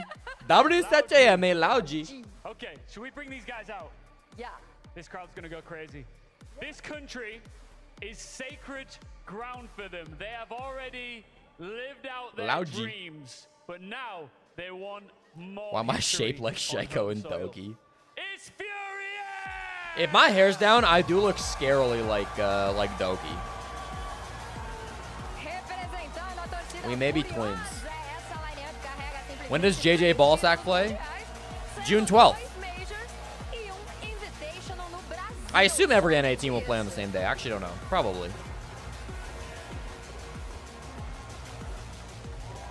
I can pull off the teenage emo look. Same height too. Okay, dude. I think Without even trying to, I think without trying to meme, I'm a little bit taller than Doki. I feel like he's like 5'6", I'm like 5'7". You know, neither of us are winning any awards here on the height competition. But I think I'm a little taller. Don't say sure. Don't say sure. Hateful the date is announced. Keep up. Have a huge following, but they've got a huge challenge on their hands here. I would be surprised if Loud had the fan base that Furia have. I know they're a big org, but like, Siege fans don't give a shit. Guys, go and take your seats. How you doing, bro? Felipox, good to see you. Good to see you too. Once again in Brazil. Let's just get a few words here. Now you and your team. Pastetto on the right? Pretty sure. Everything there is to achieve. He was on the Stonk graphic. It's been a while since you've lifted a trophy. This is Reload. Do you see this as a reset for Furia? Yes, of course, and we want to give a trophy so bad for this crowd from Furia, for these fans, and hopefully we'll do so. Eles têm muitos troféus, mas faz tempo que eles não trazem um troféu aí pro Brasil. E ele perguntou se esse momento aqui no Reload é um momento de restart pra equipe. Dude, Felipox is looking good. Has Felipox been hitting the gym? He's looking good. Does anybody else see that? Are you gonna win? Yeah, Furious cursed. Furious curse. We are gonna see. Oh, wait. Será que eles vão vencer? I see a look in his eyes there. He thinks he's got you, Felipox. He never won against me, and today is not going to be different. Ele falou que eles nunca venceram deles. Aqui não vai ser diferente. That's before Loud. We're gonna see. All right. Foi antes deles vestirem a camiseta da Loud. Vamos ver. I can feel tension in the air here, but I want a handshake before we go into It's Perez? this Fuck. quarterfinal. Best of luck, guys. Best of luck, guys. One thing I know for sure, no pun intended, here in Rio, it is going to get loud for this one. Let's get loud and furious. What an intro for our two Brazilian rosters here in Rio de Janeiro. They do look similar, though. And Pengu, we are all set up. The stage has been set for the champions of yesteryear. And Felipox has always hit the gym. He just got held back because of hand surgery a few years ago. I remember that. He had to play on controller. No, he's looking good, though. He's looking good. And Furia are also yet to take home a trophy, to gift the trophy to the organization that took a chance on them. That's also true. All of the trophies, Copenhagen, Atlanta, and Sao Paulo. Is it true that he's never lost to Perez? Gave them all Or these yeah. resources, and what does that organization have to show for it? As of I guess, yet, man. Nothing. Perez has spent his whole career on like E1 Sports and Black Dragons, so not exactly a surprise. Determine which one of them can go to the semifinals. Yeah, and what happens if Furia were to win? Who do they play again? Furia would play W7M, the organization with a different roster. Dude, Furia W7M is such a good semi. Please don't make it Loud W7M. Could not be more perfect here for Furia and also for Loud, who, as Leo and Jack on the desk said, it's been stonks for them all the way from Manchester as E1 and to Montreal and to Boston as Raza Company, and then here today in Rio under the greatest, the largest organization we've ever seen. Watch this Loud dub. We'll find out. Loud. This is one for the ages, for sure. It's our first all-Brazil match here on stage in Rio. What are you doing? And all day, the crowd, they've been warming Where are you up. going? They started with some quieter matches, and here they are. This is what everybody here in Rio came to this arena for. And I gotta say, Furia, I don't think I've seen them look this hungry since before winning SI. When will I show you Spawny? Spawny was literally on stream the other day, JL. I think for these guys, Like yesterday or 2 days ago? Not yesterday, I guess. 2 or 3 days ago. After being world champions, they're looking to ramp back up. They're looking hungry, motivated, Prediction. and super prepared for this matchup, taking every game so seriously. That's right, and it has been I asked you an interesting prediction. How many Loud players end positive? How many Loud players will be positive? Even does not count. I'm going to give you 0 to 1, 2 to 3, have their or places 4 to on 5. great teams here. In fact, 5 minutes. they may end up How playing many against loud tomorrow. players are And going to Fury in be that time have posted 3 trophies, but since the last positive year, at the nothing to end show of for it, map nothing to 1? take home, no silverware. Loud, of course, they're on the up. Go whereas ahead, Fury Gamble. are Are you a big Loud believer or not? That's the thing. Like, Loud story here is almost like Over under on JV92 standing up in this BO3? here today. I think I'll say 3 times. Say 3 times. But unfortunately for them, their obstacle Map 1 is Lair. Furia. 13. Arguably the best team left at this event right now in the entire bracket, and they need to beat them to keep their streak alive. But losing today. Easy over? All right, we'll find out. We've got 2 bets running right now. And Loud are the ultimate Brazilian underdogs in our tournament here in Rio, right? Like 3 you said, is they a have to go up horrific against line. Furia, major and 6 invitational champions. And then should Loud win today, tomorrow they would have to go against major champions in W7M just to go to that. I mean, he's only standing up if he makes a great play, you know? I don't know if he's making a great play. If he's making 8 great plays in 1 BO3. I don't think this game will last very long is the thing. I think it'll be a quick matchup. Loud is going to be underdogs right up until He did it 5 rounds in a row one time. And also, let's forget to mention, they have a debutant on this roster as well. Daffo, never playing. Maps at an are international Lair, level Border, Chalet. I don't even know where he came from, to be honest. Not a player If it's that we've quick, he seen stands up at more. Tier 1 at the international events before. And my God, Loud he's played 2-0. so well for Loud That's throughout going to this be tournament. tough. That's going to be tough. Like, he's pretty much like, I hate comparing players to players, but if you were curious, it's like he's almost like the Dash of this roster that Dash is to Wildcard at this event. He's popping off, he's finding gaps, he always has a solution in a route that looks pretty much Maybe I don't know Loud Aura. Maybe I don't. Loud is a team, it's a We'll full find team out effort. today. It's not about star performances. If JV2 gets a clutch, he's standing. No doubt. But I don't know if he's getting a clutch here. You know, I could see him getting 1 or 2. Maybe he stands up a 3rd after a teammate clutches. I'm saying 3. I'm saying 3 stands. Well, the tension is palpable here in the arena in Rio. As Loud and Fury JV's their best player. Recently, he has been, yeah. But I think long term, Herds is their best player. KZ's good too, though. We are not counting him standing up to say GG or standing up between maps. If he's not posing to the crowd, it doesn't count as standing up. With that Brazilian crowd, with the passion that frankly no other region in Rainbow Six can come close to catching. One thing that never changes is those Siege trophies looking pretty good now. We saw just a second ago the Blackbeard shield this time around, more or less, and I feel like Herds over KZ, in my books, yeah.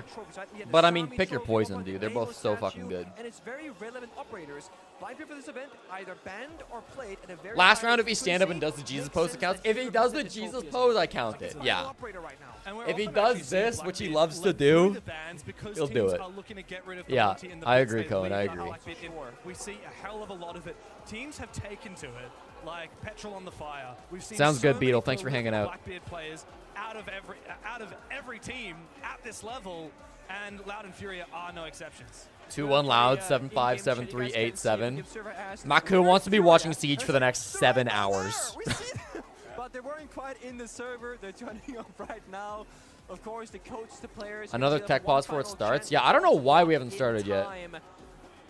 And right now for these players, It does seem like some kind of tech issue, because the admin is right there. Be internalizing. Philippox right now thinking of strats most likely setting things up. Other players trying to get into that fire zone, the fight or flight instinct triggering the fight. I'm trying to watch the mixed game. Let's get it going. And maybe even if you're allowed, Who's playing tonight in the NHL? that server running extremely hard, extremely quickly, and try and control the pacing right off the gates. Toronto, Florida. Will Toronto lose 4 in a row and get knocked out of the Stanley Cup playoffs? That's the question. That'll be fun. Winnipeg stayed alive last night, which is huge. So much of a leadership figure for this team. He is their rock. He is, and also very humble. I mean, when this roster had the WCNM run and you're challenging the Nuggets or Thunder? Okay, Nuggets are Denver. Thunder is... Who the fuck are the Thunder? Is that like Kansas City? I don't fucking know. I'm going Nuggets. Oklahoma? I was on a tier 4 Team Fortress 2 team one time called the Oklahomies. And we talk about the hunger. You mentioned it with Furia. It sucks to say, but there's no doubt that Fury is simply Winnipeg only moving on powers as up at home. Hungary. After they raised the trophy in Sao Paulo, we We'll didn't see. that Winnipeg in is a stage fucking. one. Manchester was a flop. Montreal. Winnipeg they is such were a. missing. I don't know, Boston, man. they got This is a random team because they either shut out because Hellebuck is the GOAT, or Hellebuck lets in like 95 goals and they have no shot. Does it count if JV stands up and starts singing Umbrella by Rihanna? Robert, if JV sings anything, I'll count it for you. OKC, you uncultured swine. My fault, bro. My fault for not knowing the Oklahoma lore. That's my bad. Champions versus underdogs. The old versus the new. Furia versus Loud. We're digging into map number 1 here. Loud. If JV92 sings Umbrella by Rihanna, I'll VIP you, Robert. Yeah, I'll take that bet. But if he doesn't, you've got a sub. Deal? Where Furia, they want to toy with their prey. And really just set the tone here. A lot of map to work with, a lot of aggression, a lot of roaming capabilities. Operator bans right now. Monty It's gonna be Kaid and Blackbeard. And map space taking up. $6 scam, yes sir. Kaid and Blackbeard. I'm not gonna act like that was tough to call. But attackers have to get a little bit more creative now, digging deeper. The Ying, the Glass, the Capital, the Grim. Jesse, everyone here is unemployed. Wow. So Robert doesn't want the VIP. Not confident in his goats. As you said, it's double wall denial. I see how it is. No VIP for you then, Robert. Keep those reinforced walls closed, mute, and to some degree the tuber out, but you're not likely to use that without some electrification to complement it. So all we've got is Philippox here on the mute. There's not going to be Robert's broke our six. STK or any of these operators that end up bringing Tin Can open as All right, I'll still give you the VIP if he sings, Robert. I'll still give you the VIP. Only have mute in play, and that does free up this attacking operator lineup to bring those special cheeky operators like a Shield. Dude, Thunders is like productive. Ying, like a Grim, Watching stream at work, watching stream at the gym. I do think that an operator that we cannot understand how strong they are. Man's getting shit done while still watching the 4th greatest tournament of Rainbow Six Siege this year. The Deimos tracker, the Doka, because I would not be surprised if we saw Mute play pretty much every single round, and there is even a world where Mute could be banned later on by Loud if they deem that a problem, because it's gonna, disable. Here we go, Loud. Attacks on Lair. I'm expecting, dude, they could get blown out these attacks. I'm gonna go optimistic here. I think we get a 5-1/2. What? What? If there are no EMPs, you might okay. We see this mute in the board. The indicator is fucked, but it looks like they're actually going in the correct spot, at least. Those jammers have specifically been placed to boost player positions than just what? the exterior wall itself. Dude, one of them just didn't go off. Did he shoot the other two? I don't think he did. Dude, Habana might be the most bugged operator in the game. I don't know what I just watched with STK, dude. Most of what you need, they might not need to push our 6th room as well. Those 2 extra pellets were just like, how about nah? Those 2 extra pellets were just like, what if I didn't, bro? Down from in lobby to check what kind of utility is there to speak of, but guess what? It's the jammer you were talking about. Oh. Live brought the shotgun to a knife. All right, Nate answers back on a Perez. Live down below. He's fighting herds. Not yet coming to fruition. Where is Live gonna go, bro? He's gonna rotate all the way through the basement? Surely not. Fuck, I guess he is. Also off pace by Loud right there. Floor shooting, getting information, denying utility. Boom! Deimos up the staircase. No tracker, no hunt needed. 90 seconds. This push is gonna come in through Ops, I believe. Yeah, it's gonna be Ops. Do they have the mask wall open? I don't think they do, but I think it's okay. Oh, it's soft actually on 1/2. Interesting.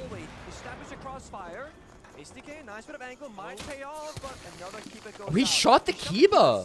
Wait, that's tech. No, I didn't even know you could do that, but if you shoot the knife, it seems like he shot the knife before it could deploy the actual barrier itself. Wait, that's dope.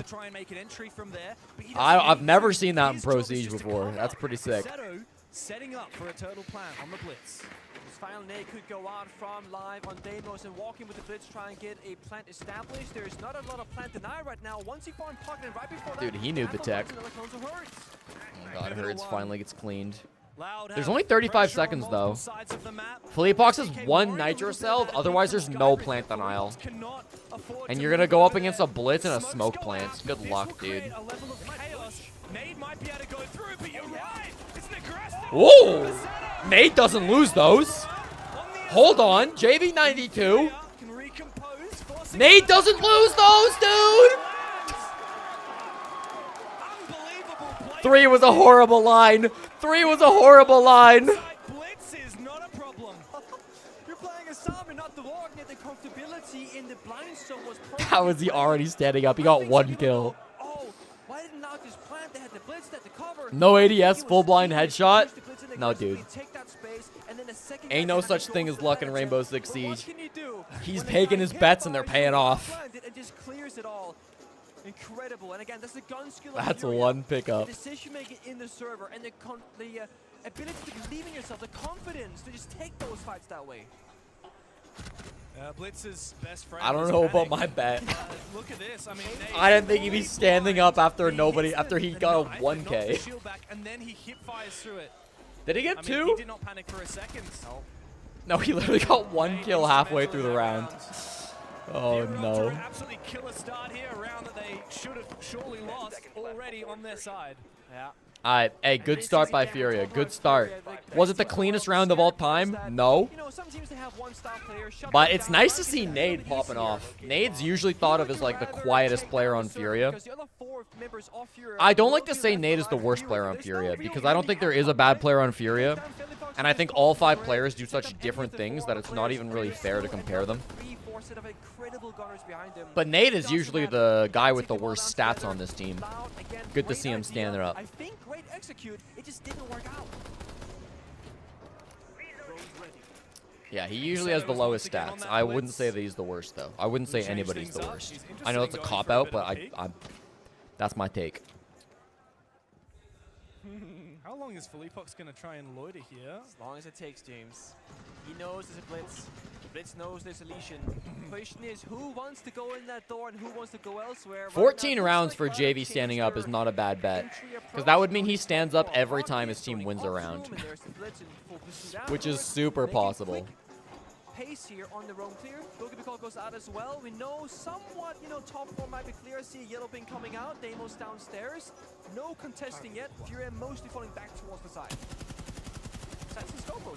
Yeah, KZ has managed to sneak back upstairs. He's Can't blame Loud for getting unlucky headshot by flash people. Yeah, I'm gonna. The outlines live is actually hard holding this flank. Loud hoping to bait an early attempt from KZ, but it's a heavy roam. 2 players top floor, 2 players mid floor around like med and breathing. There's a guy in medical, isn't there? He just left. Spotted is the Blitz. Herd's cleared out, that's fine. Tracked by the Deimos. Of course, the logic oh no, you need to trade this. JV, you've got to get a trade here. There you go, JV, 92. Good trade.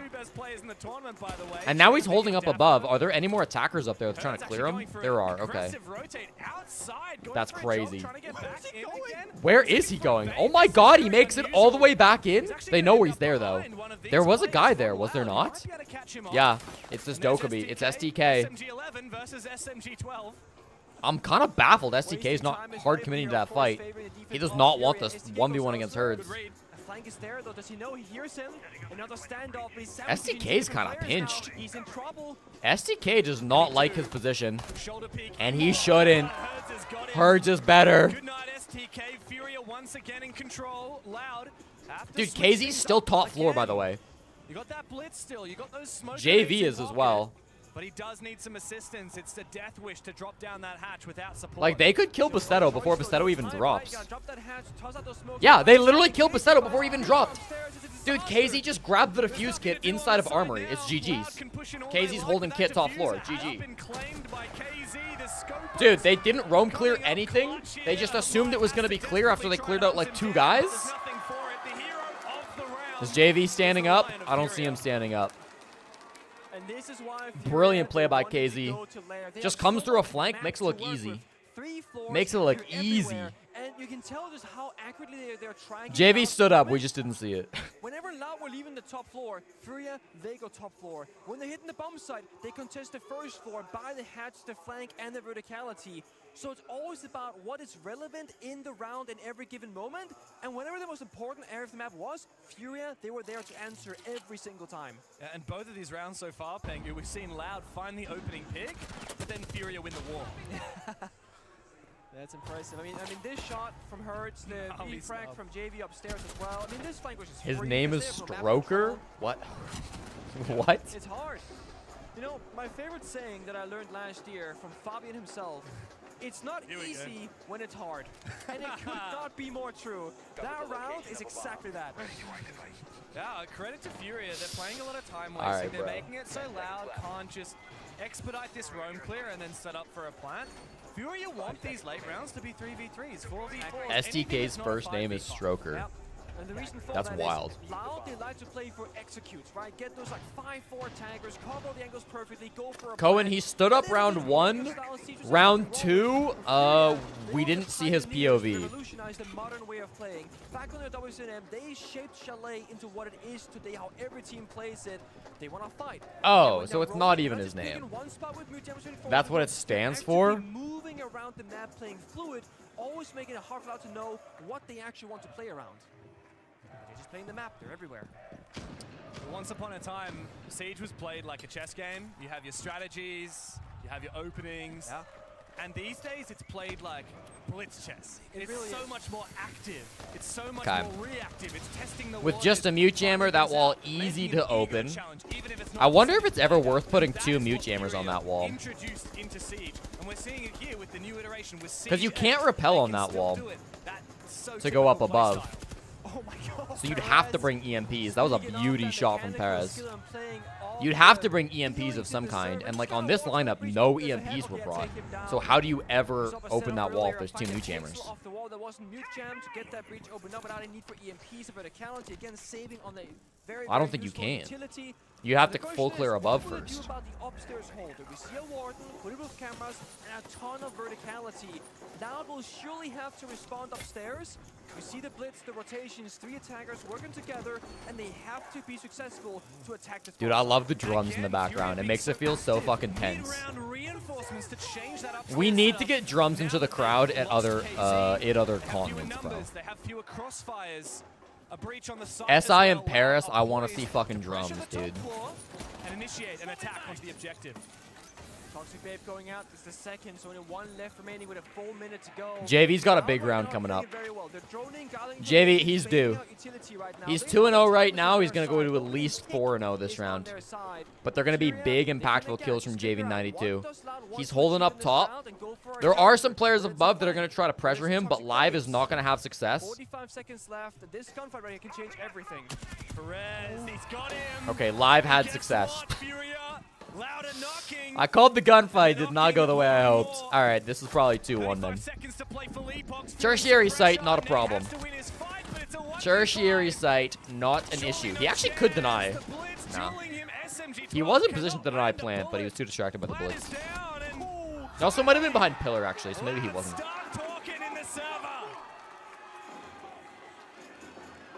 That's the 3rd round played though, James. And operator bans with the new system. The drums make it feel like an African team playing in the World Cup. Hey, I just love the energy, dude. What these 2 teams think the problem will become in the future, or what they want to get rid of. Before this tournament, I was not sure. No stand in that round, but they did lose, so. Because they get target banned all the time, or if they would be the team to pioneer and get ahead of other teams by tailoring the right pick. The picks are in. And it will be a mute ban coming out from Loud. It makes so much sense to me. I love that so much. It's mute blitz. So one team is banning every shield, the other team is banning every wall denier. That's a second shield taken, I'm sorry, a 3rd shield taken off the board. No shields whatsoever in the hands allowed for the next Yeah, I agree, round. Novus. But also, as you said, no wall denial. Only 1 stand. Listen, my money line of 3 is alive. So much more than that. And you no longer have the counters to those operators like the Dokkaebi, like the Deimos, like the Grim. Yeah. So I expect at least 2 of those 3, maybe all 3. There's been a lot of shield and electricity bans. Oh, yeah. Again, I think on some maps, it's just going to be like you have to ban electricity. Like Clubhouse and Nighthaven specifically. The shield ban is going to be team dependent. Like, I doubt Loud will ban 3 shields. Because, like, Furia don't play a ton of shields. And you will see those red pings on your screen and go, there's a target. There is some cheesy strats with that. Now, is that necessarily going to happen on Lair? I'm not sure. I haven't seen much of that, but on very open maps, it's totally possible. For this one, they'll take the Dokkaebi and the Deimos, which will have full effect because there is no mute. But the question for me, in the absence of the Blitz, what's the intention from Let's go for a spawn clearing peek up there. that power position that we saw Curious. Made win the round from on the very first time?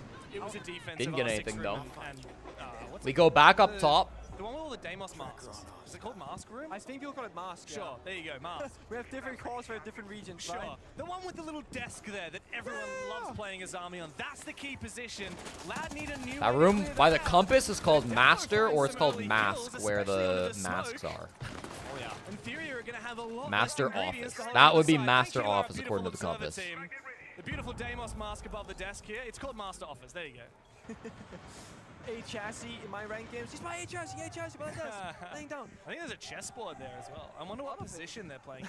Of course, you're wondering about I wonder if it's a little caro. Dude, James is such a fucking chess I can nerd. see the the verticality matter. The Deimos downstairs to clear those Casey got positions, dumpstered on this position last round, so this is a good change of pace. Furia adapting. Yes, Deimos still alive. Best player in the tournament, Daffodil goes down. Loud might need to go for plan B now. He leads the server in deaths alongside Herds and Philippe Box. But I do like the way they're using that sends. Perez trying to assist that pressure. Even Shopify had a really sick send strat on this bomb site during SI. I It's a bit of an think it was Grixer. I don't recall. Might have been Rexon. Herds getting a little bit antsy. JV still alive. He's still trying to chase this drone down. Hasn't found it as of yet. This is on the R6 room side of the map. He's taking a little bit of damage too. This drone is trying to bait him into something. Eventually it goes down. Thing is, Loud have the numbers, but they're missing a way in. Exactly, and that's where Deimos finally comes to Dude, Loud had the numbers last time. Look at this tech from Nade. No, it doesn't even matter. That's the way in. Dude, he put the Kiba on the floor so he couldn't get shot by the Deimos, but then Live just found the angle anyways. More like a 4 versus 1. It's up to KZ. He's found his second. Doesn't matter. They're in a plant spot now. Gonna need to find every last one of them. And look at Loud. They're going deep. They're looking for the side. Whoa! From the server. Alright, I mean, it still shouldn't matter. KZ has negative intel. They're not ops, bro. STK to cover. Now Basetto back up. Rifle in hand. As KZ prepares his march, the dreadful march towards that bomb site. With no one else to support him. But Yeah, he has no clue where anybody is. He needs to swing for Yeah. it. STK's found it. He had such a beautiful shot for his third kill, but then, like, Like they doesn't have even an matter. answer here to Furia. Kind of starts to panic. One of Furia's possible weaknesses. KZ's might looking be good their too. own skill. Not that he's lost weight or anything. The He just kind of looks like he's shots we saw in that round tells the got really story. nice hair and a really we nice rewind beard. a little bit further when there's a 4 versus 4 and Hertz kept jiggle peeking against the DMR from across the map. He didn't need to do it. Is the board set up right? Well, it looks like there was one piece on it, so Feel the DMR. I don't think so. You stop peeking. He kept challenging. He kept fighting. It's not necessary. Yes, Furia, when you hit those shots, it's great, but look at this. 1 peek, 2 peeks. Stop. Yeah. Stop, bro. That's a good point from Some of the Pangu. sharper shooters in the game, but you're going up against a team that's smarter. You look at everything Loud did that round. Let me like watch the this early again. Cutoff on the rappel from Wait, not Zappos this one. found an early kill. Yeah. You see the way that they used What? the way that they executed. What? onto That the wasn't the side. clip? Loud are That actually sucks. winning the strategy. I feel like they winning the wanted to show mental game. They're the one smarter tap than there, Furia but here, okay. But Furia, they have the mechanics. Loud have finally 8-7, figured that out. 7-8, Took them 8-7 2 rounds of Thunders. buffer that Furia I'm won trying to first. end Now stream Loud at some point tonight. It's always a big question about tactical timeouts, especially in a close game like this. Which team has the players making all decisions and problem solving versus which team has the coach and support staff make those improvements for them? Furia, of course, so much experience. I think the players can ride this one out for a while before needing backup necessarily. But for KZ Loud, trying to get if they aggro. start falling This is behind what each other Furia like do. a They've done this for years. If they don't respect you, they're going to be spawn peeking and playing hyper aggressive every single round. But right now, that is not necessary. Doesn't matter if they're on the most defender side of map in the game. Furia will absolutely spawn peek you and run out at you and hold cheeky, annoying angles at you as much as they can possibly get away with. This has been their playstyle for years, dude. But I can't help but feel that this round matters so much for It's Furia. 2 a.m. here. Can we play the If Loud second can map get tomorrow? 3 in a row, we move into the final round of the half, and that's a dominating attack for Loud, right? Yeah. Furia, Do games start at a normal time tomorrow? Is it back to starting at 9 we a.m.? have to get Igor in here. This is a lot of pressure here on poor Herds. Don't He's over-peek getting murdered Herds. from above. He's cut off from Okay, I mean, outside. he's He out. manages to escape just briefly. And now he's got a mirror window to play refuge behind. Not a common setup here. G2 ran this setup at the 6th Invitational with a mirror window looking into Armory. This was a G2 special. Wow, Herd still wins that fight. I really like this setup. This is kind of the setup I envisioned. Not like the specifics of it, but I envisioned when I first saw Lair. Like, I kind of expected teams to hard hold Armory more so than they ended up doing it. But now it's like teams like G2, and here's Furia hard holding Armory. I'm a fan. I'm a big fan. Because it makes pushing office literally impossible, so they have to then either clear you or push garage. The basement is the bomb site. That Valkyrie camera is huge. Unfortunately, the C4 did miss, but Casey, Toxin and like you said, Hatch he is still managed to get his way reinforced. all the way onto that top floor. All the way up in Master Office right now. I'm not Like, aware what's if the there's goal any of this verdicts push at the that seem moment? to be I'm not sure. through one of the common thoroughfares around lobby. I guess they've full cleared Armory, but KZ is still up above. Okay, they're going to be going boiler here. Across. We need Live to come and throw his last Selma to clear out. What will KZ do? There he is. That's the first one on the flank. He's gonna put that pressure here onto Loud. KZ needs to step up the tempo, though. His whole team is dying in sight. He cannot be a baiter. He's literally mezzanine right now, baiting his team. KZ, come back to site, please. He holds firm on the side. STK and But now he's in Armory. Now KZ's above. They actually can't push. Perfect. His site player's cleaned up instead, but... Did JV just stand up there? He was on like the edge of the screen. I didn't see. So well. The coverage from JV, holding the rotate, covering his teammates. Games are at 9:45. Okay. He stood up. You saw him on the edge. Okay, I thought I see that. I thought I saw that. Yeah. He was flying in that main lobby. He had the vert. I've got to be a grinder. Think of the BBC or the Yesterday Chick Charm in game. I don't think I'll ever get a charm, to be honest. I'm not full time enough. Yeah. Okay. That's 2, Cohen. That's 2. He may have stood up a 3rd time, but it wasn't on cam, so we can't know for sure. This right here, the coverage. It saves the round. That's JB. Yeah. Locking down. They're really struggling with this roam clear, man. They're really struggling with the roam clear. I wouldn't mind seeing like a... No, I guess it doesn't matter. I was going to say seeing a Doka be banned, but this is the last round of the half, so you're not going to get that. Defensive sided. If they can go 4-2 here, that doesn't mean they're out of the woods. It just means they've had a solid first half. And I would say Lair is attacker sided. I think Dev is wrong. So Loud in this final moment in the first half. But I mean, it's also decently 50-50. 3-3 wouldn't be bad. 4-2 would be bad, but it wouldn't be, you know, it's not unrecoverable. Different kind of pocket go-to operator. It's been some Dokkaebi, of course, the heart breaching. We've seen a force, in a sense. They haven't, you know, for example, the Ying is open, and for most of the rounds, Furia have been playing the Warden as like a possible countermeasure. Once again, DMR is just shredding a zombie. So that would have been a possibility, but not for this one. Loud instead, pretty standard setup here. They can go for any kind of attack, verticality, good like clear of gadgetry, good information, good heart destruction. It's very safe, but I'm not sure if you need safe right now to push that 3rd. I've had this false belief Lair's attacker side ever since it came out. Lair is attacker sided. If you like, look at the better teams that play it, it's been attacker sided. And then they're going to find their moment to spring, to pounce. And what do they have? I mean, they got Ella walking the wrong door. Boom, it pops. Fenrir, boom, nearsightedness.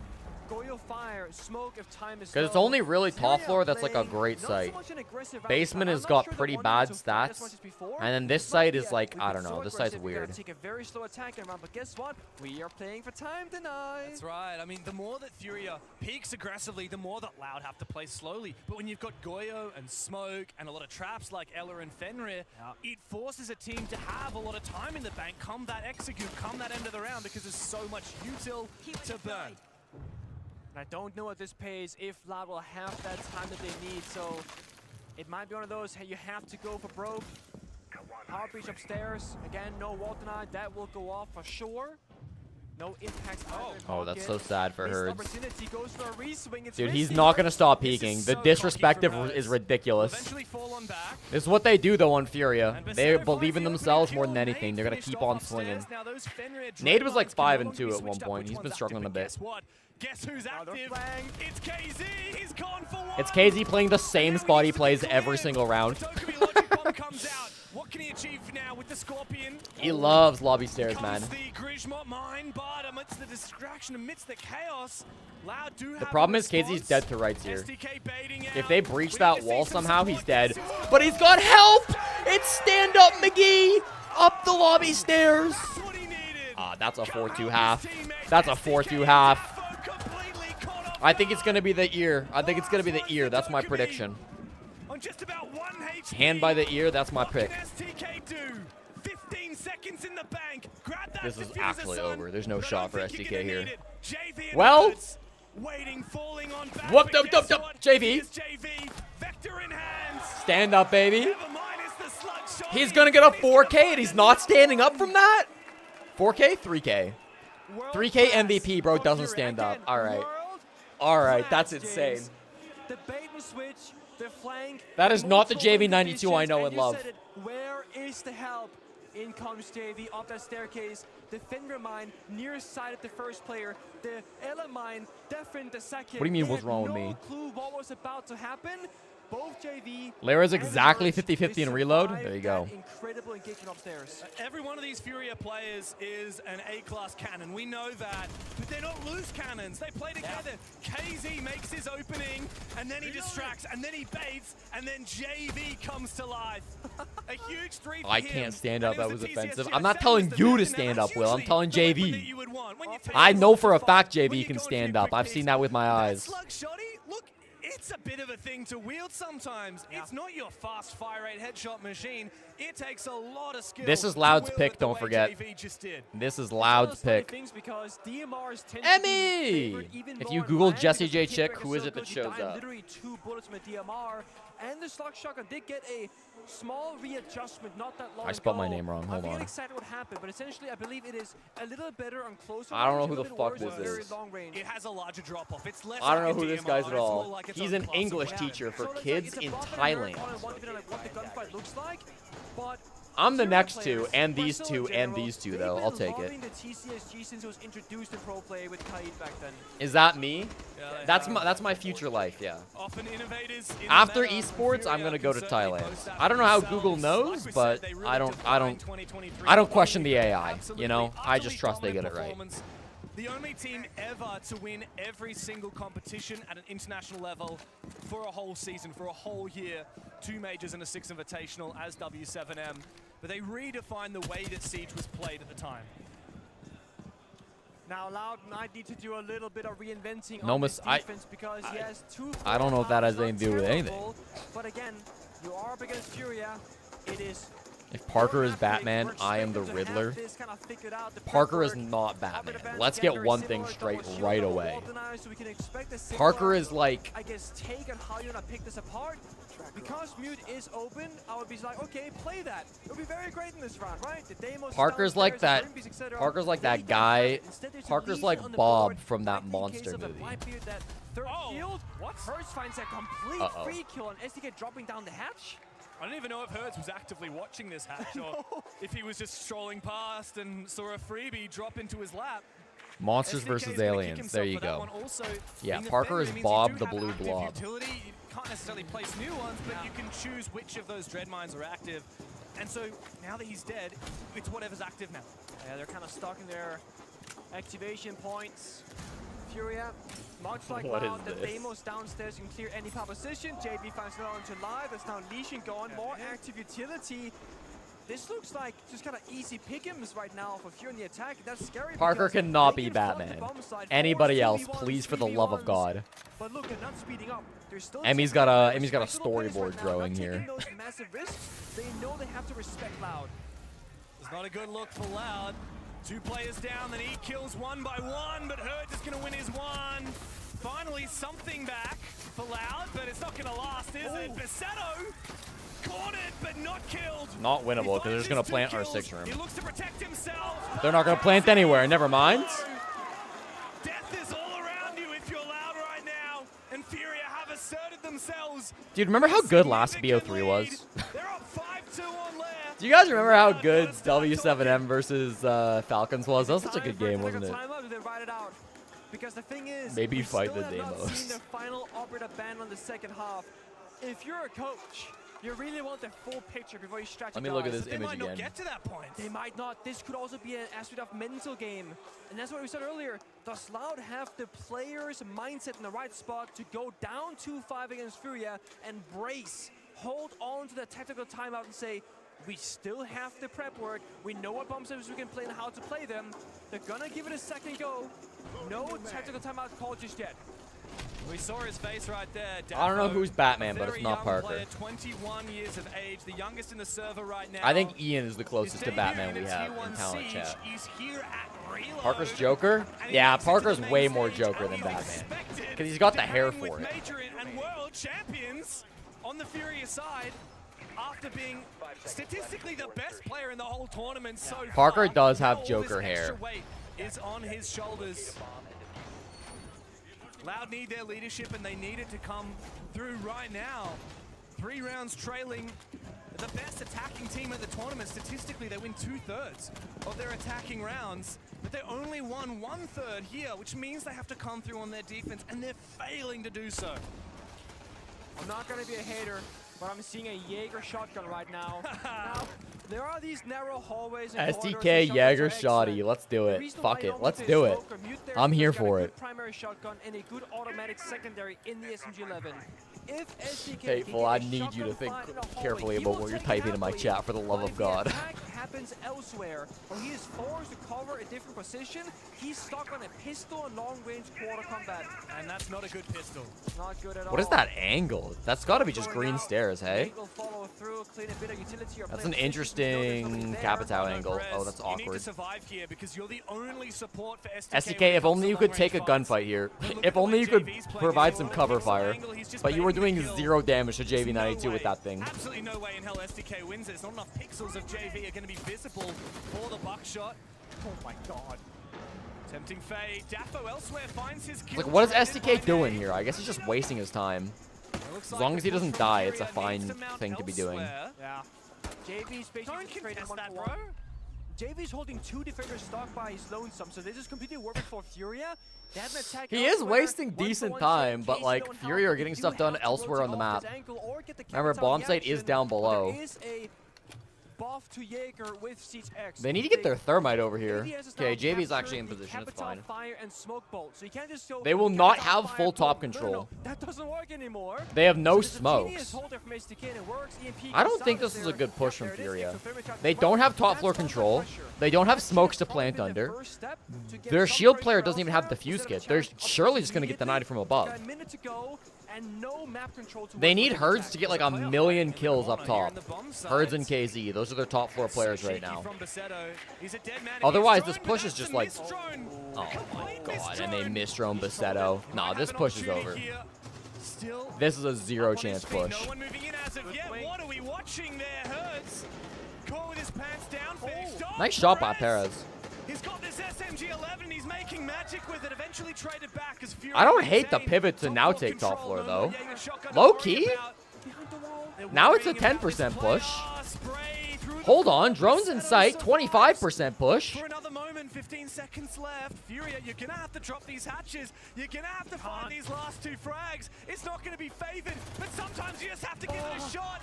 It's all up to Nade, and Besetto survives to fight another day. Parker has Joker hair, but Harley Quinn energy. Back into the game. The forced Woker. down the hatch with no time left, stuck in the hip fire. Yeah, I don't know about and that push from mentioned if Fury. you're That trying was to take a gunfight on odd. both players, that is a Time was the disaster problem. of a I don't even know if it situation was. which Like, Furia they spent completely so got themselves long. into. Like, Loud held I don't on know. strong. And SDK, that They Jaeger were shot perfectly right, timed paid to just off. ignore top floor and hit sight, but they didn't have intel Now or Loud util for finally sight. stemmed the bleeding a little bit So after that 3 forced them to rounds then clear up straight from top, and then Furia. time ends up being the They have a problem, I response. guess. Is it going to be enough? I mean, there's going to be a lot of rotations. But if they just of had the util defensive for plan sites A, here. it would have Yeah, been you can win fine. the ground floor. You got to go basement. Haven't tried that yet. And then even if that's successful, you go up to the top floor where Furia looks so deadly, so dangerous. I think top was kind of bait. I feel like there isn't that much you can leverage to your advantage on defense, especially without a wall denying cover like a Bandit or Kai. Oh, they're Those going walls might get weapon. torn to pieces immediately. They're going armory weapon. This is the worst site on the map. The reason it's so bad is because this room right here, operations, is right above the bomb site, and operations is like free for the attackers. It's really hard to get if you're. It's really hard to hold if you're a defender. It's the other. Okay, it's the other ground floor bomb site. Is this the first time we've seen it at this event? It's the first time we've seen it at this event. Yeah, you and I for sure. It might be I'm the not first sure time if it's we've happened in seen the other event. teams I haven't but seen it this previously is in the like event. The least picked bomb site on the map by far. We've seen a lot of success. We have seen it like at on bombs SI and making stuff, where we just obviously, in work, a but this one, regional weapon leagues, but. maintenance, this is a very dangerous bomb site to take. There are a And lot we of have an ways that Osa you play can from get Nade. I outside actually think the Osa's building kind of the into meta this on bomb this site site. very quickly. Yeah. Osa's kind of really good on this site. Because you just walk in range and you set up the Osa, and it's like, they don't have any good spots to toss shit at you. So I want to see Loud now be very proactive, much like Listen, Furia, I think it's on the better map to play it itself, on like a challenge blitz, the but like area, I don't hate the challenge Osa at downstairs all. if you have to, and fight it out. If you surrender map space and give Furia what they desire, When Blitz, Monty are banned, I mean, I would still use the Blackbeard for a plant, but I don't hate the Osa. I don't love it, but I don't hate it. Right now, you can feel those drums. Oh, this is... How is he not punished? Dude, they're literally playing Mez. Bastetto's just like, what if I didn't swing? Bastetto's like, I'll just let you be blind in the middle of the site, panicking. You better not get punished for that decision, Bastetto. It looks like you're getting punished. Oh, and Osa shield as well. We don't see this all that often these days, James. They're gonna swing We here. see this pretty often on this site. I would say this is the Big meta. from KZ as well. This is top floor pressure now mounting piece by piece for Furia. Meanwhile, on the bomb site, Nate Oh has my a god, he easy missed. shield to He hide missed the behind. Toxic Babe. Great deep gas though from Live. That's Is 2 gonna Toxic force Babes now Furia used. back. There's one left that he's got to wait out, and they've got so much time. This bomb site's kind of just ass, bro. Where the fuck is Perez? He's got to get back here with these impact nades, but he's across the map and being held. It's like he's the one guy with important utility, and he is nowhere near sight. Big pressure from him. Good play. He doesn't get the confirmation. I don't think 1v1 is good enough. Foxes come through, and now we look to Daffo. He's found a Nade's pick playing this this round, really and well. now he He's now must stalled use out those all of the yokai Toxic to Babes. prevent this plant The going yokai down. is alive, Said, but Live is all out of he those just gas babes. drove it right up And next to the there's shield. still 45 seconds left to play for Furia. They're just stalling out right now. They got the rest in JV. Nade's got loads of time. He's just waiting for his teammates to recover after clearing out Perez. From the Osa. So the cover, it just has to be half decent. I mean, Osa's perfect here. Put it down, turn around, plant. And so they begin. And there they Yeah, finish. great push. Great push. That site's just ass. I don't know what they were thinking going that site. I feel like they had to play it like way more aggro. Like, fight them taking into operations. Don't just let them walk into ops. Uh-oh, no stands from JV? That bomb site is a little bit. Is it offensive to say I have Robin energy and look like him? Yeah, a little bit. Yeah, a little bit. You take big tower, breach the wall, Osa shield plant. It's very similar. You take ops room. They breach the replaced side wall, Jesse. This is and not our swap it with Jesse. the Osa shield. Very few counters. And you don't play impact grenades all that often on defense these days. Louder too ass for JV to stand up. He just knows they're gonna win. JV's getting bored. Aqui a gente tá Oh perdendo mais por falta de no. reconhecimento, tá ligado? Tá muito fácil reconhecer o jogo dos caras, só que a gente tá tomando umas kills idiotas, tá ligado? Nesse bomb de cima agora, se a gente reconhecer que I think Osa's fine on that side. I'd have preferred it with the Blackbeard, but I mean, it doesn't really matter. Porque o boneco do Pérez não vai ser tão útil lá, tá ligado? Porque a gente vai reconhecer que é forte lá, tá ligado? E deixa o Pérez jogar lá pro lado do Yeah, Tiro. this is a Aí late qualquer ass coisa, stack ô, time Pérez, from você Loud. fica I don't know why the comentado, casters don't just talk through this. Só peguem a Val que eu tô. It's two Brazilian teams. They're gonna speak Portuguese. We're not gonna get it. E aí, Tira o Fenrir que Quer se pula caçar o o Fenrir? Fenrir, Tá. né? Assim, tá ligado? Pode Joga pegar, então pra pode pegar. forçar eles, Tá bom. eles a pegarem Aí aqui, o eles base vai ficarem queimar. fudidos, tá ligado? Tá bom. Só, mano, reconhece o que eles estão... All right. They waited for their final moment to see that final orbiter being banned out, but they are down 3-6. Well, we have a Oh, Nick, translation I'm of sure that people will know the tactical timeout difference. from Maria. Maria, what have Loud got to say? Said that GDN just said that it's easy to understand the game that Furia is doing right now. So if they can do that quickly, it's better for them. And someone told to put cameras under the bomb so it's easier to do some play of them. And also they want to force Furia to pick IQ, and it's very loud here in the arena, so it's very hard for me to, you know, just understand what they are saying. But let's see how it goes. It's really great.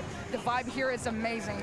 Thank you, Maria. Ironic that it's so loud All right. in the arena. I hope it gets a little bit louder in the server. Otherwise, this map could be finished very quickly. All right. Oh, I feel so like, good. yeah, it's fine. I actually really like this read from Loud though, because I'm glad they do what's that. I would happening rather is they that do the that than Newsman do ban, nothing, you know? which screams Deimos downstairs. Then just listen to the So Portuguese the answers broadcast would and be continue. Put those Valcams below and That's cool. contest the Deimos, who's Shout out to likely Fluke, go who to that did suggest position. this. Now This the was thing is, Fluke's if Fury idea. can read into this correctly and go for a different attack, it's going to weak side Loud's prediction, and then of course can change things around. They've also doubled down on the mirror, that soft utility, Trinity, oh or no. hard utility, and there is no Ashe counterplay. So again, Furia, they really need to go below, and they've done so far. And in fact, they're gonna go all the way below, it looks like, because they're looking for someone or something. And KZ's playing the perfect operator when it comes to hunting. I mean, there's nobody on the bottom floors. It is a 5-man sit-on-site type situation from Loud. Oh yeah. Looking for the entry points right now. They again. We saw how good the Deimos is in this situation, though. The Deimos going from down below to get a pick onto some players can be really strong on this site. Got the right read, but again, it comes down to execution. Luke is suggesting and they ideas for stopped them free. from achieving their quest right now. And Maria said that Loud want to force Fury to pick IQ to drain some of that operator lineup. Well, guess what? They haven't brought the IQ, and that means they don't have an adequate counter to that Valkyrie. I want to see maximum value. Why didn't he out of pop these the mirror there? cameras from Loud. And just impact out the mirror? Of course, here the Dokkaebi ban was perfect. Might have just in reacted too response, slow? Because now it opens up those camera operators. Valkyrie's tracked upstairs. Now they know now that upstairs is where people will be playing from, and we can see from the bottom row here, second floor, there are no defenders downstairs. So when Casey gets into position, right now he's in weapons.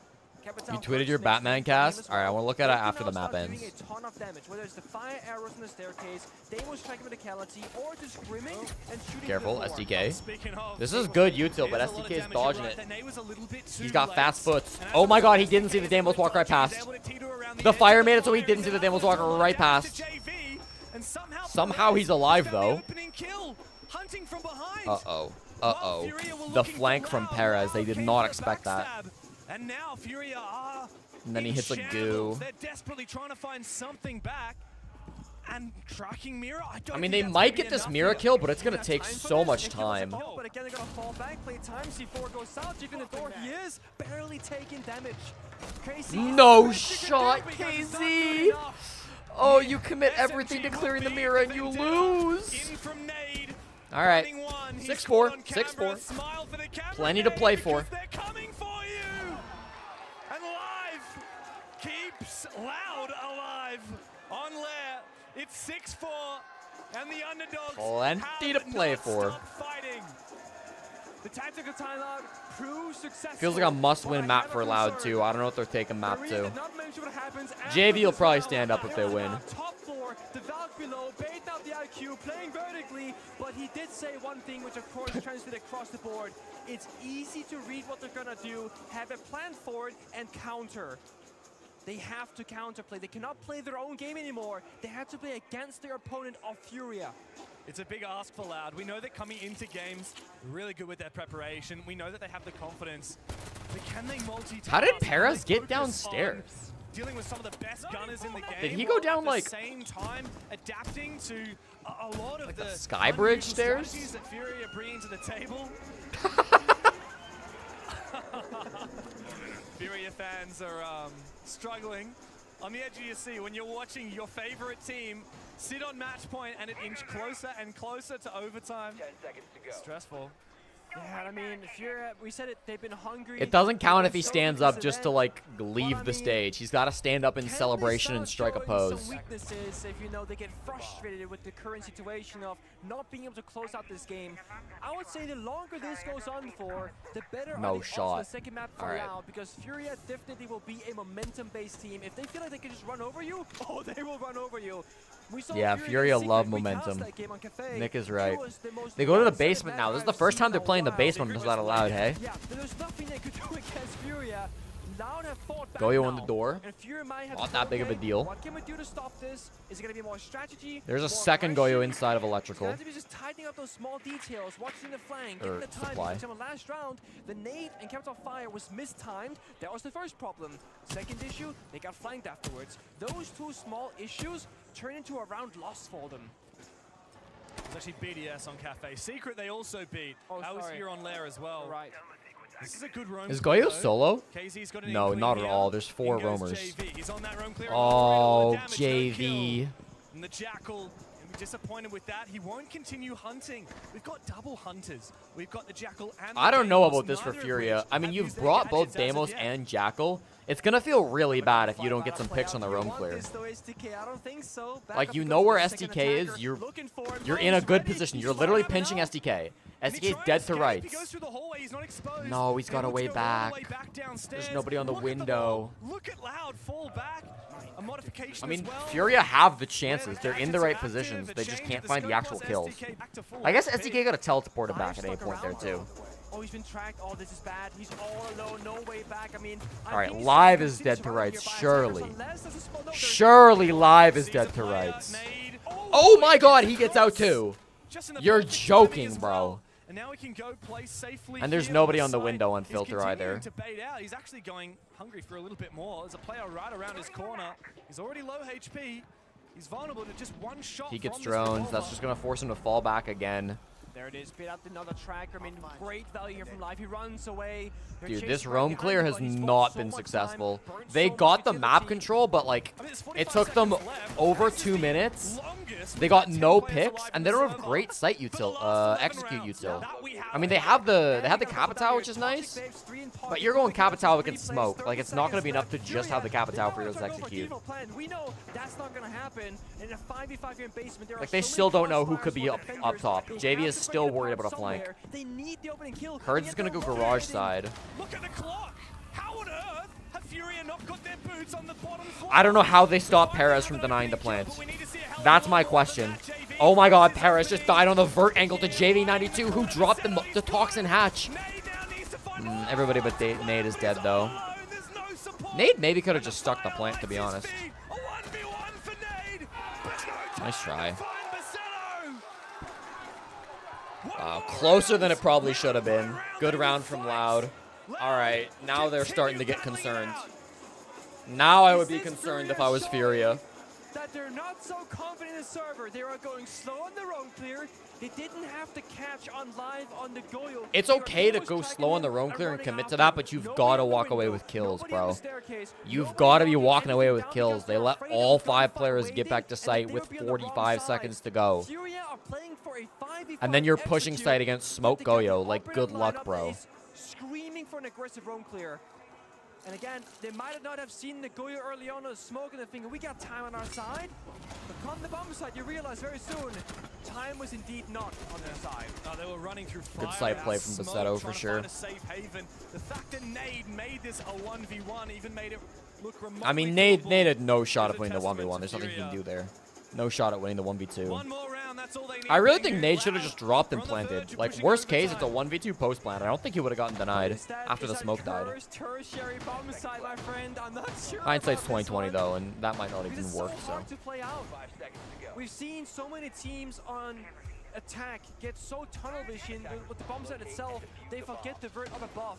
But we've also seen defenders willingly surrender the top for bomb site to play downstairs and then lose to the same vert holes. I mean, this is the thing. Toss up. For Loud, it tends to come mirror to window on the bunks breach might be If you genius. can't hold on to that top floor, it's a dead rubber round. You only have But 2 guess what we've impacts, seen? but like, However many rounds, assuming since that Herds is going to tactical use the timeout, Selmas on it, the IQ pick you can has destroy finally 2 of those come through from Selmas. Furia.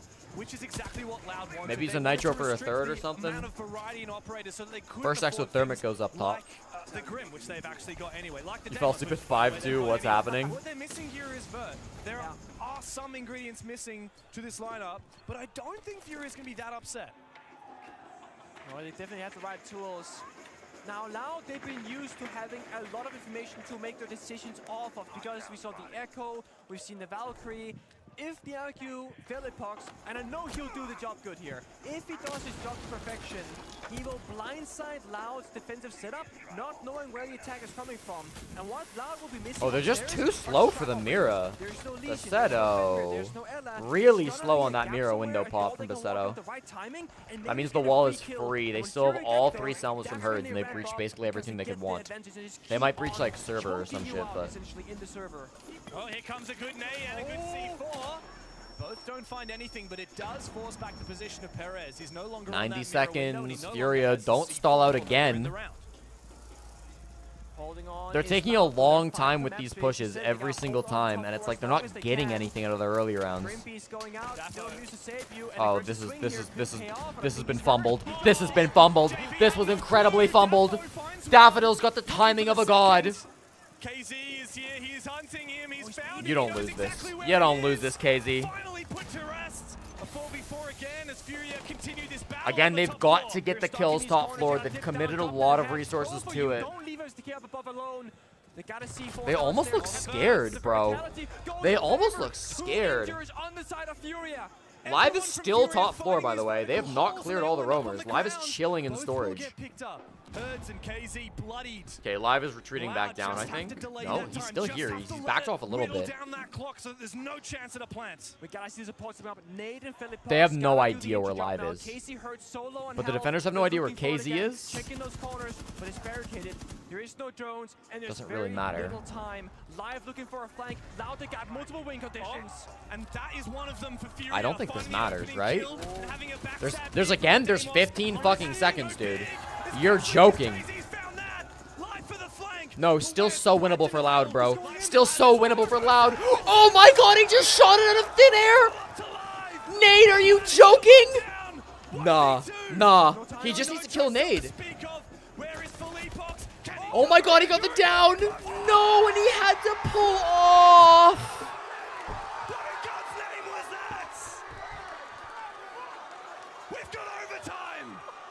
You're joking, dude. You're actually joking. I don't even know if he realized he didn't stake it all. Dude, Nade did everything right, and it still wasn't enough. Nade pulls off the defuse kit. He hits the fucking shot onto the Nitro out of thin air as it's about to blow him to 100 million pieces. And then the guy still just wins the 1v3 anyways. Nade is the greatest player alive, but it's not enough. The rest of Furia are too heavy.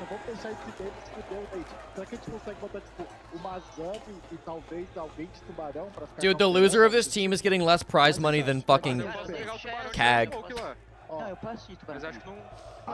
Deixa, mantém o ataque do CEO, vocês podem fazer o que vocês estiver confortável. E depois acho que outra defesa a gente faz alguma nossa. Loud are a ridiculous team, bro. I don't even know what to think about this team. If that was strategical or if that was mental coaching, because they could use maybe a bit of both. But it comes down to the coach who hears everything. What is the absolute most important thing to discuss right now? Let's see what Maria has to say about that tactical timeout from Furia. Maria, what were Furia discussing in that pivotal tactical timeout at overtime? So the main point right now is that Igor told Furia they need to have more traps on, inside the map. So they want to do a split now, and Loud is not even breaking their shields. So now is the perfect time to just put traps all over the map. That's basically what he said. And also to Furia, do whatever they feel comfortable doing right now. Thank you very much, Maria. The pressure is definitely on. I'm glad they have Maria. I think it's better than nothing, but I think the natural evolution of this is live translation. Oh, sorry, they're already on the attack. Get a live translator to cover it, like, while the attack timeout is happening. That they fumbled, especially that one. I mean, Pengu, was that a 1v4? Yeah, it was effectively a 1v4/1v3, and I mean, that was everything. There was the gunfight, there was the retake, there was the pistol whip, the C4 shot mid-air was beautiful. Furia, talking about traps. Why are you as an inside the American round, supporting a that can team with actually 2 be a Europeans? thing on the attack. 3 if you Of include the course, defense coach. traps, Finra, Ella, Legion, whatever. On the attack inside, it's about setting up an area that can be dangerous, where if Loud walks into it, they'll get shot, they'll die, they get shot What's up, down. Kane? So a positional trap, if you will. Daffodils had a hell of a tournament. Need to get map control before Loud can They showed the stats. Daffodil was the highest rated player of the group stage. Like, full stop. Establish a player and then start looking elsewhere. If Loud comes back out with a C4 downstairs, boom, they get shot. Have them live typing to the casters? No. I mean live translation from like a translator. Like on the mic. On that Bunks and Breathing bomb site on that first floor, and they lost the round too Loud. Now he's bringing it again. Hertz has had a bit of a quiet game. It's KZ and JV who have been the big hitters here. Is it safe to say the top teams haven't released their best strats? No, I don't think that's safe to say at all. Just like, pyong, pyong. Doesn't do anything, but it looks cool. Well, he's actually going to take down that bulletproof camera. Just gotta run in there in case of Like, it's still an important event. There's still a lot of money on the line. And, like, the meta changes so much that if you save strats in this tournament just for your regional league, like, I think you're kind of trolling. Teams are still trying their hardest to win. Another one of those Selmas, which he likely won't. To want them later on for elsewhere. It's awkward because you want the thermite for the exterior wall to get a big breach opened up, but you can't thermite the hallway wall to the bomb site because there's a hallway right here with enemies. So you kind of need to play the aids or play both aids and thermite. They can't afford that. That's tough. SDK? You literally saw him. Oh no. SDK literally saw him, but he didn't recognize it. A lot of these players on Furia though taking a lot of damage to these traps.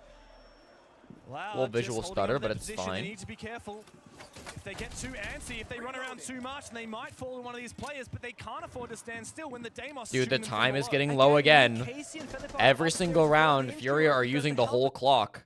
Dude, hello? So low on JV and Hertz. It's the same as in This the is not my previous end, round. chat. This is their end. Guma is doing damage. The impact grenades as well.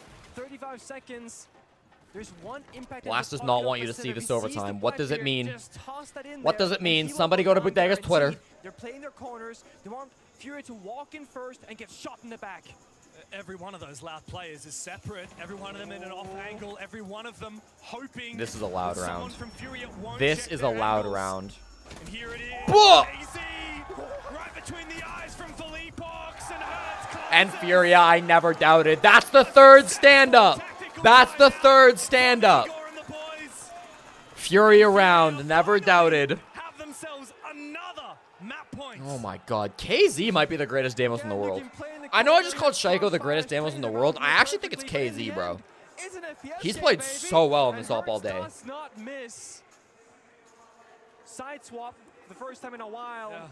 I think Fury are gonna be very We're looking happy good to for go 7. defense being up that 7. We really are. We really are. Absolutely, it's been a defender's game so far. Why? 8 defensive rounds won at a 4-2 split on both halves, and then of course a strong attack. Doki clears if he isn't here from trolling. Furia. Doki's good too. The pressure is well and truly on here for Loud. They've only won 2 attack rounds so far in the whole game.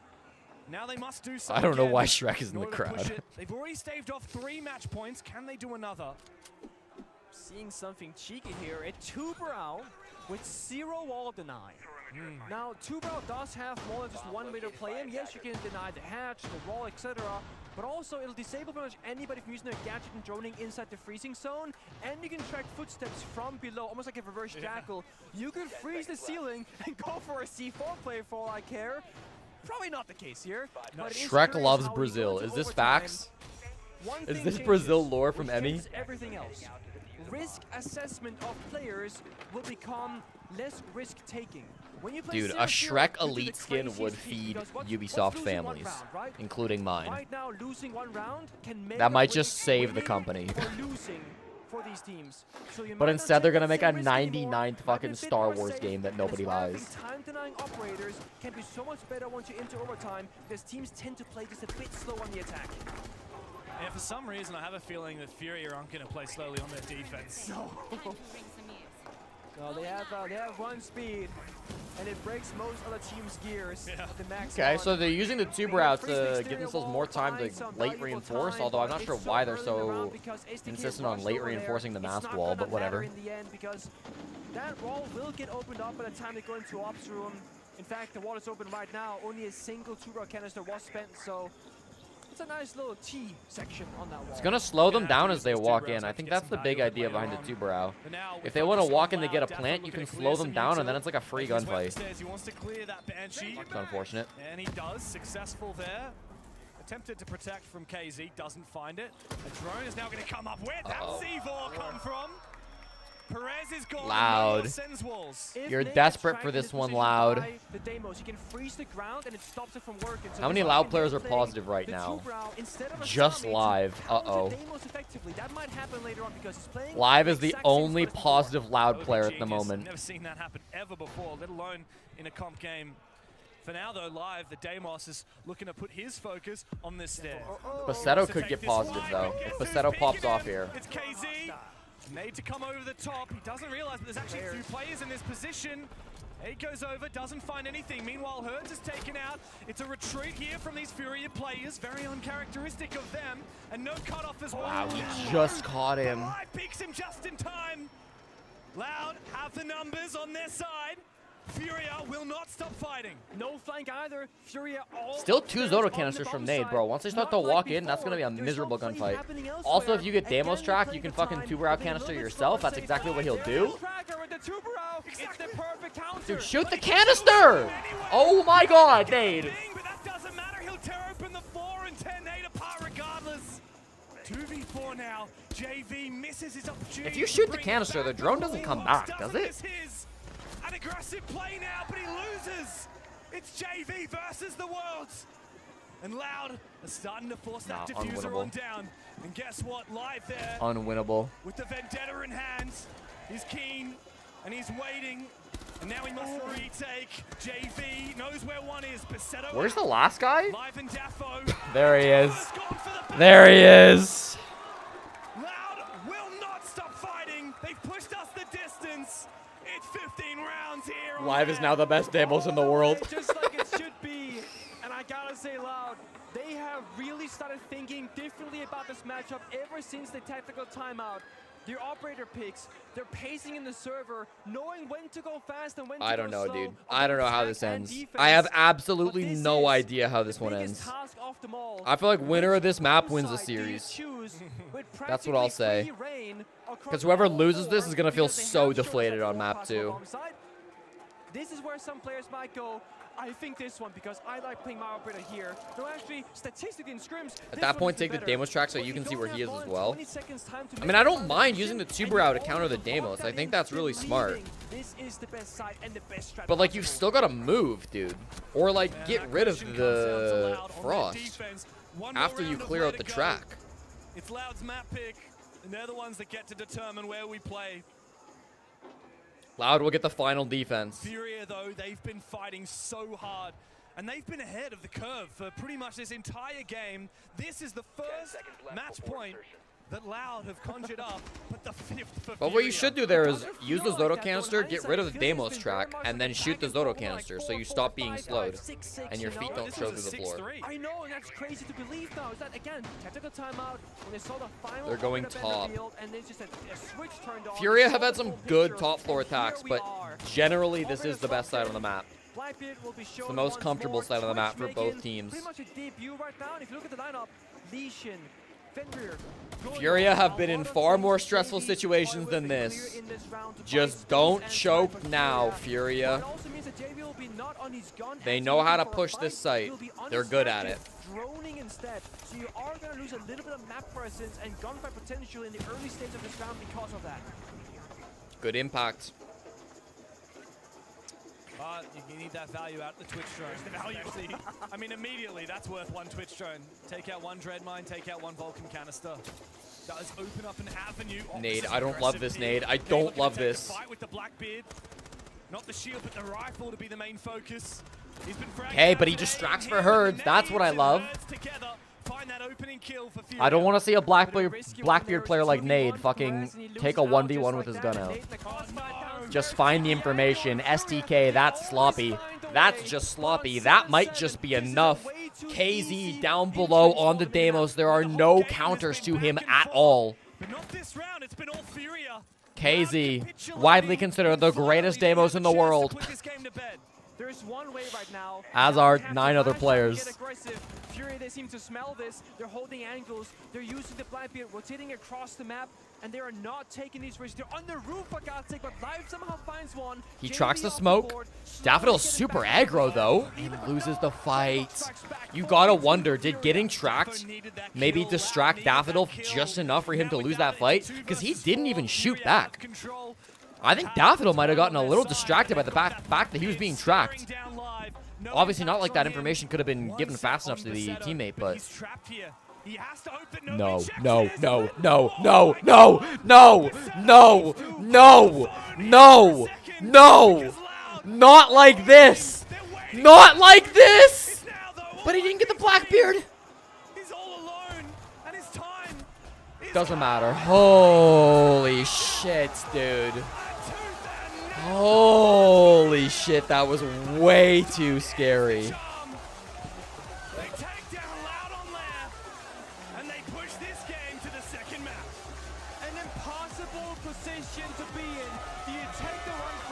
That is a ridiculous game, bro. That is a ridiculous game.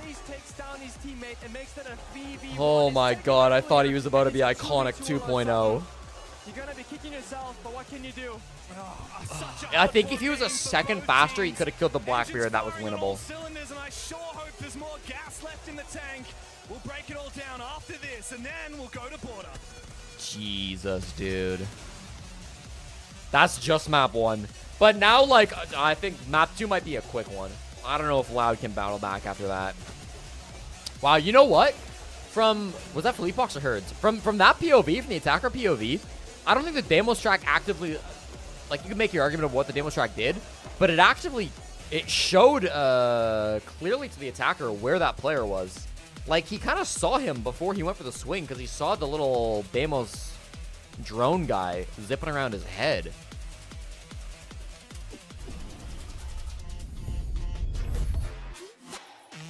One person went positive? That sounds right, but I'm going to double check.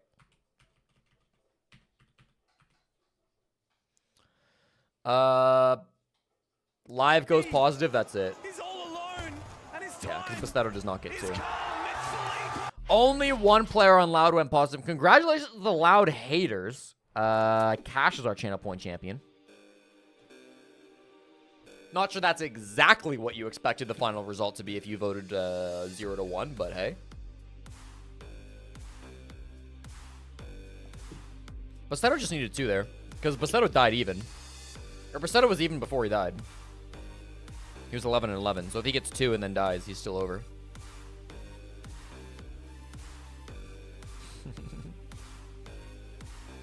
I haven't seen a team like this Loud roster that consistently finds little gaps like that. Just killer positioning from Perez and Bastedo at times to even us up. Yeah. It's weird, man. Because sometimes Loud look really good, and then sometimes it's like that last round where it's like they're getting caught from the hatch, they're getting caught from weird spots. They're solo, there's no trades. I don't know. Alright, I want to look at Emmy's Batman thing.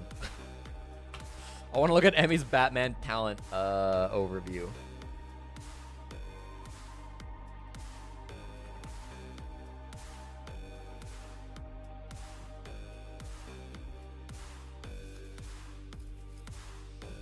Alright, we have Ian as Batman, as deserved, as I suggested. That just fits.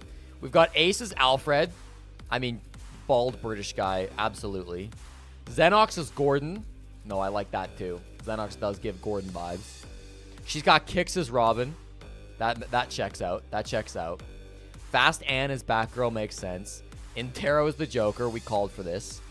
Emmy is Harley Quinn. Makes sense. Fox is Catwoman. I love it. I love it. Dez is 100% the Penguin. That makes sense. Alfama is Raz Al Ghul. I don't even know who the fuck that is. But he sounds foreign. So Alfama makes sense. Laxing is Bane. Laxing is Bane. Checks out. Janero's Poison Ivy. Okay, I see it. Milosh Mr. Freeze. I feel like Milosh does not do well enough in cold weather, but I think it's still fine. Dev Marta is the Scarecrow. Okay. Sure. Fresh as Two-Face. And then I'm the Riddler. Now, one of them is extremely funny. That's gold. That's solid. All right. I assume Gabe is talking about Fox, eh? He must be. Extra, you make so much more money than me. And yet you're not subbed? A little odd. Extra, a little odd. Feels like you need to prove it by sending out some subs. Otherwise, I might just have to time you out again. What's up, Gonzo?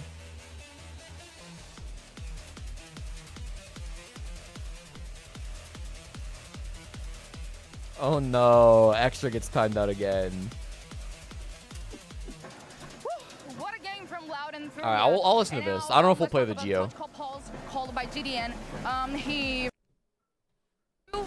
late in the game. Do you think if he did that earlier, it would have been like different a game for you? I don't think so. We knew what we are doing wrong, so we couldn't resolve the mistakes. So later we did. So it's that. I think it's not gonna change anything. Philip Hogs, Furia had the game on your hands, and you almost lost. What happened?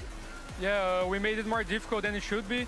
There was a round on 6-5, I think, that I cost us a round in 2v1. I just had to cover an 8, and it was just my fault. But I'm glad we could recover it, and we could win the map still. So let's go to border now to close the series. Pretty confident that they will close it out in 2, but I'll tell you what, I don't think I've seen such an exciting match for a while. That pushed us the distance, Jack, and it was well deserved. Yeah, that was such a high quality game of CG. It was 2-in, it was throw-in. It looked like Fury were in full control, Loud with the comeback, big clutches into the overtime, and then right at the very end, the trigger discipline that Basetto could have operated with just got seen out by Fury.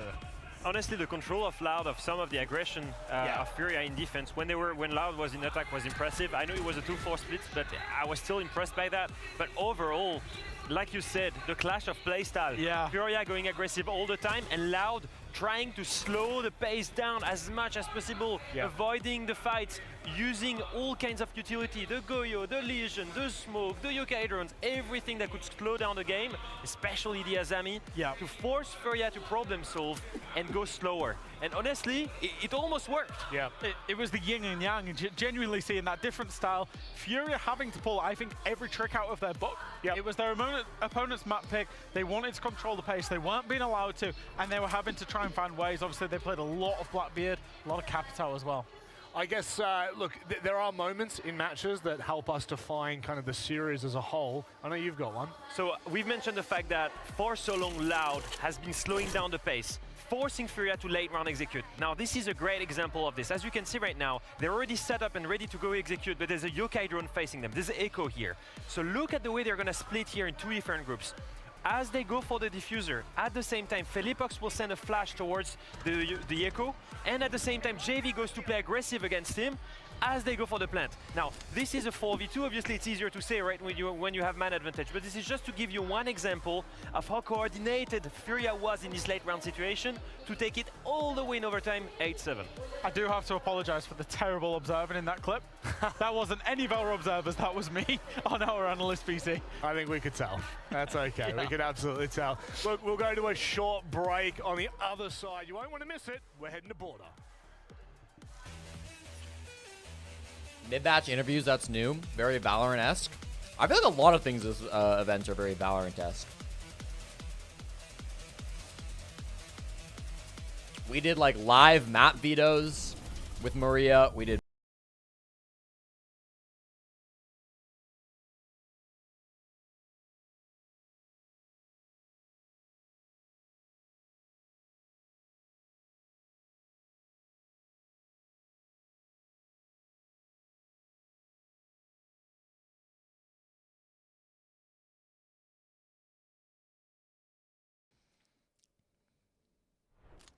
Okay, I load in with 50 seconds instead of 60. This just looks like Saskatchewan. This is 100% Saskatchewan. Is it? It might not be. What is that plate? No, this might be America, actually. I think this is the USA. I don't know what these license plates are, bro. It's definitely not Saskatchewan. Wish I could see those flags, but I just can't.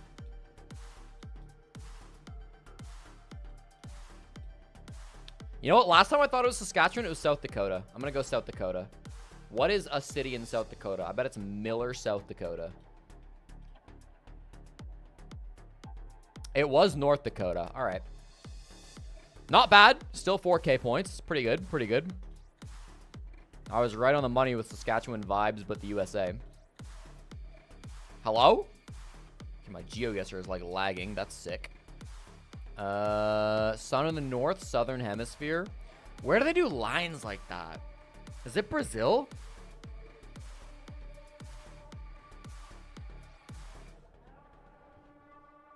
I don't know what that says. I mean, the vibes here are Argentina, to be honest. It's like southern Argentina vibes. I'm just gonna go Arge. Can I find a road angle that kind of fits? I don't think it's too south, to be honest. But it's like still kind of south. Could be like there. I don't know.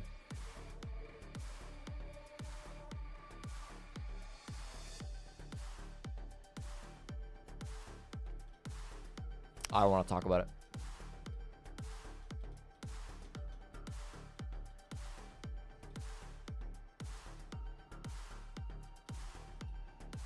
This is the jungle of Cambodia.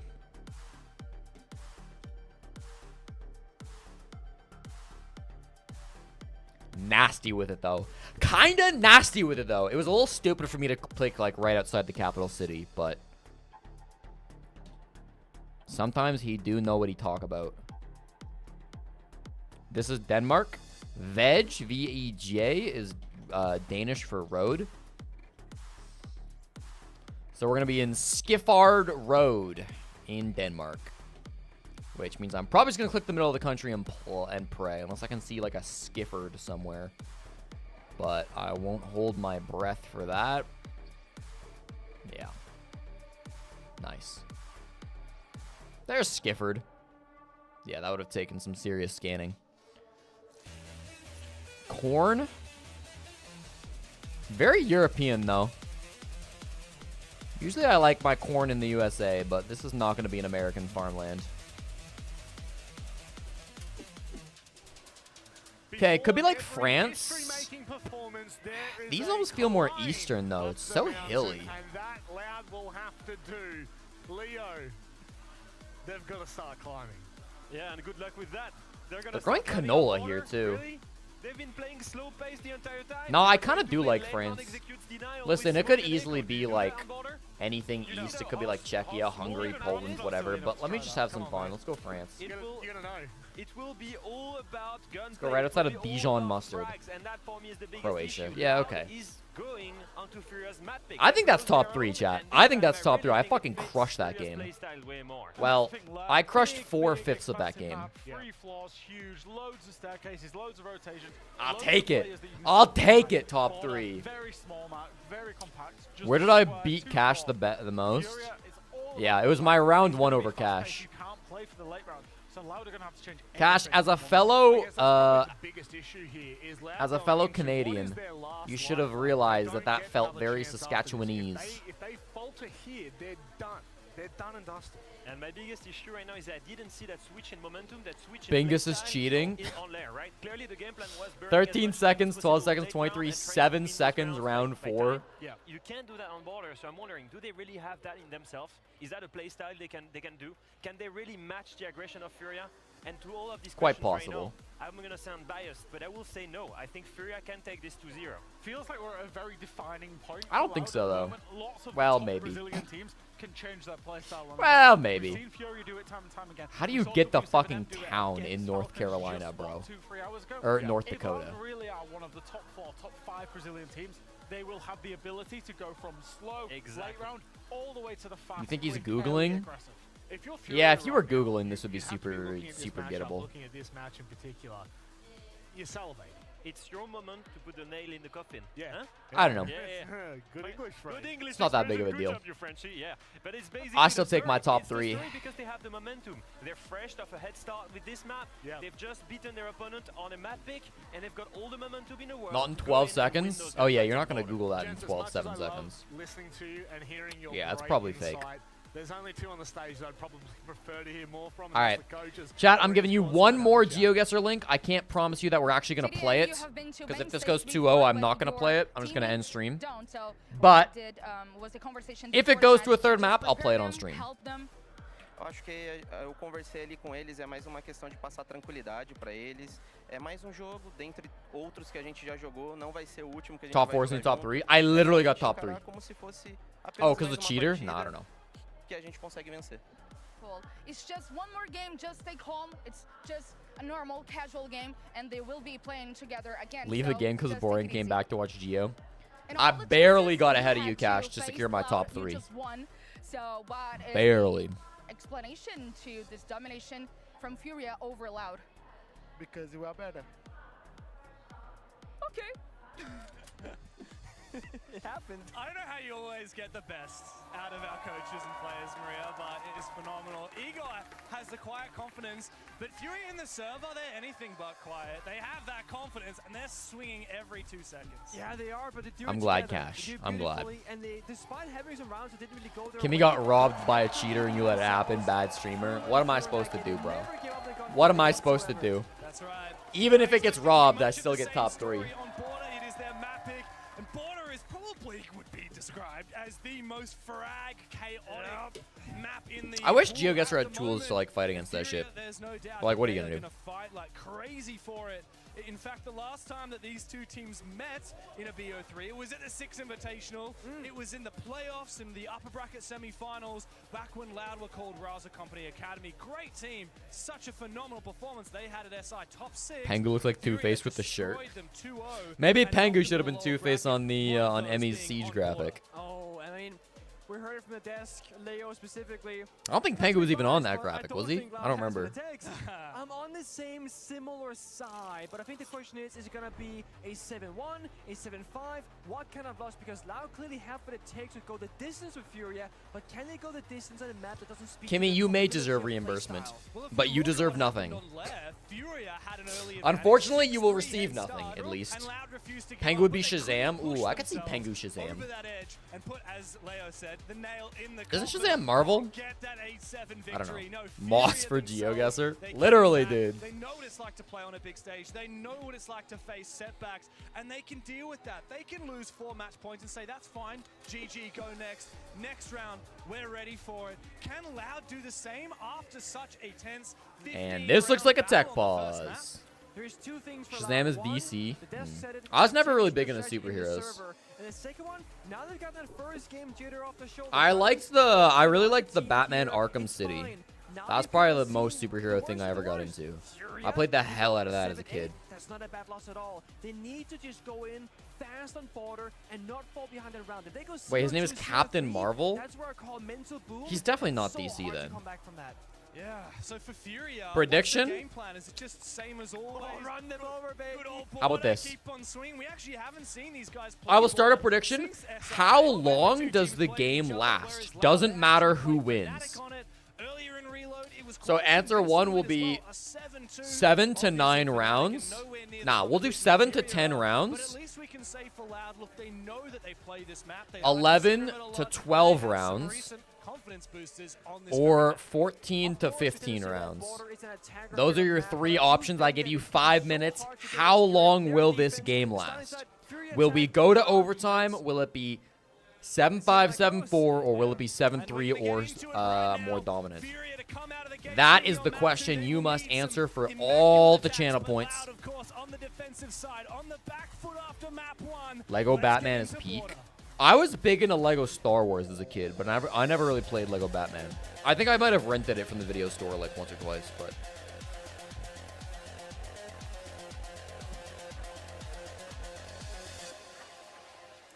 So as I was saying, I think if you're playing border up against Furia, you want to start on defense yourself. What do you ban here, bro? If you're, I don't even know. Maybe a zombie still. Monty, ooh, a warden ban. A warden ban from Furia. Now do you think Loud respond by banning like a Ying or some shit? Because that could be very scary. They gotta ban the Blitz after they banned Warden. No, they will respond with a Ying ban. See, I wonder if it would have been better strategically for Furia to ban Mute first and Warden second. Because I don't know if Loud ban out the Ying if they don't see a Warden ban first thing. I feel like Furia might have fucked that. Unless they wanted to bait out a Ying ban because they're actually just going for a smoke play and they're not going for a Ying play at all. But Kalaz is up. We can use smokes on lots of other operators. What is the intention behind that mute ban, though? That's not a common one. Hey, have I ever told you about playing Sense and Grim together? Where you sense off the one and Grimpy and shoot them from far Mute ban might be for, yeah, like Dokkaebi and Deimos and shit. But I think you're right. Like, of course, the Deimos will be enabled, the Grim will be enabled, the possibilities of glass gameplay as well. I think the big thing. Wow, we all share 35 IQ. Dumb minds think alike. Kimmy, Vicky, and me. If you're in a rush security, a rush office fountain, for example, and I think if you're free against Loud, I have to play the Geo. You almost got your first 5K. You better root for Loud here, Kitty. You better put all your energy behind Loud. Alright, what's the prediction looking like? Most of you think this goes 11 or 12 rounds. I think that's valid. I think that's valid. And so that does leave Furia a lot of leeway on their side. I am worried, especially with these bans, Furia might steamroll over Loud. I don't know, I just get that vibe from Furia.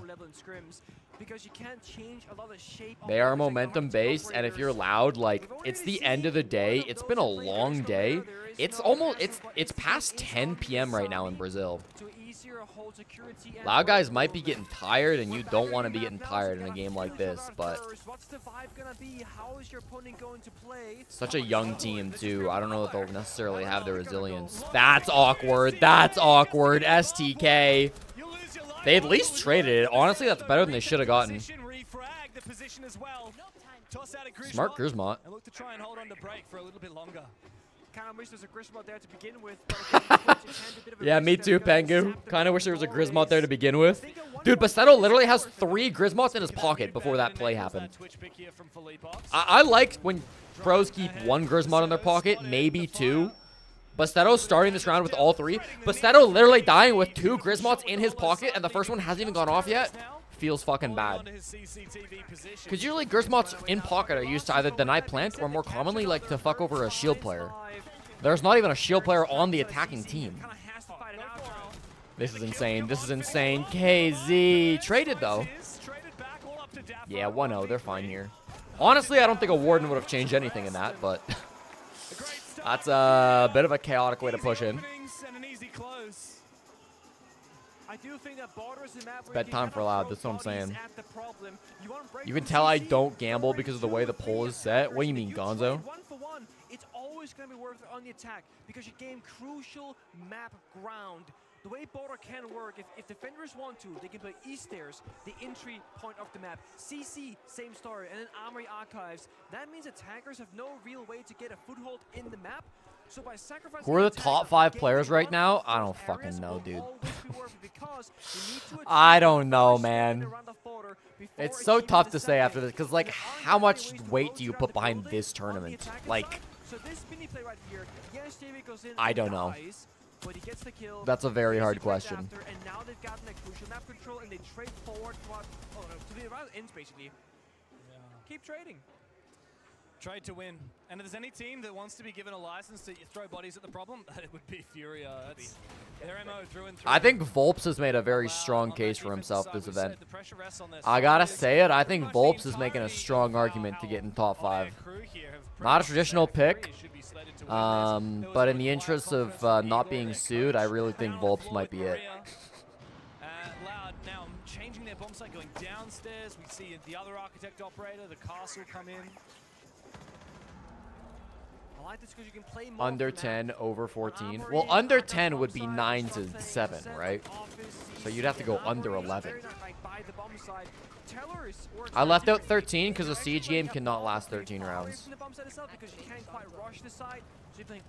Because the game either ends at 12 rounds or we go into overtime, which has a minimum of 14. The game cannot end in 13 rounds. It's impossible. Either you jump in that side window and go for a plant, or you gotta contest the map control. KC again, once more Furia, they get that opening pick, and with the kill, the most important, they gain access to security and break room as the first step. It's not a good look here for Loud. They're struggling on these opening engagements. It's a claustrophobic map. You have to be sure not to set a foot wrong. Or This tournament feels like a clown show in terms of figuring out which team is the best at Siege. I mean, the group stage for sure, but it's like, now it's just a regular fucking bracket, you know? Now I feel like teams are taking it a lot more serious, too. I don't know. As well. Finally, STK, thankfully, finds Hertz. No response as well from Furia, very unusual. Gotta see that now, choose what ground to hold and play together. Not those 1v1 I don't love this round for Furia now. Against one, favoring defense.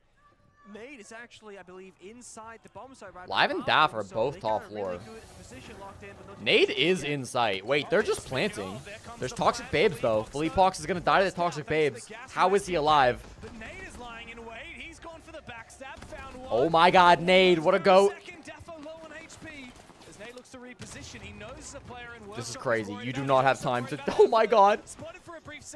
Dude, he actually got the logic bomb off. That is ridiculous. Oh, bad timing, though. I mean, his teammate is outside the map, and he's, like, battling his fucking 1v3 inside sight. That is... This is weird, man. Half a team made the call to go pick up JV92, and then half of them were just, like, committed to fighting sight, and they couldn't get out. And that's insane that Philippe Hawks got that trade, but... Nah, I mean, JV doesn't win this, unfortunately. A drone apparently still alive. Looking for intel, doesn't gain a whole lot, though. Well, this is going to be... The castle barricade kind of helps him. If he wanted to go for the plant. Not that he really can, because there's the guy just in the hallway. Nice crossfire that these two players have, but of course JV is the one with that diffuser, and he could potentially get into... Oh my god, he literally almost had that. He's not gonna have he the saw angle, him there. He didn't see live. He needs to bait out this kill. Again, another shot missed. And Loud, they're back into it. They're on the scoreboard. Shrek is back! I feel like Shrek is just like a Loud fan. Loud is green for Shrek is green for Loud. And then Nate found that kill, one of them, but not the second, on towards the Echo. And then things kind of stalled out for Furia. JV found himself. It makes you uncomfortable to know the name of the people that bake your pizza? Wait, why? I gotta say that early kill onto her. Why does that make you uncomfortable? Played a huge part there. If there was one more Insane that that ended up being a trade. Oh, now you make me want pizza, dude. Furia's aggressive plays, and for me, the turning point that round, Pengu, was actually just the smoke denying that plan. Huge. Even though we had Nade come in from bathroom and find one kill, eventually get traded on out, it was... You would have said Handy uses Ligivac, KDS, and Vidaking. Right now, Volps and KDS are making a statement to be top 5. Yeah. I think it's hard to put Vidaking in there. Not because he doesn't deserve it, but because he does such different things than the rest of them. It's like it's really hard to compare an IGL to like an entry fragger. Like, to say one is better than the other, assuming they're both like at the highest level, is I think kind of a nonsense statement. It's like saying a Apple is a better... I don't know. That's right. You have to meet the pace here. Yeah. Again, JV on this Twitch, I really do believe that this is a large part of the reason why we saw... It's like saying an apple is better than like a fucking toothbrush. It's like they do different things. Next, nothing found. Soulless pick from SDK. Now that's an unusual one. Yeah, to play vertically on this bomb side, see where the plant is going down. Of course, robot for jump out. YouTube title still has Interro. I know. So I just thought I'd clickbait his name. Why not? Like comparing apples to oranges? No, but you can do that, right? That's always a stupid comparison. I hate that comparison. Because, like, you can say that oranges are better than apples. Easily. Oh, and the C4 from Dapo puts Nate to rest. What's going on here? Here comes the Glaz looking in. You have to stop moving as the Glaz. Okay. Finally get the weight that it was worth. Unfortunately, though, for Loud, they've lost that control. But They're about to drone. They need to drone Daffodil. Tell me they will drone Daffodil. Or at least, like, track him with the Deimos. Spent all their smoke grenades. Oh, he's spread the needle. Did they not see him? They didn't see him. This is GG's. And he goes for 2. Oh, how does he miss?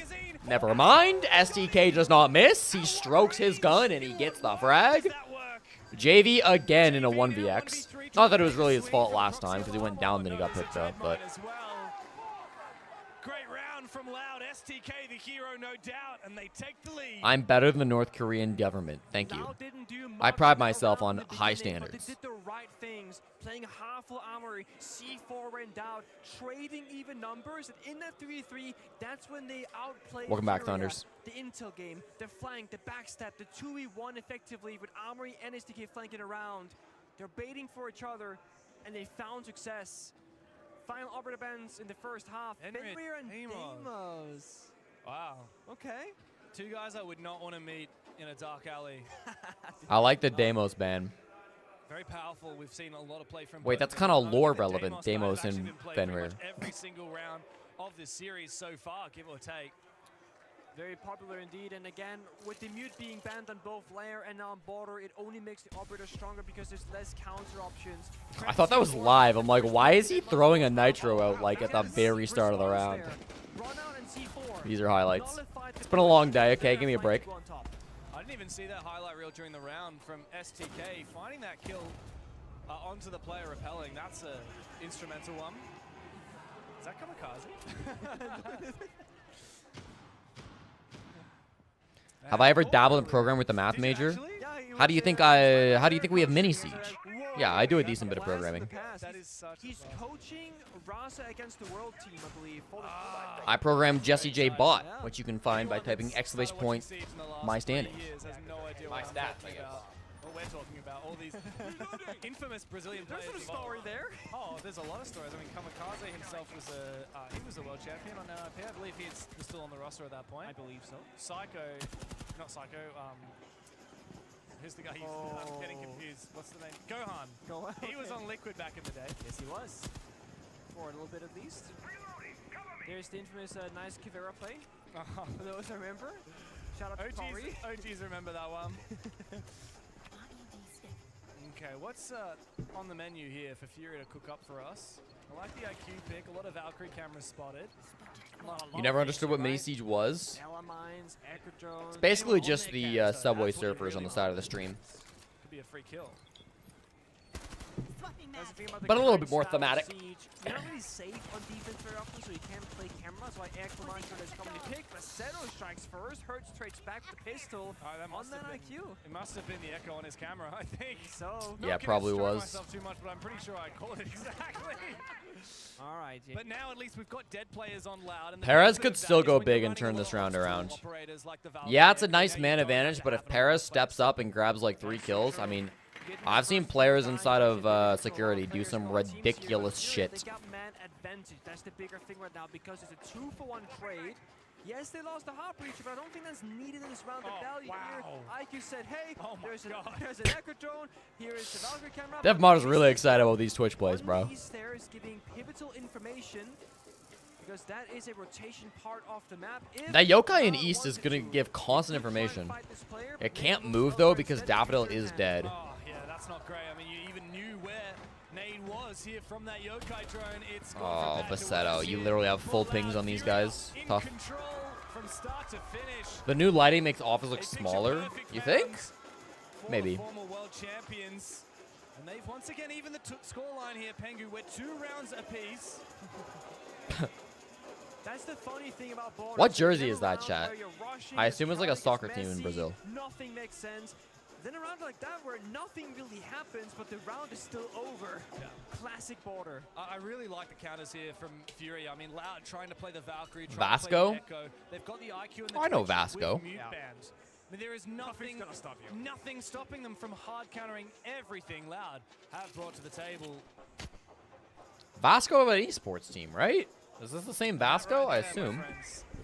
That is something that we love to see. Vasco esports. Players from Furia and Loud now setting up for the next round.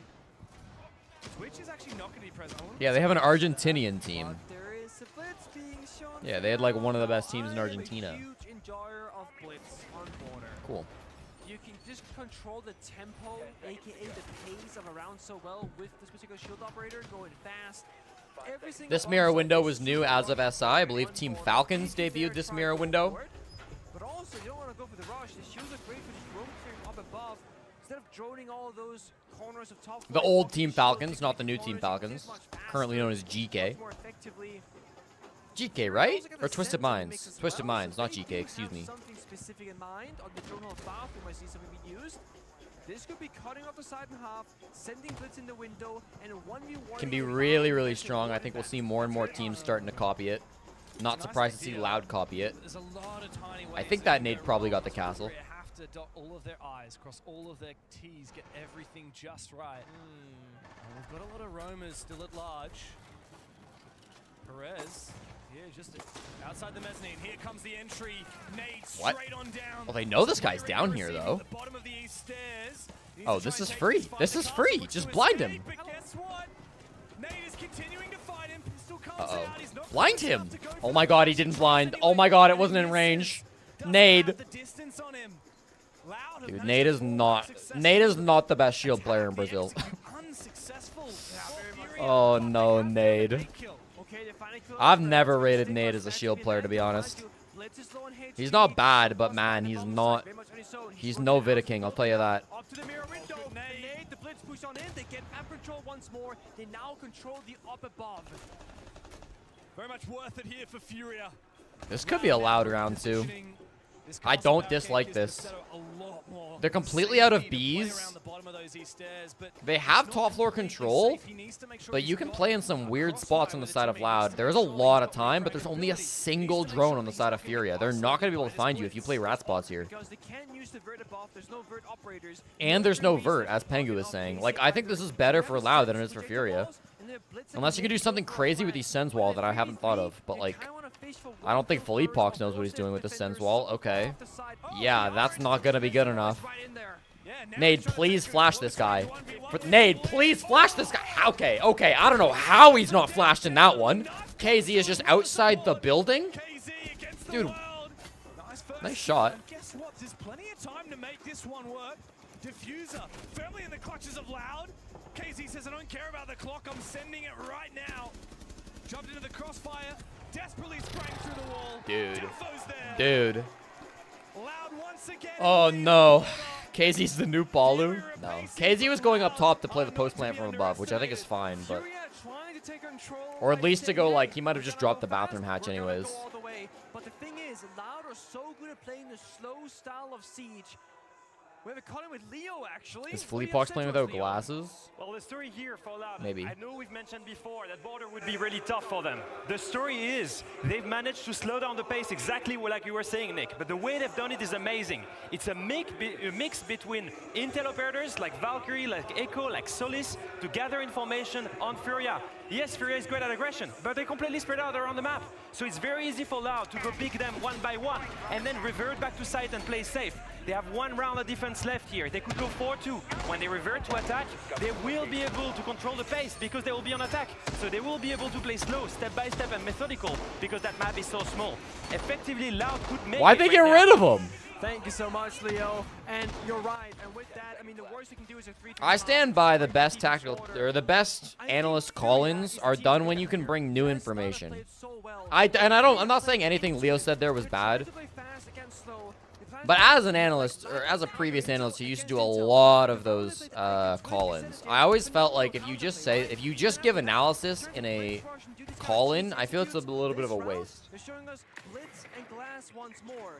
Ideally, in a call-in, you're delivering new information that the casters wouldn't otherwise have. You're not just like analyzing the game. Because, like, you know, I feel like the casters should be able to do that on their own. Thing is, I like the way that we've got this set up from Loud on the defense. The Aruni is actually being used to protect those mirror windows. So Herds' Ash. Maybe he didn't get flashed because the shield was knocked out of the way. Yeah, I don't know really what happened there with the flash, to be honest. But might have just been a siege moment. But I think they want to try and save it. Maybe not. Actually, they're positioning for a potential rush here. A smoke goes out. A bad team would do this exact same play, but they would do it with an Osa, by the way. Here comes the Osa hate. Oh my god, and he just walks in with the fucking smoke on the glass. Dude, he walked in the door with you! He walked in the door with you! He's literally deep inside Philippe Hawks. Oh my god, he eventually found it. Actual pure chaos. The round is in the shits, but it's fine. Dude, that was cool as hell. That was a fun strat, bro. I mean, it wasn't even like that unique. It's just like plant on a fucking blitz. Just like the better version of the Osa strat. But going that fucking deep with a glass? That's insane. I've never seen a glass go that deep before. This time it works out for Furia. There was not a lot of accountability for a plant that mirror windows or Runic gates. The counter for the not all casters are excellent analysts like you, dumbass. Fucking Pengu is! And the blitz, as well as the capital, was not enough. Bro, if anybody's gonna give good analysis on the cast, I'm pretty sure it's gonna be Pengu. Lack of information. That Warden ban finally paid I think Pengu could handle it.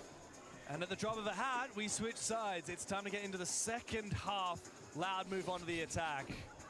And so what do they do? What did Best they get blitz rid of flash I've themselves? You seen. said Pengu at the start of this game. Loud need to take a little bit of inspiration from Furia. Mira smoke bands. Okay. I spy with my eye. Those are some fun bands. Those are some fun bands. Setter right there. Ironically, we saw Loud win the earlier round, previously hinging on that smoke play on the Teller's bomb site. I think it's a similar train of thought as what Furia did, right? They banned out stuff like the Mutant Warden to loosen things up for operator picks, but also to not be hindered if you're gonna play like the glass, whatever. I will say, bans on border are gonna be so interesting because there's no operator that's like that powerful on border, just because like util's not that powerful on border. Like, the attackers can do so much on border without even entering the building that it makes utility, which is primarily placed inside the building, just kind of less relevant. That's why you typically talk about border as a very frag-heavy map, because it's like utility generally plays less of a role, as you're not really fighting players often that are inside the building with you. Often as a defender, you're fighting against a guy who is outside the building, and thus not really engaging with your utility very much. So there's no super strong bans on a map like border, and so it kind of opens the door for like a bunch of new unique bans. And now that you get the chance to ban 2, eventually 3 operators in one half, you can kind of synergize by is that the game actually evolves even within a half. Throwing these bans together, you know? Now show us that first step, Loud. What do you want to take? Right now, Yellow Pink towards east staircase, 2 players, 1 on each door. Funny enough, it's actually Besetto on the Was that strat the only reason they banned Warden for that play? Yeah, might have been. I mean, I think it was probably... I didn't see them using any... Well, probably also because they knew they wanted to run the Blitz pretty consistently, because they did run Blitz like on multiple different sites, but it did feel like they weren't really abusing the Warden ban in the first couple of rounds there. Took him a little while. What does he have in mind? Down underneath the bomb site, hoping to play cutoff. Perhaps later in the round he'll use his util. For now, it's just waiting and hoping that someone rotates downstairs. Meanwhile, Besetto dealing with quite a few players here. It's not just the one on East Stairs, it's also the one loitering at the mezzanine. KZ actually wants to aggressively peek here. Break door. Daffo waiting for him, takes his head off. An early error, an unusual one for Furia. KZ far too hungry. That's what I'm saying, when you play against Furia, when they're defending, they're gonna fight you, lock you And again, as like as a defensive team on border, especially for Furia, because you can't rely on utility, often you've got to rely on aggression instead. Got to rely on going for those swings, catching attackers off guard. Yeah, the crowd's just playing their drums. I really fuck with it. I still don't know what Perez is doing on this Aurora. Perez finally making his way back up the stairs. No one on East. He could do the hallway door here, I guess. And then cross into the office breach, maybe? Or he could just close like this door. What door is Perez closing? He doesn't die though, he falls back. Okay, it is going to be the office door. Overpeaking herds is punished. And the Not sure we needed a free cam for that. Felipox starting to feel boxed in here. No support. His crossfire's removed, but he finds his kill.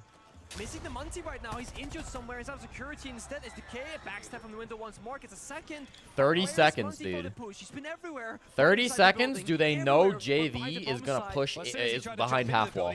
That is the question. With this door breaking down, JV knows exactly what Bassetto is doing for a plant. Bassetto's going to check. Yeah. That's awkward. 12 seconds, dude. This plant has to hit the ground at some point. No, Bassetto played it perfectly. Nah. Nah. Kind of close, dude. Kind of close. 8-7, Flem. That could have gone so wrong. Moment of silence for those who wagered the minus 10 or less than 10 rounds option. RIP. 20 health on a Monty stuck in the corner with the debuff of a Frost. Can't even sprint away. But Loud, somewhat of a messy one. I wanted to see the Monty push into East, take office, or show himself with the roam clear. Monty was more or less useless in that round until he attacked Armory. Yeah, it was a pretty unusual attack by all means. We were trying to follow it, our observers were trying to follow it. I personally, I didn't know where the actual intention was there from Loud. I don't know if they knew. Well, I mean, SDK got 2 kills. Dude, look at him make that music. That's hype. So that's why they rotate over him, because you have to cross in the bomb side. So they're thinking, unless one guy was... It was kind of a weird push. It like started over by office side, and then it like rotated over towards walkers. They clearly had some kind of a plan there with the Rayora. It's cool though. Likely to be on the office, by the way we ended up seeing it used, but it's all about reactivity, right? Yeah. That's the current generation. How do they all like play the music together? Now, I guess they're like a band or something, hey? You know, there were some struggles on layer. That was a stupid fucking question. I'm gonna take that one back. Hold on, I want to take that one back. Relatively early on, because now they have a parachute. I don't know why my assumption it was just a bunch of guys showed up to the arena with instruments and they wouldn't be related, but they're probably all showing up together because they're in like a band. No, they're just that cool. And the fact that they couldn't close it out at the end. It's been a long stream. It's been a long stream. All right. My part-timer ass ain't used to this. Aggressive play style. They've got the balls to swing every single fight, and that doesn't seem to be changing even when it doesn't work. It's like they've done the math. They're like, guys, if we always play aggressively, we'd still have a different skill sets, Flem. Different skill sets. That's pretty good. That sounds pretty good to me. The big thing back on the Aurora. Here we go. One of the upcoming 2 rounds, including this one, because they could be unrelated as long as one guy lays down a basic rhythm, the others can join in and make something. It sounds like they're playing like the same thing over and over and over again, though. Looking pretty grim, right? You know that 6-3 scoreline. They need that 3-5, I say as they stop. 4-5 rather, a little bit of leg room to work with. So one of the there they go again. It will be okay. Bassetto once again with the Monty, no surprise there. Working inside of customs, getting first block control. You see him again. He's a much more backline support Monty, almost like hiding the There's nobody even close to that hatch. I don't know why they're so convinced somebody's gonna push or somebody's gonna drop. This time, though, Casey with a shotgun somehow finds one. All right. What's going on here? Loud clearly have an Our observer is struggling today. Interesting use of the Aurora again, closing off the door to open, to waiting. And then Perez just dies. They're in a plant spot, though. They're just in a 2v5. They cannot plant. Oh, no. Oh, no. That's GG's, bro. There was an idea there somewhere. Another solid round from Furia. Loud trying things. They're trying to get cheeky. But Furia, they won't sit the back gap above the wall is Loud new in tellers. This? Going deep to try and plan, but the C4 goes is that new? Because when you start counting a strat, once that multi doesn't work that flawlessly, there is also... I feel like there haven't been that many good Aurora strats so far. That's cool. I don't think they will. I think So new half wall enables a new, right there, that wall. Not half wall, but a new gap in the wall enables new C4 strats.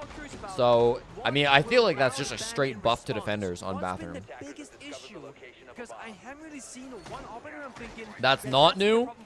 I gotta stop listening to chat. I didn't think it was, but I just let chat fucking convince me. There's no singular facet of the Fury operator pool that is causing Loud grief. It's the fact that all of those players are playing so aggressively, and there's so much to think about here. You're going up against this lineup, you got people swinging you every 2 seconds, you jump into a window, there's a frost mat, you walk through a doorway, and there's Usually a Smoke plays that? Yeah. Maybe we are wrong, maybe we are lying, who can say? This chat is devolved, bro. They're protected by keeper barriers. That's this lineup for Furia. There's so much to think about. Chat is fickle. And that's the way that Furia want to play. They want to keep Loud on their toes. They want to keep this chaotic because that is where Furia really flourish. Okay, I can see 2 operator bans then. One being the Azami and the other being the Warden. We'll see what they choose later on. But Azami Warden bans. Warden bans are skyrocketing in this new ban system. We've seen a lot of heavy fortifications of positions with Fury, and it's draining the clock from It looks like new graphics. It looks new with the new graphics, so I see. It's not. I'm not going there. Okay, I'm going somewhere else. I'm not dealing with all that. A lot of effort. No. Furia, you know, they've been I'm desperate to see some cool Aurora play, but like, they're still aggressive, but I just don't feel like we've seen anything too crazy. Take that first step in the door until that very moment, and I think this is better for them because right now, Loud, they're just burning down the clock. They're not gaining anything. They got Gumans to the window jump in. They know if Munchie jumps on in, they'll be stuck in a mine, taking continuous damage.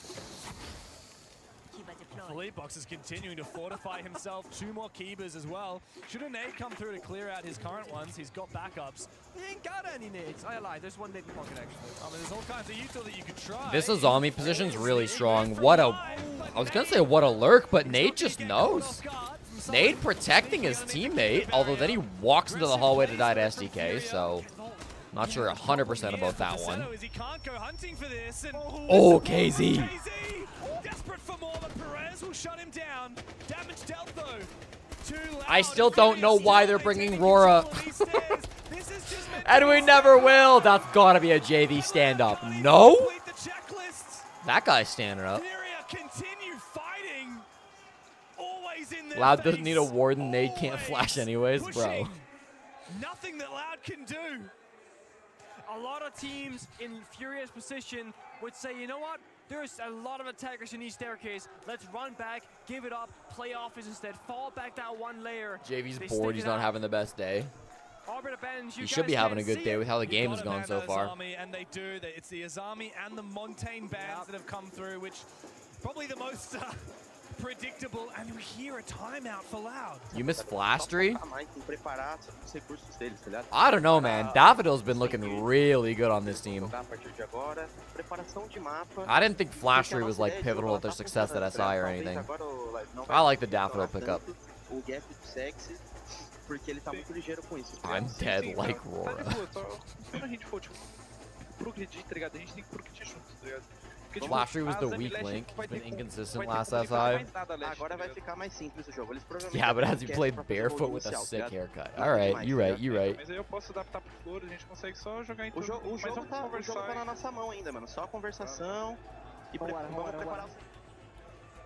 Alright, so once more, they wait for the final operator ban to get their final strat done. The upcoming potential, they only need 3 rounds.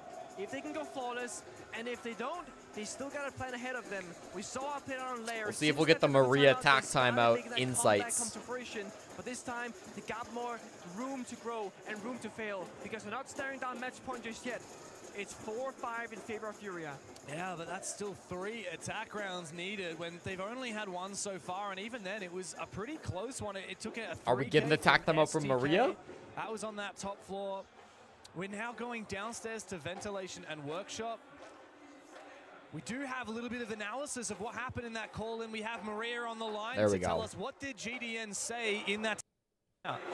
Hello, here I am, and so GGN said to prepare the map because the idea of their game is working right now. Also, now this game is going to be easier. They would adapt and may bring Flores to the game, and Furia will probably bring Castle to this border, and you know, they just have the game in their hands, so they just gotta play it. And right now, the Furia crowd is having a blast. They're even shirtless, and the CEO of Loud just have a straight face on. Yeah. Thank you, Maria. That's incredible. She comes in for the translations, but then she adds on a little vibes from the crowd type things too. I appreciate that. I appreciate hearing the vibes alongside of the TAC timeout info. Now, of course, Kazakh might on a different bomb side, but I do think Furia have learned from the mistakes of Lair, and where they maybe underestimated Loud a little bit in the adaptation skills. I want to see Loud do the steps. Without the shield, without the Monty, it's going to be that much more difficult to achieve the first step. And that was the very same area where last round failed. No, this is full. Tardis for 100 bits. Tardis, it gives me money, so thank you, Tardis. You hear the Furia drum beating when you look up from your monitor and you see the Furia crowd members throwing their shirts around. Oh, it's got to be a huge amount on your mind, especially when, like we said before, Noe, you gotta take 15 minutes off for horny. I'm sorry. in front of a crowd before, at least not one of this size. You'll be back. Good kill, but traded back by Nade, who's still holding on to control here above the bomb site in Archives. As always, Furia are looking to keep the fight going in the early round, and Hertz is actually going to lose his life for it. I don't know. Tardis, thank you for 100 more bits. Realize that he's injured either. They have no idea. He's in the hallway, break room now. Oh, but Besetto's I actually got a appreciate good read here, but he has the diffuser. He can't afford to lose his life. Meanwhile, his teammates are dying, and Besetto loses his one. The round is done. Doesn't matter that Hertz is on the floor. I think Shaq going 11 to 12 might have hit the nail on the head. 15? I say 15. It was only 10. Same amount I ban extra for. Whatever we heard happening from Maria, neither team, I feel like, played into it. It must have been that Loud saw the lineup of Fury and thought, we gotta change our plan right now because we're not playing the cast, not playing that the more like setup heavy architecture style operators. Let's go Loud and Falcons out too early. It doesn't even make sense. I think it makes sense. I think W7M and Fury are the better teams. At least through this tournament. I don't know about Falcons, how they're going to be in like EUL and stuff, but with how they've been playing this week, I definitely think W7M looks better than Falcons. And I think Furia should always be beating Loud, to be honest. But I don't know, man. Loud have really impressed, both at the last event and at this event. If we say the top 4 teams in the world are Falcons, FaZe, Furia, and W7M, do we think Loud are the 5th best team in the world? And if Loud are not the 5th best team in the world, who is? And do not fucking say CAG. I already see somebody saying CAG. Strong start from Furia. Loud came back to overtime. Loud are going to be like Black Dragons, an above average Brazil team that will make top 8 but never win. Was that ever Black Dragons? Maybe years and years ago, but like... But Furia, now with that match point, they just need a single more round. Loud feel more like OG W7M than they do, or OG... Loud feel more like OG Team 1 than anything else in my mind. Don't worry, guys. We got the next one. There is no next map for Loud if they lose out here. Virtus Pro or Wildcard. It's time to show what you're made of against the best team in the world, or one of Loud is the 5th best team, CAG is the 6th. CAG is not the 6th best team in the world. Virtus Pro, Shopify. Yeah, I guess once you get to top 5, you start getting into teams that just like didn't show up. It's really hard to rank Shopify because we haven't seen them play with Spoy. It's hard to rank Virtus Pro. We haven't seen them play since SI. Loud are not getting inside the building. If they are, there's a C4 waiting. I do not think they feel like Team 1 from Mexico. So we gotta see Perez be careful and make the right play, the right decision here. Walks in as the IQ, dives the C4, doesn't even check for the camera. Oh, no. Uh-oh. Desperate now for Loud. Those Valk cams are now going to stay up for a very long time. They will get that one at least. But there's still 2 more. One was Break, one is Archives. And again, you lost the IQ. The one in Break could be really scary. There's still 2 players bottom floor with nitros in their pockets too. live on Dokkaebi. Dude, the black eye in Nitro could be really scary. For the black eye in break. He wants to prep it. JV finds Macedo though. This is falling apart, James. It's down to just 3 attackers left. After such a Leapbox is pushed upstairs into office. everything that Loud has stood for. Live by himself says, fuck it, I'm going up east. He thinks Daffodil's distracting, but it's not distracting for that. Oh, Herds. Oh! What the fuck is that? What? And JV stood up. Dude, who in chat was saying Herds ain't the best player on that fucking team? Good night. Oh my god. JV actually stood up 3 times. Told you, money line. Holy shit, dude. Clean as hell. A good game. Honestly, as far as 2-0s are concerned, that's a good game. As I said before, if they're up against any other Sintenegra? Alright, bro. I think they take the victory, they go further. Any other non-Brazilian team at the very least. And it's crazy. That was a good 2-0. Map 1 was really, really good. Map 2 had some fucking standout moments, but I do think Loud got a little deflated. Loud fought on Map 2 for sure. Falcons versus W7M still game of the tournament for me. Game of the season, as far as I'm concerned. I know the season started 5 days ago, but I think W7M versus Falcons will be the game to beat as far as shit goes. But nah, that was an insane game. Chat, I've been live for 19 hours. I've been live for 3 days, 19 hours, and 71 minutes. Thank you all for coming by and watching the games with me. I do hope that you enjoyed.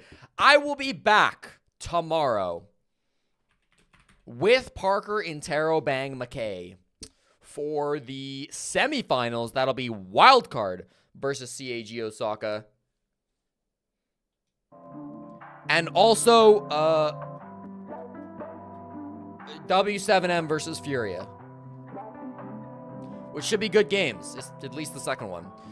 Thank you again for coming by. Let me just double check what time the games start tomorrow, because I want to get that right so I show up on time.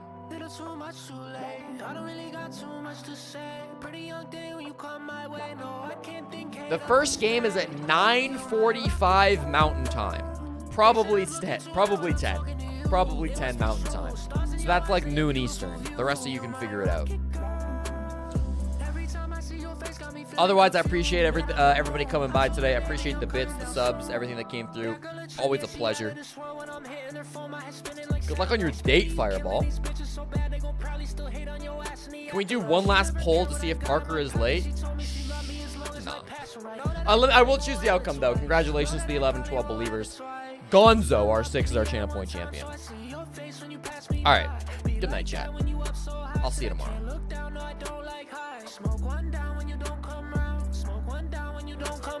Take your time, girl, you know I don't mind. We fell in love with apologies, I'm always saying I'm sorry.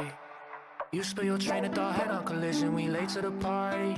Little too much too late, I don't really got too much to say. Pretty young thing when you come my way, no, I can't think head up in space.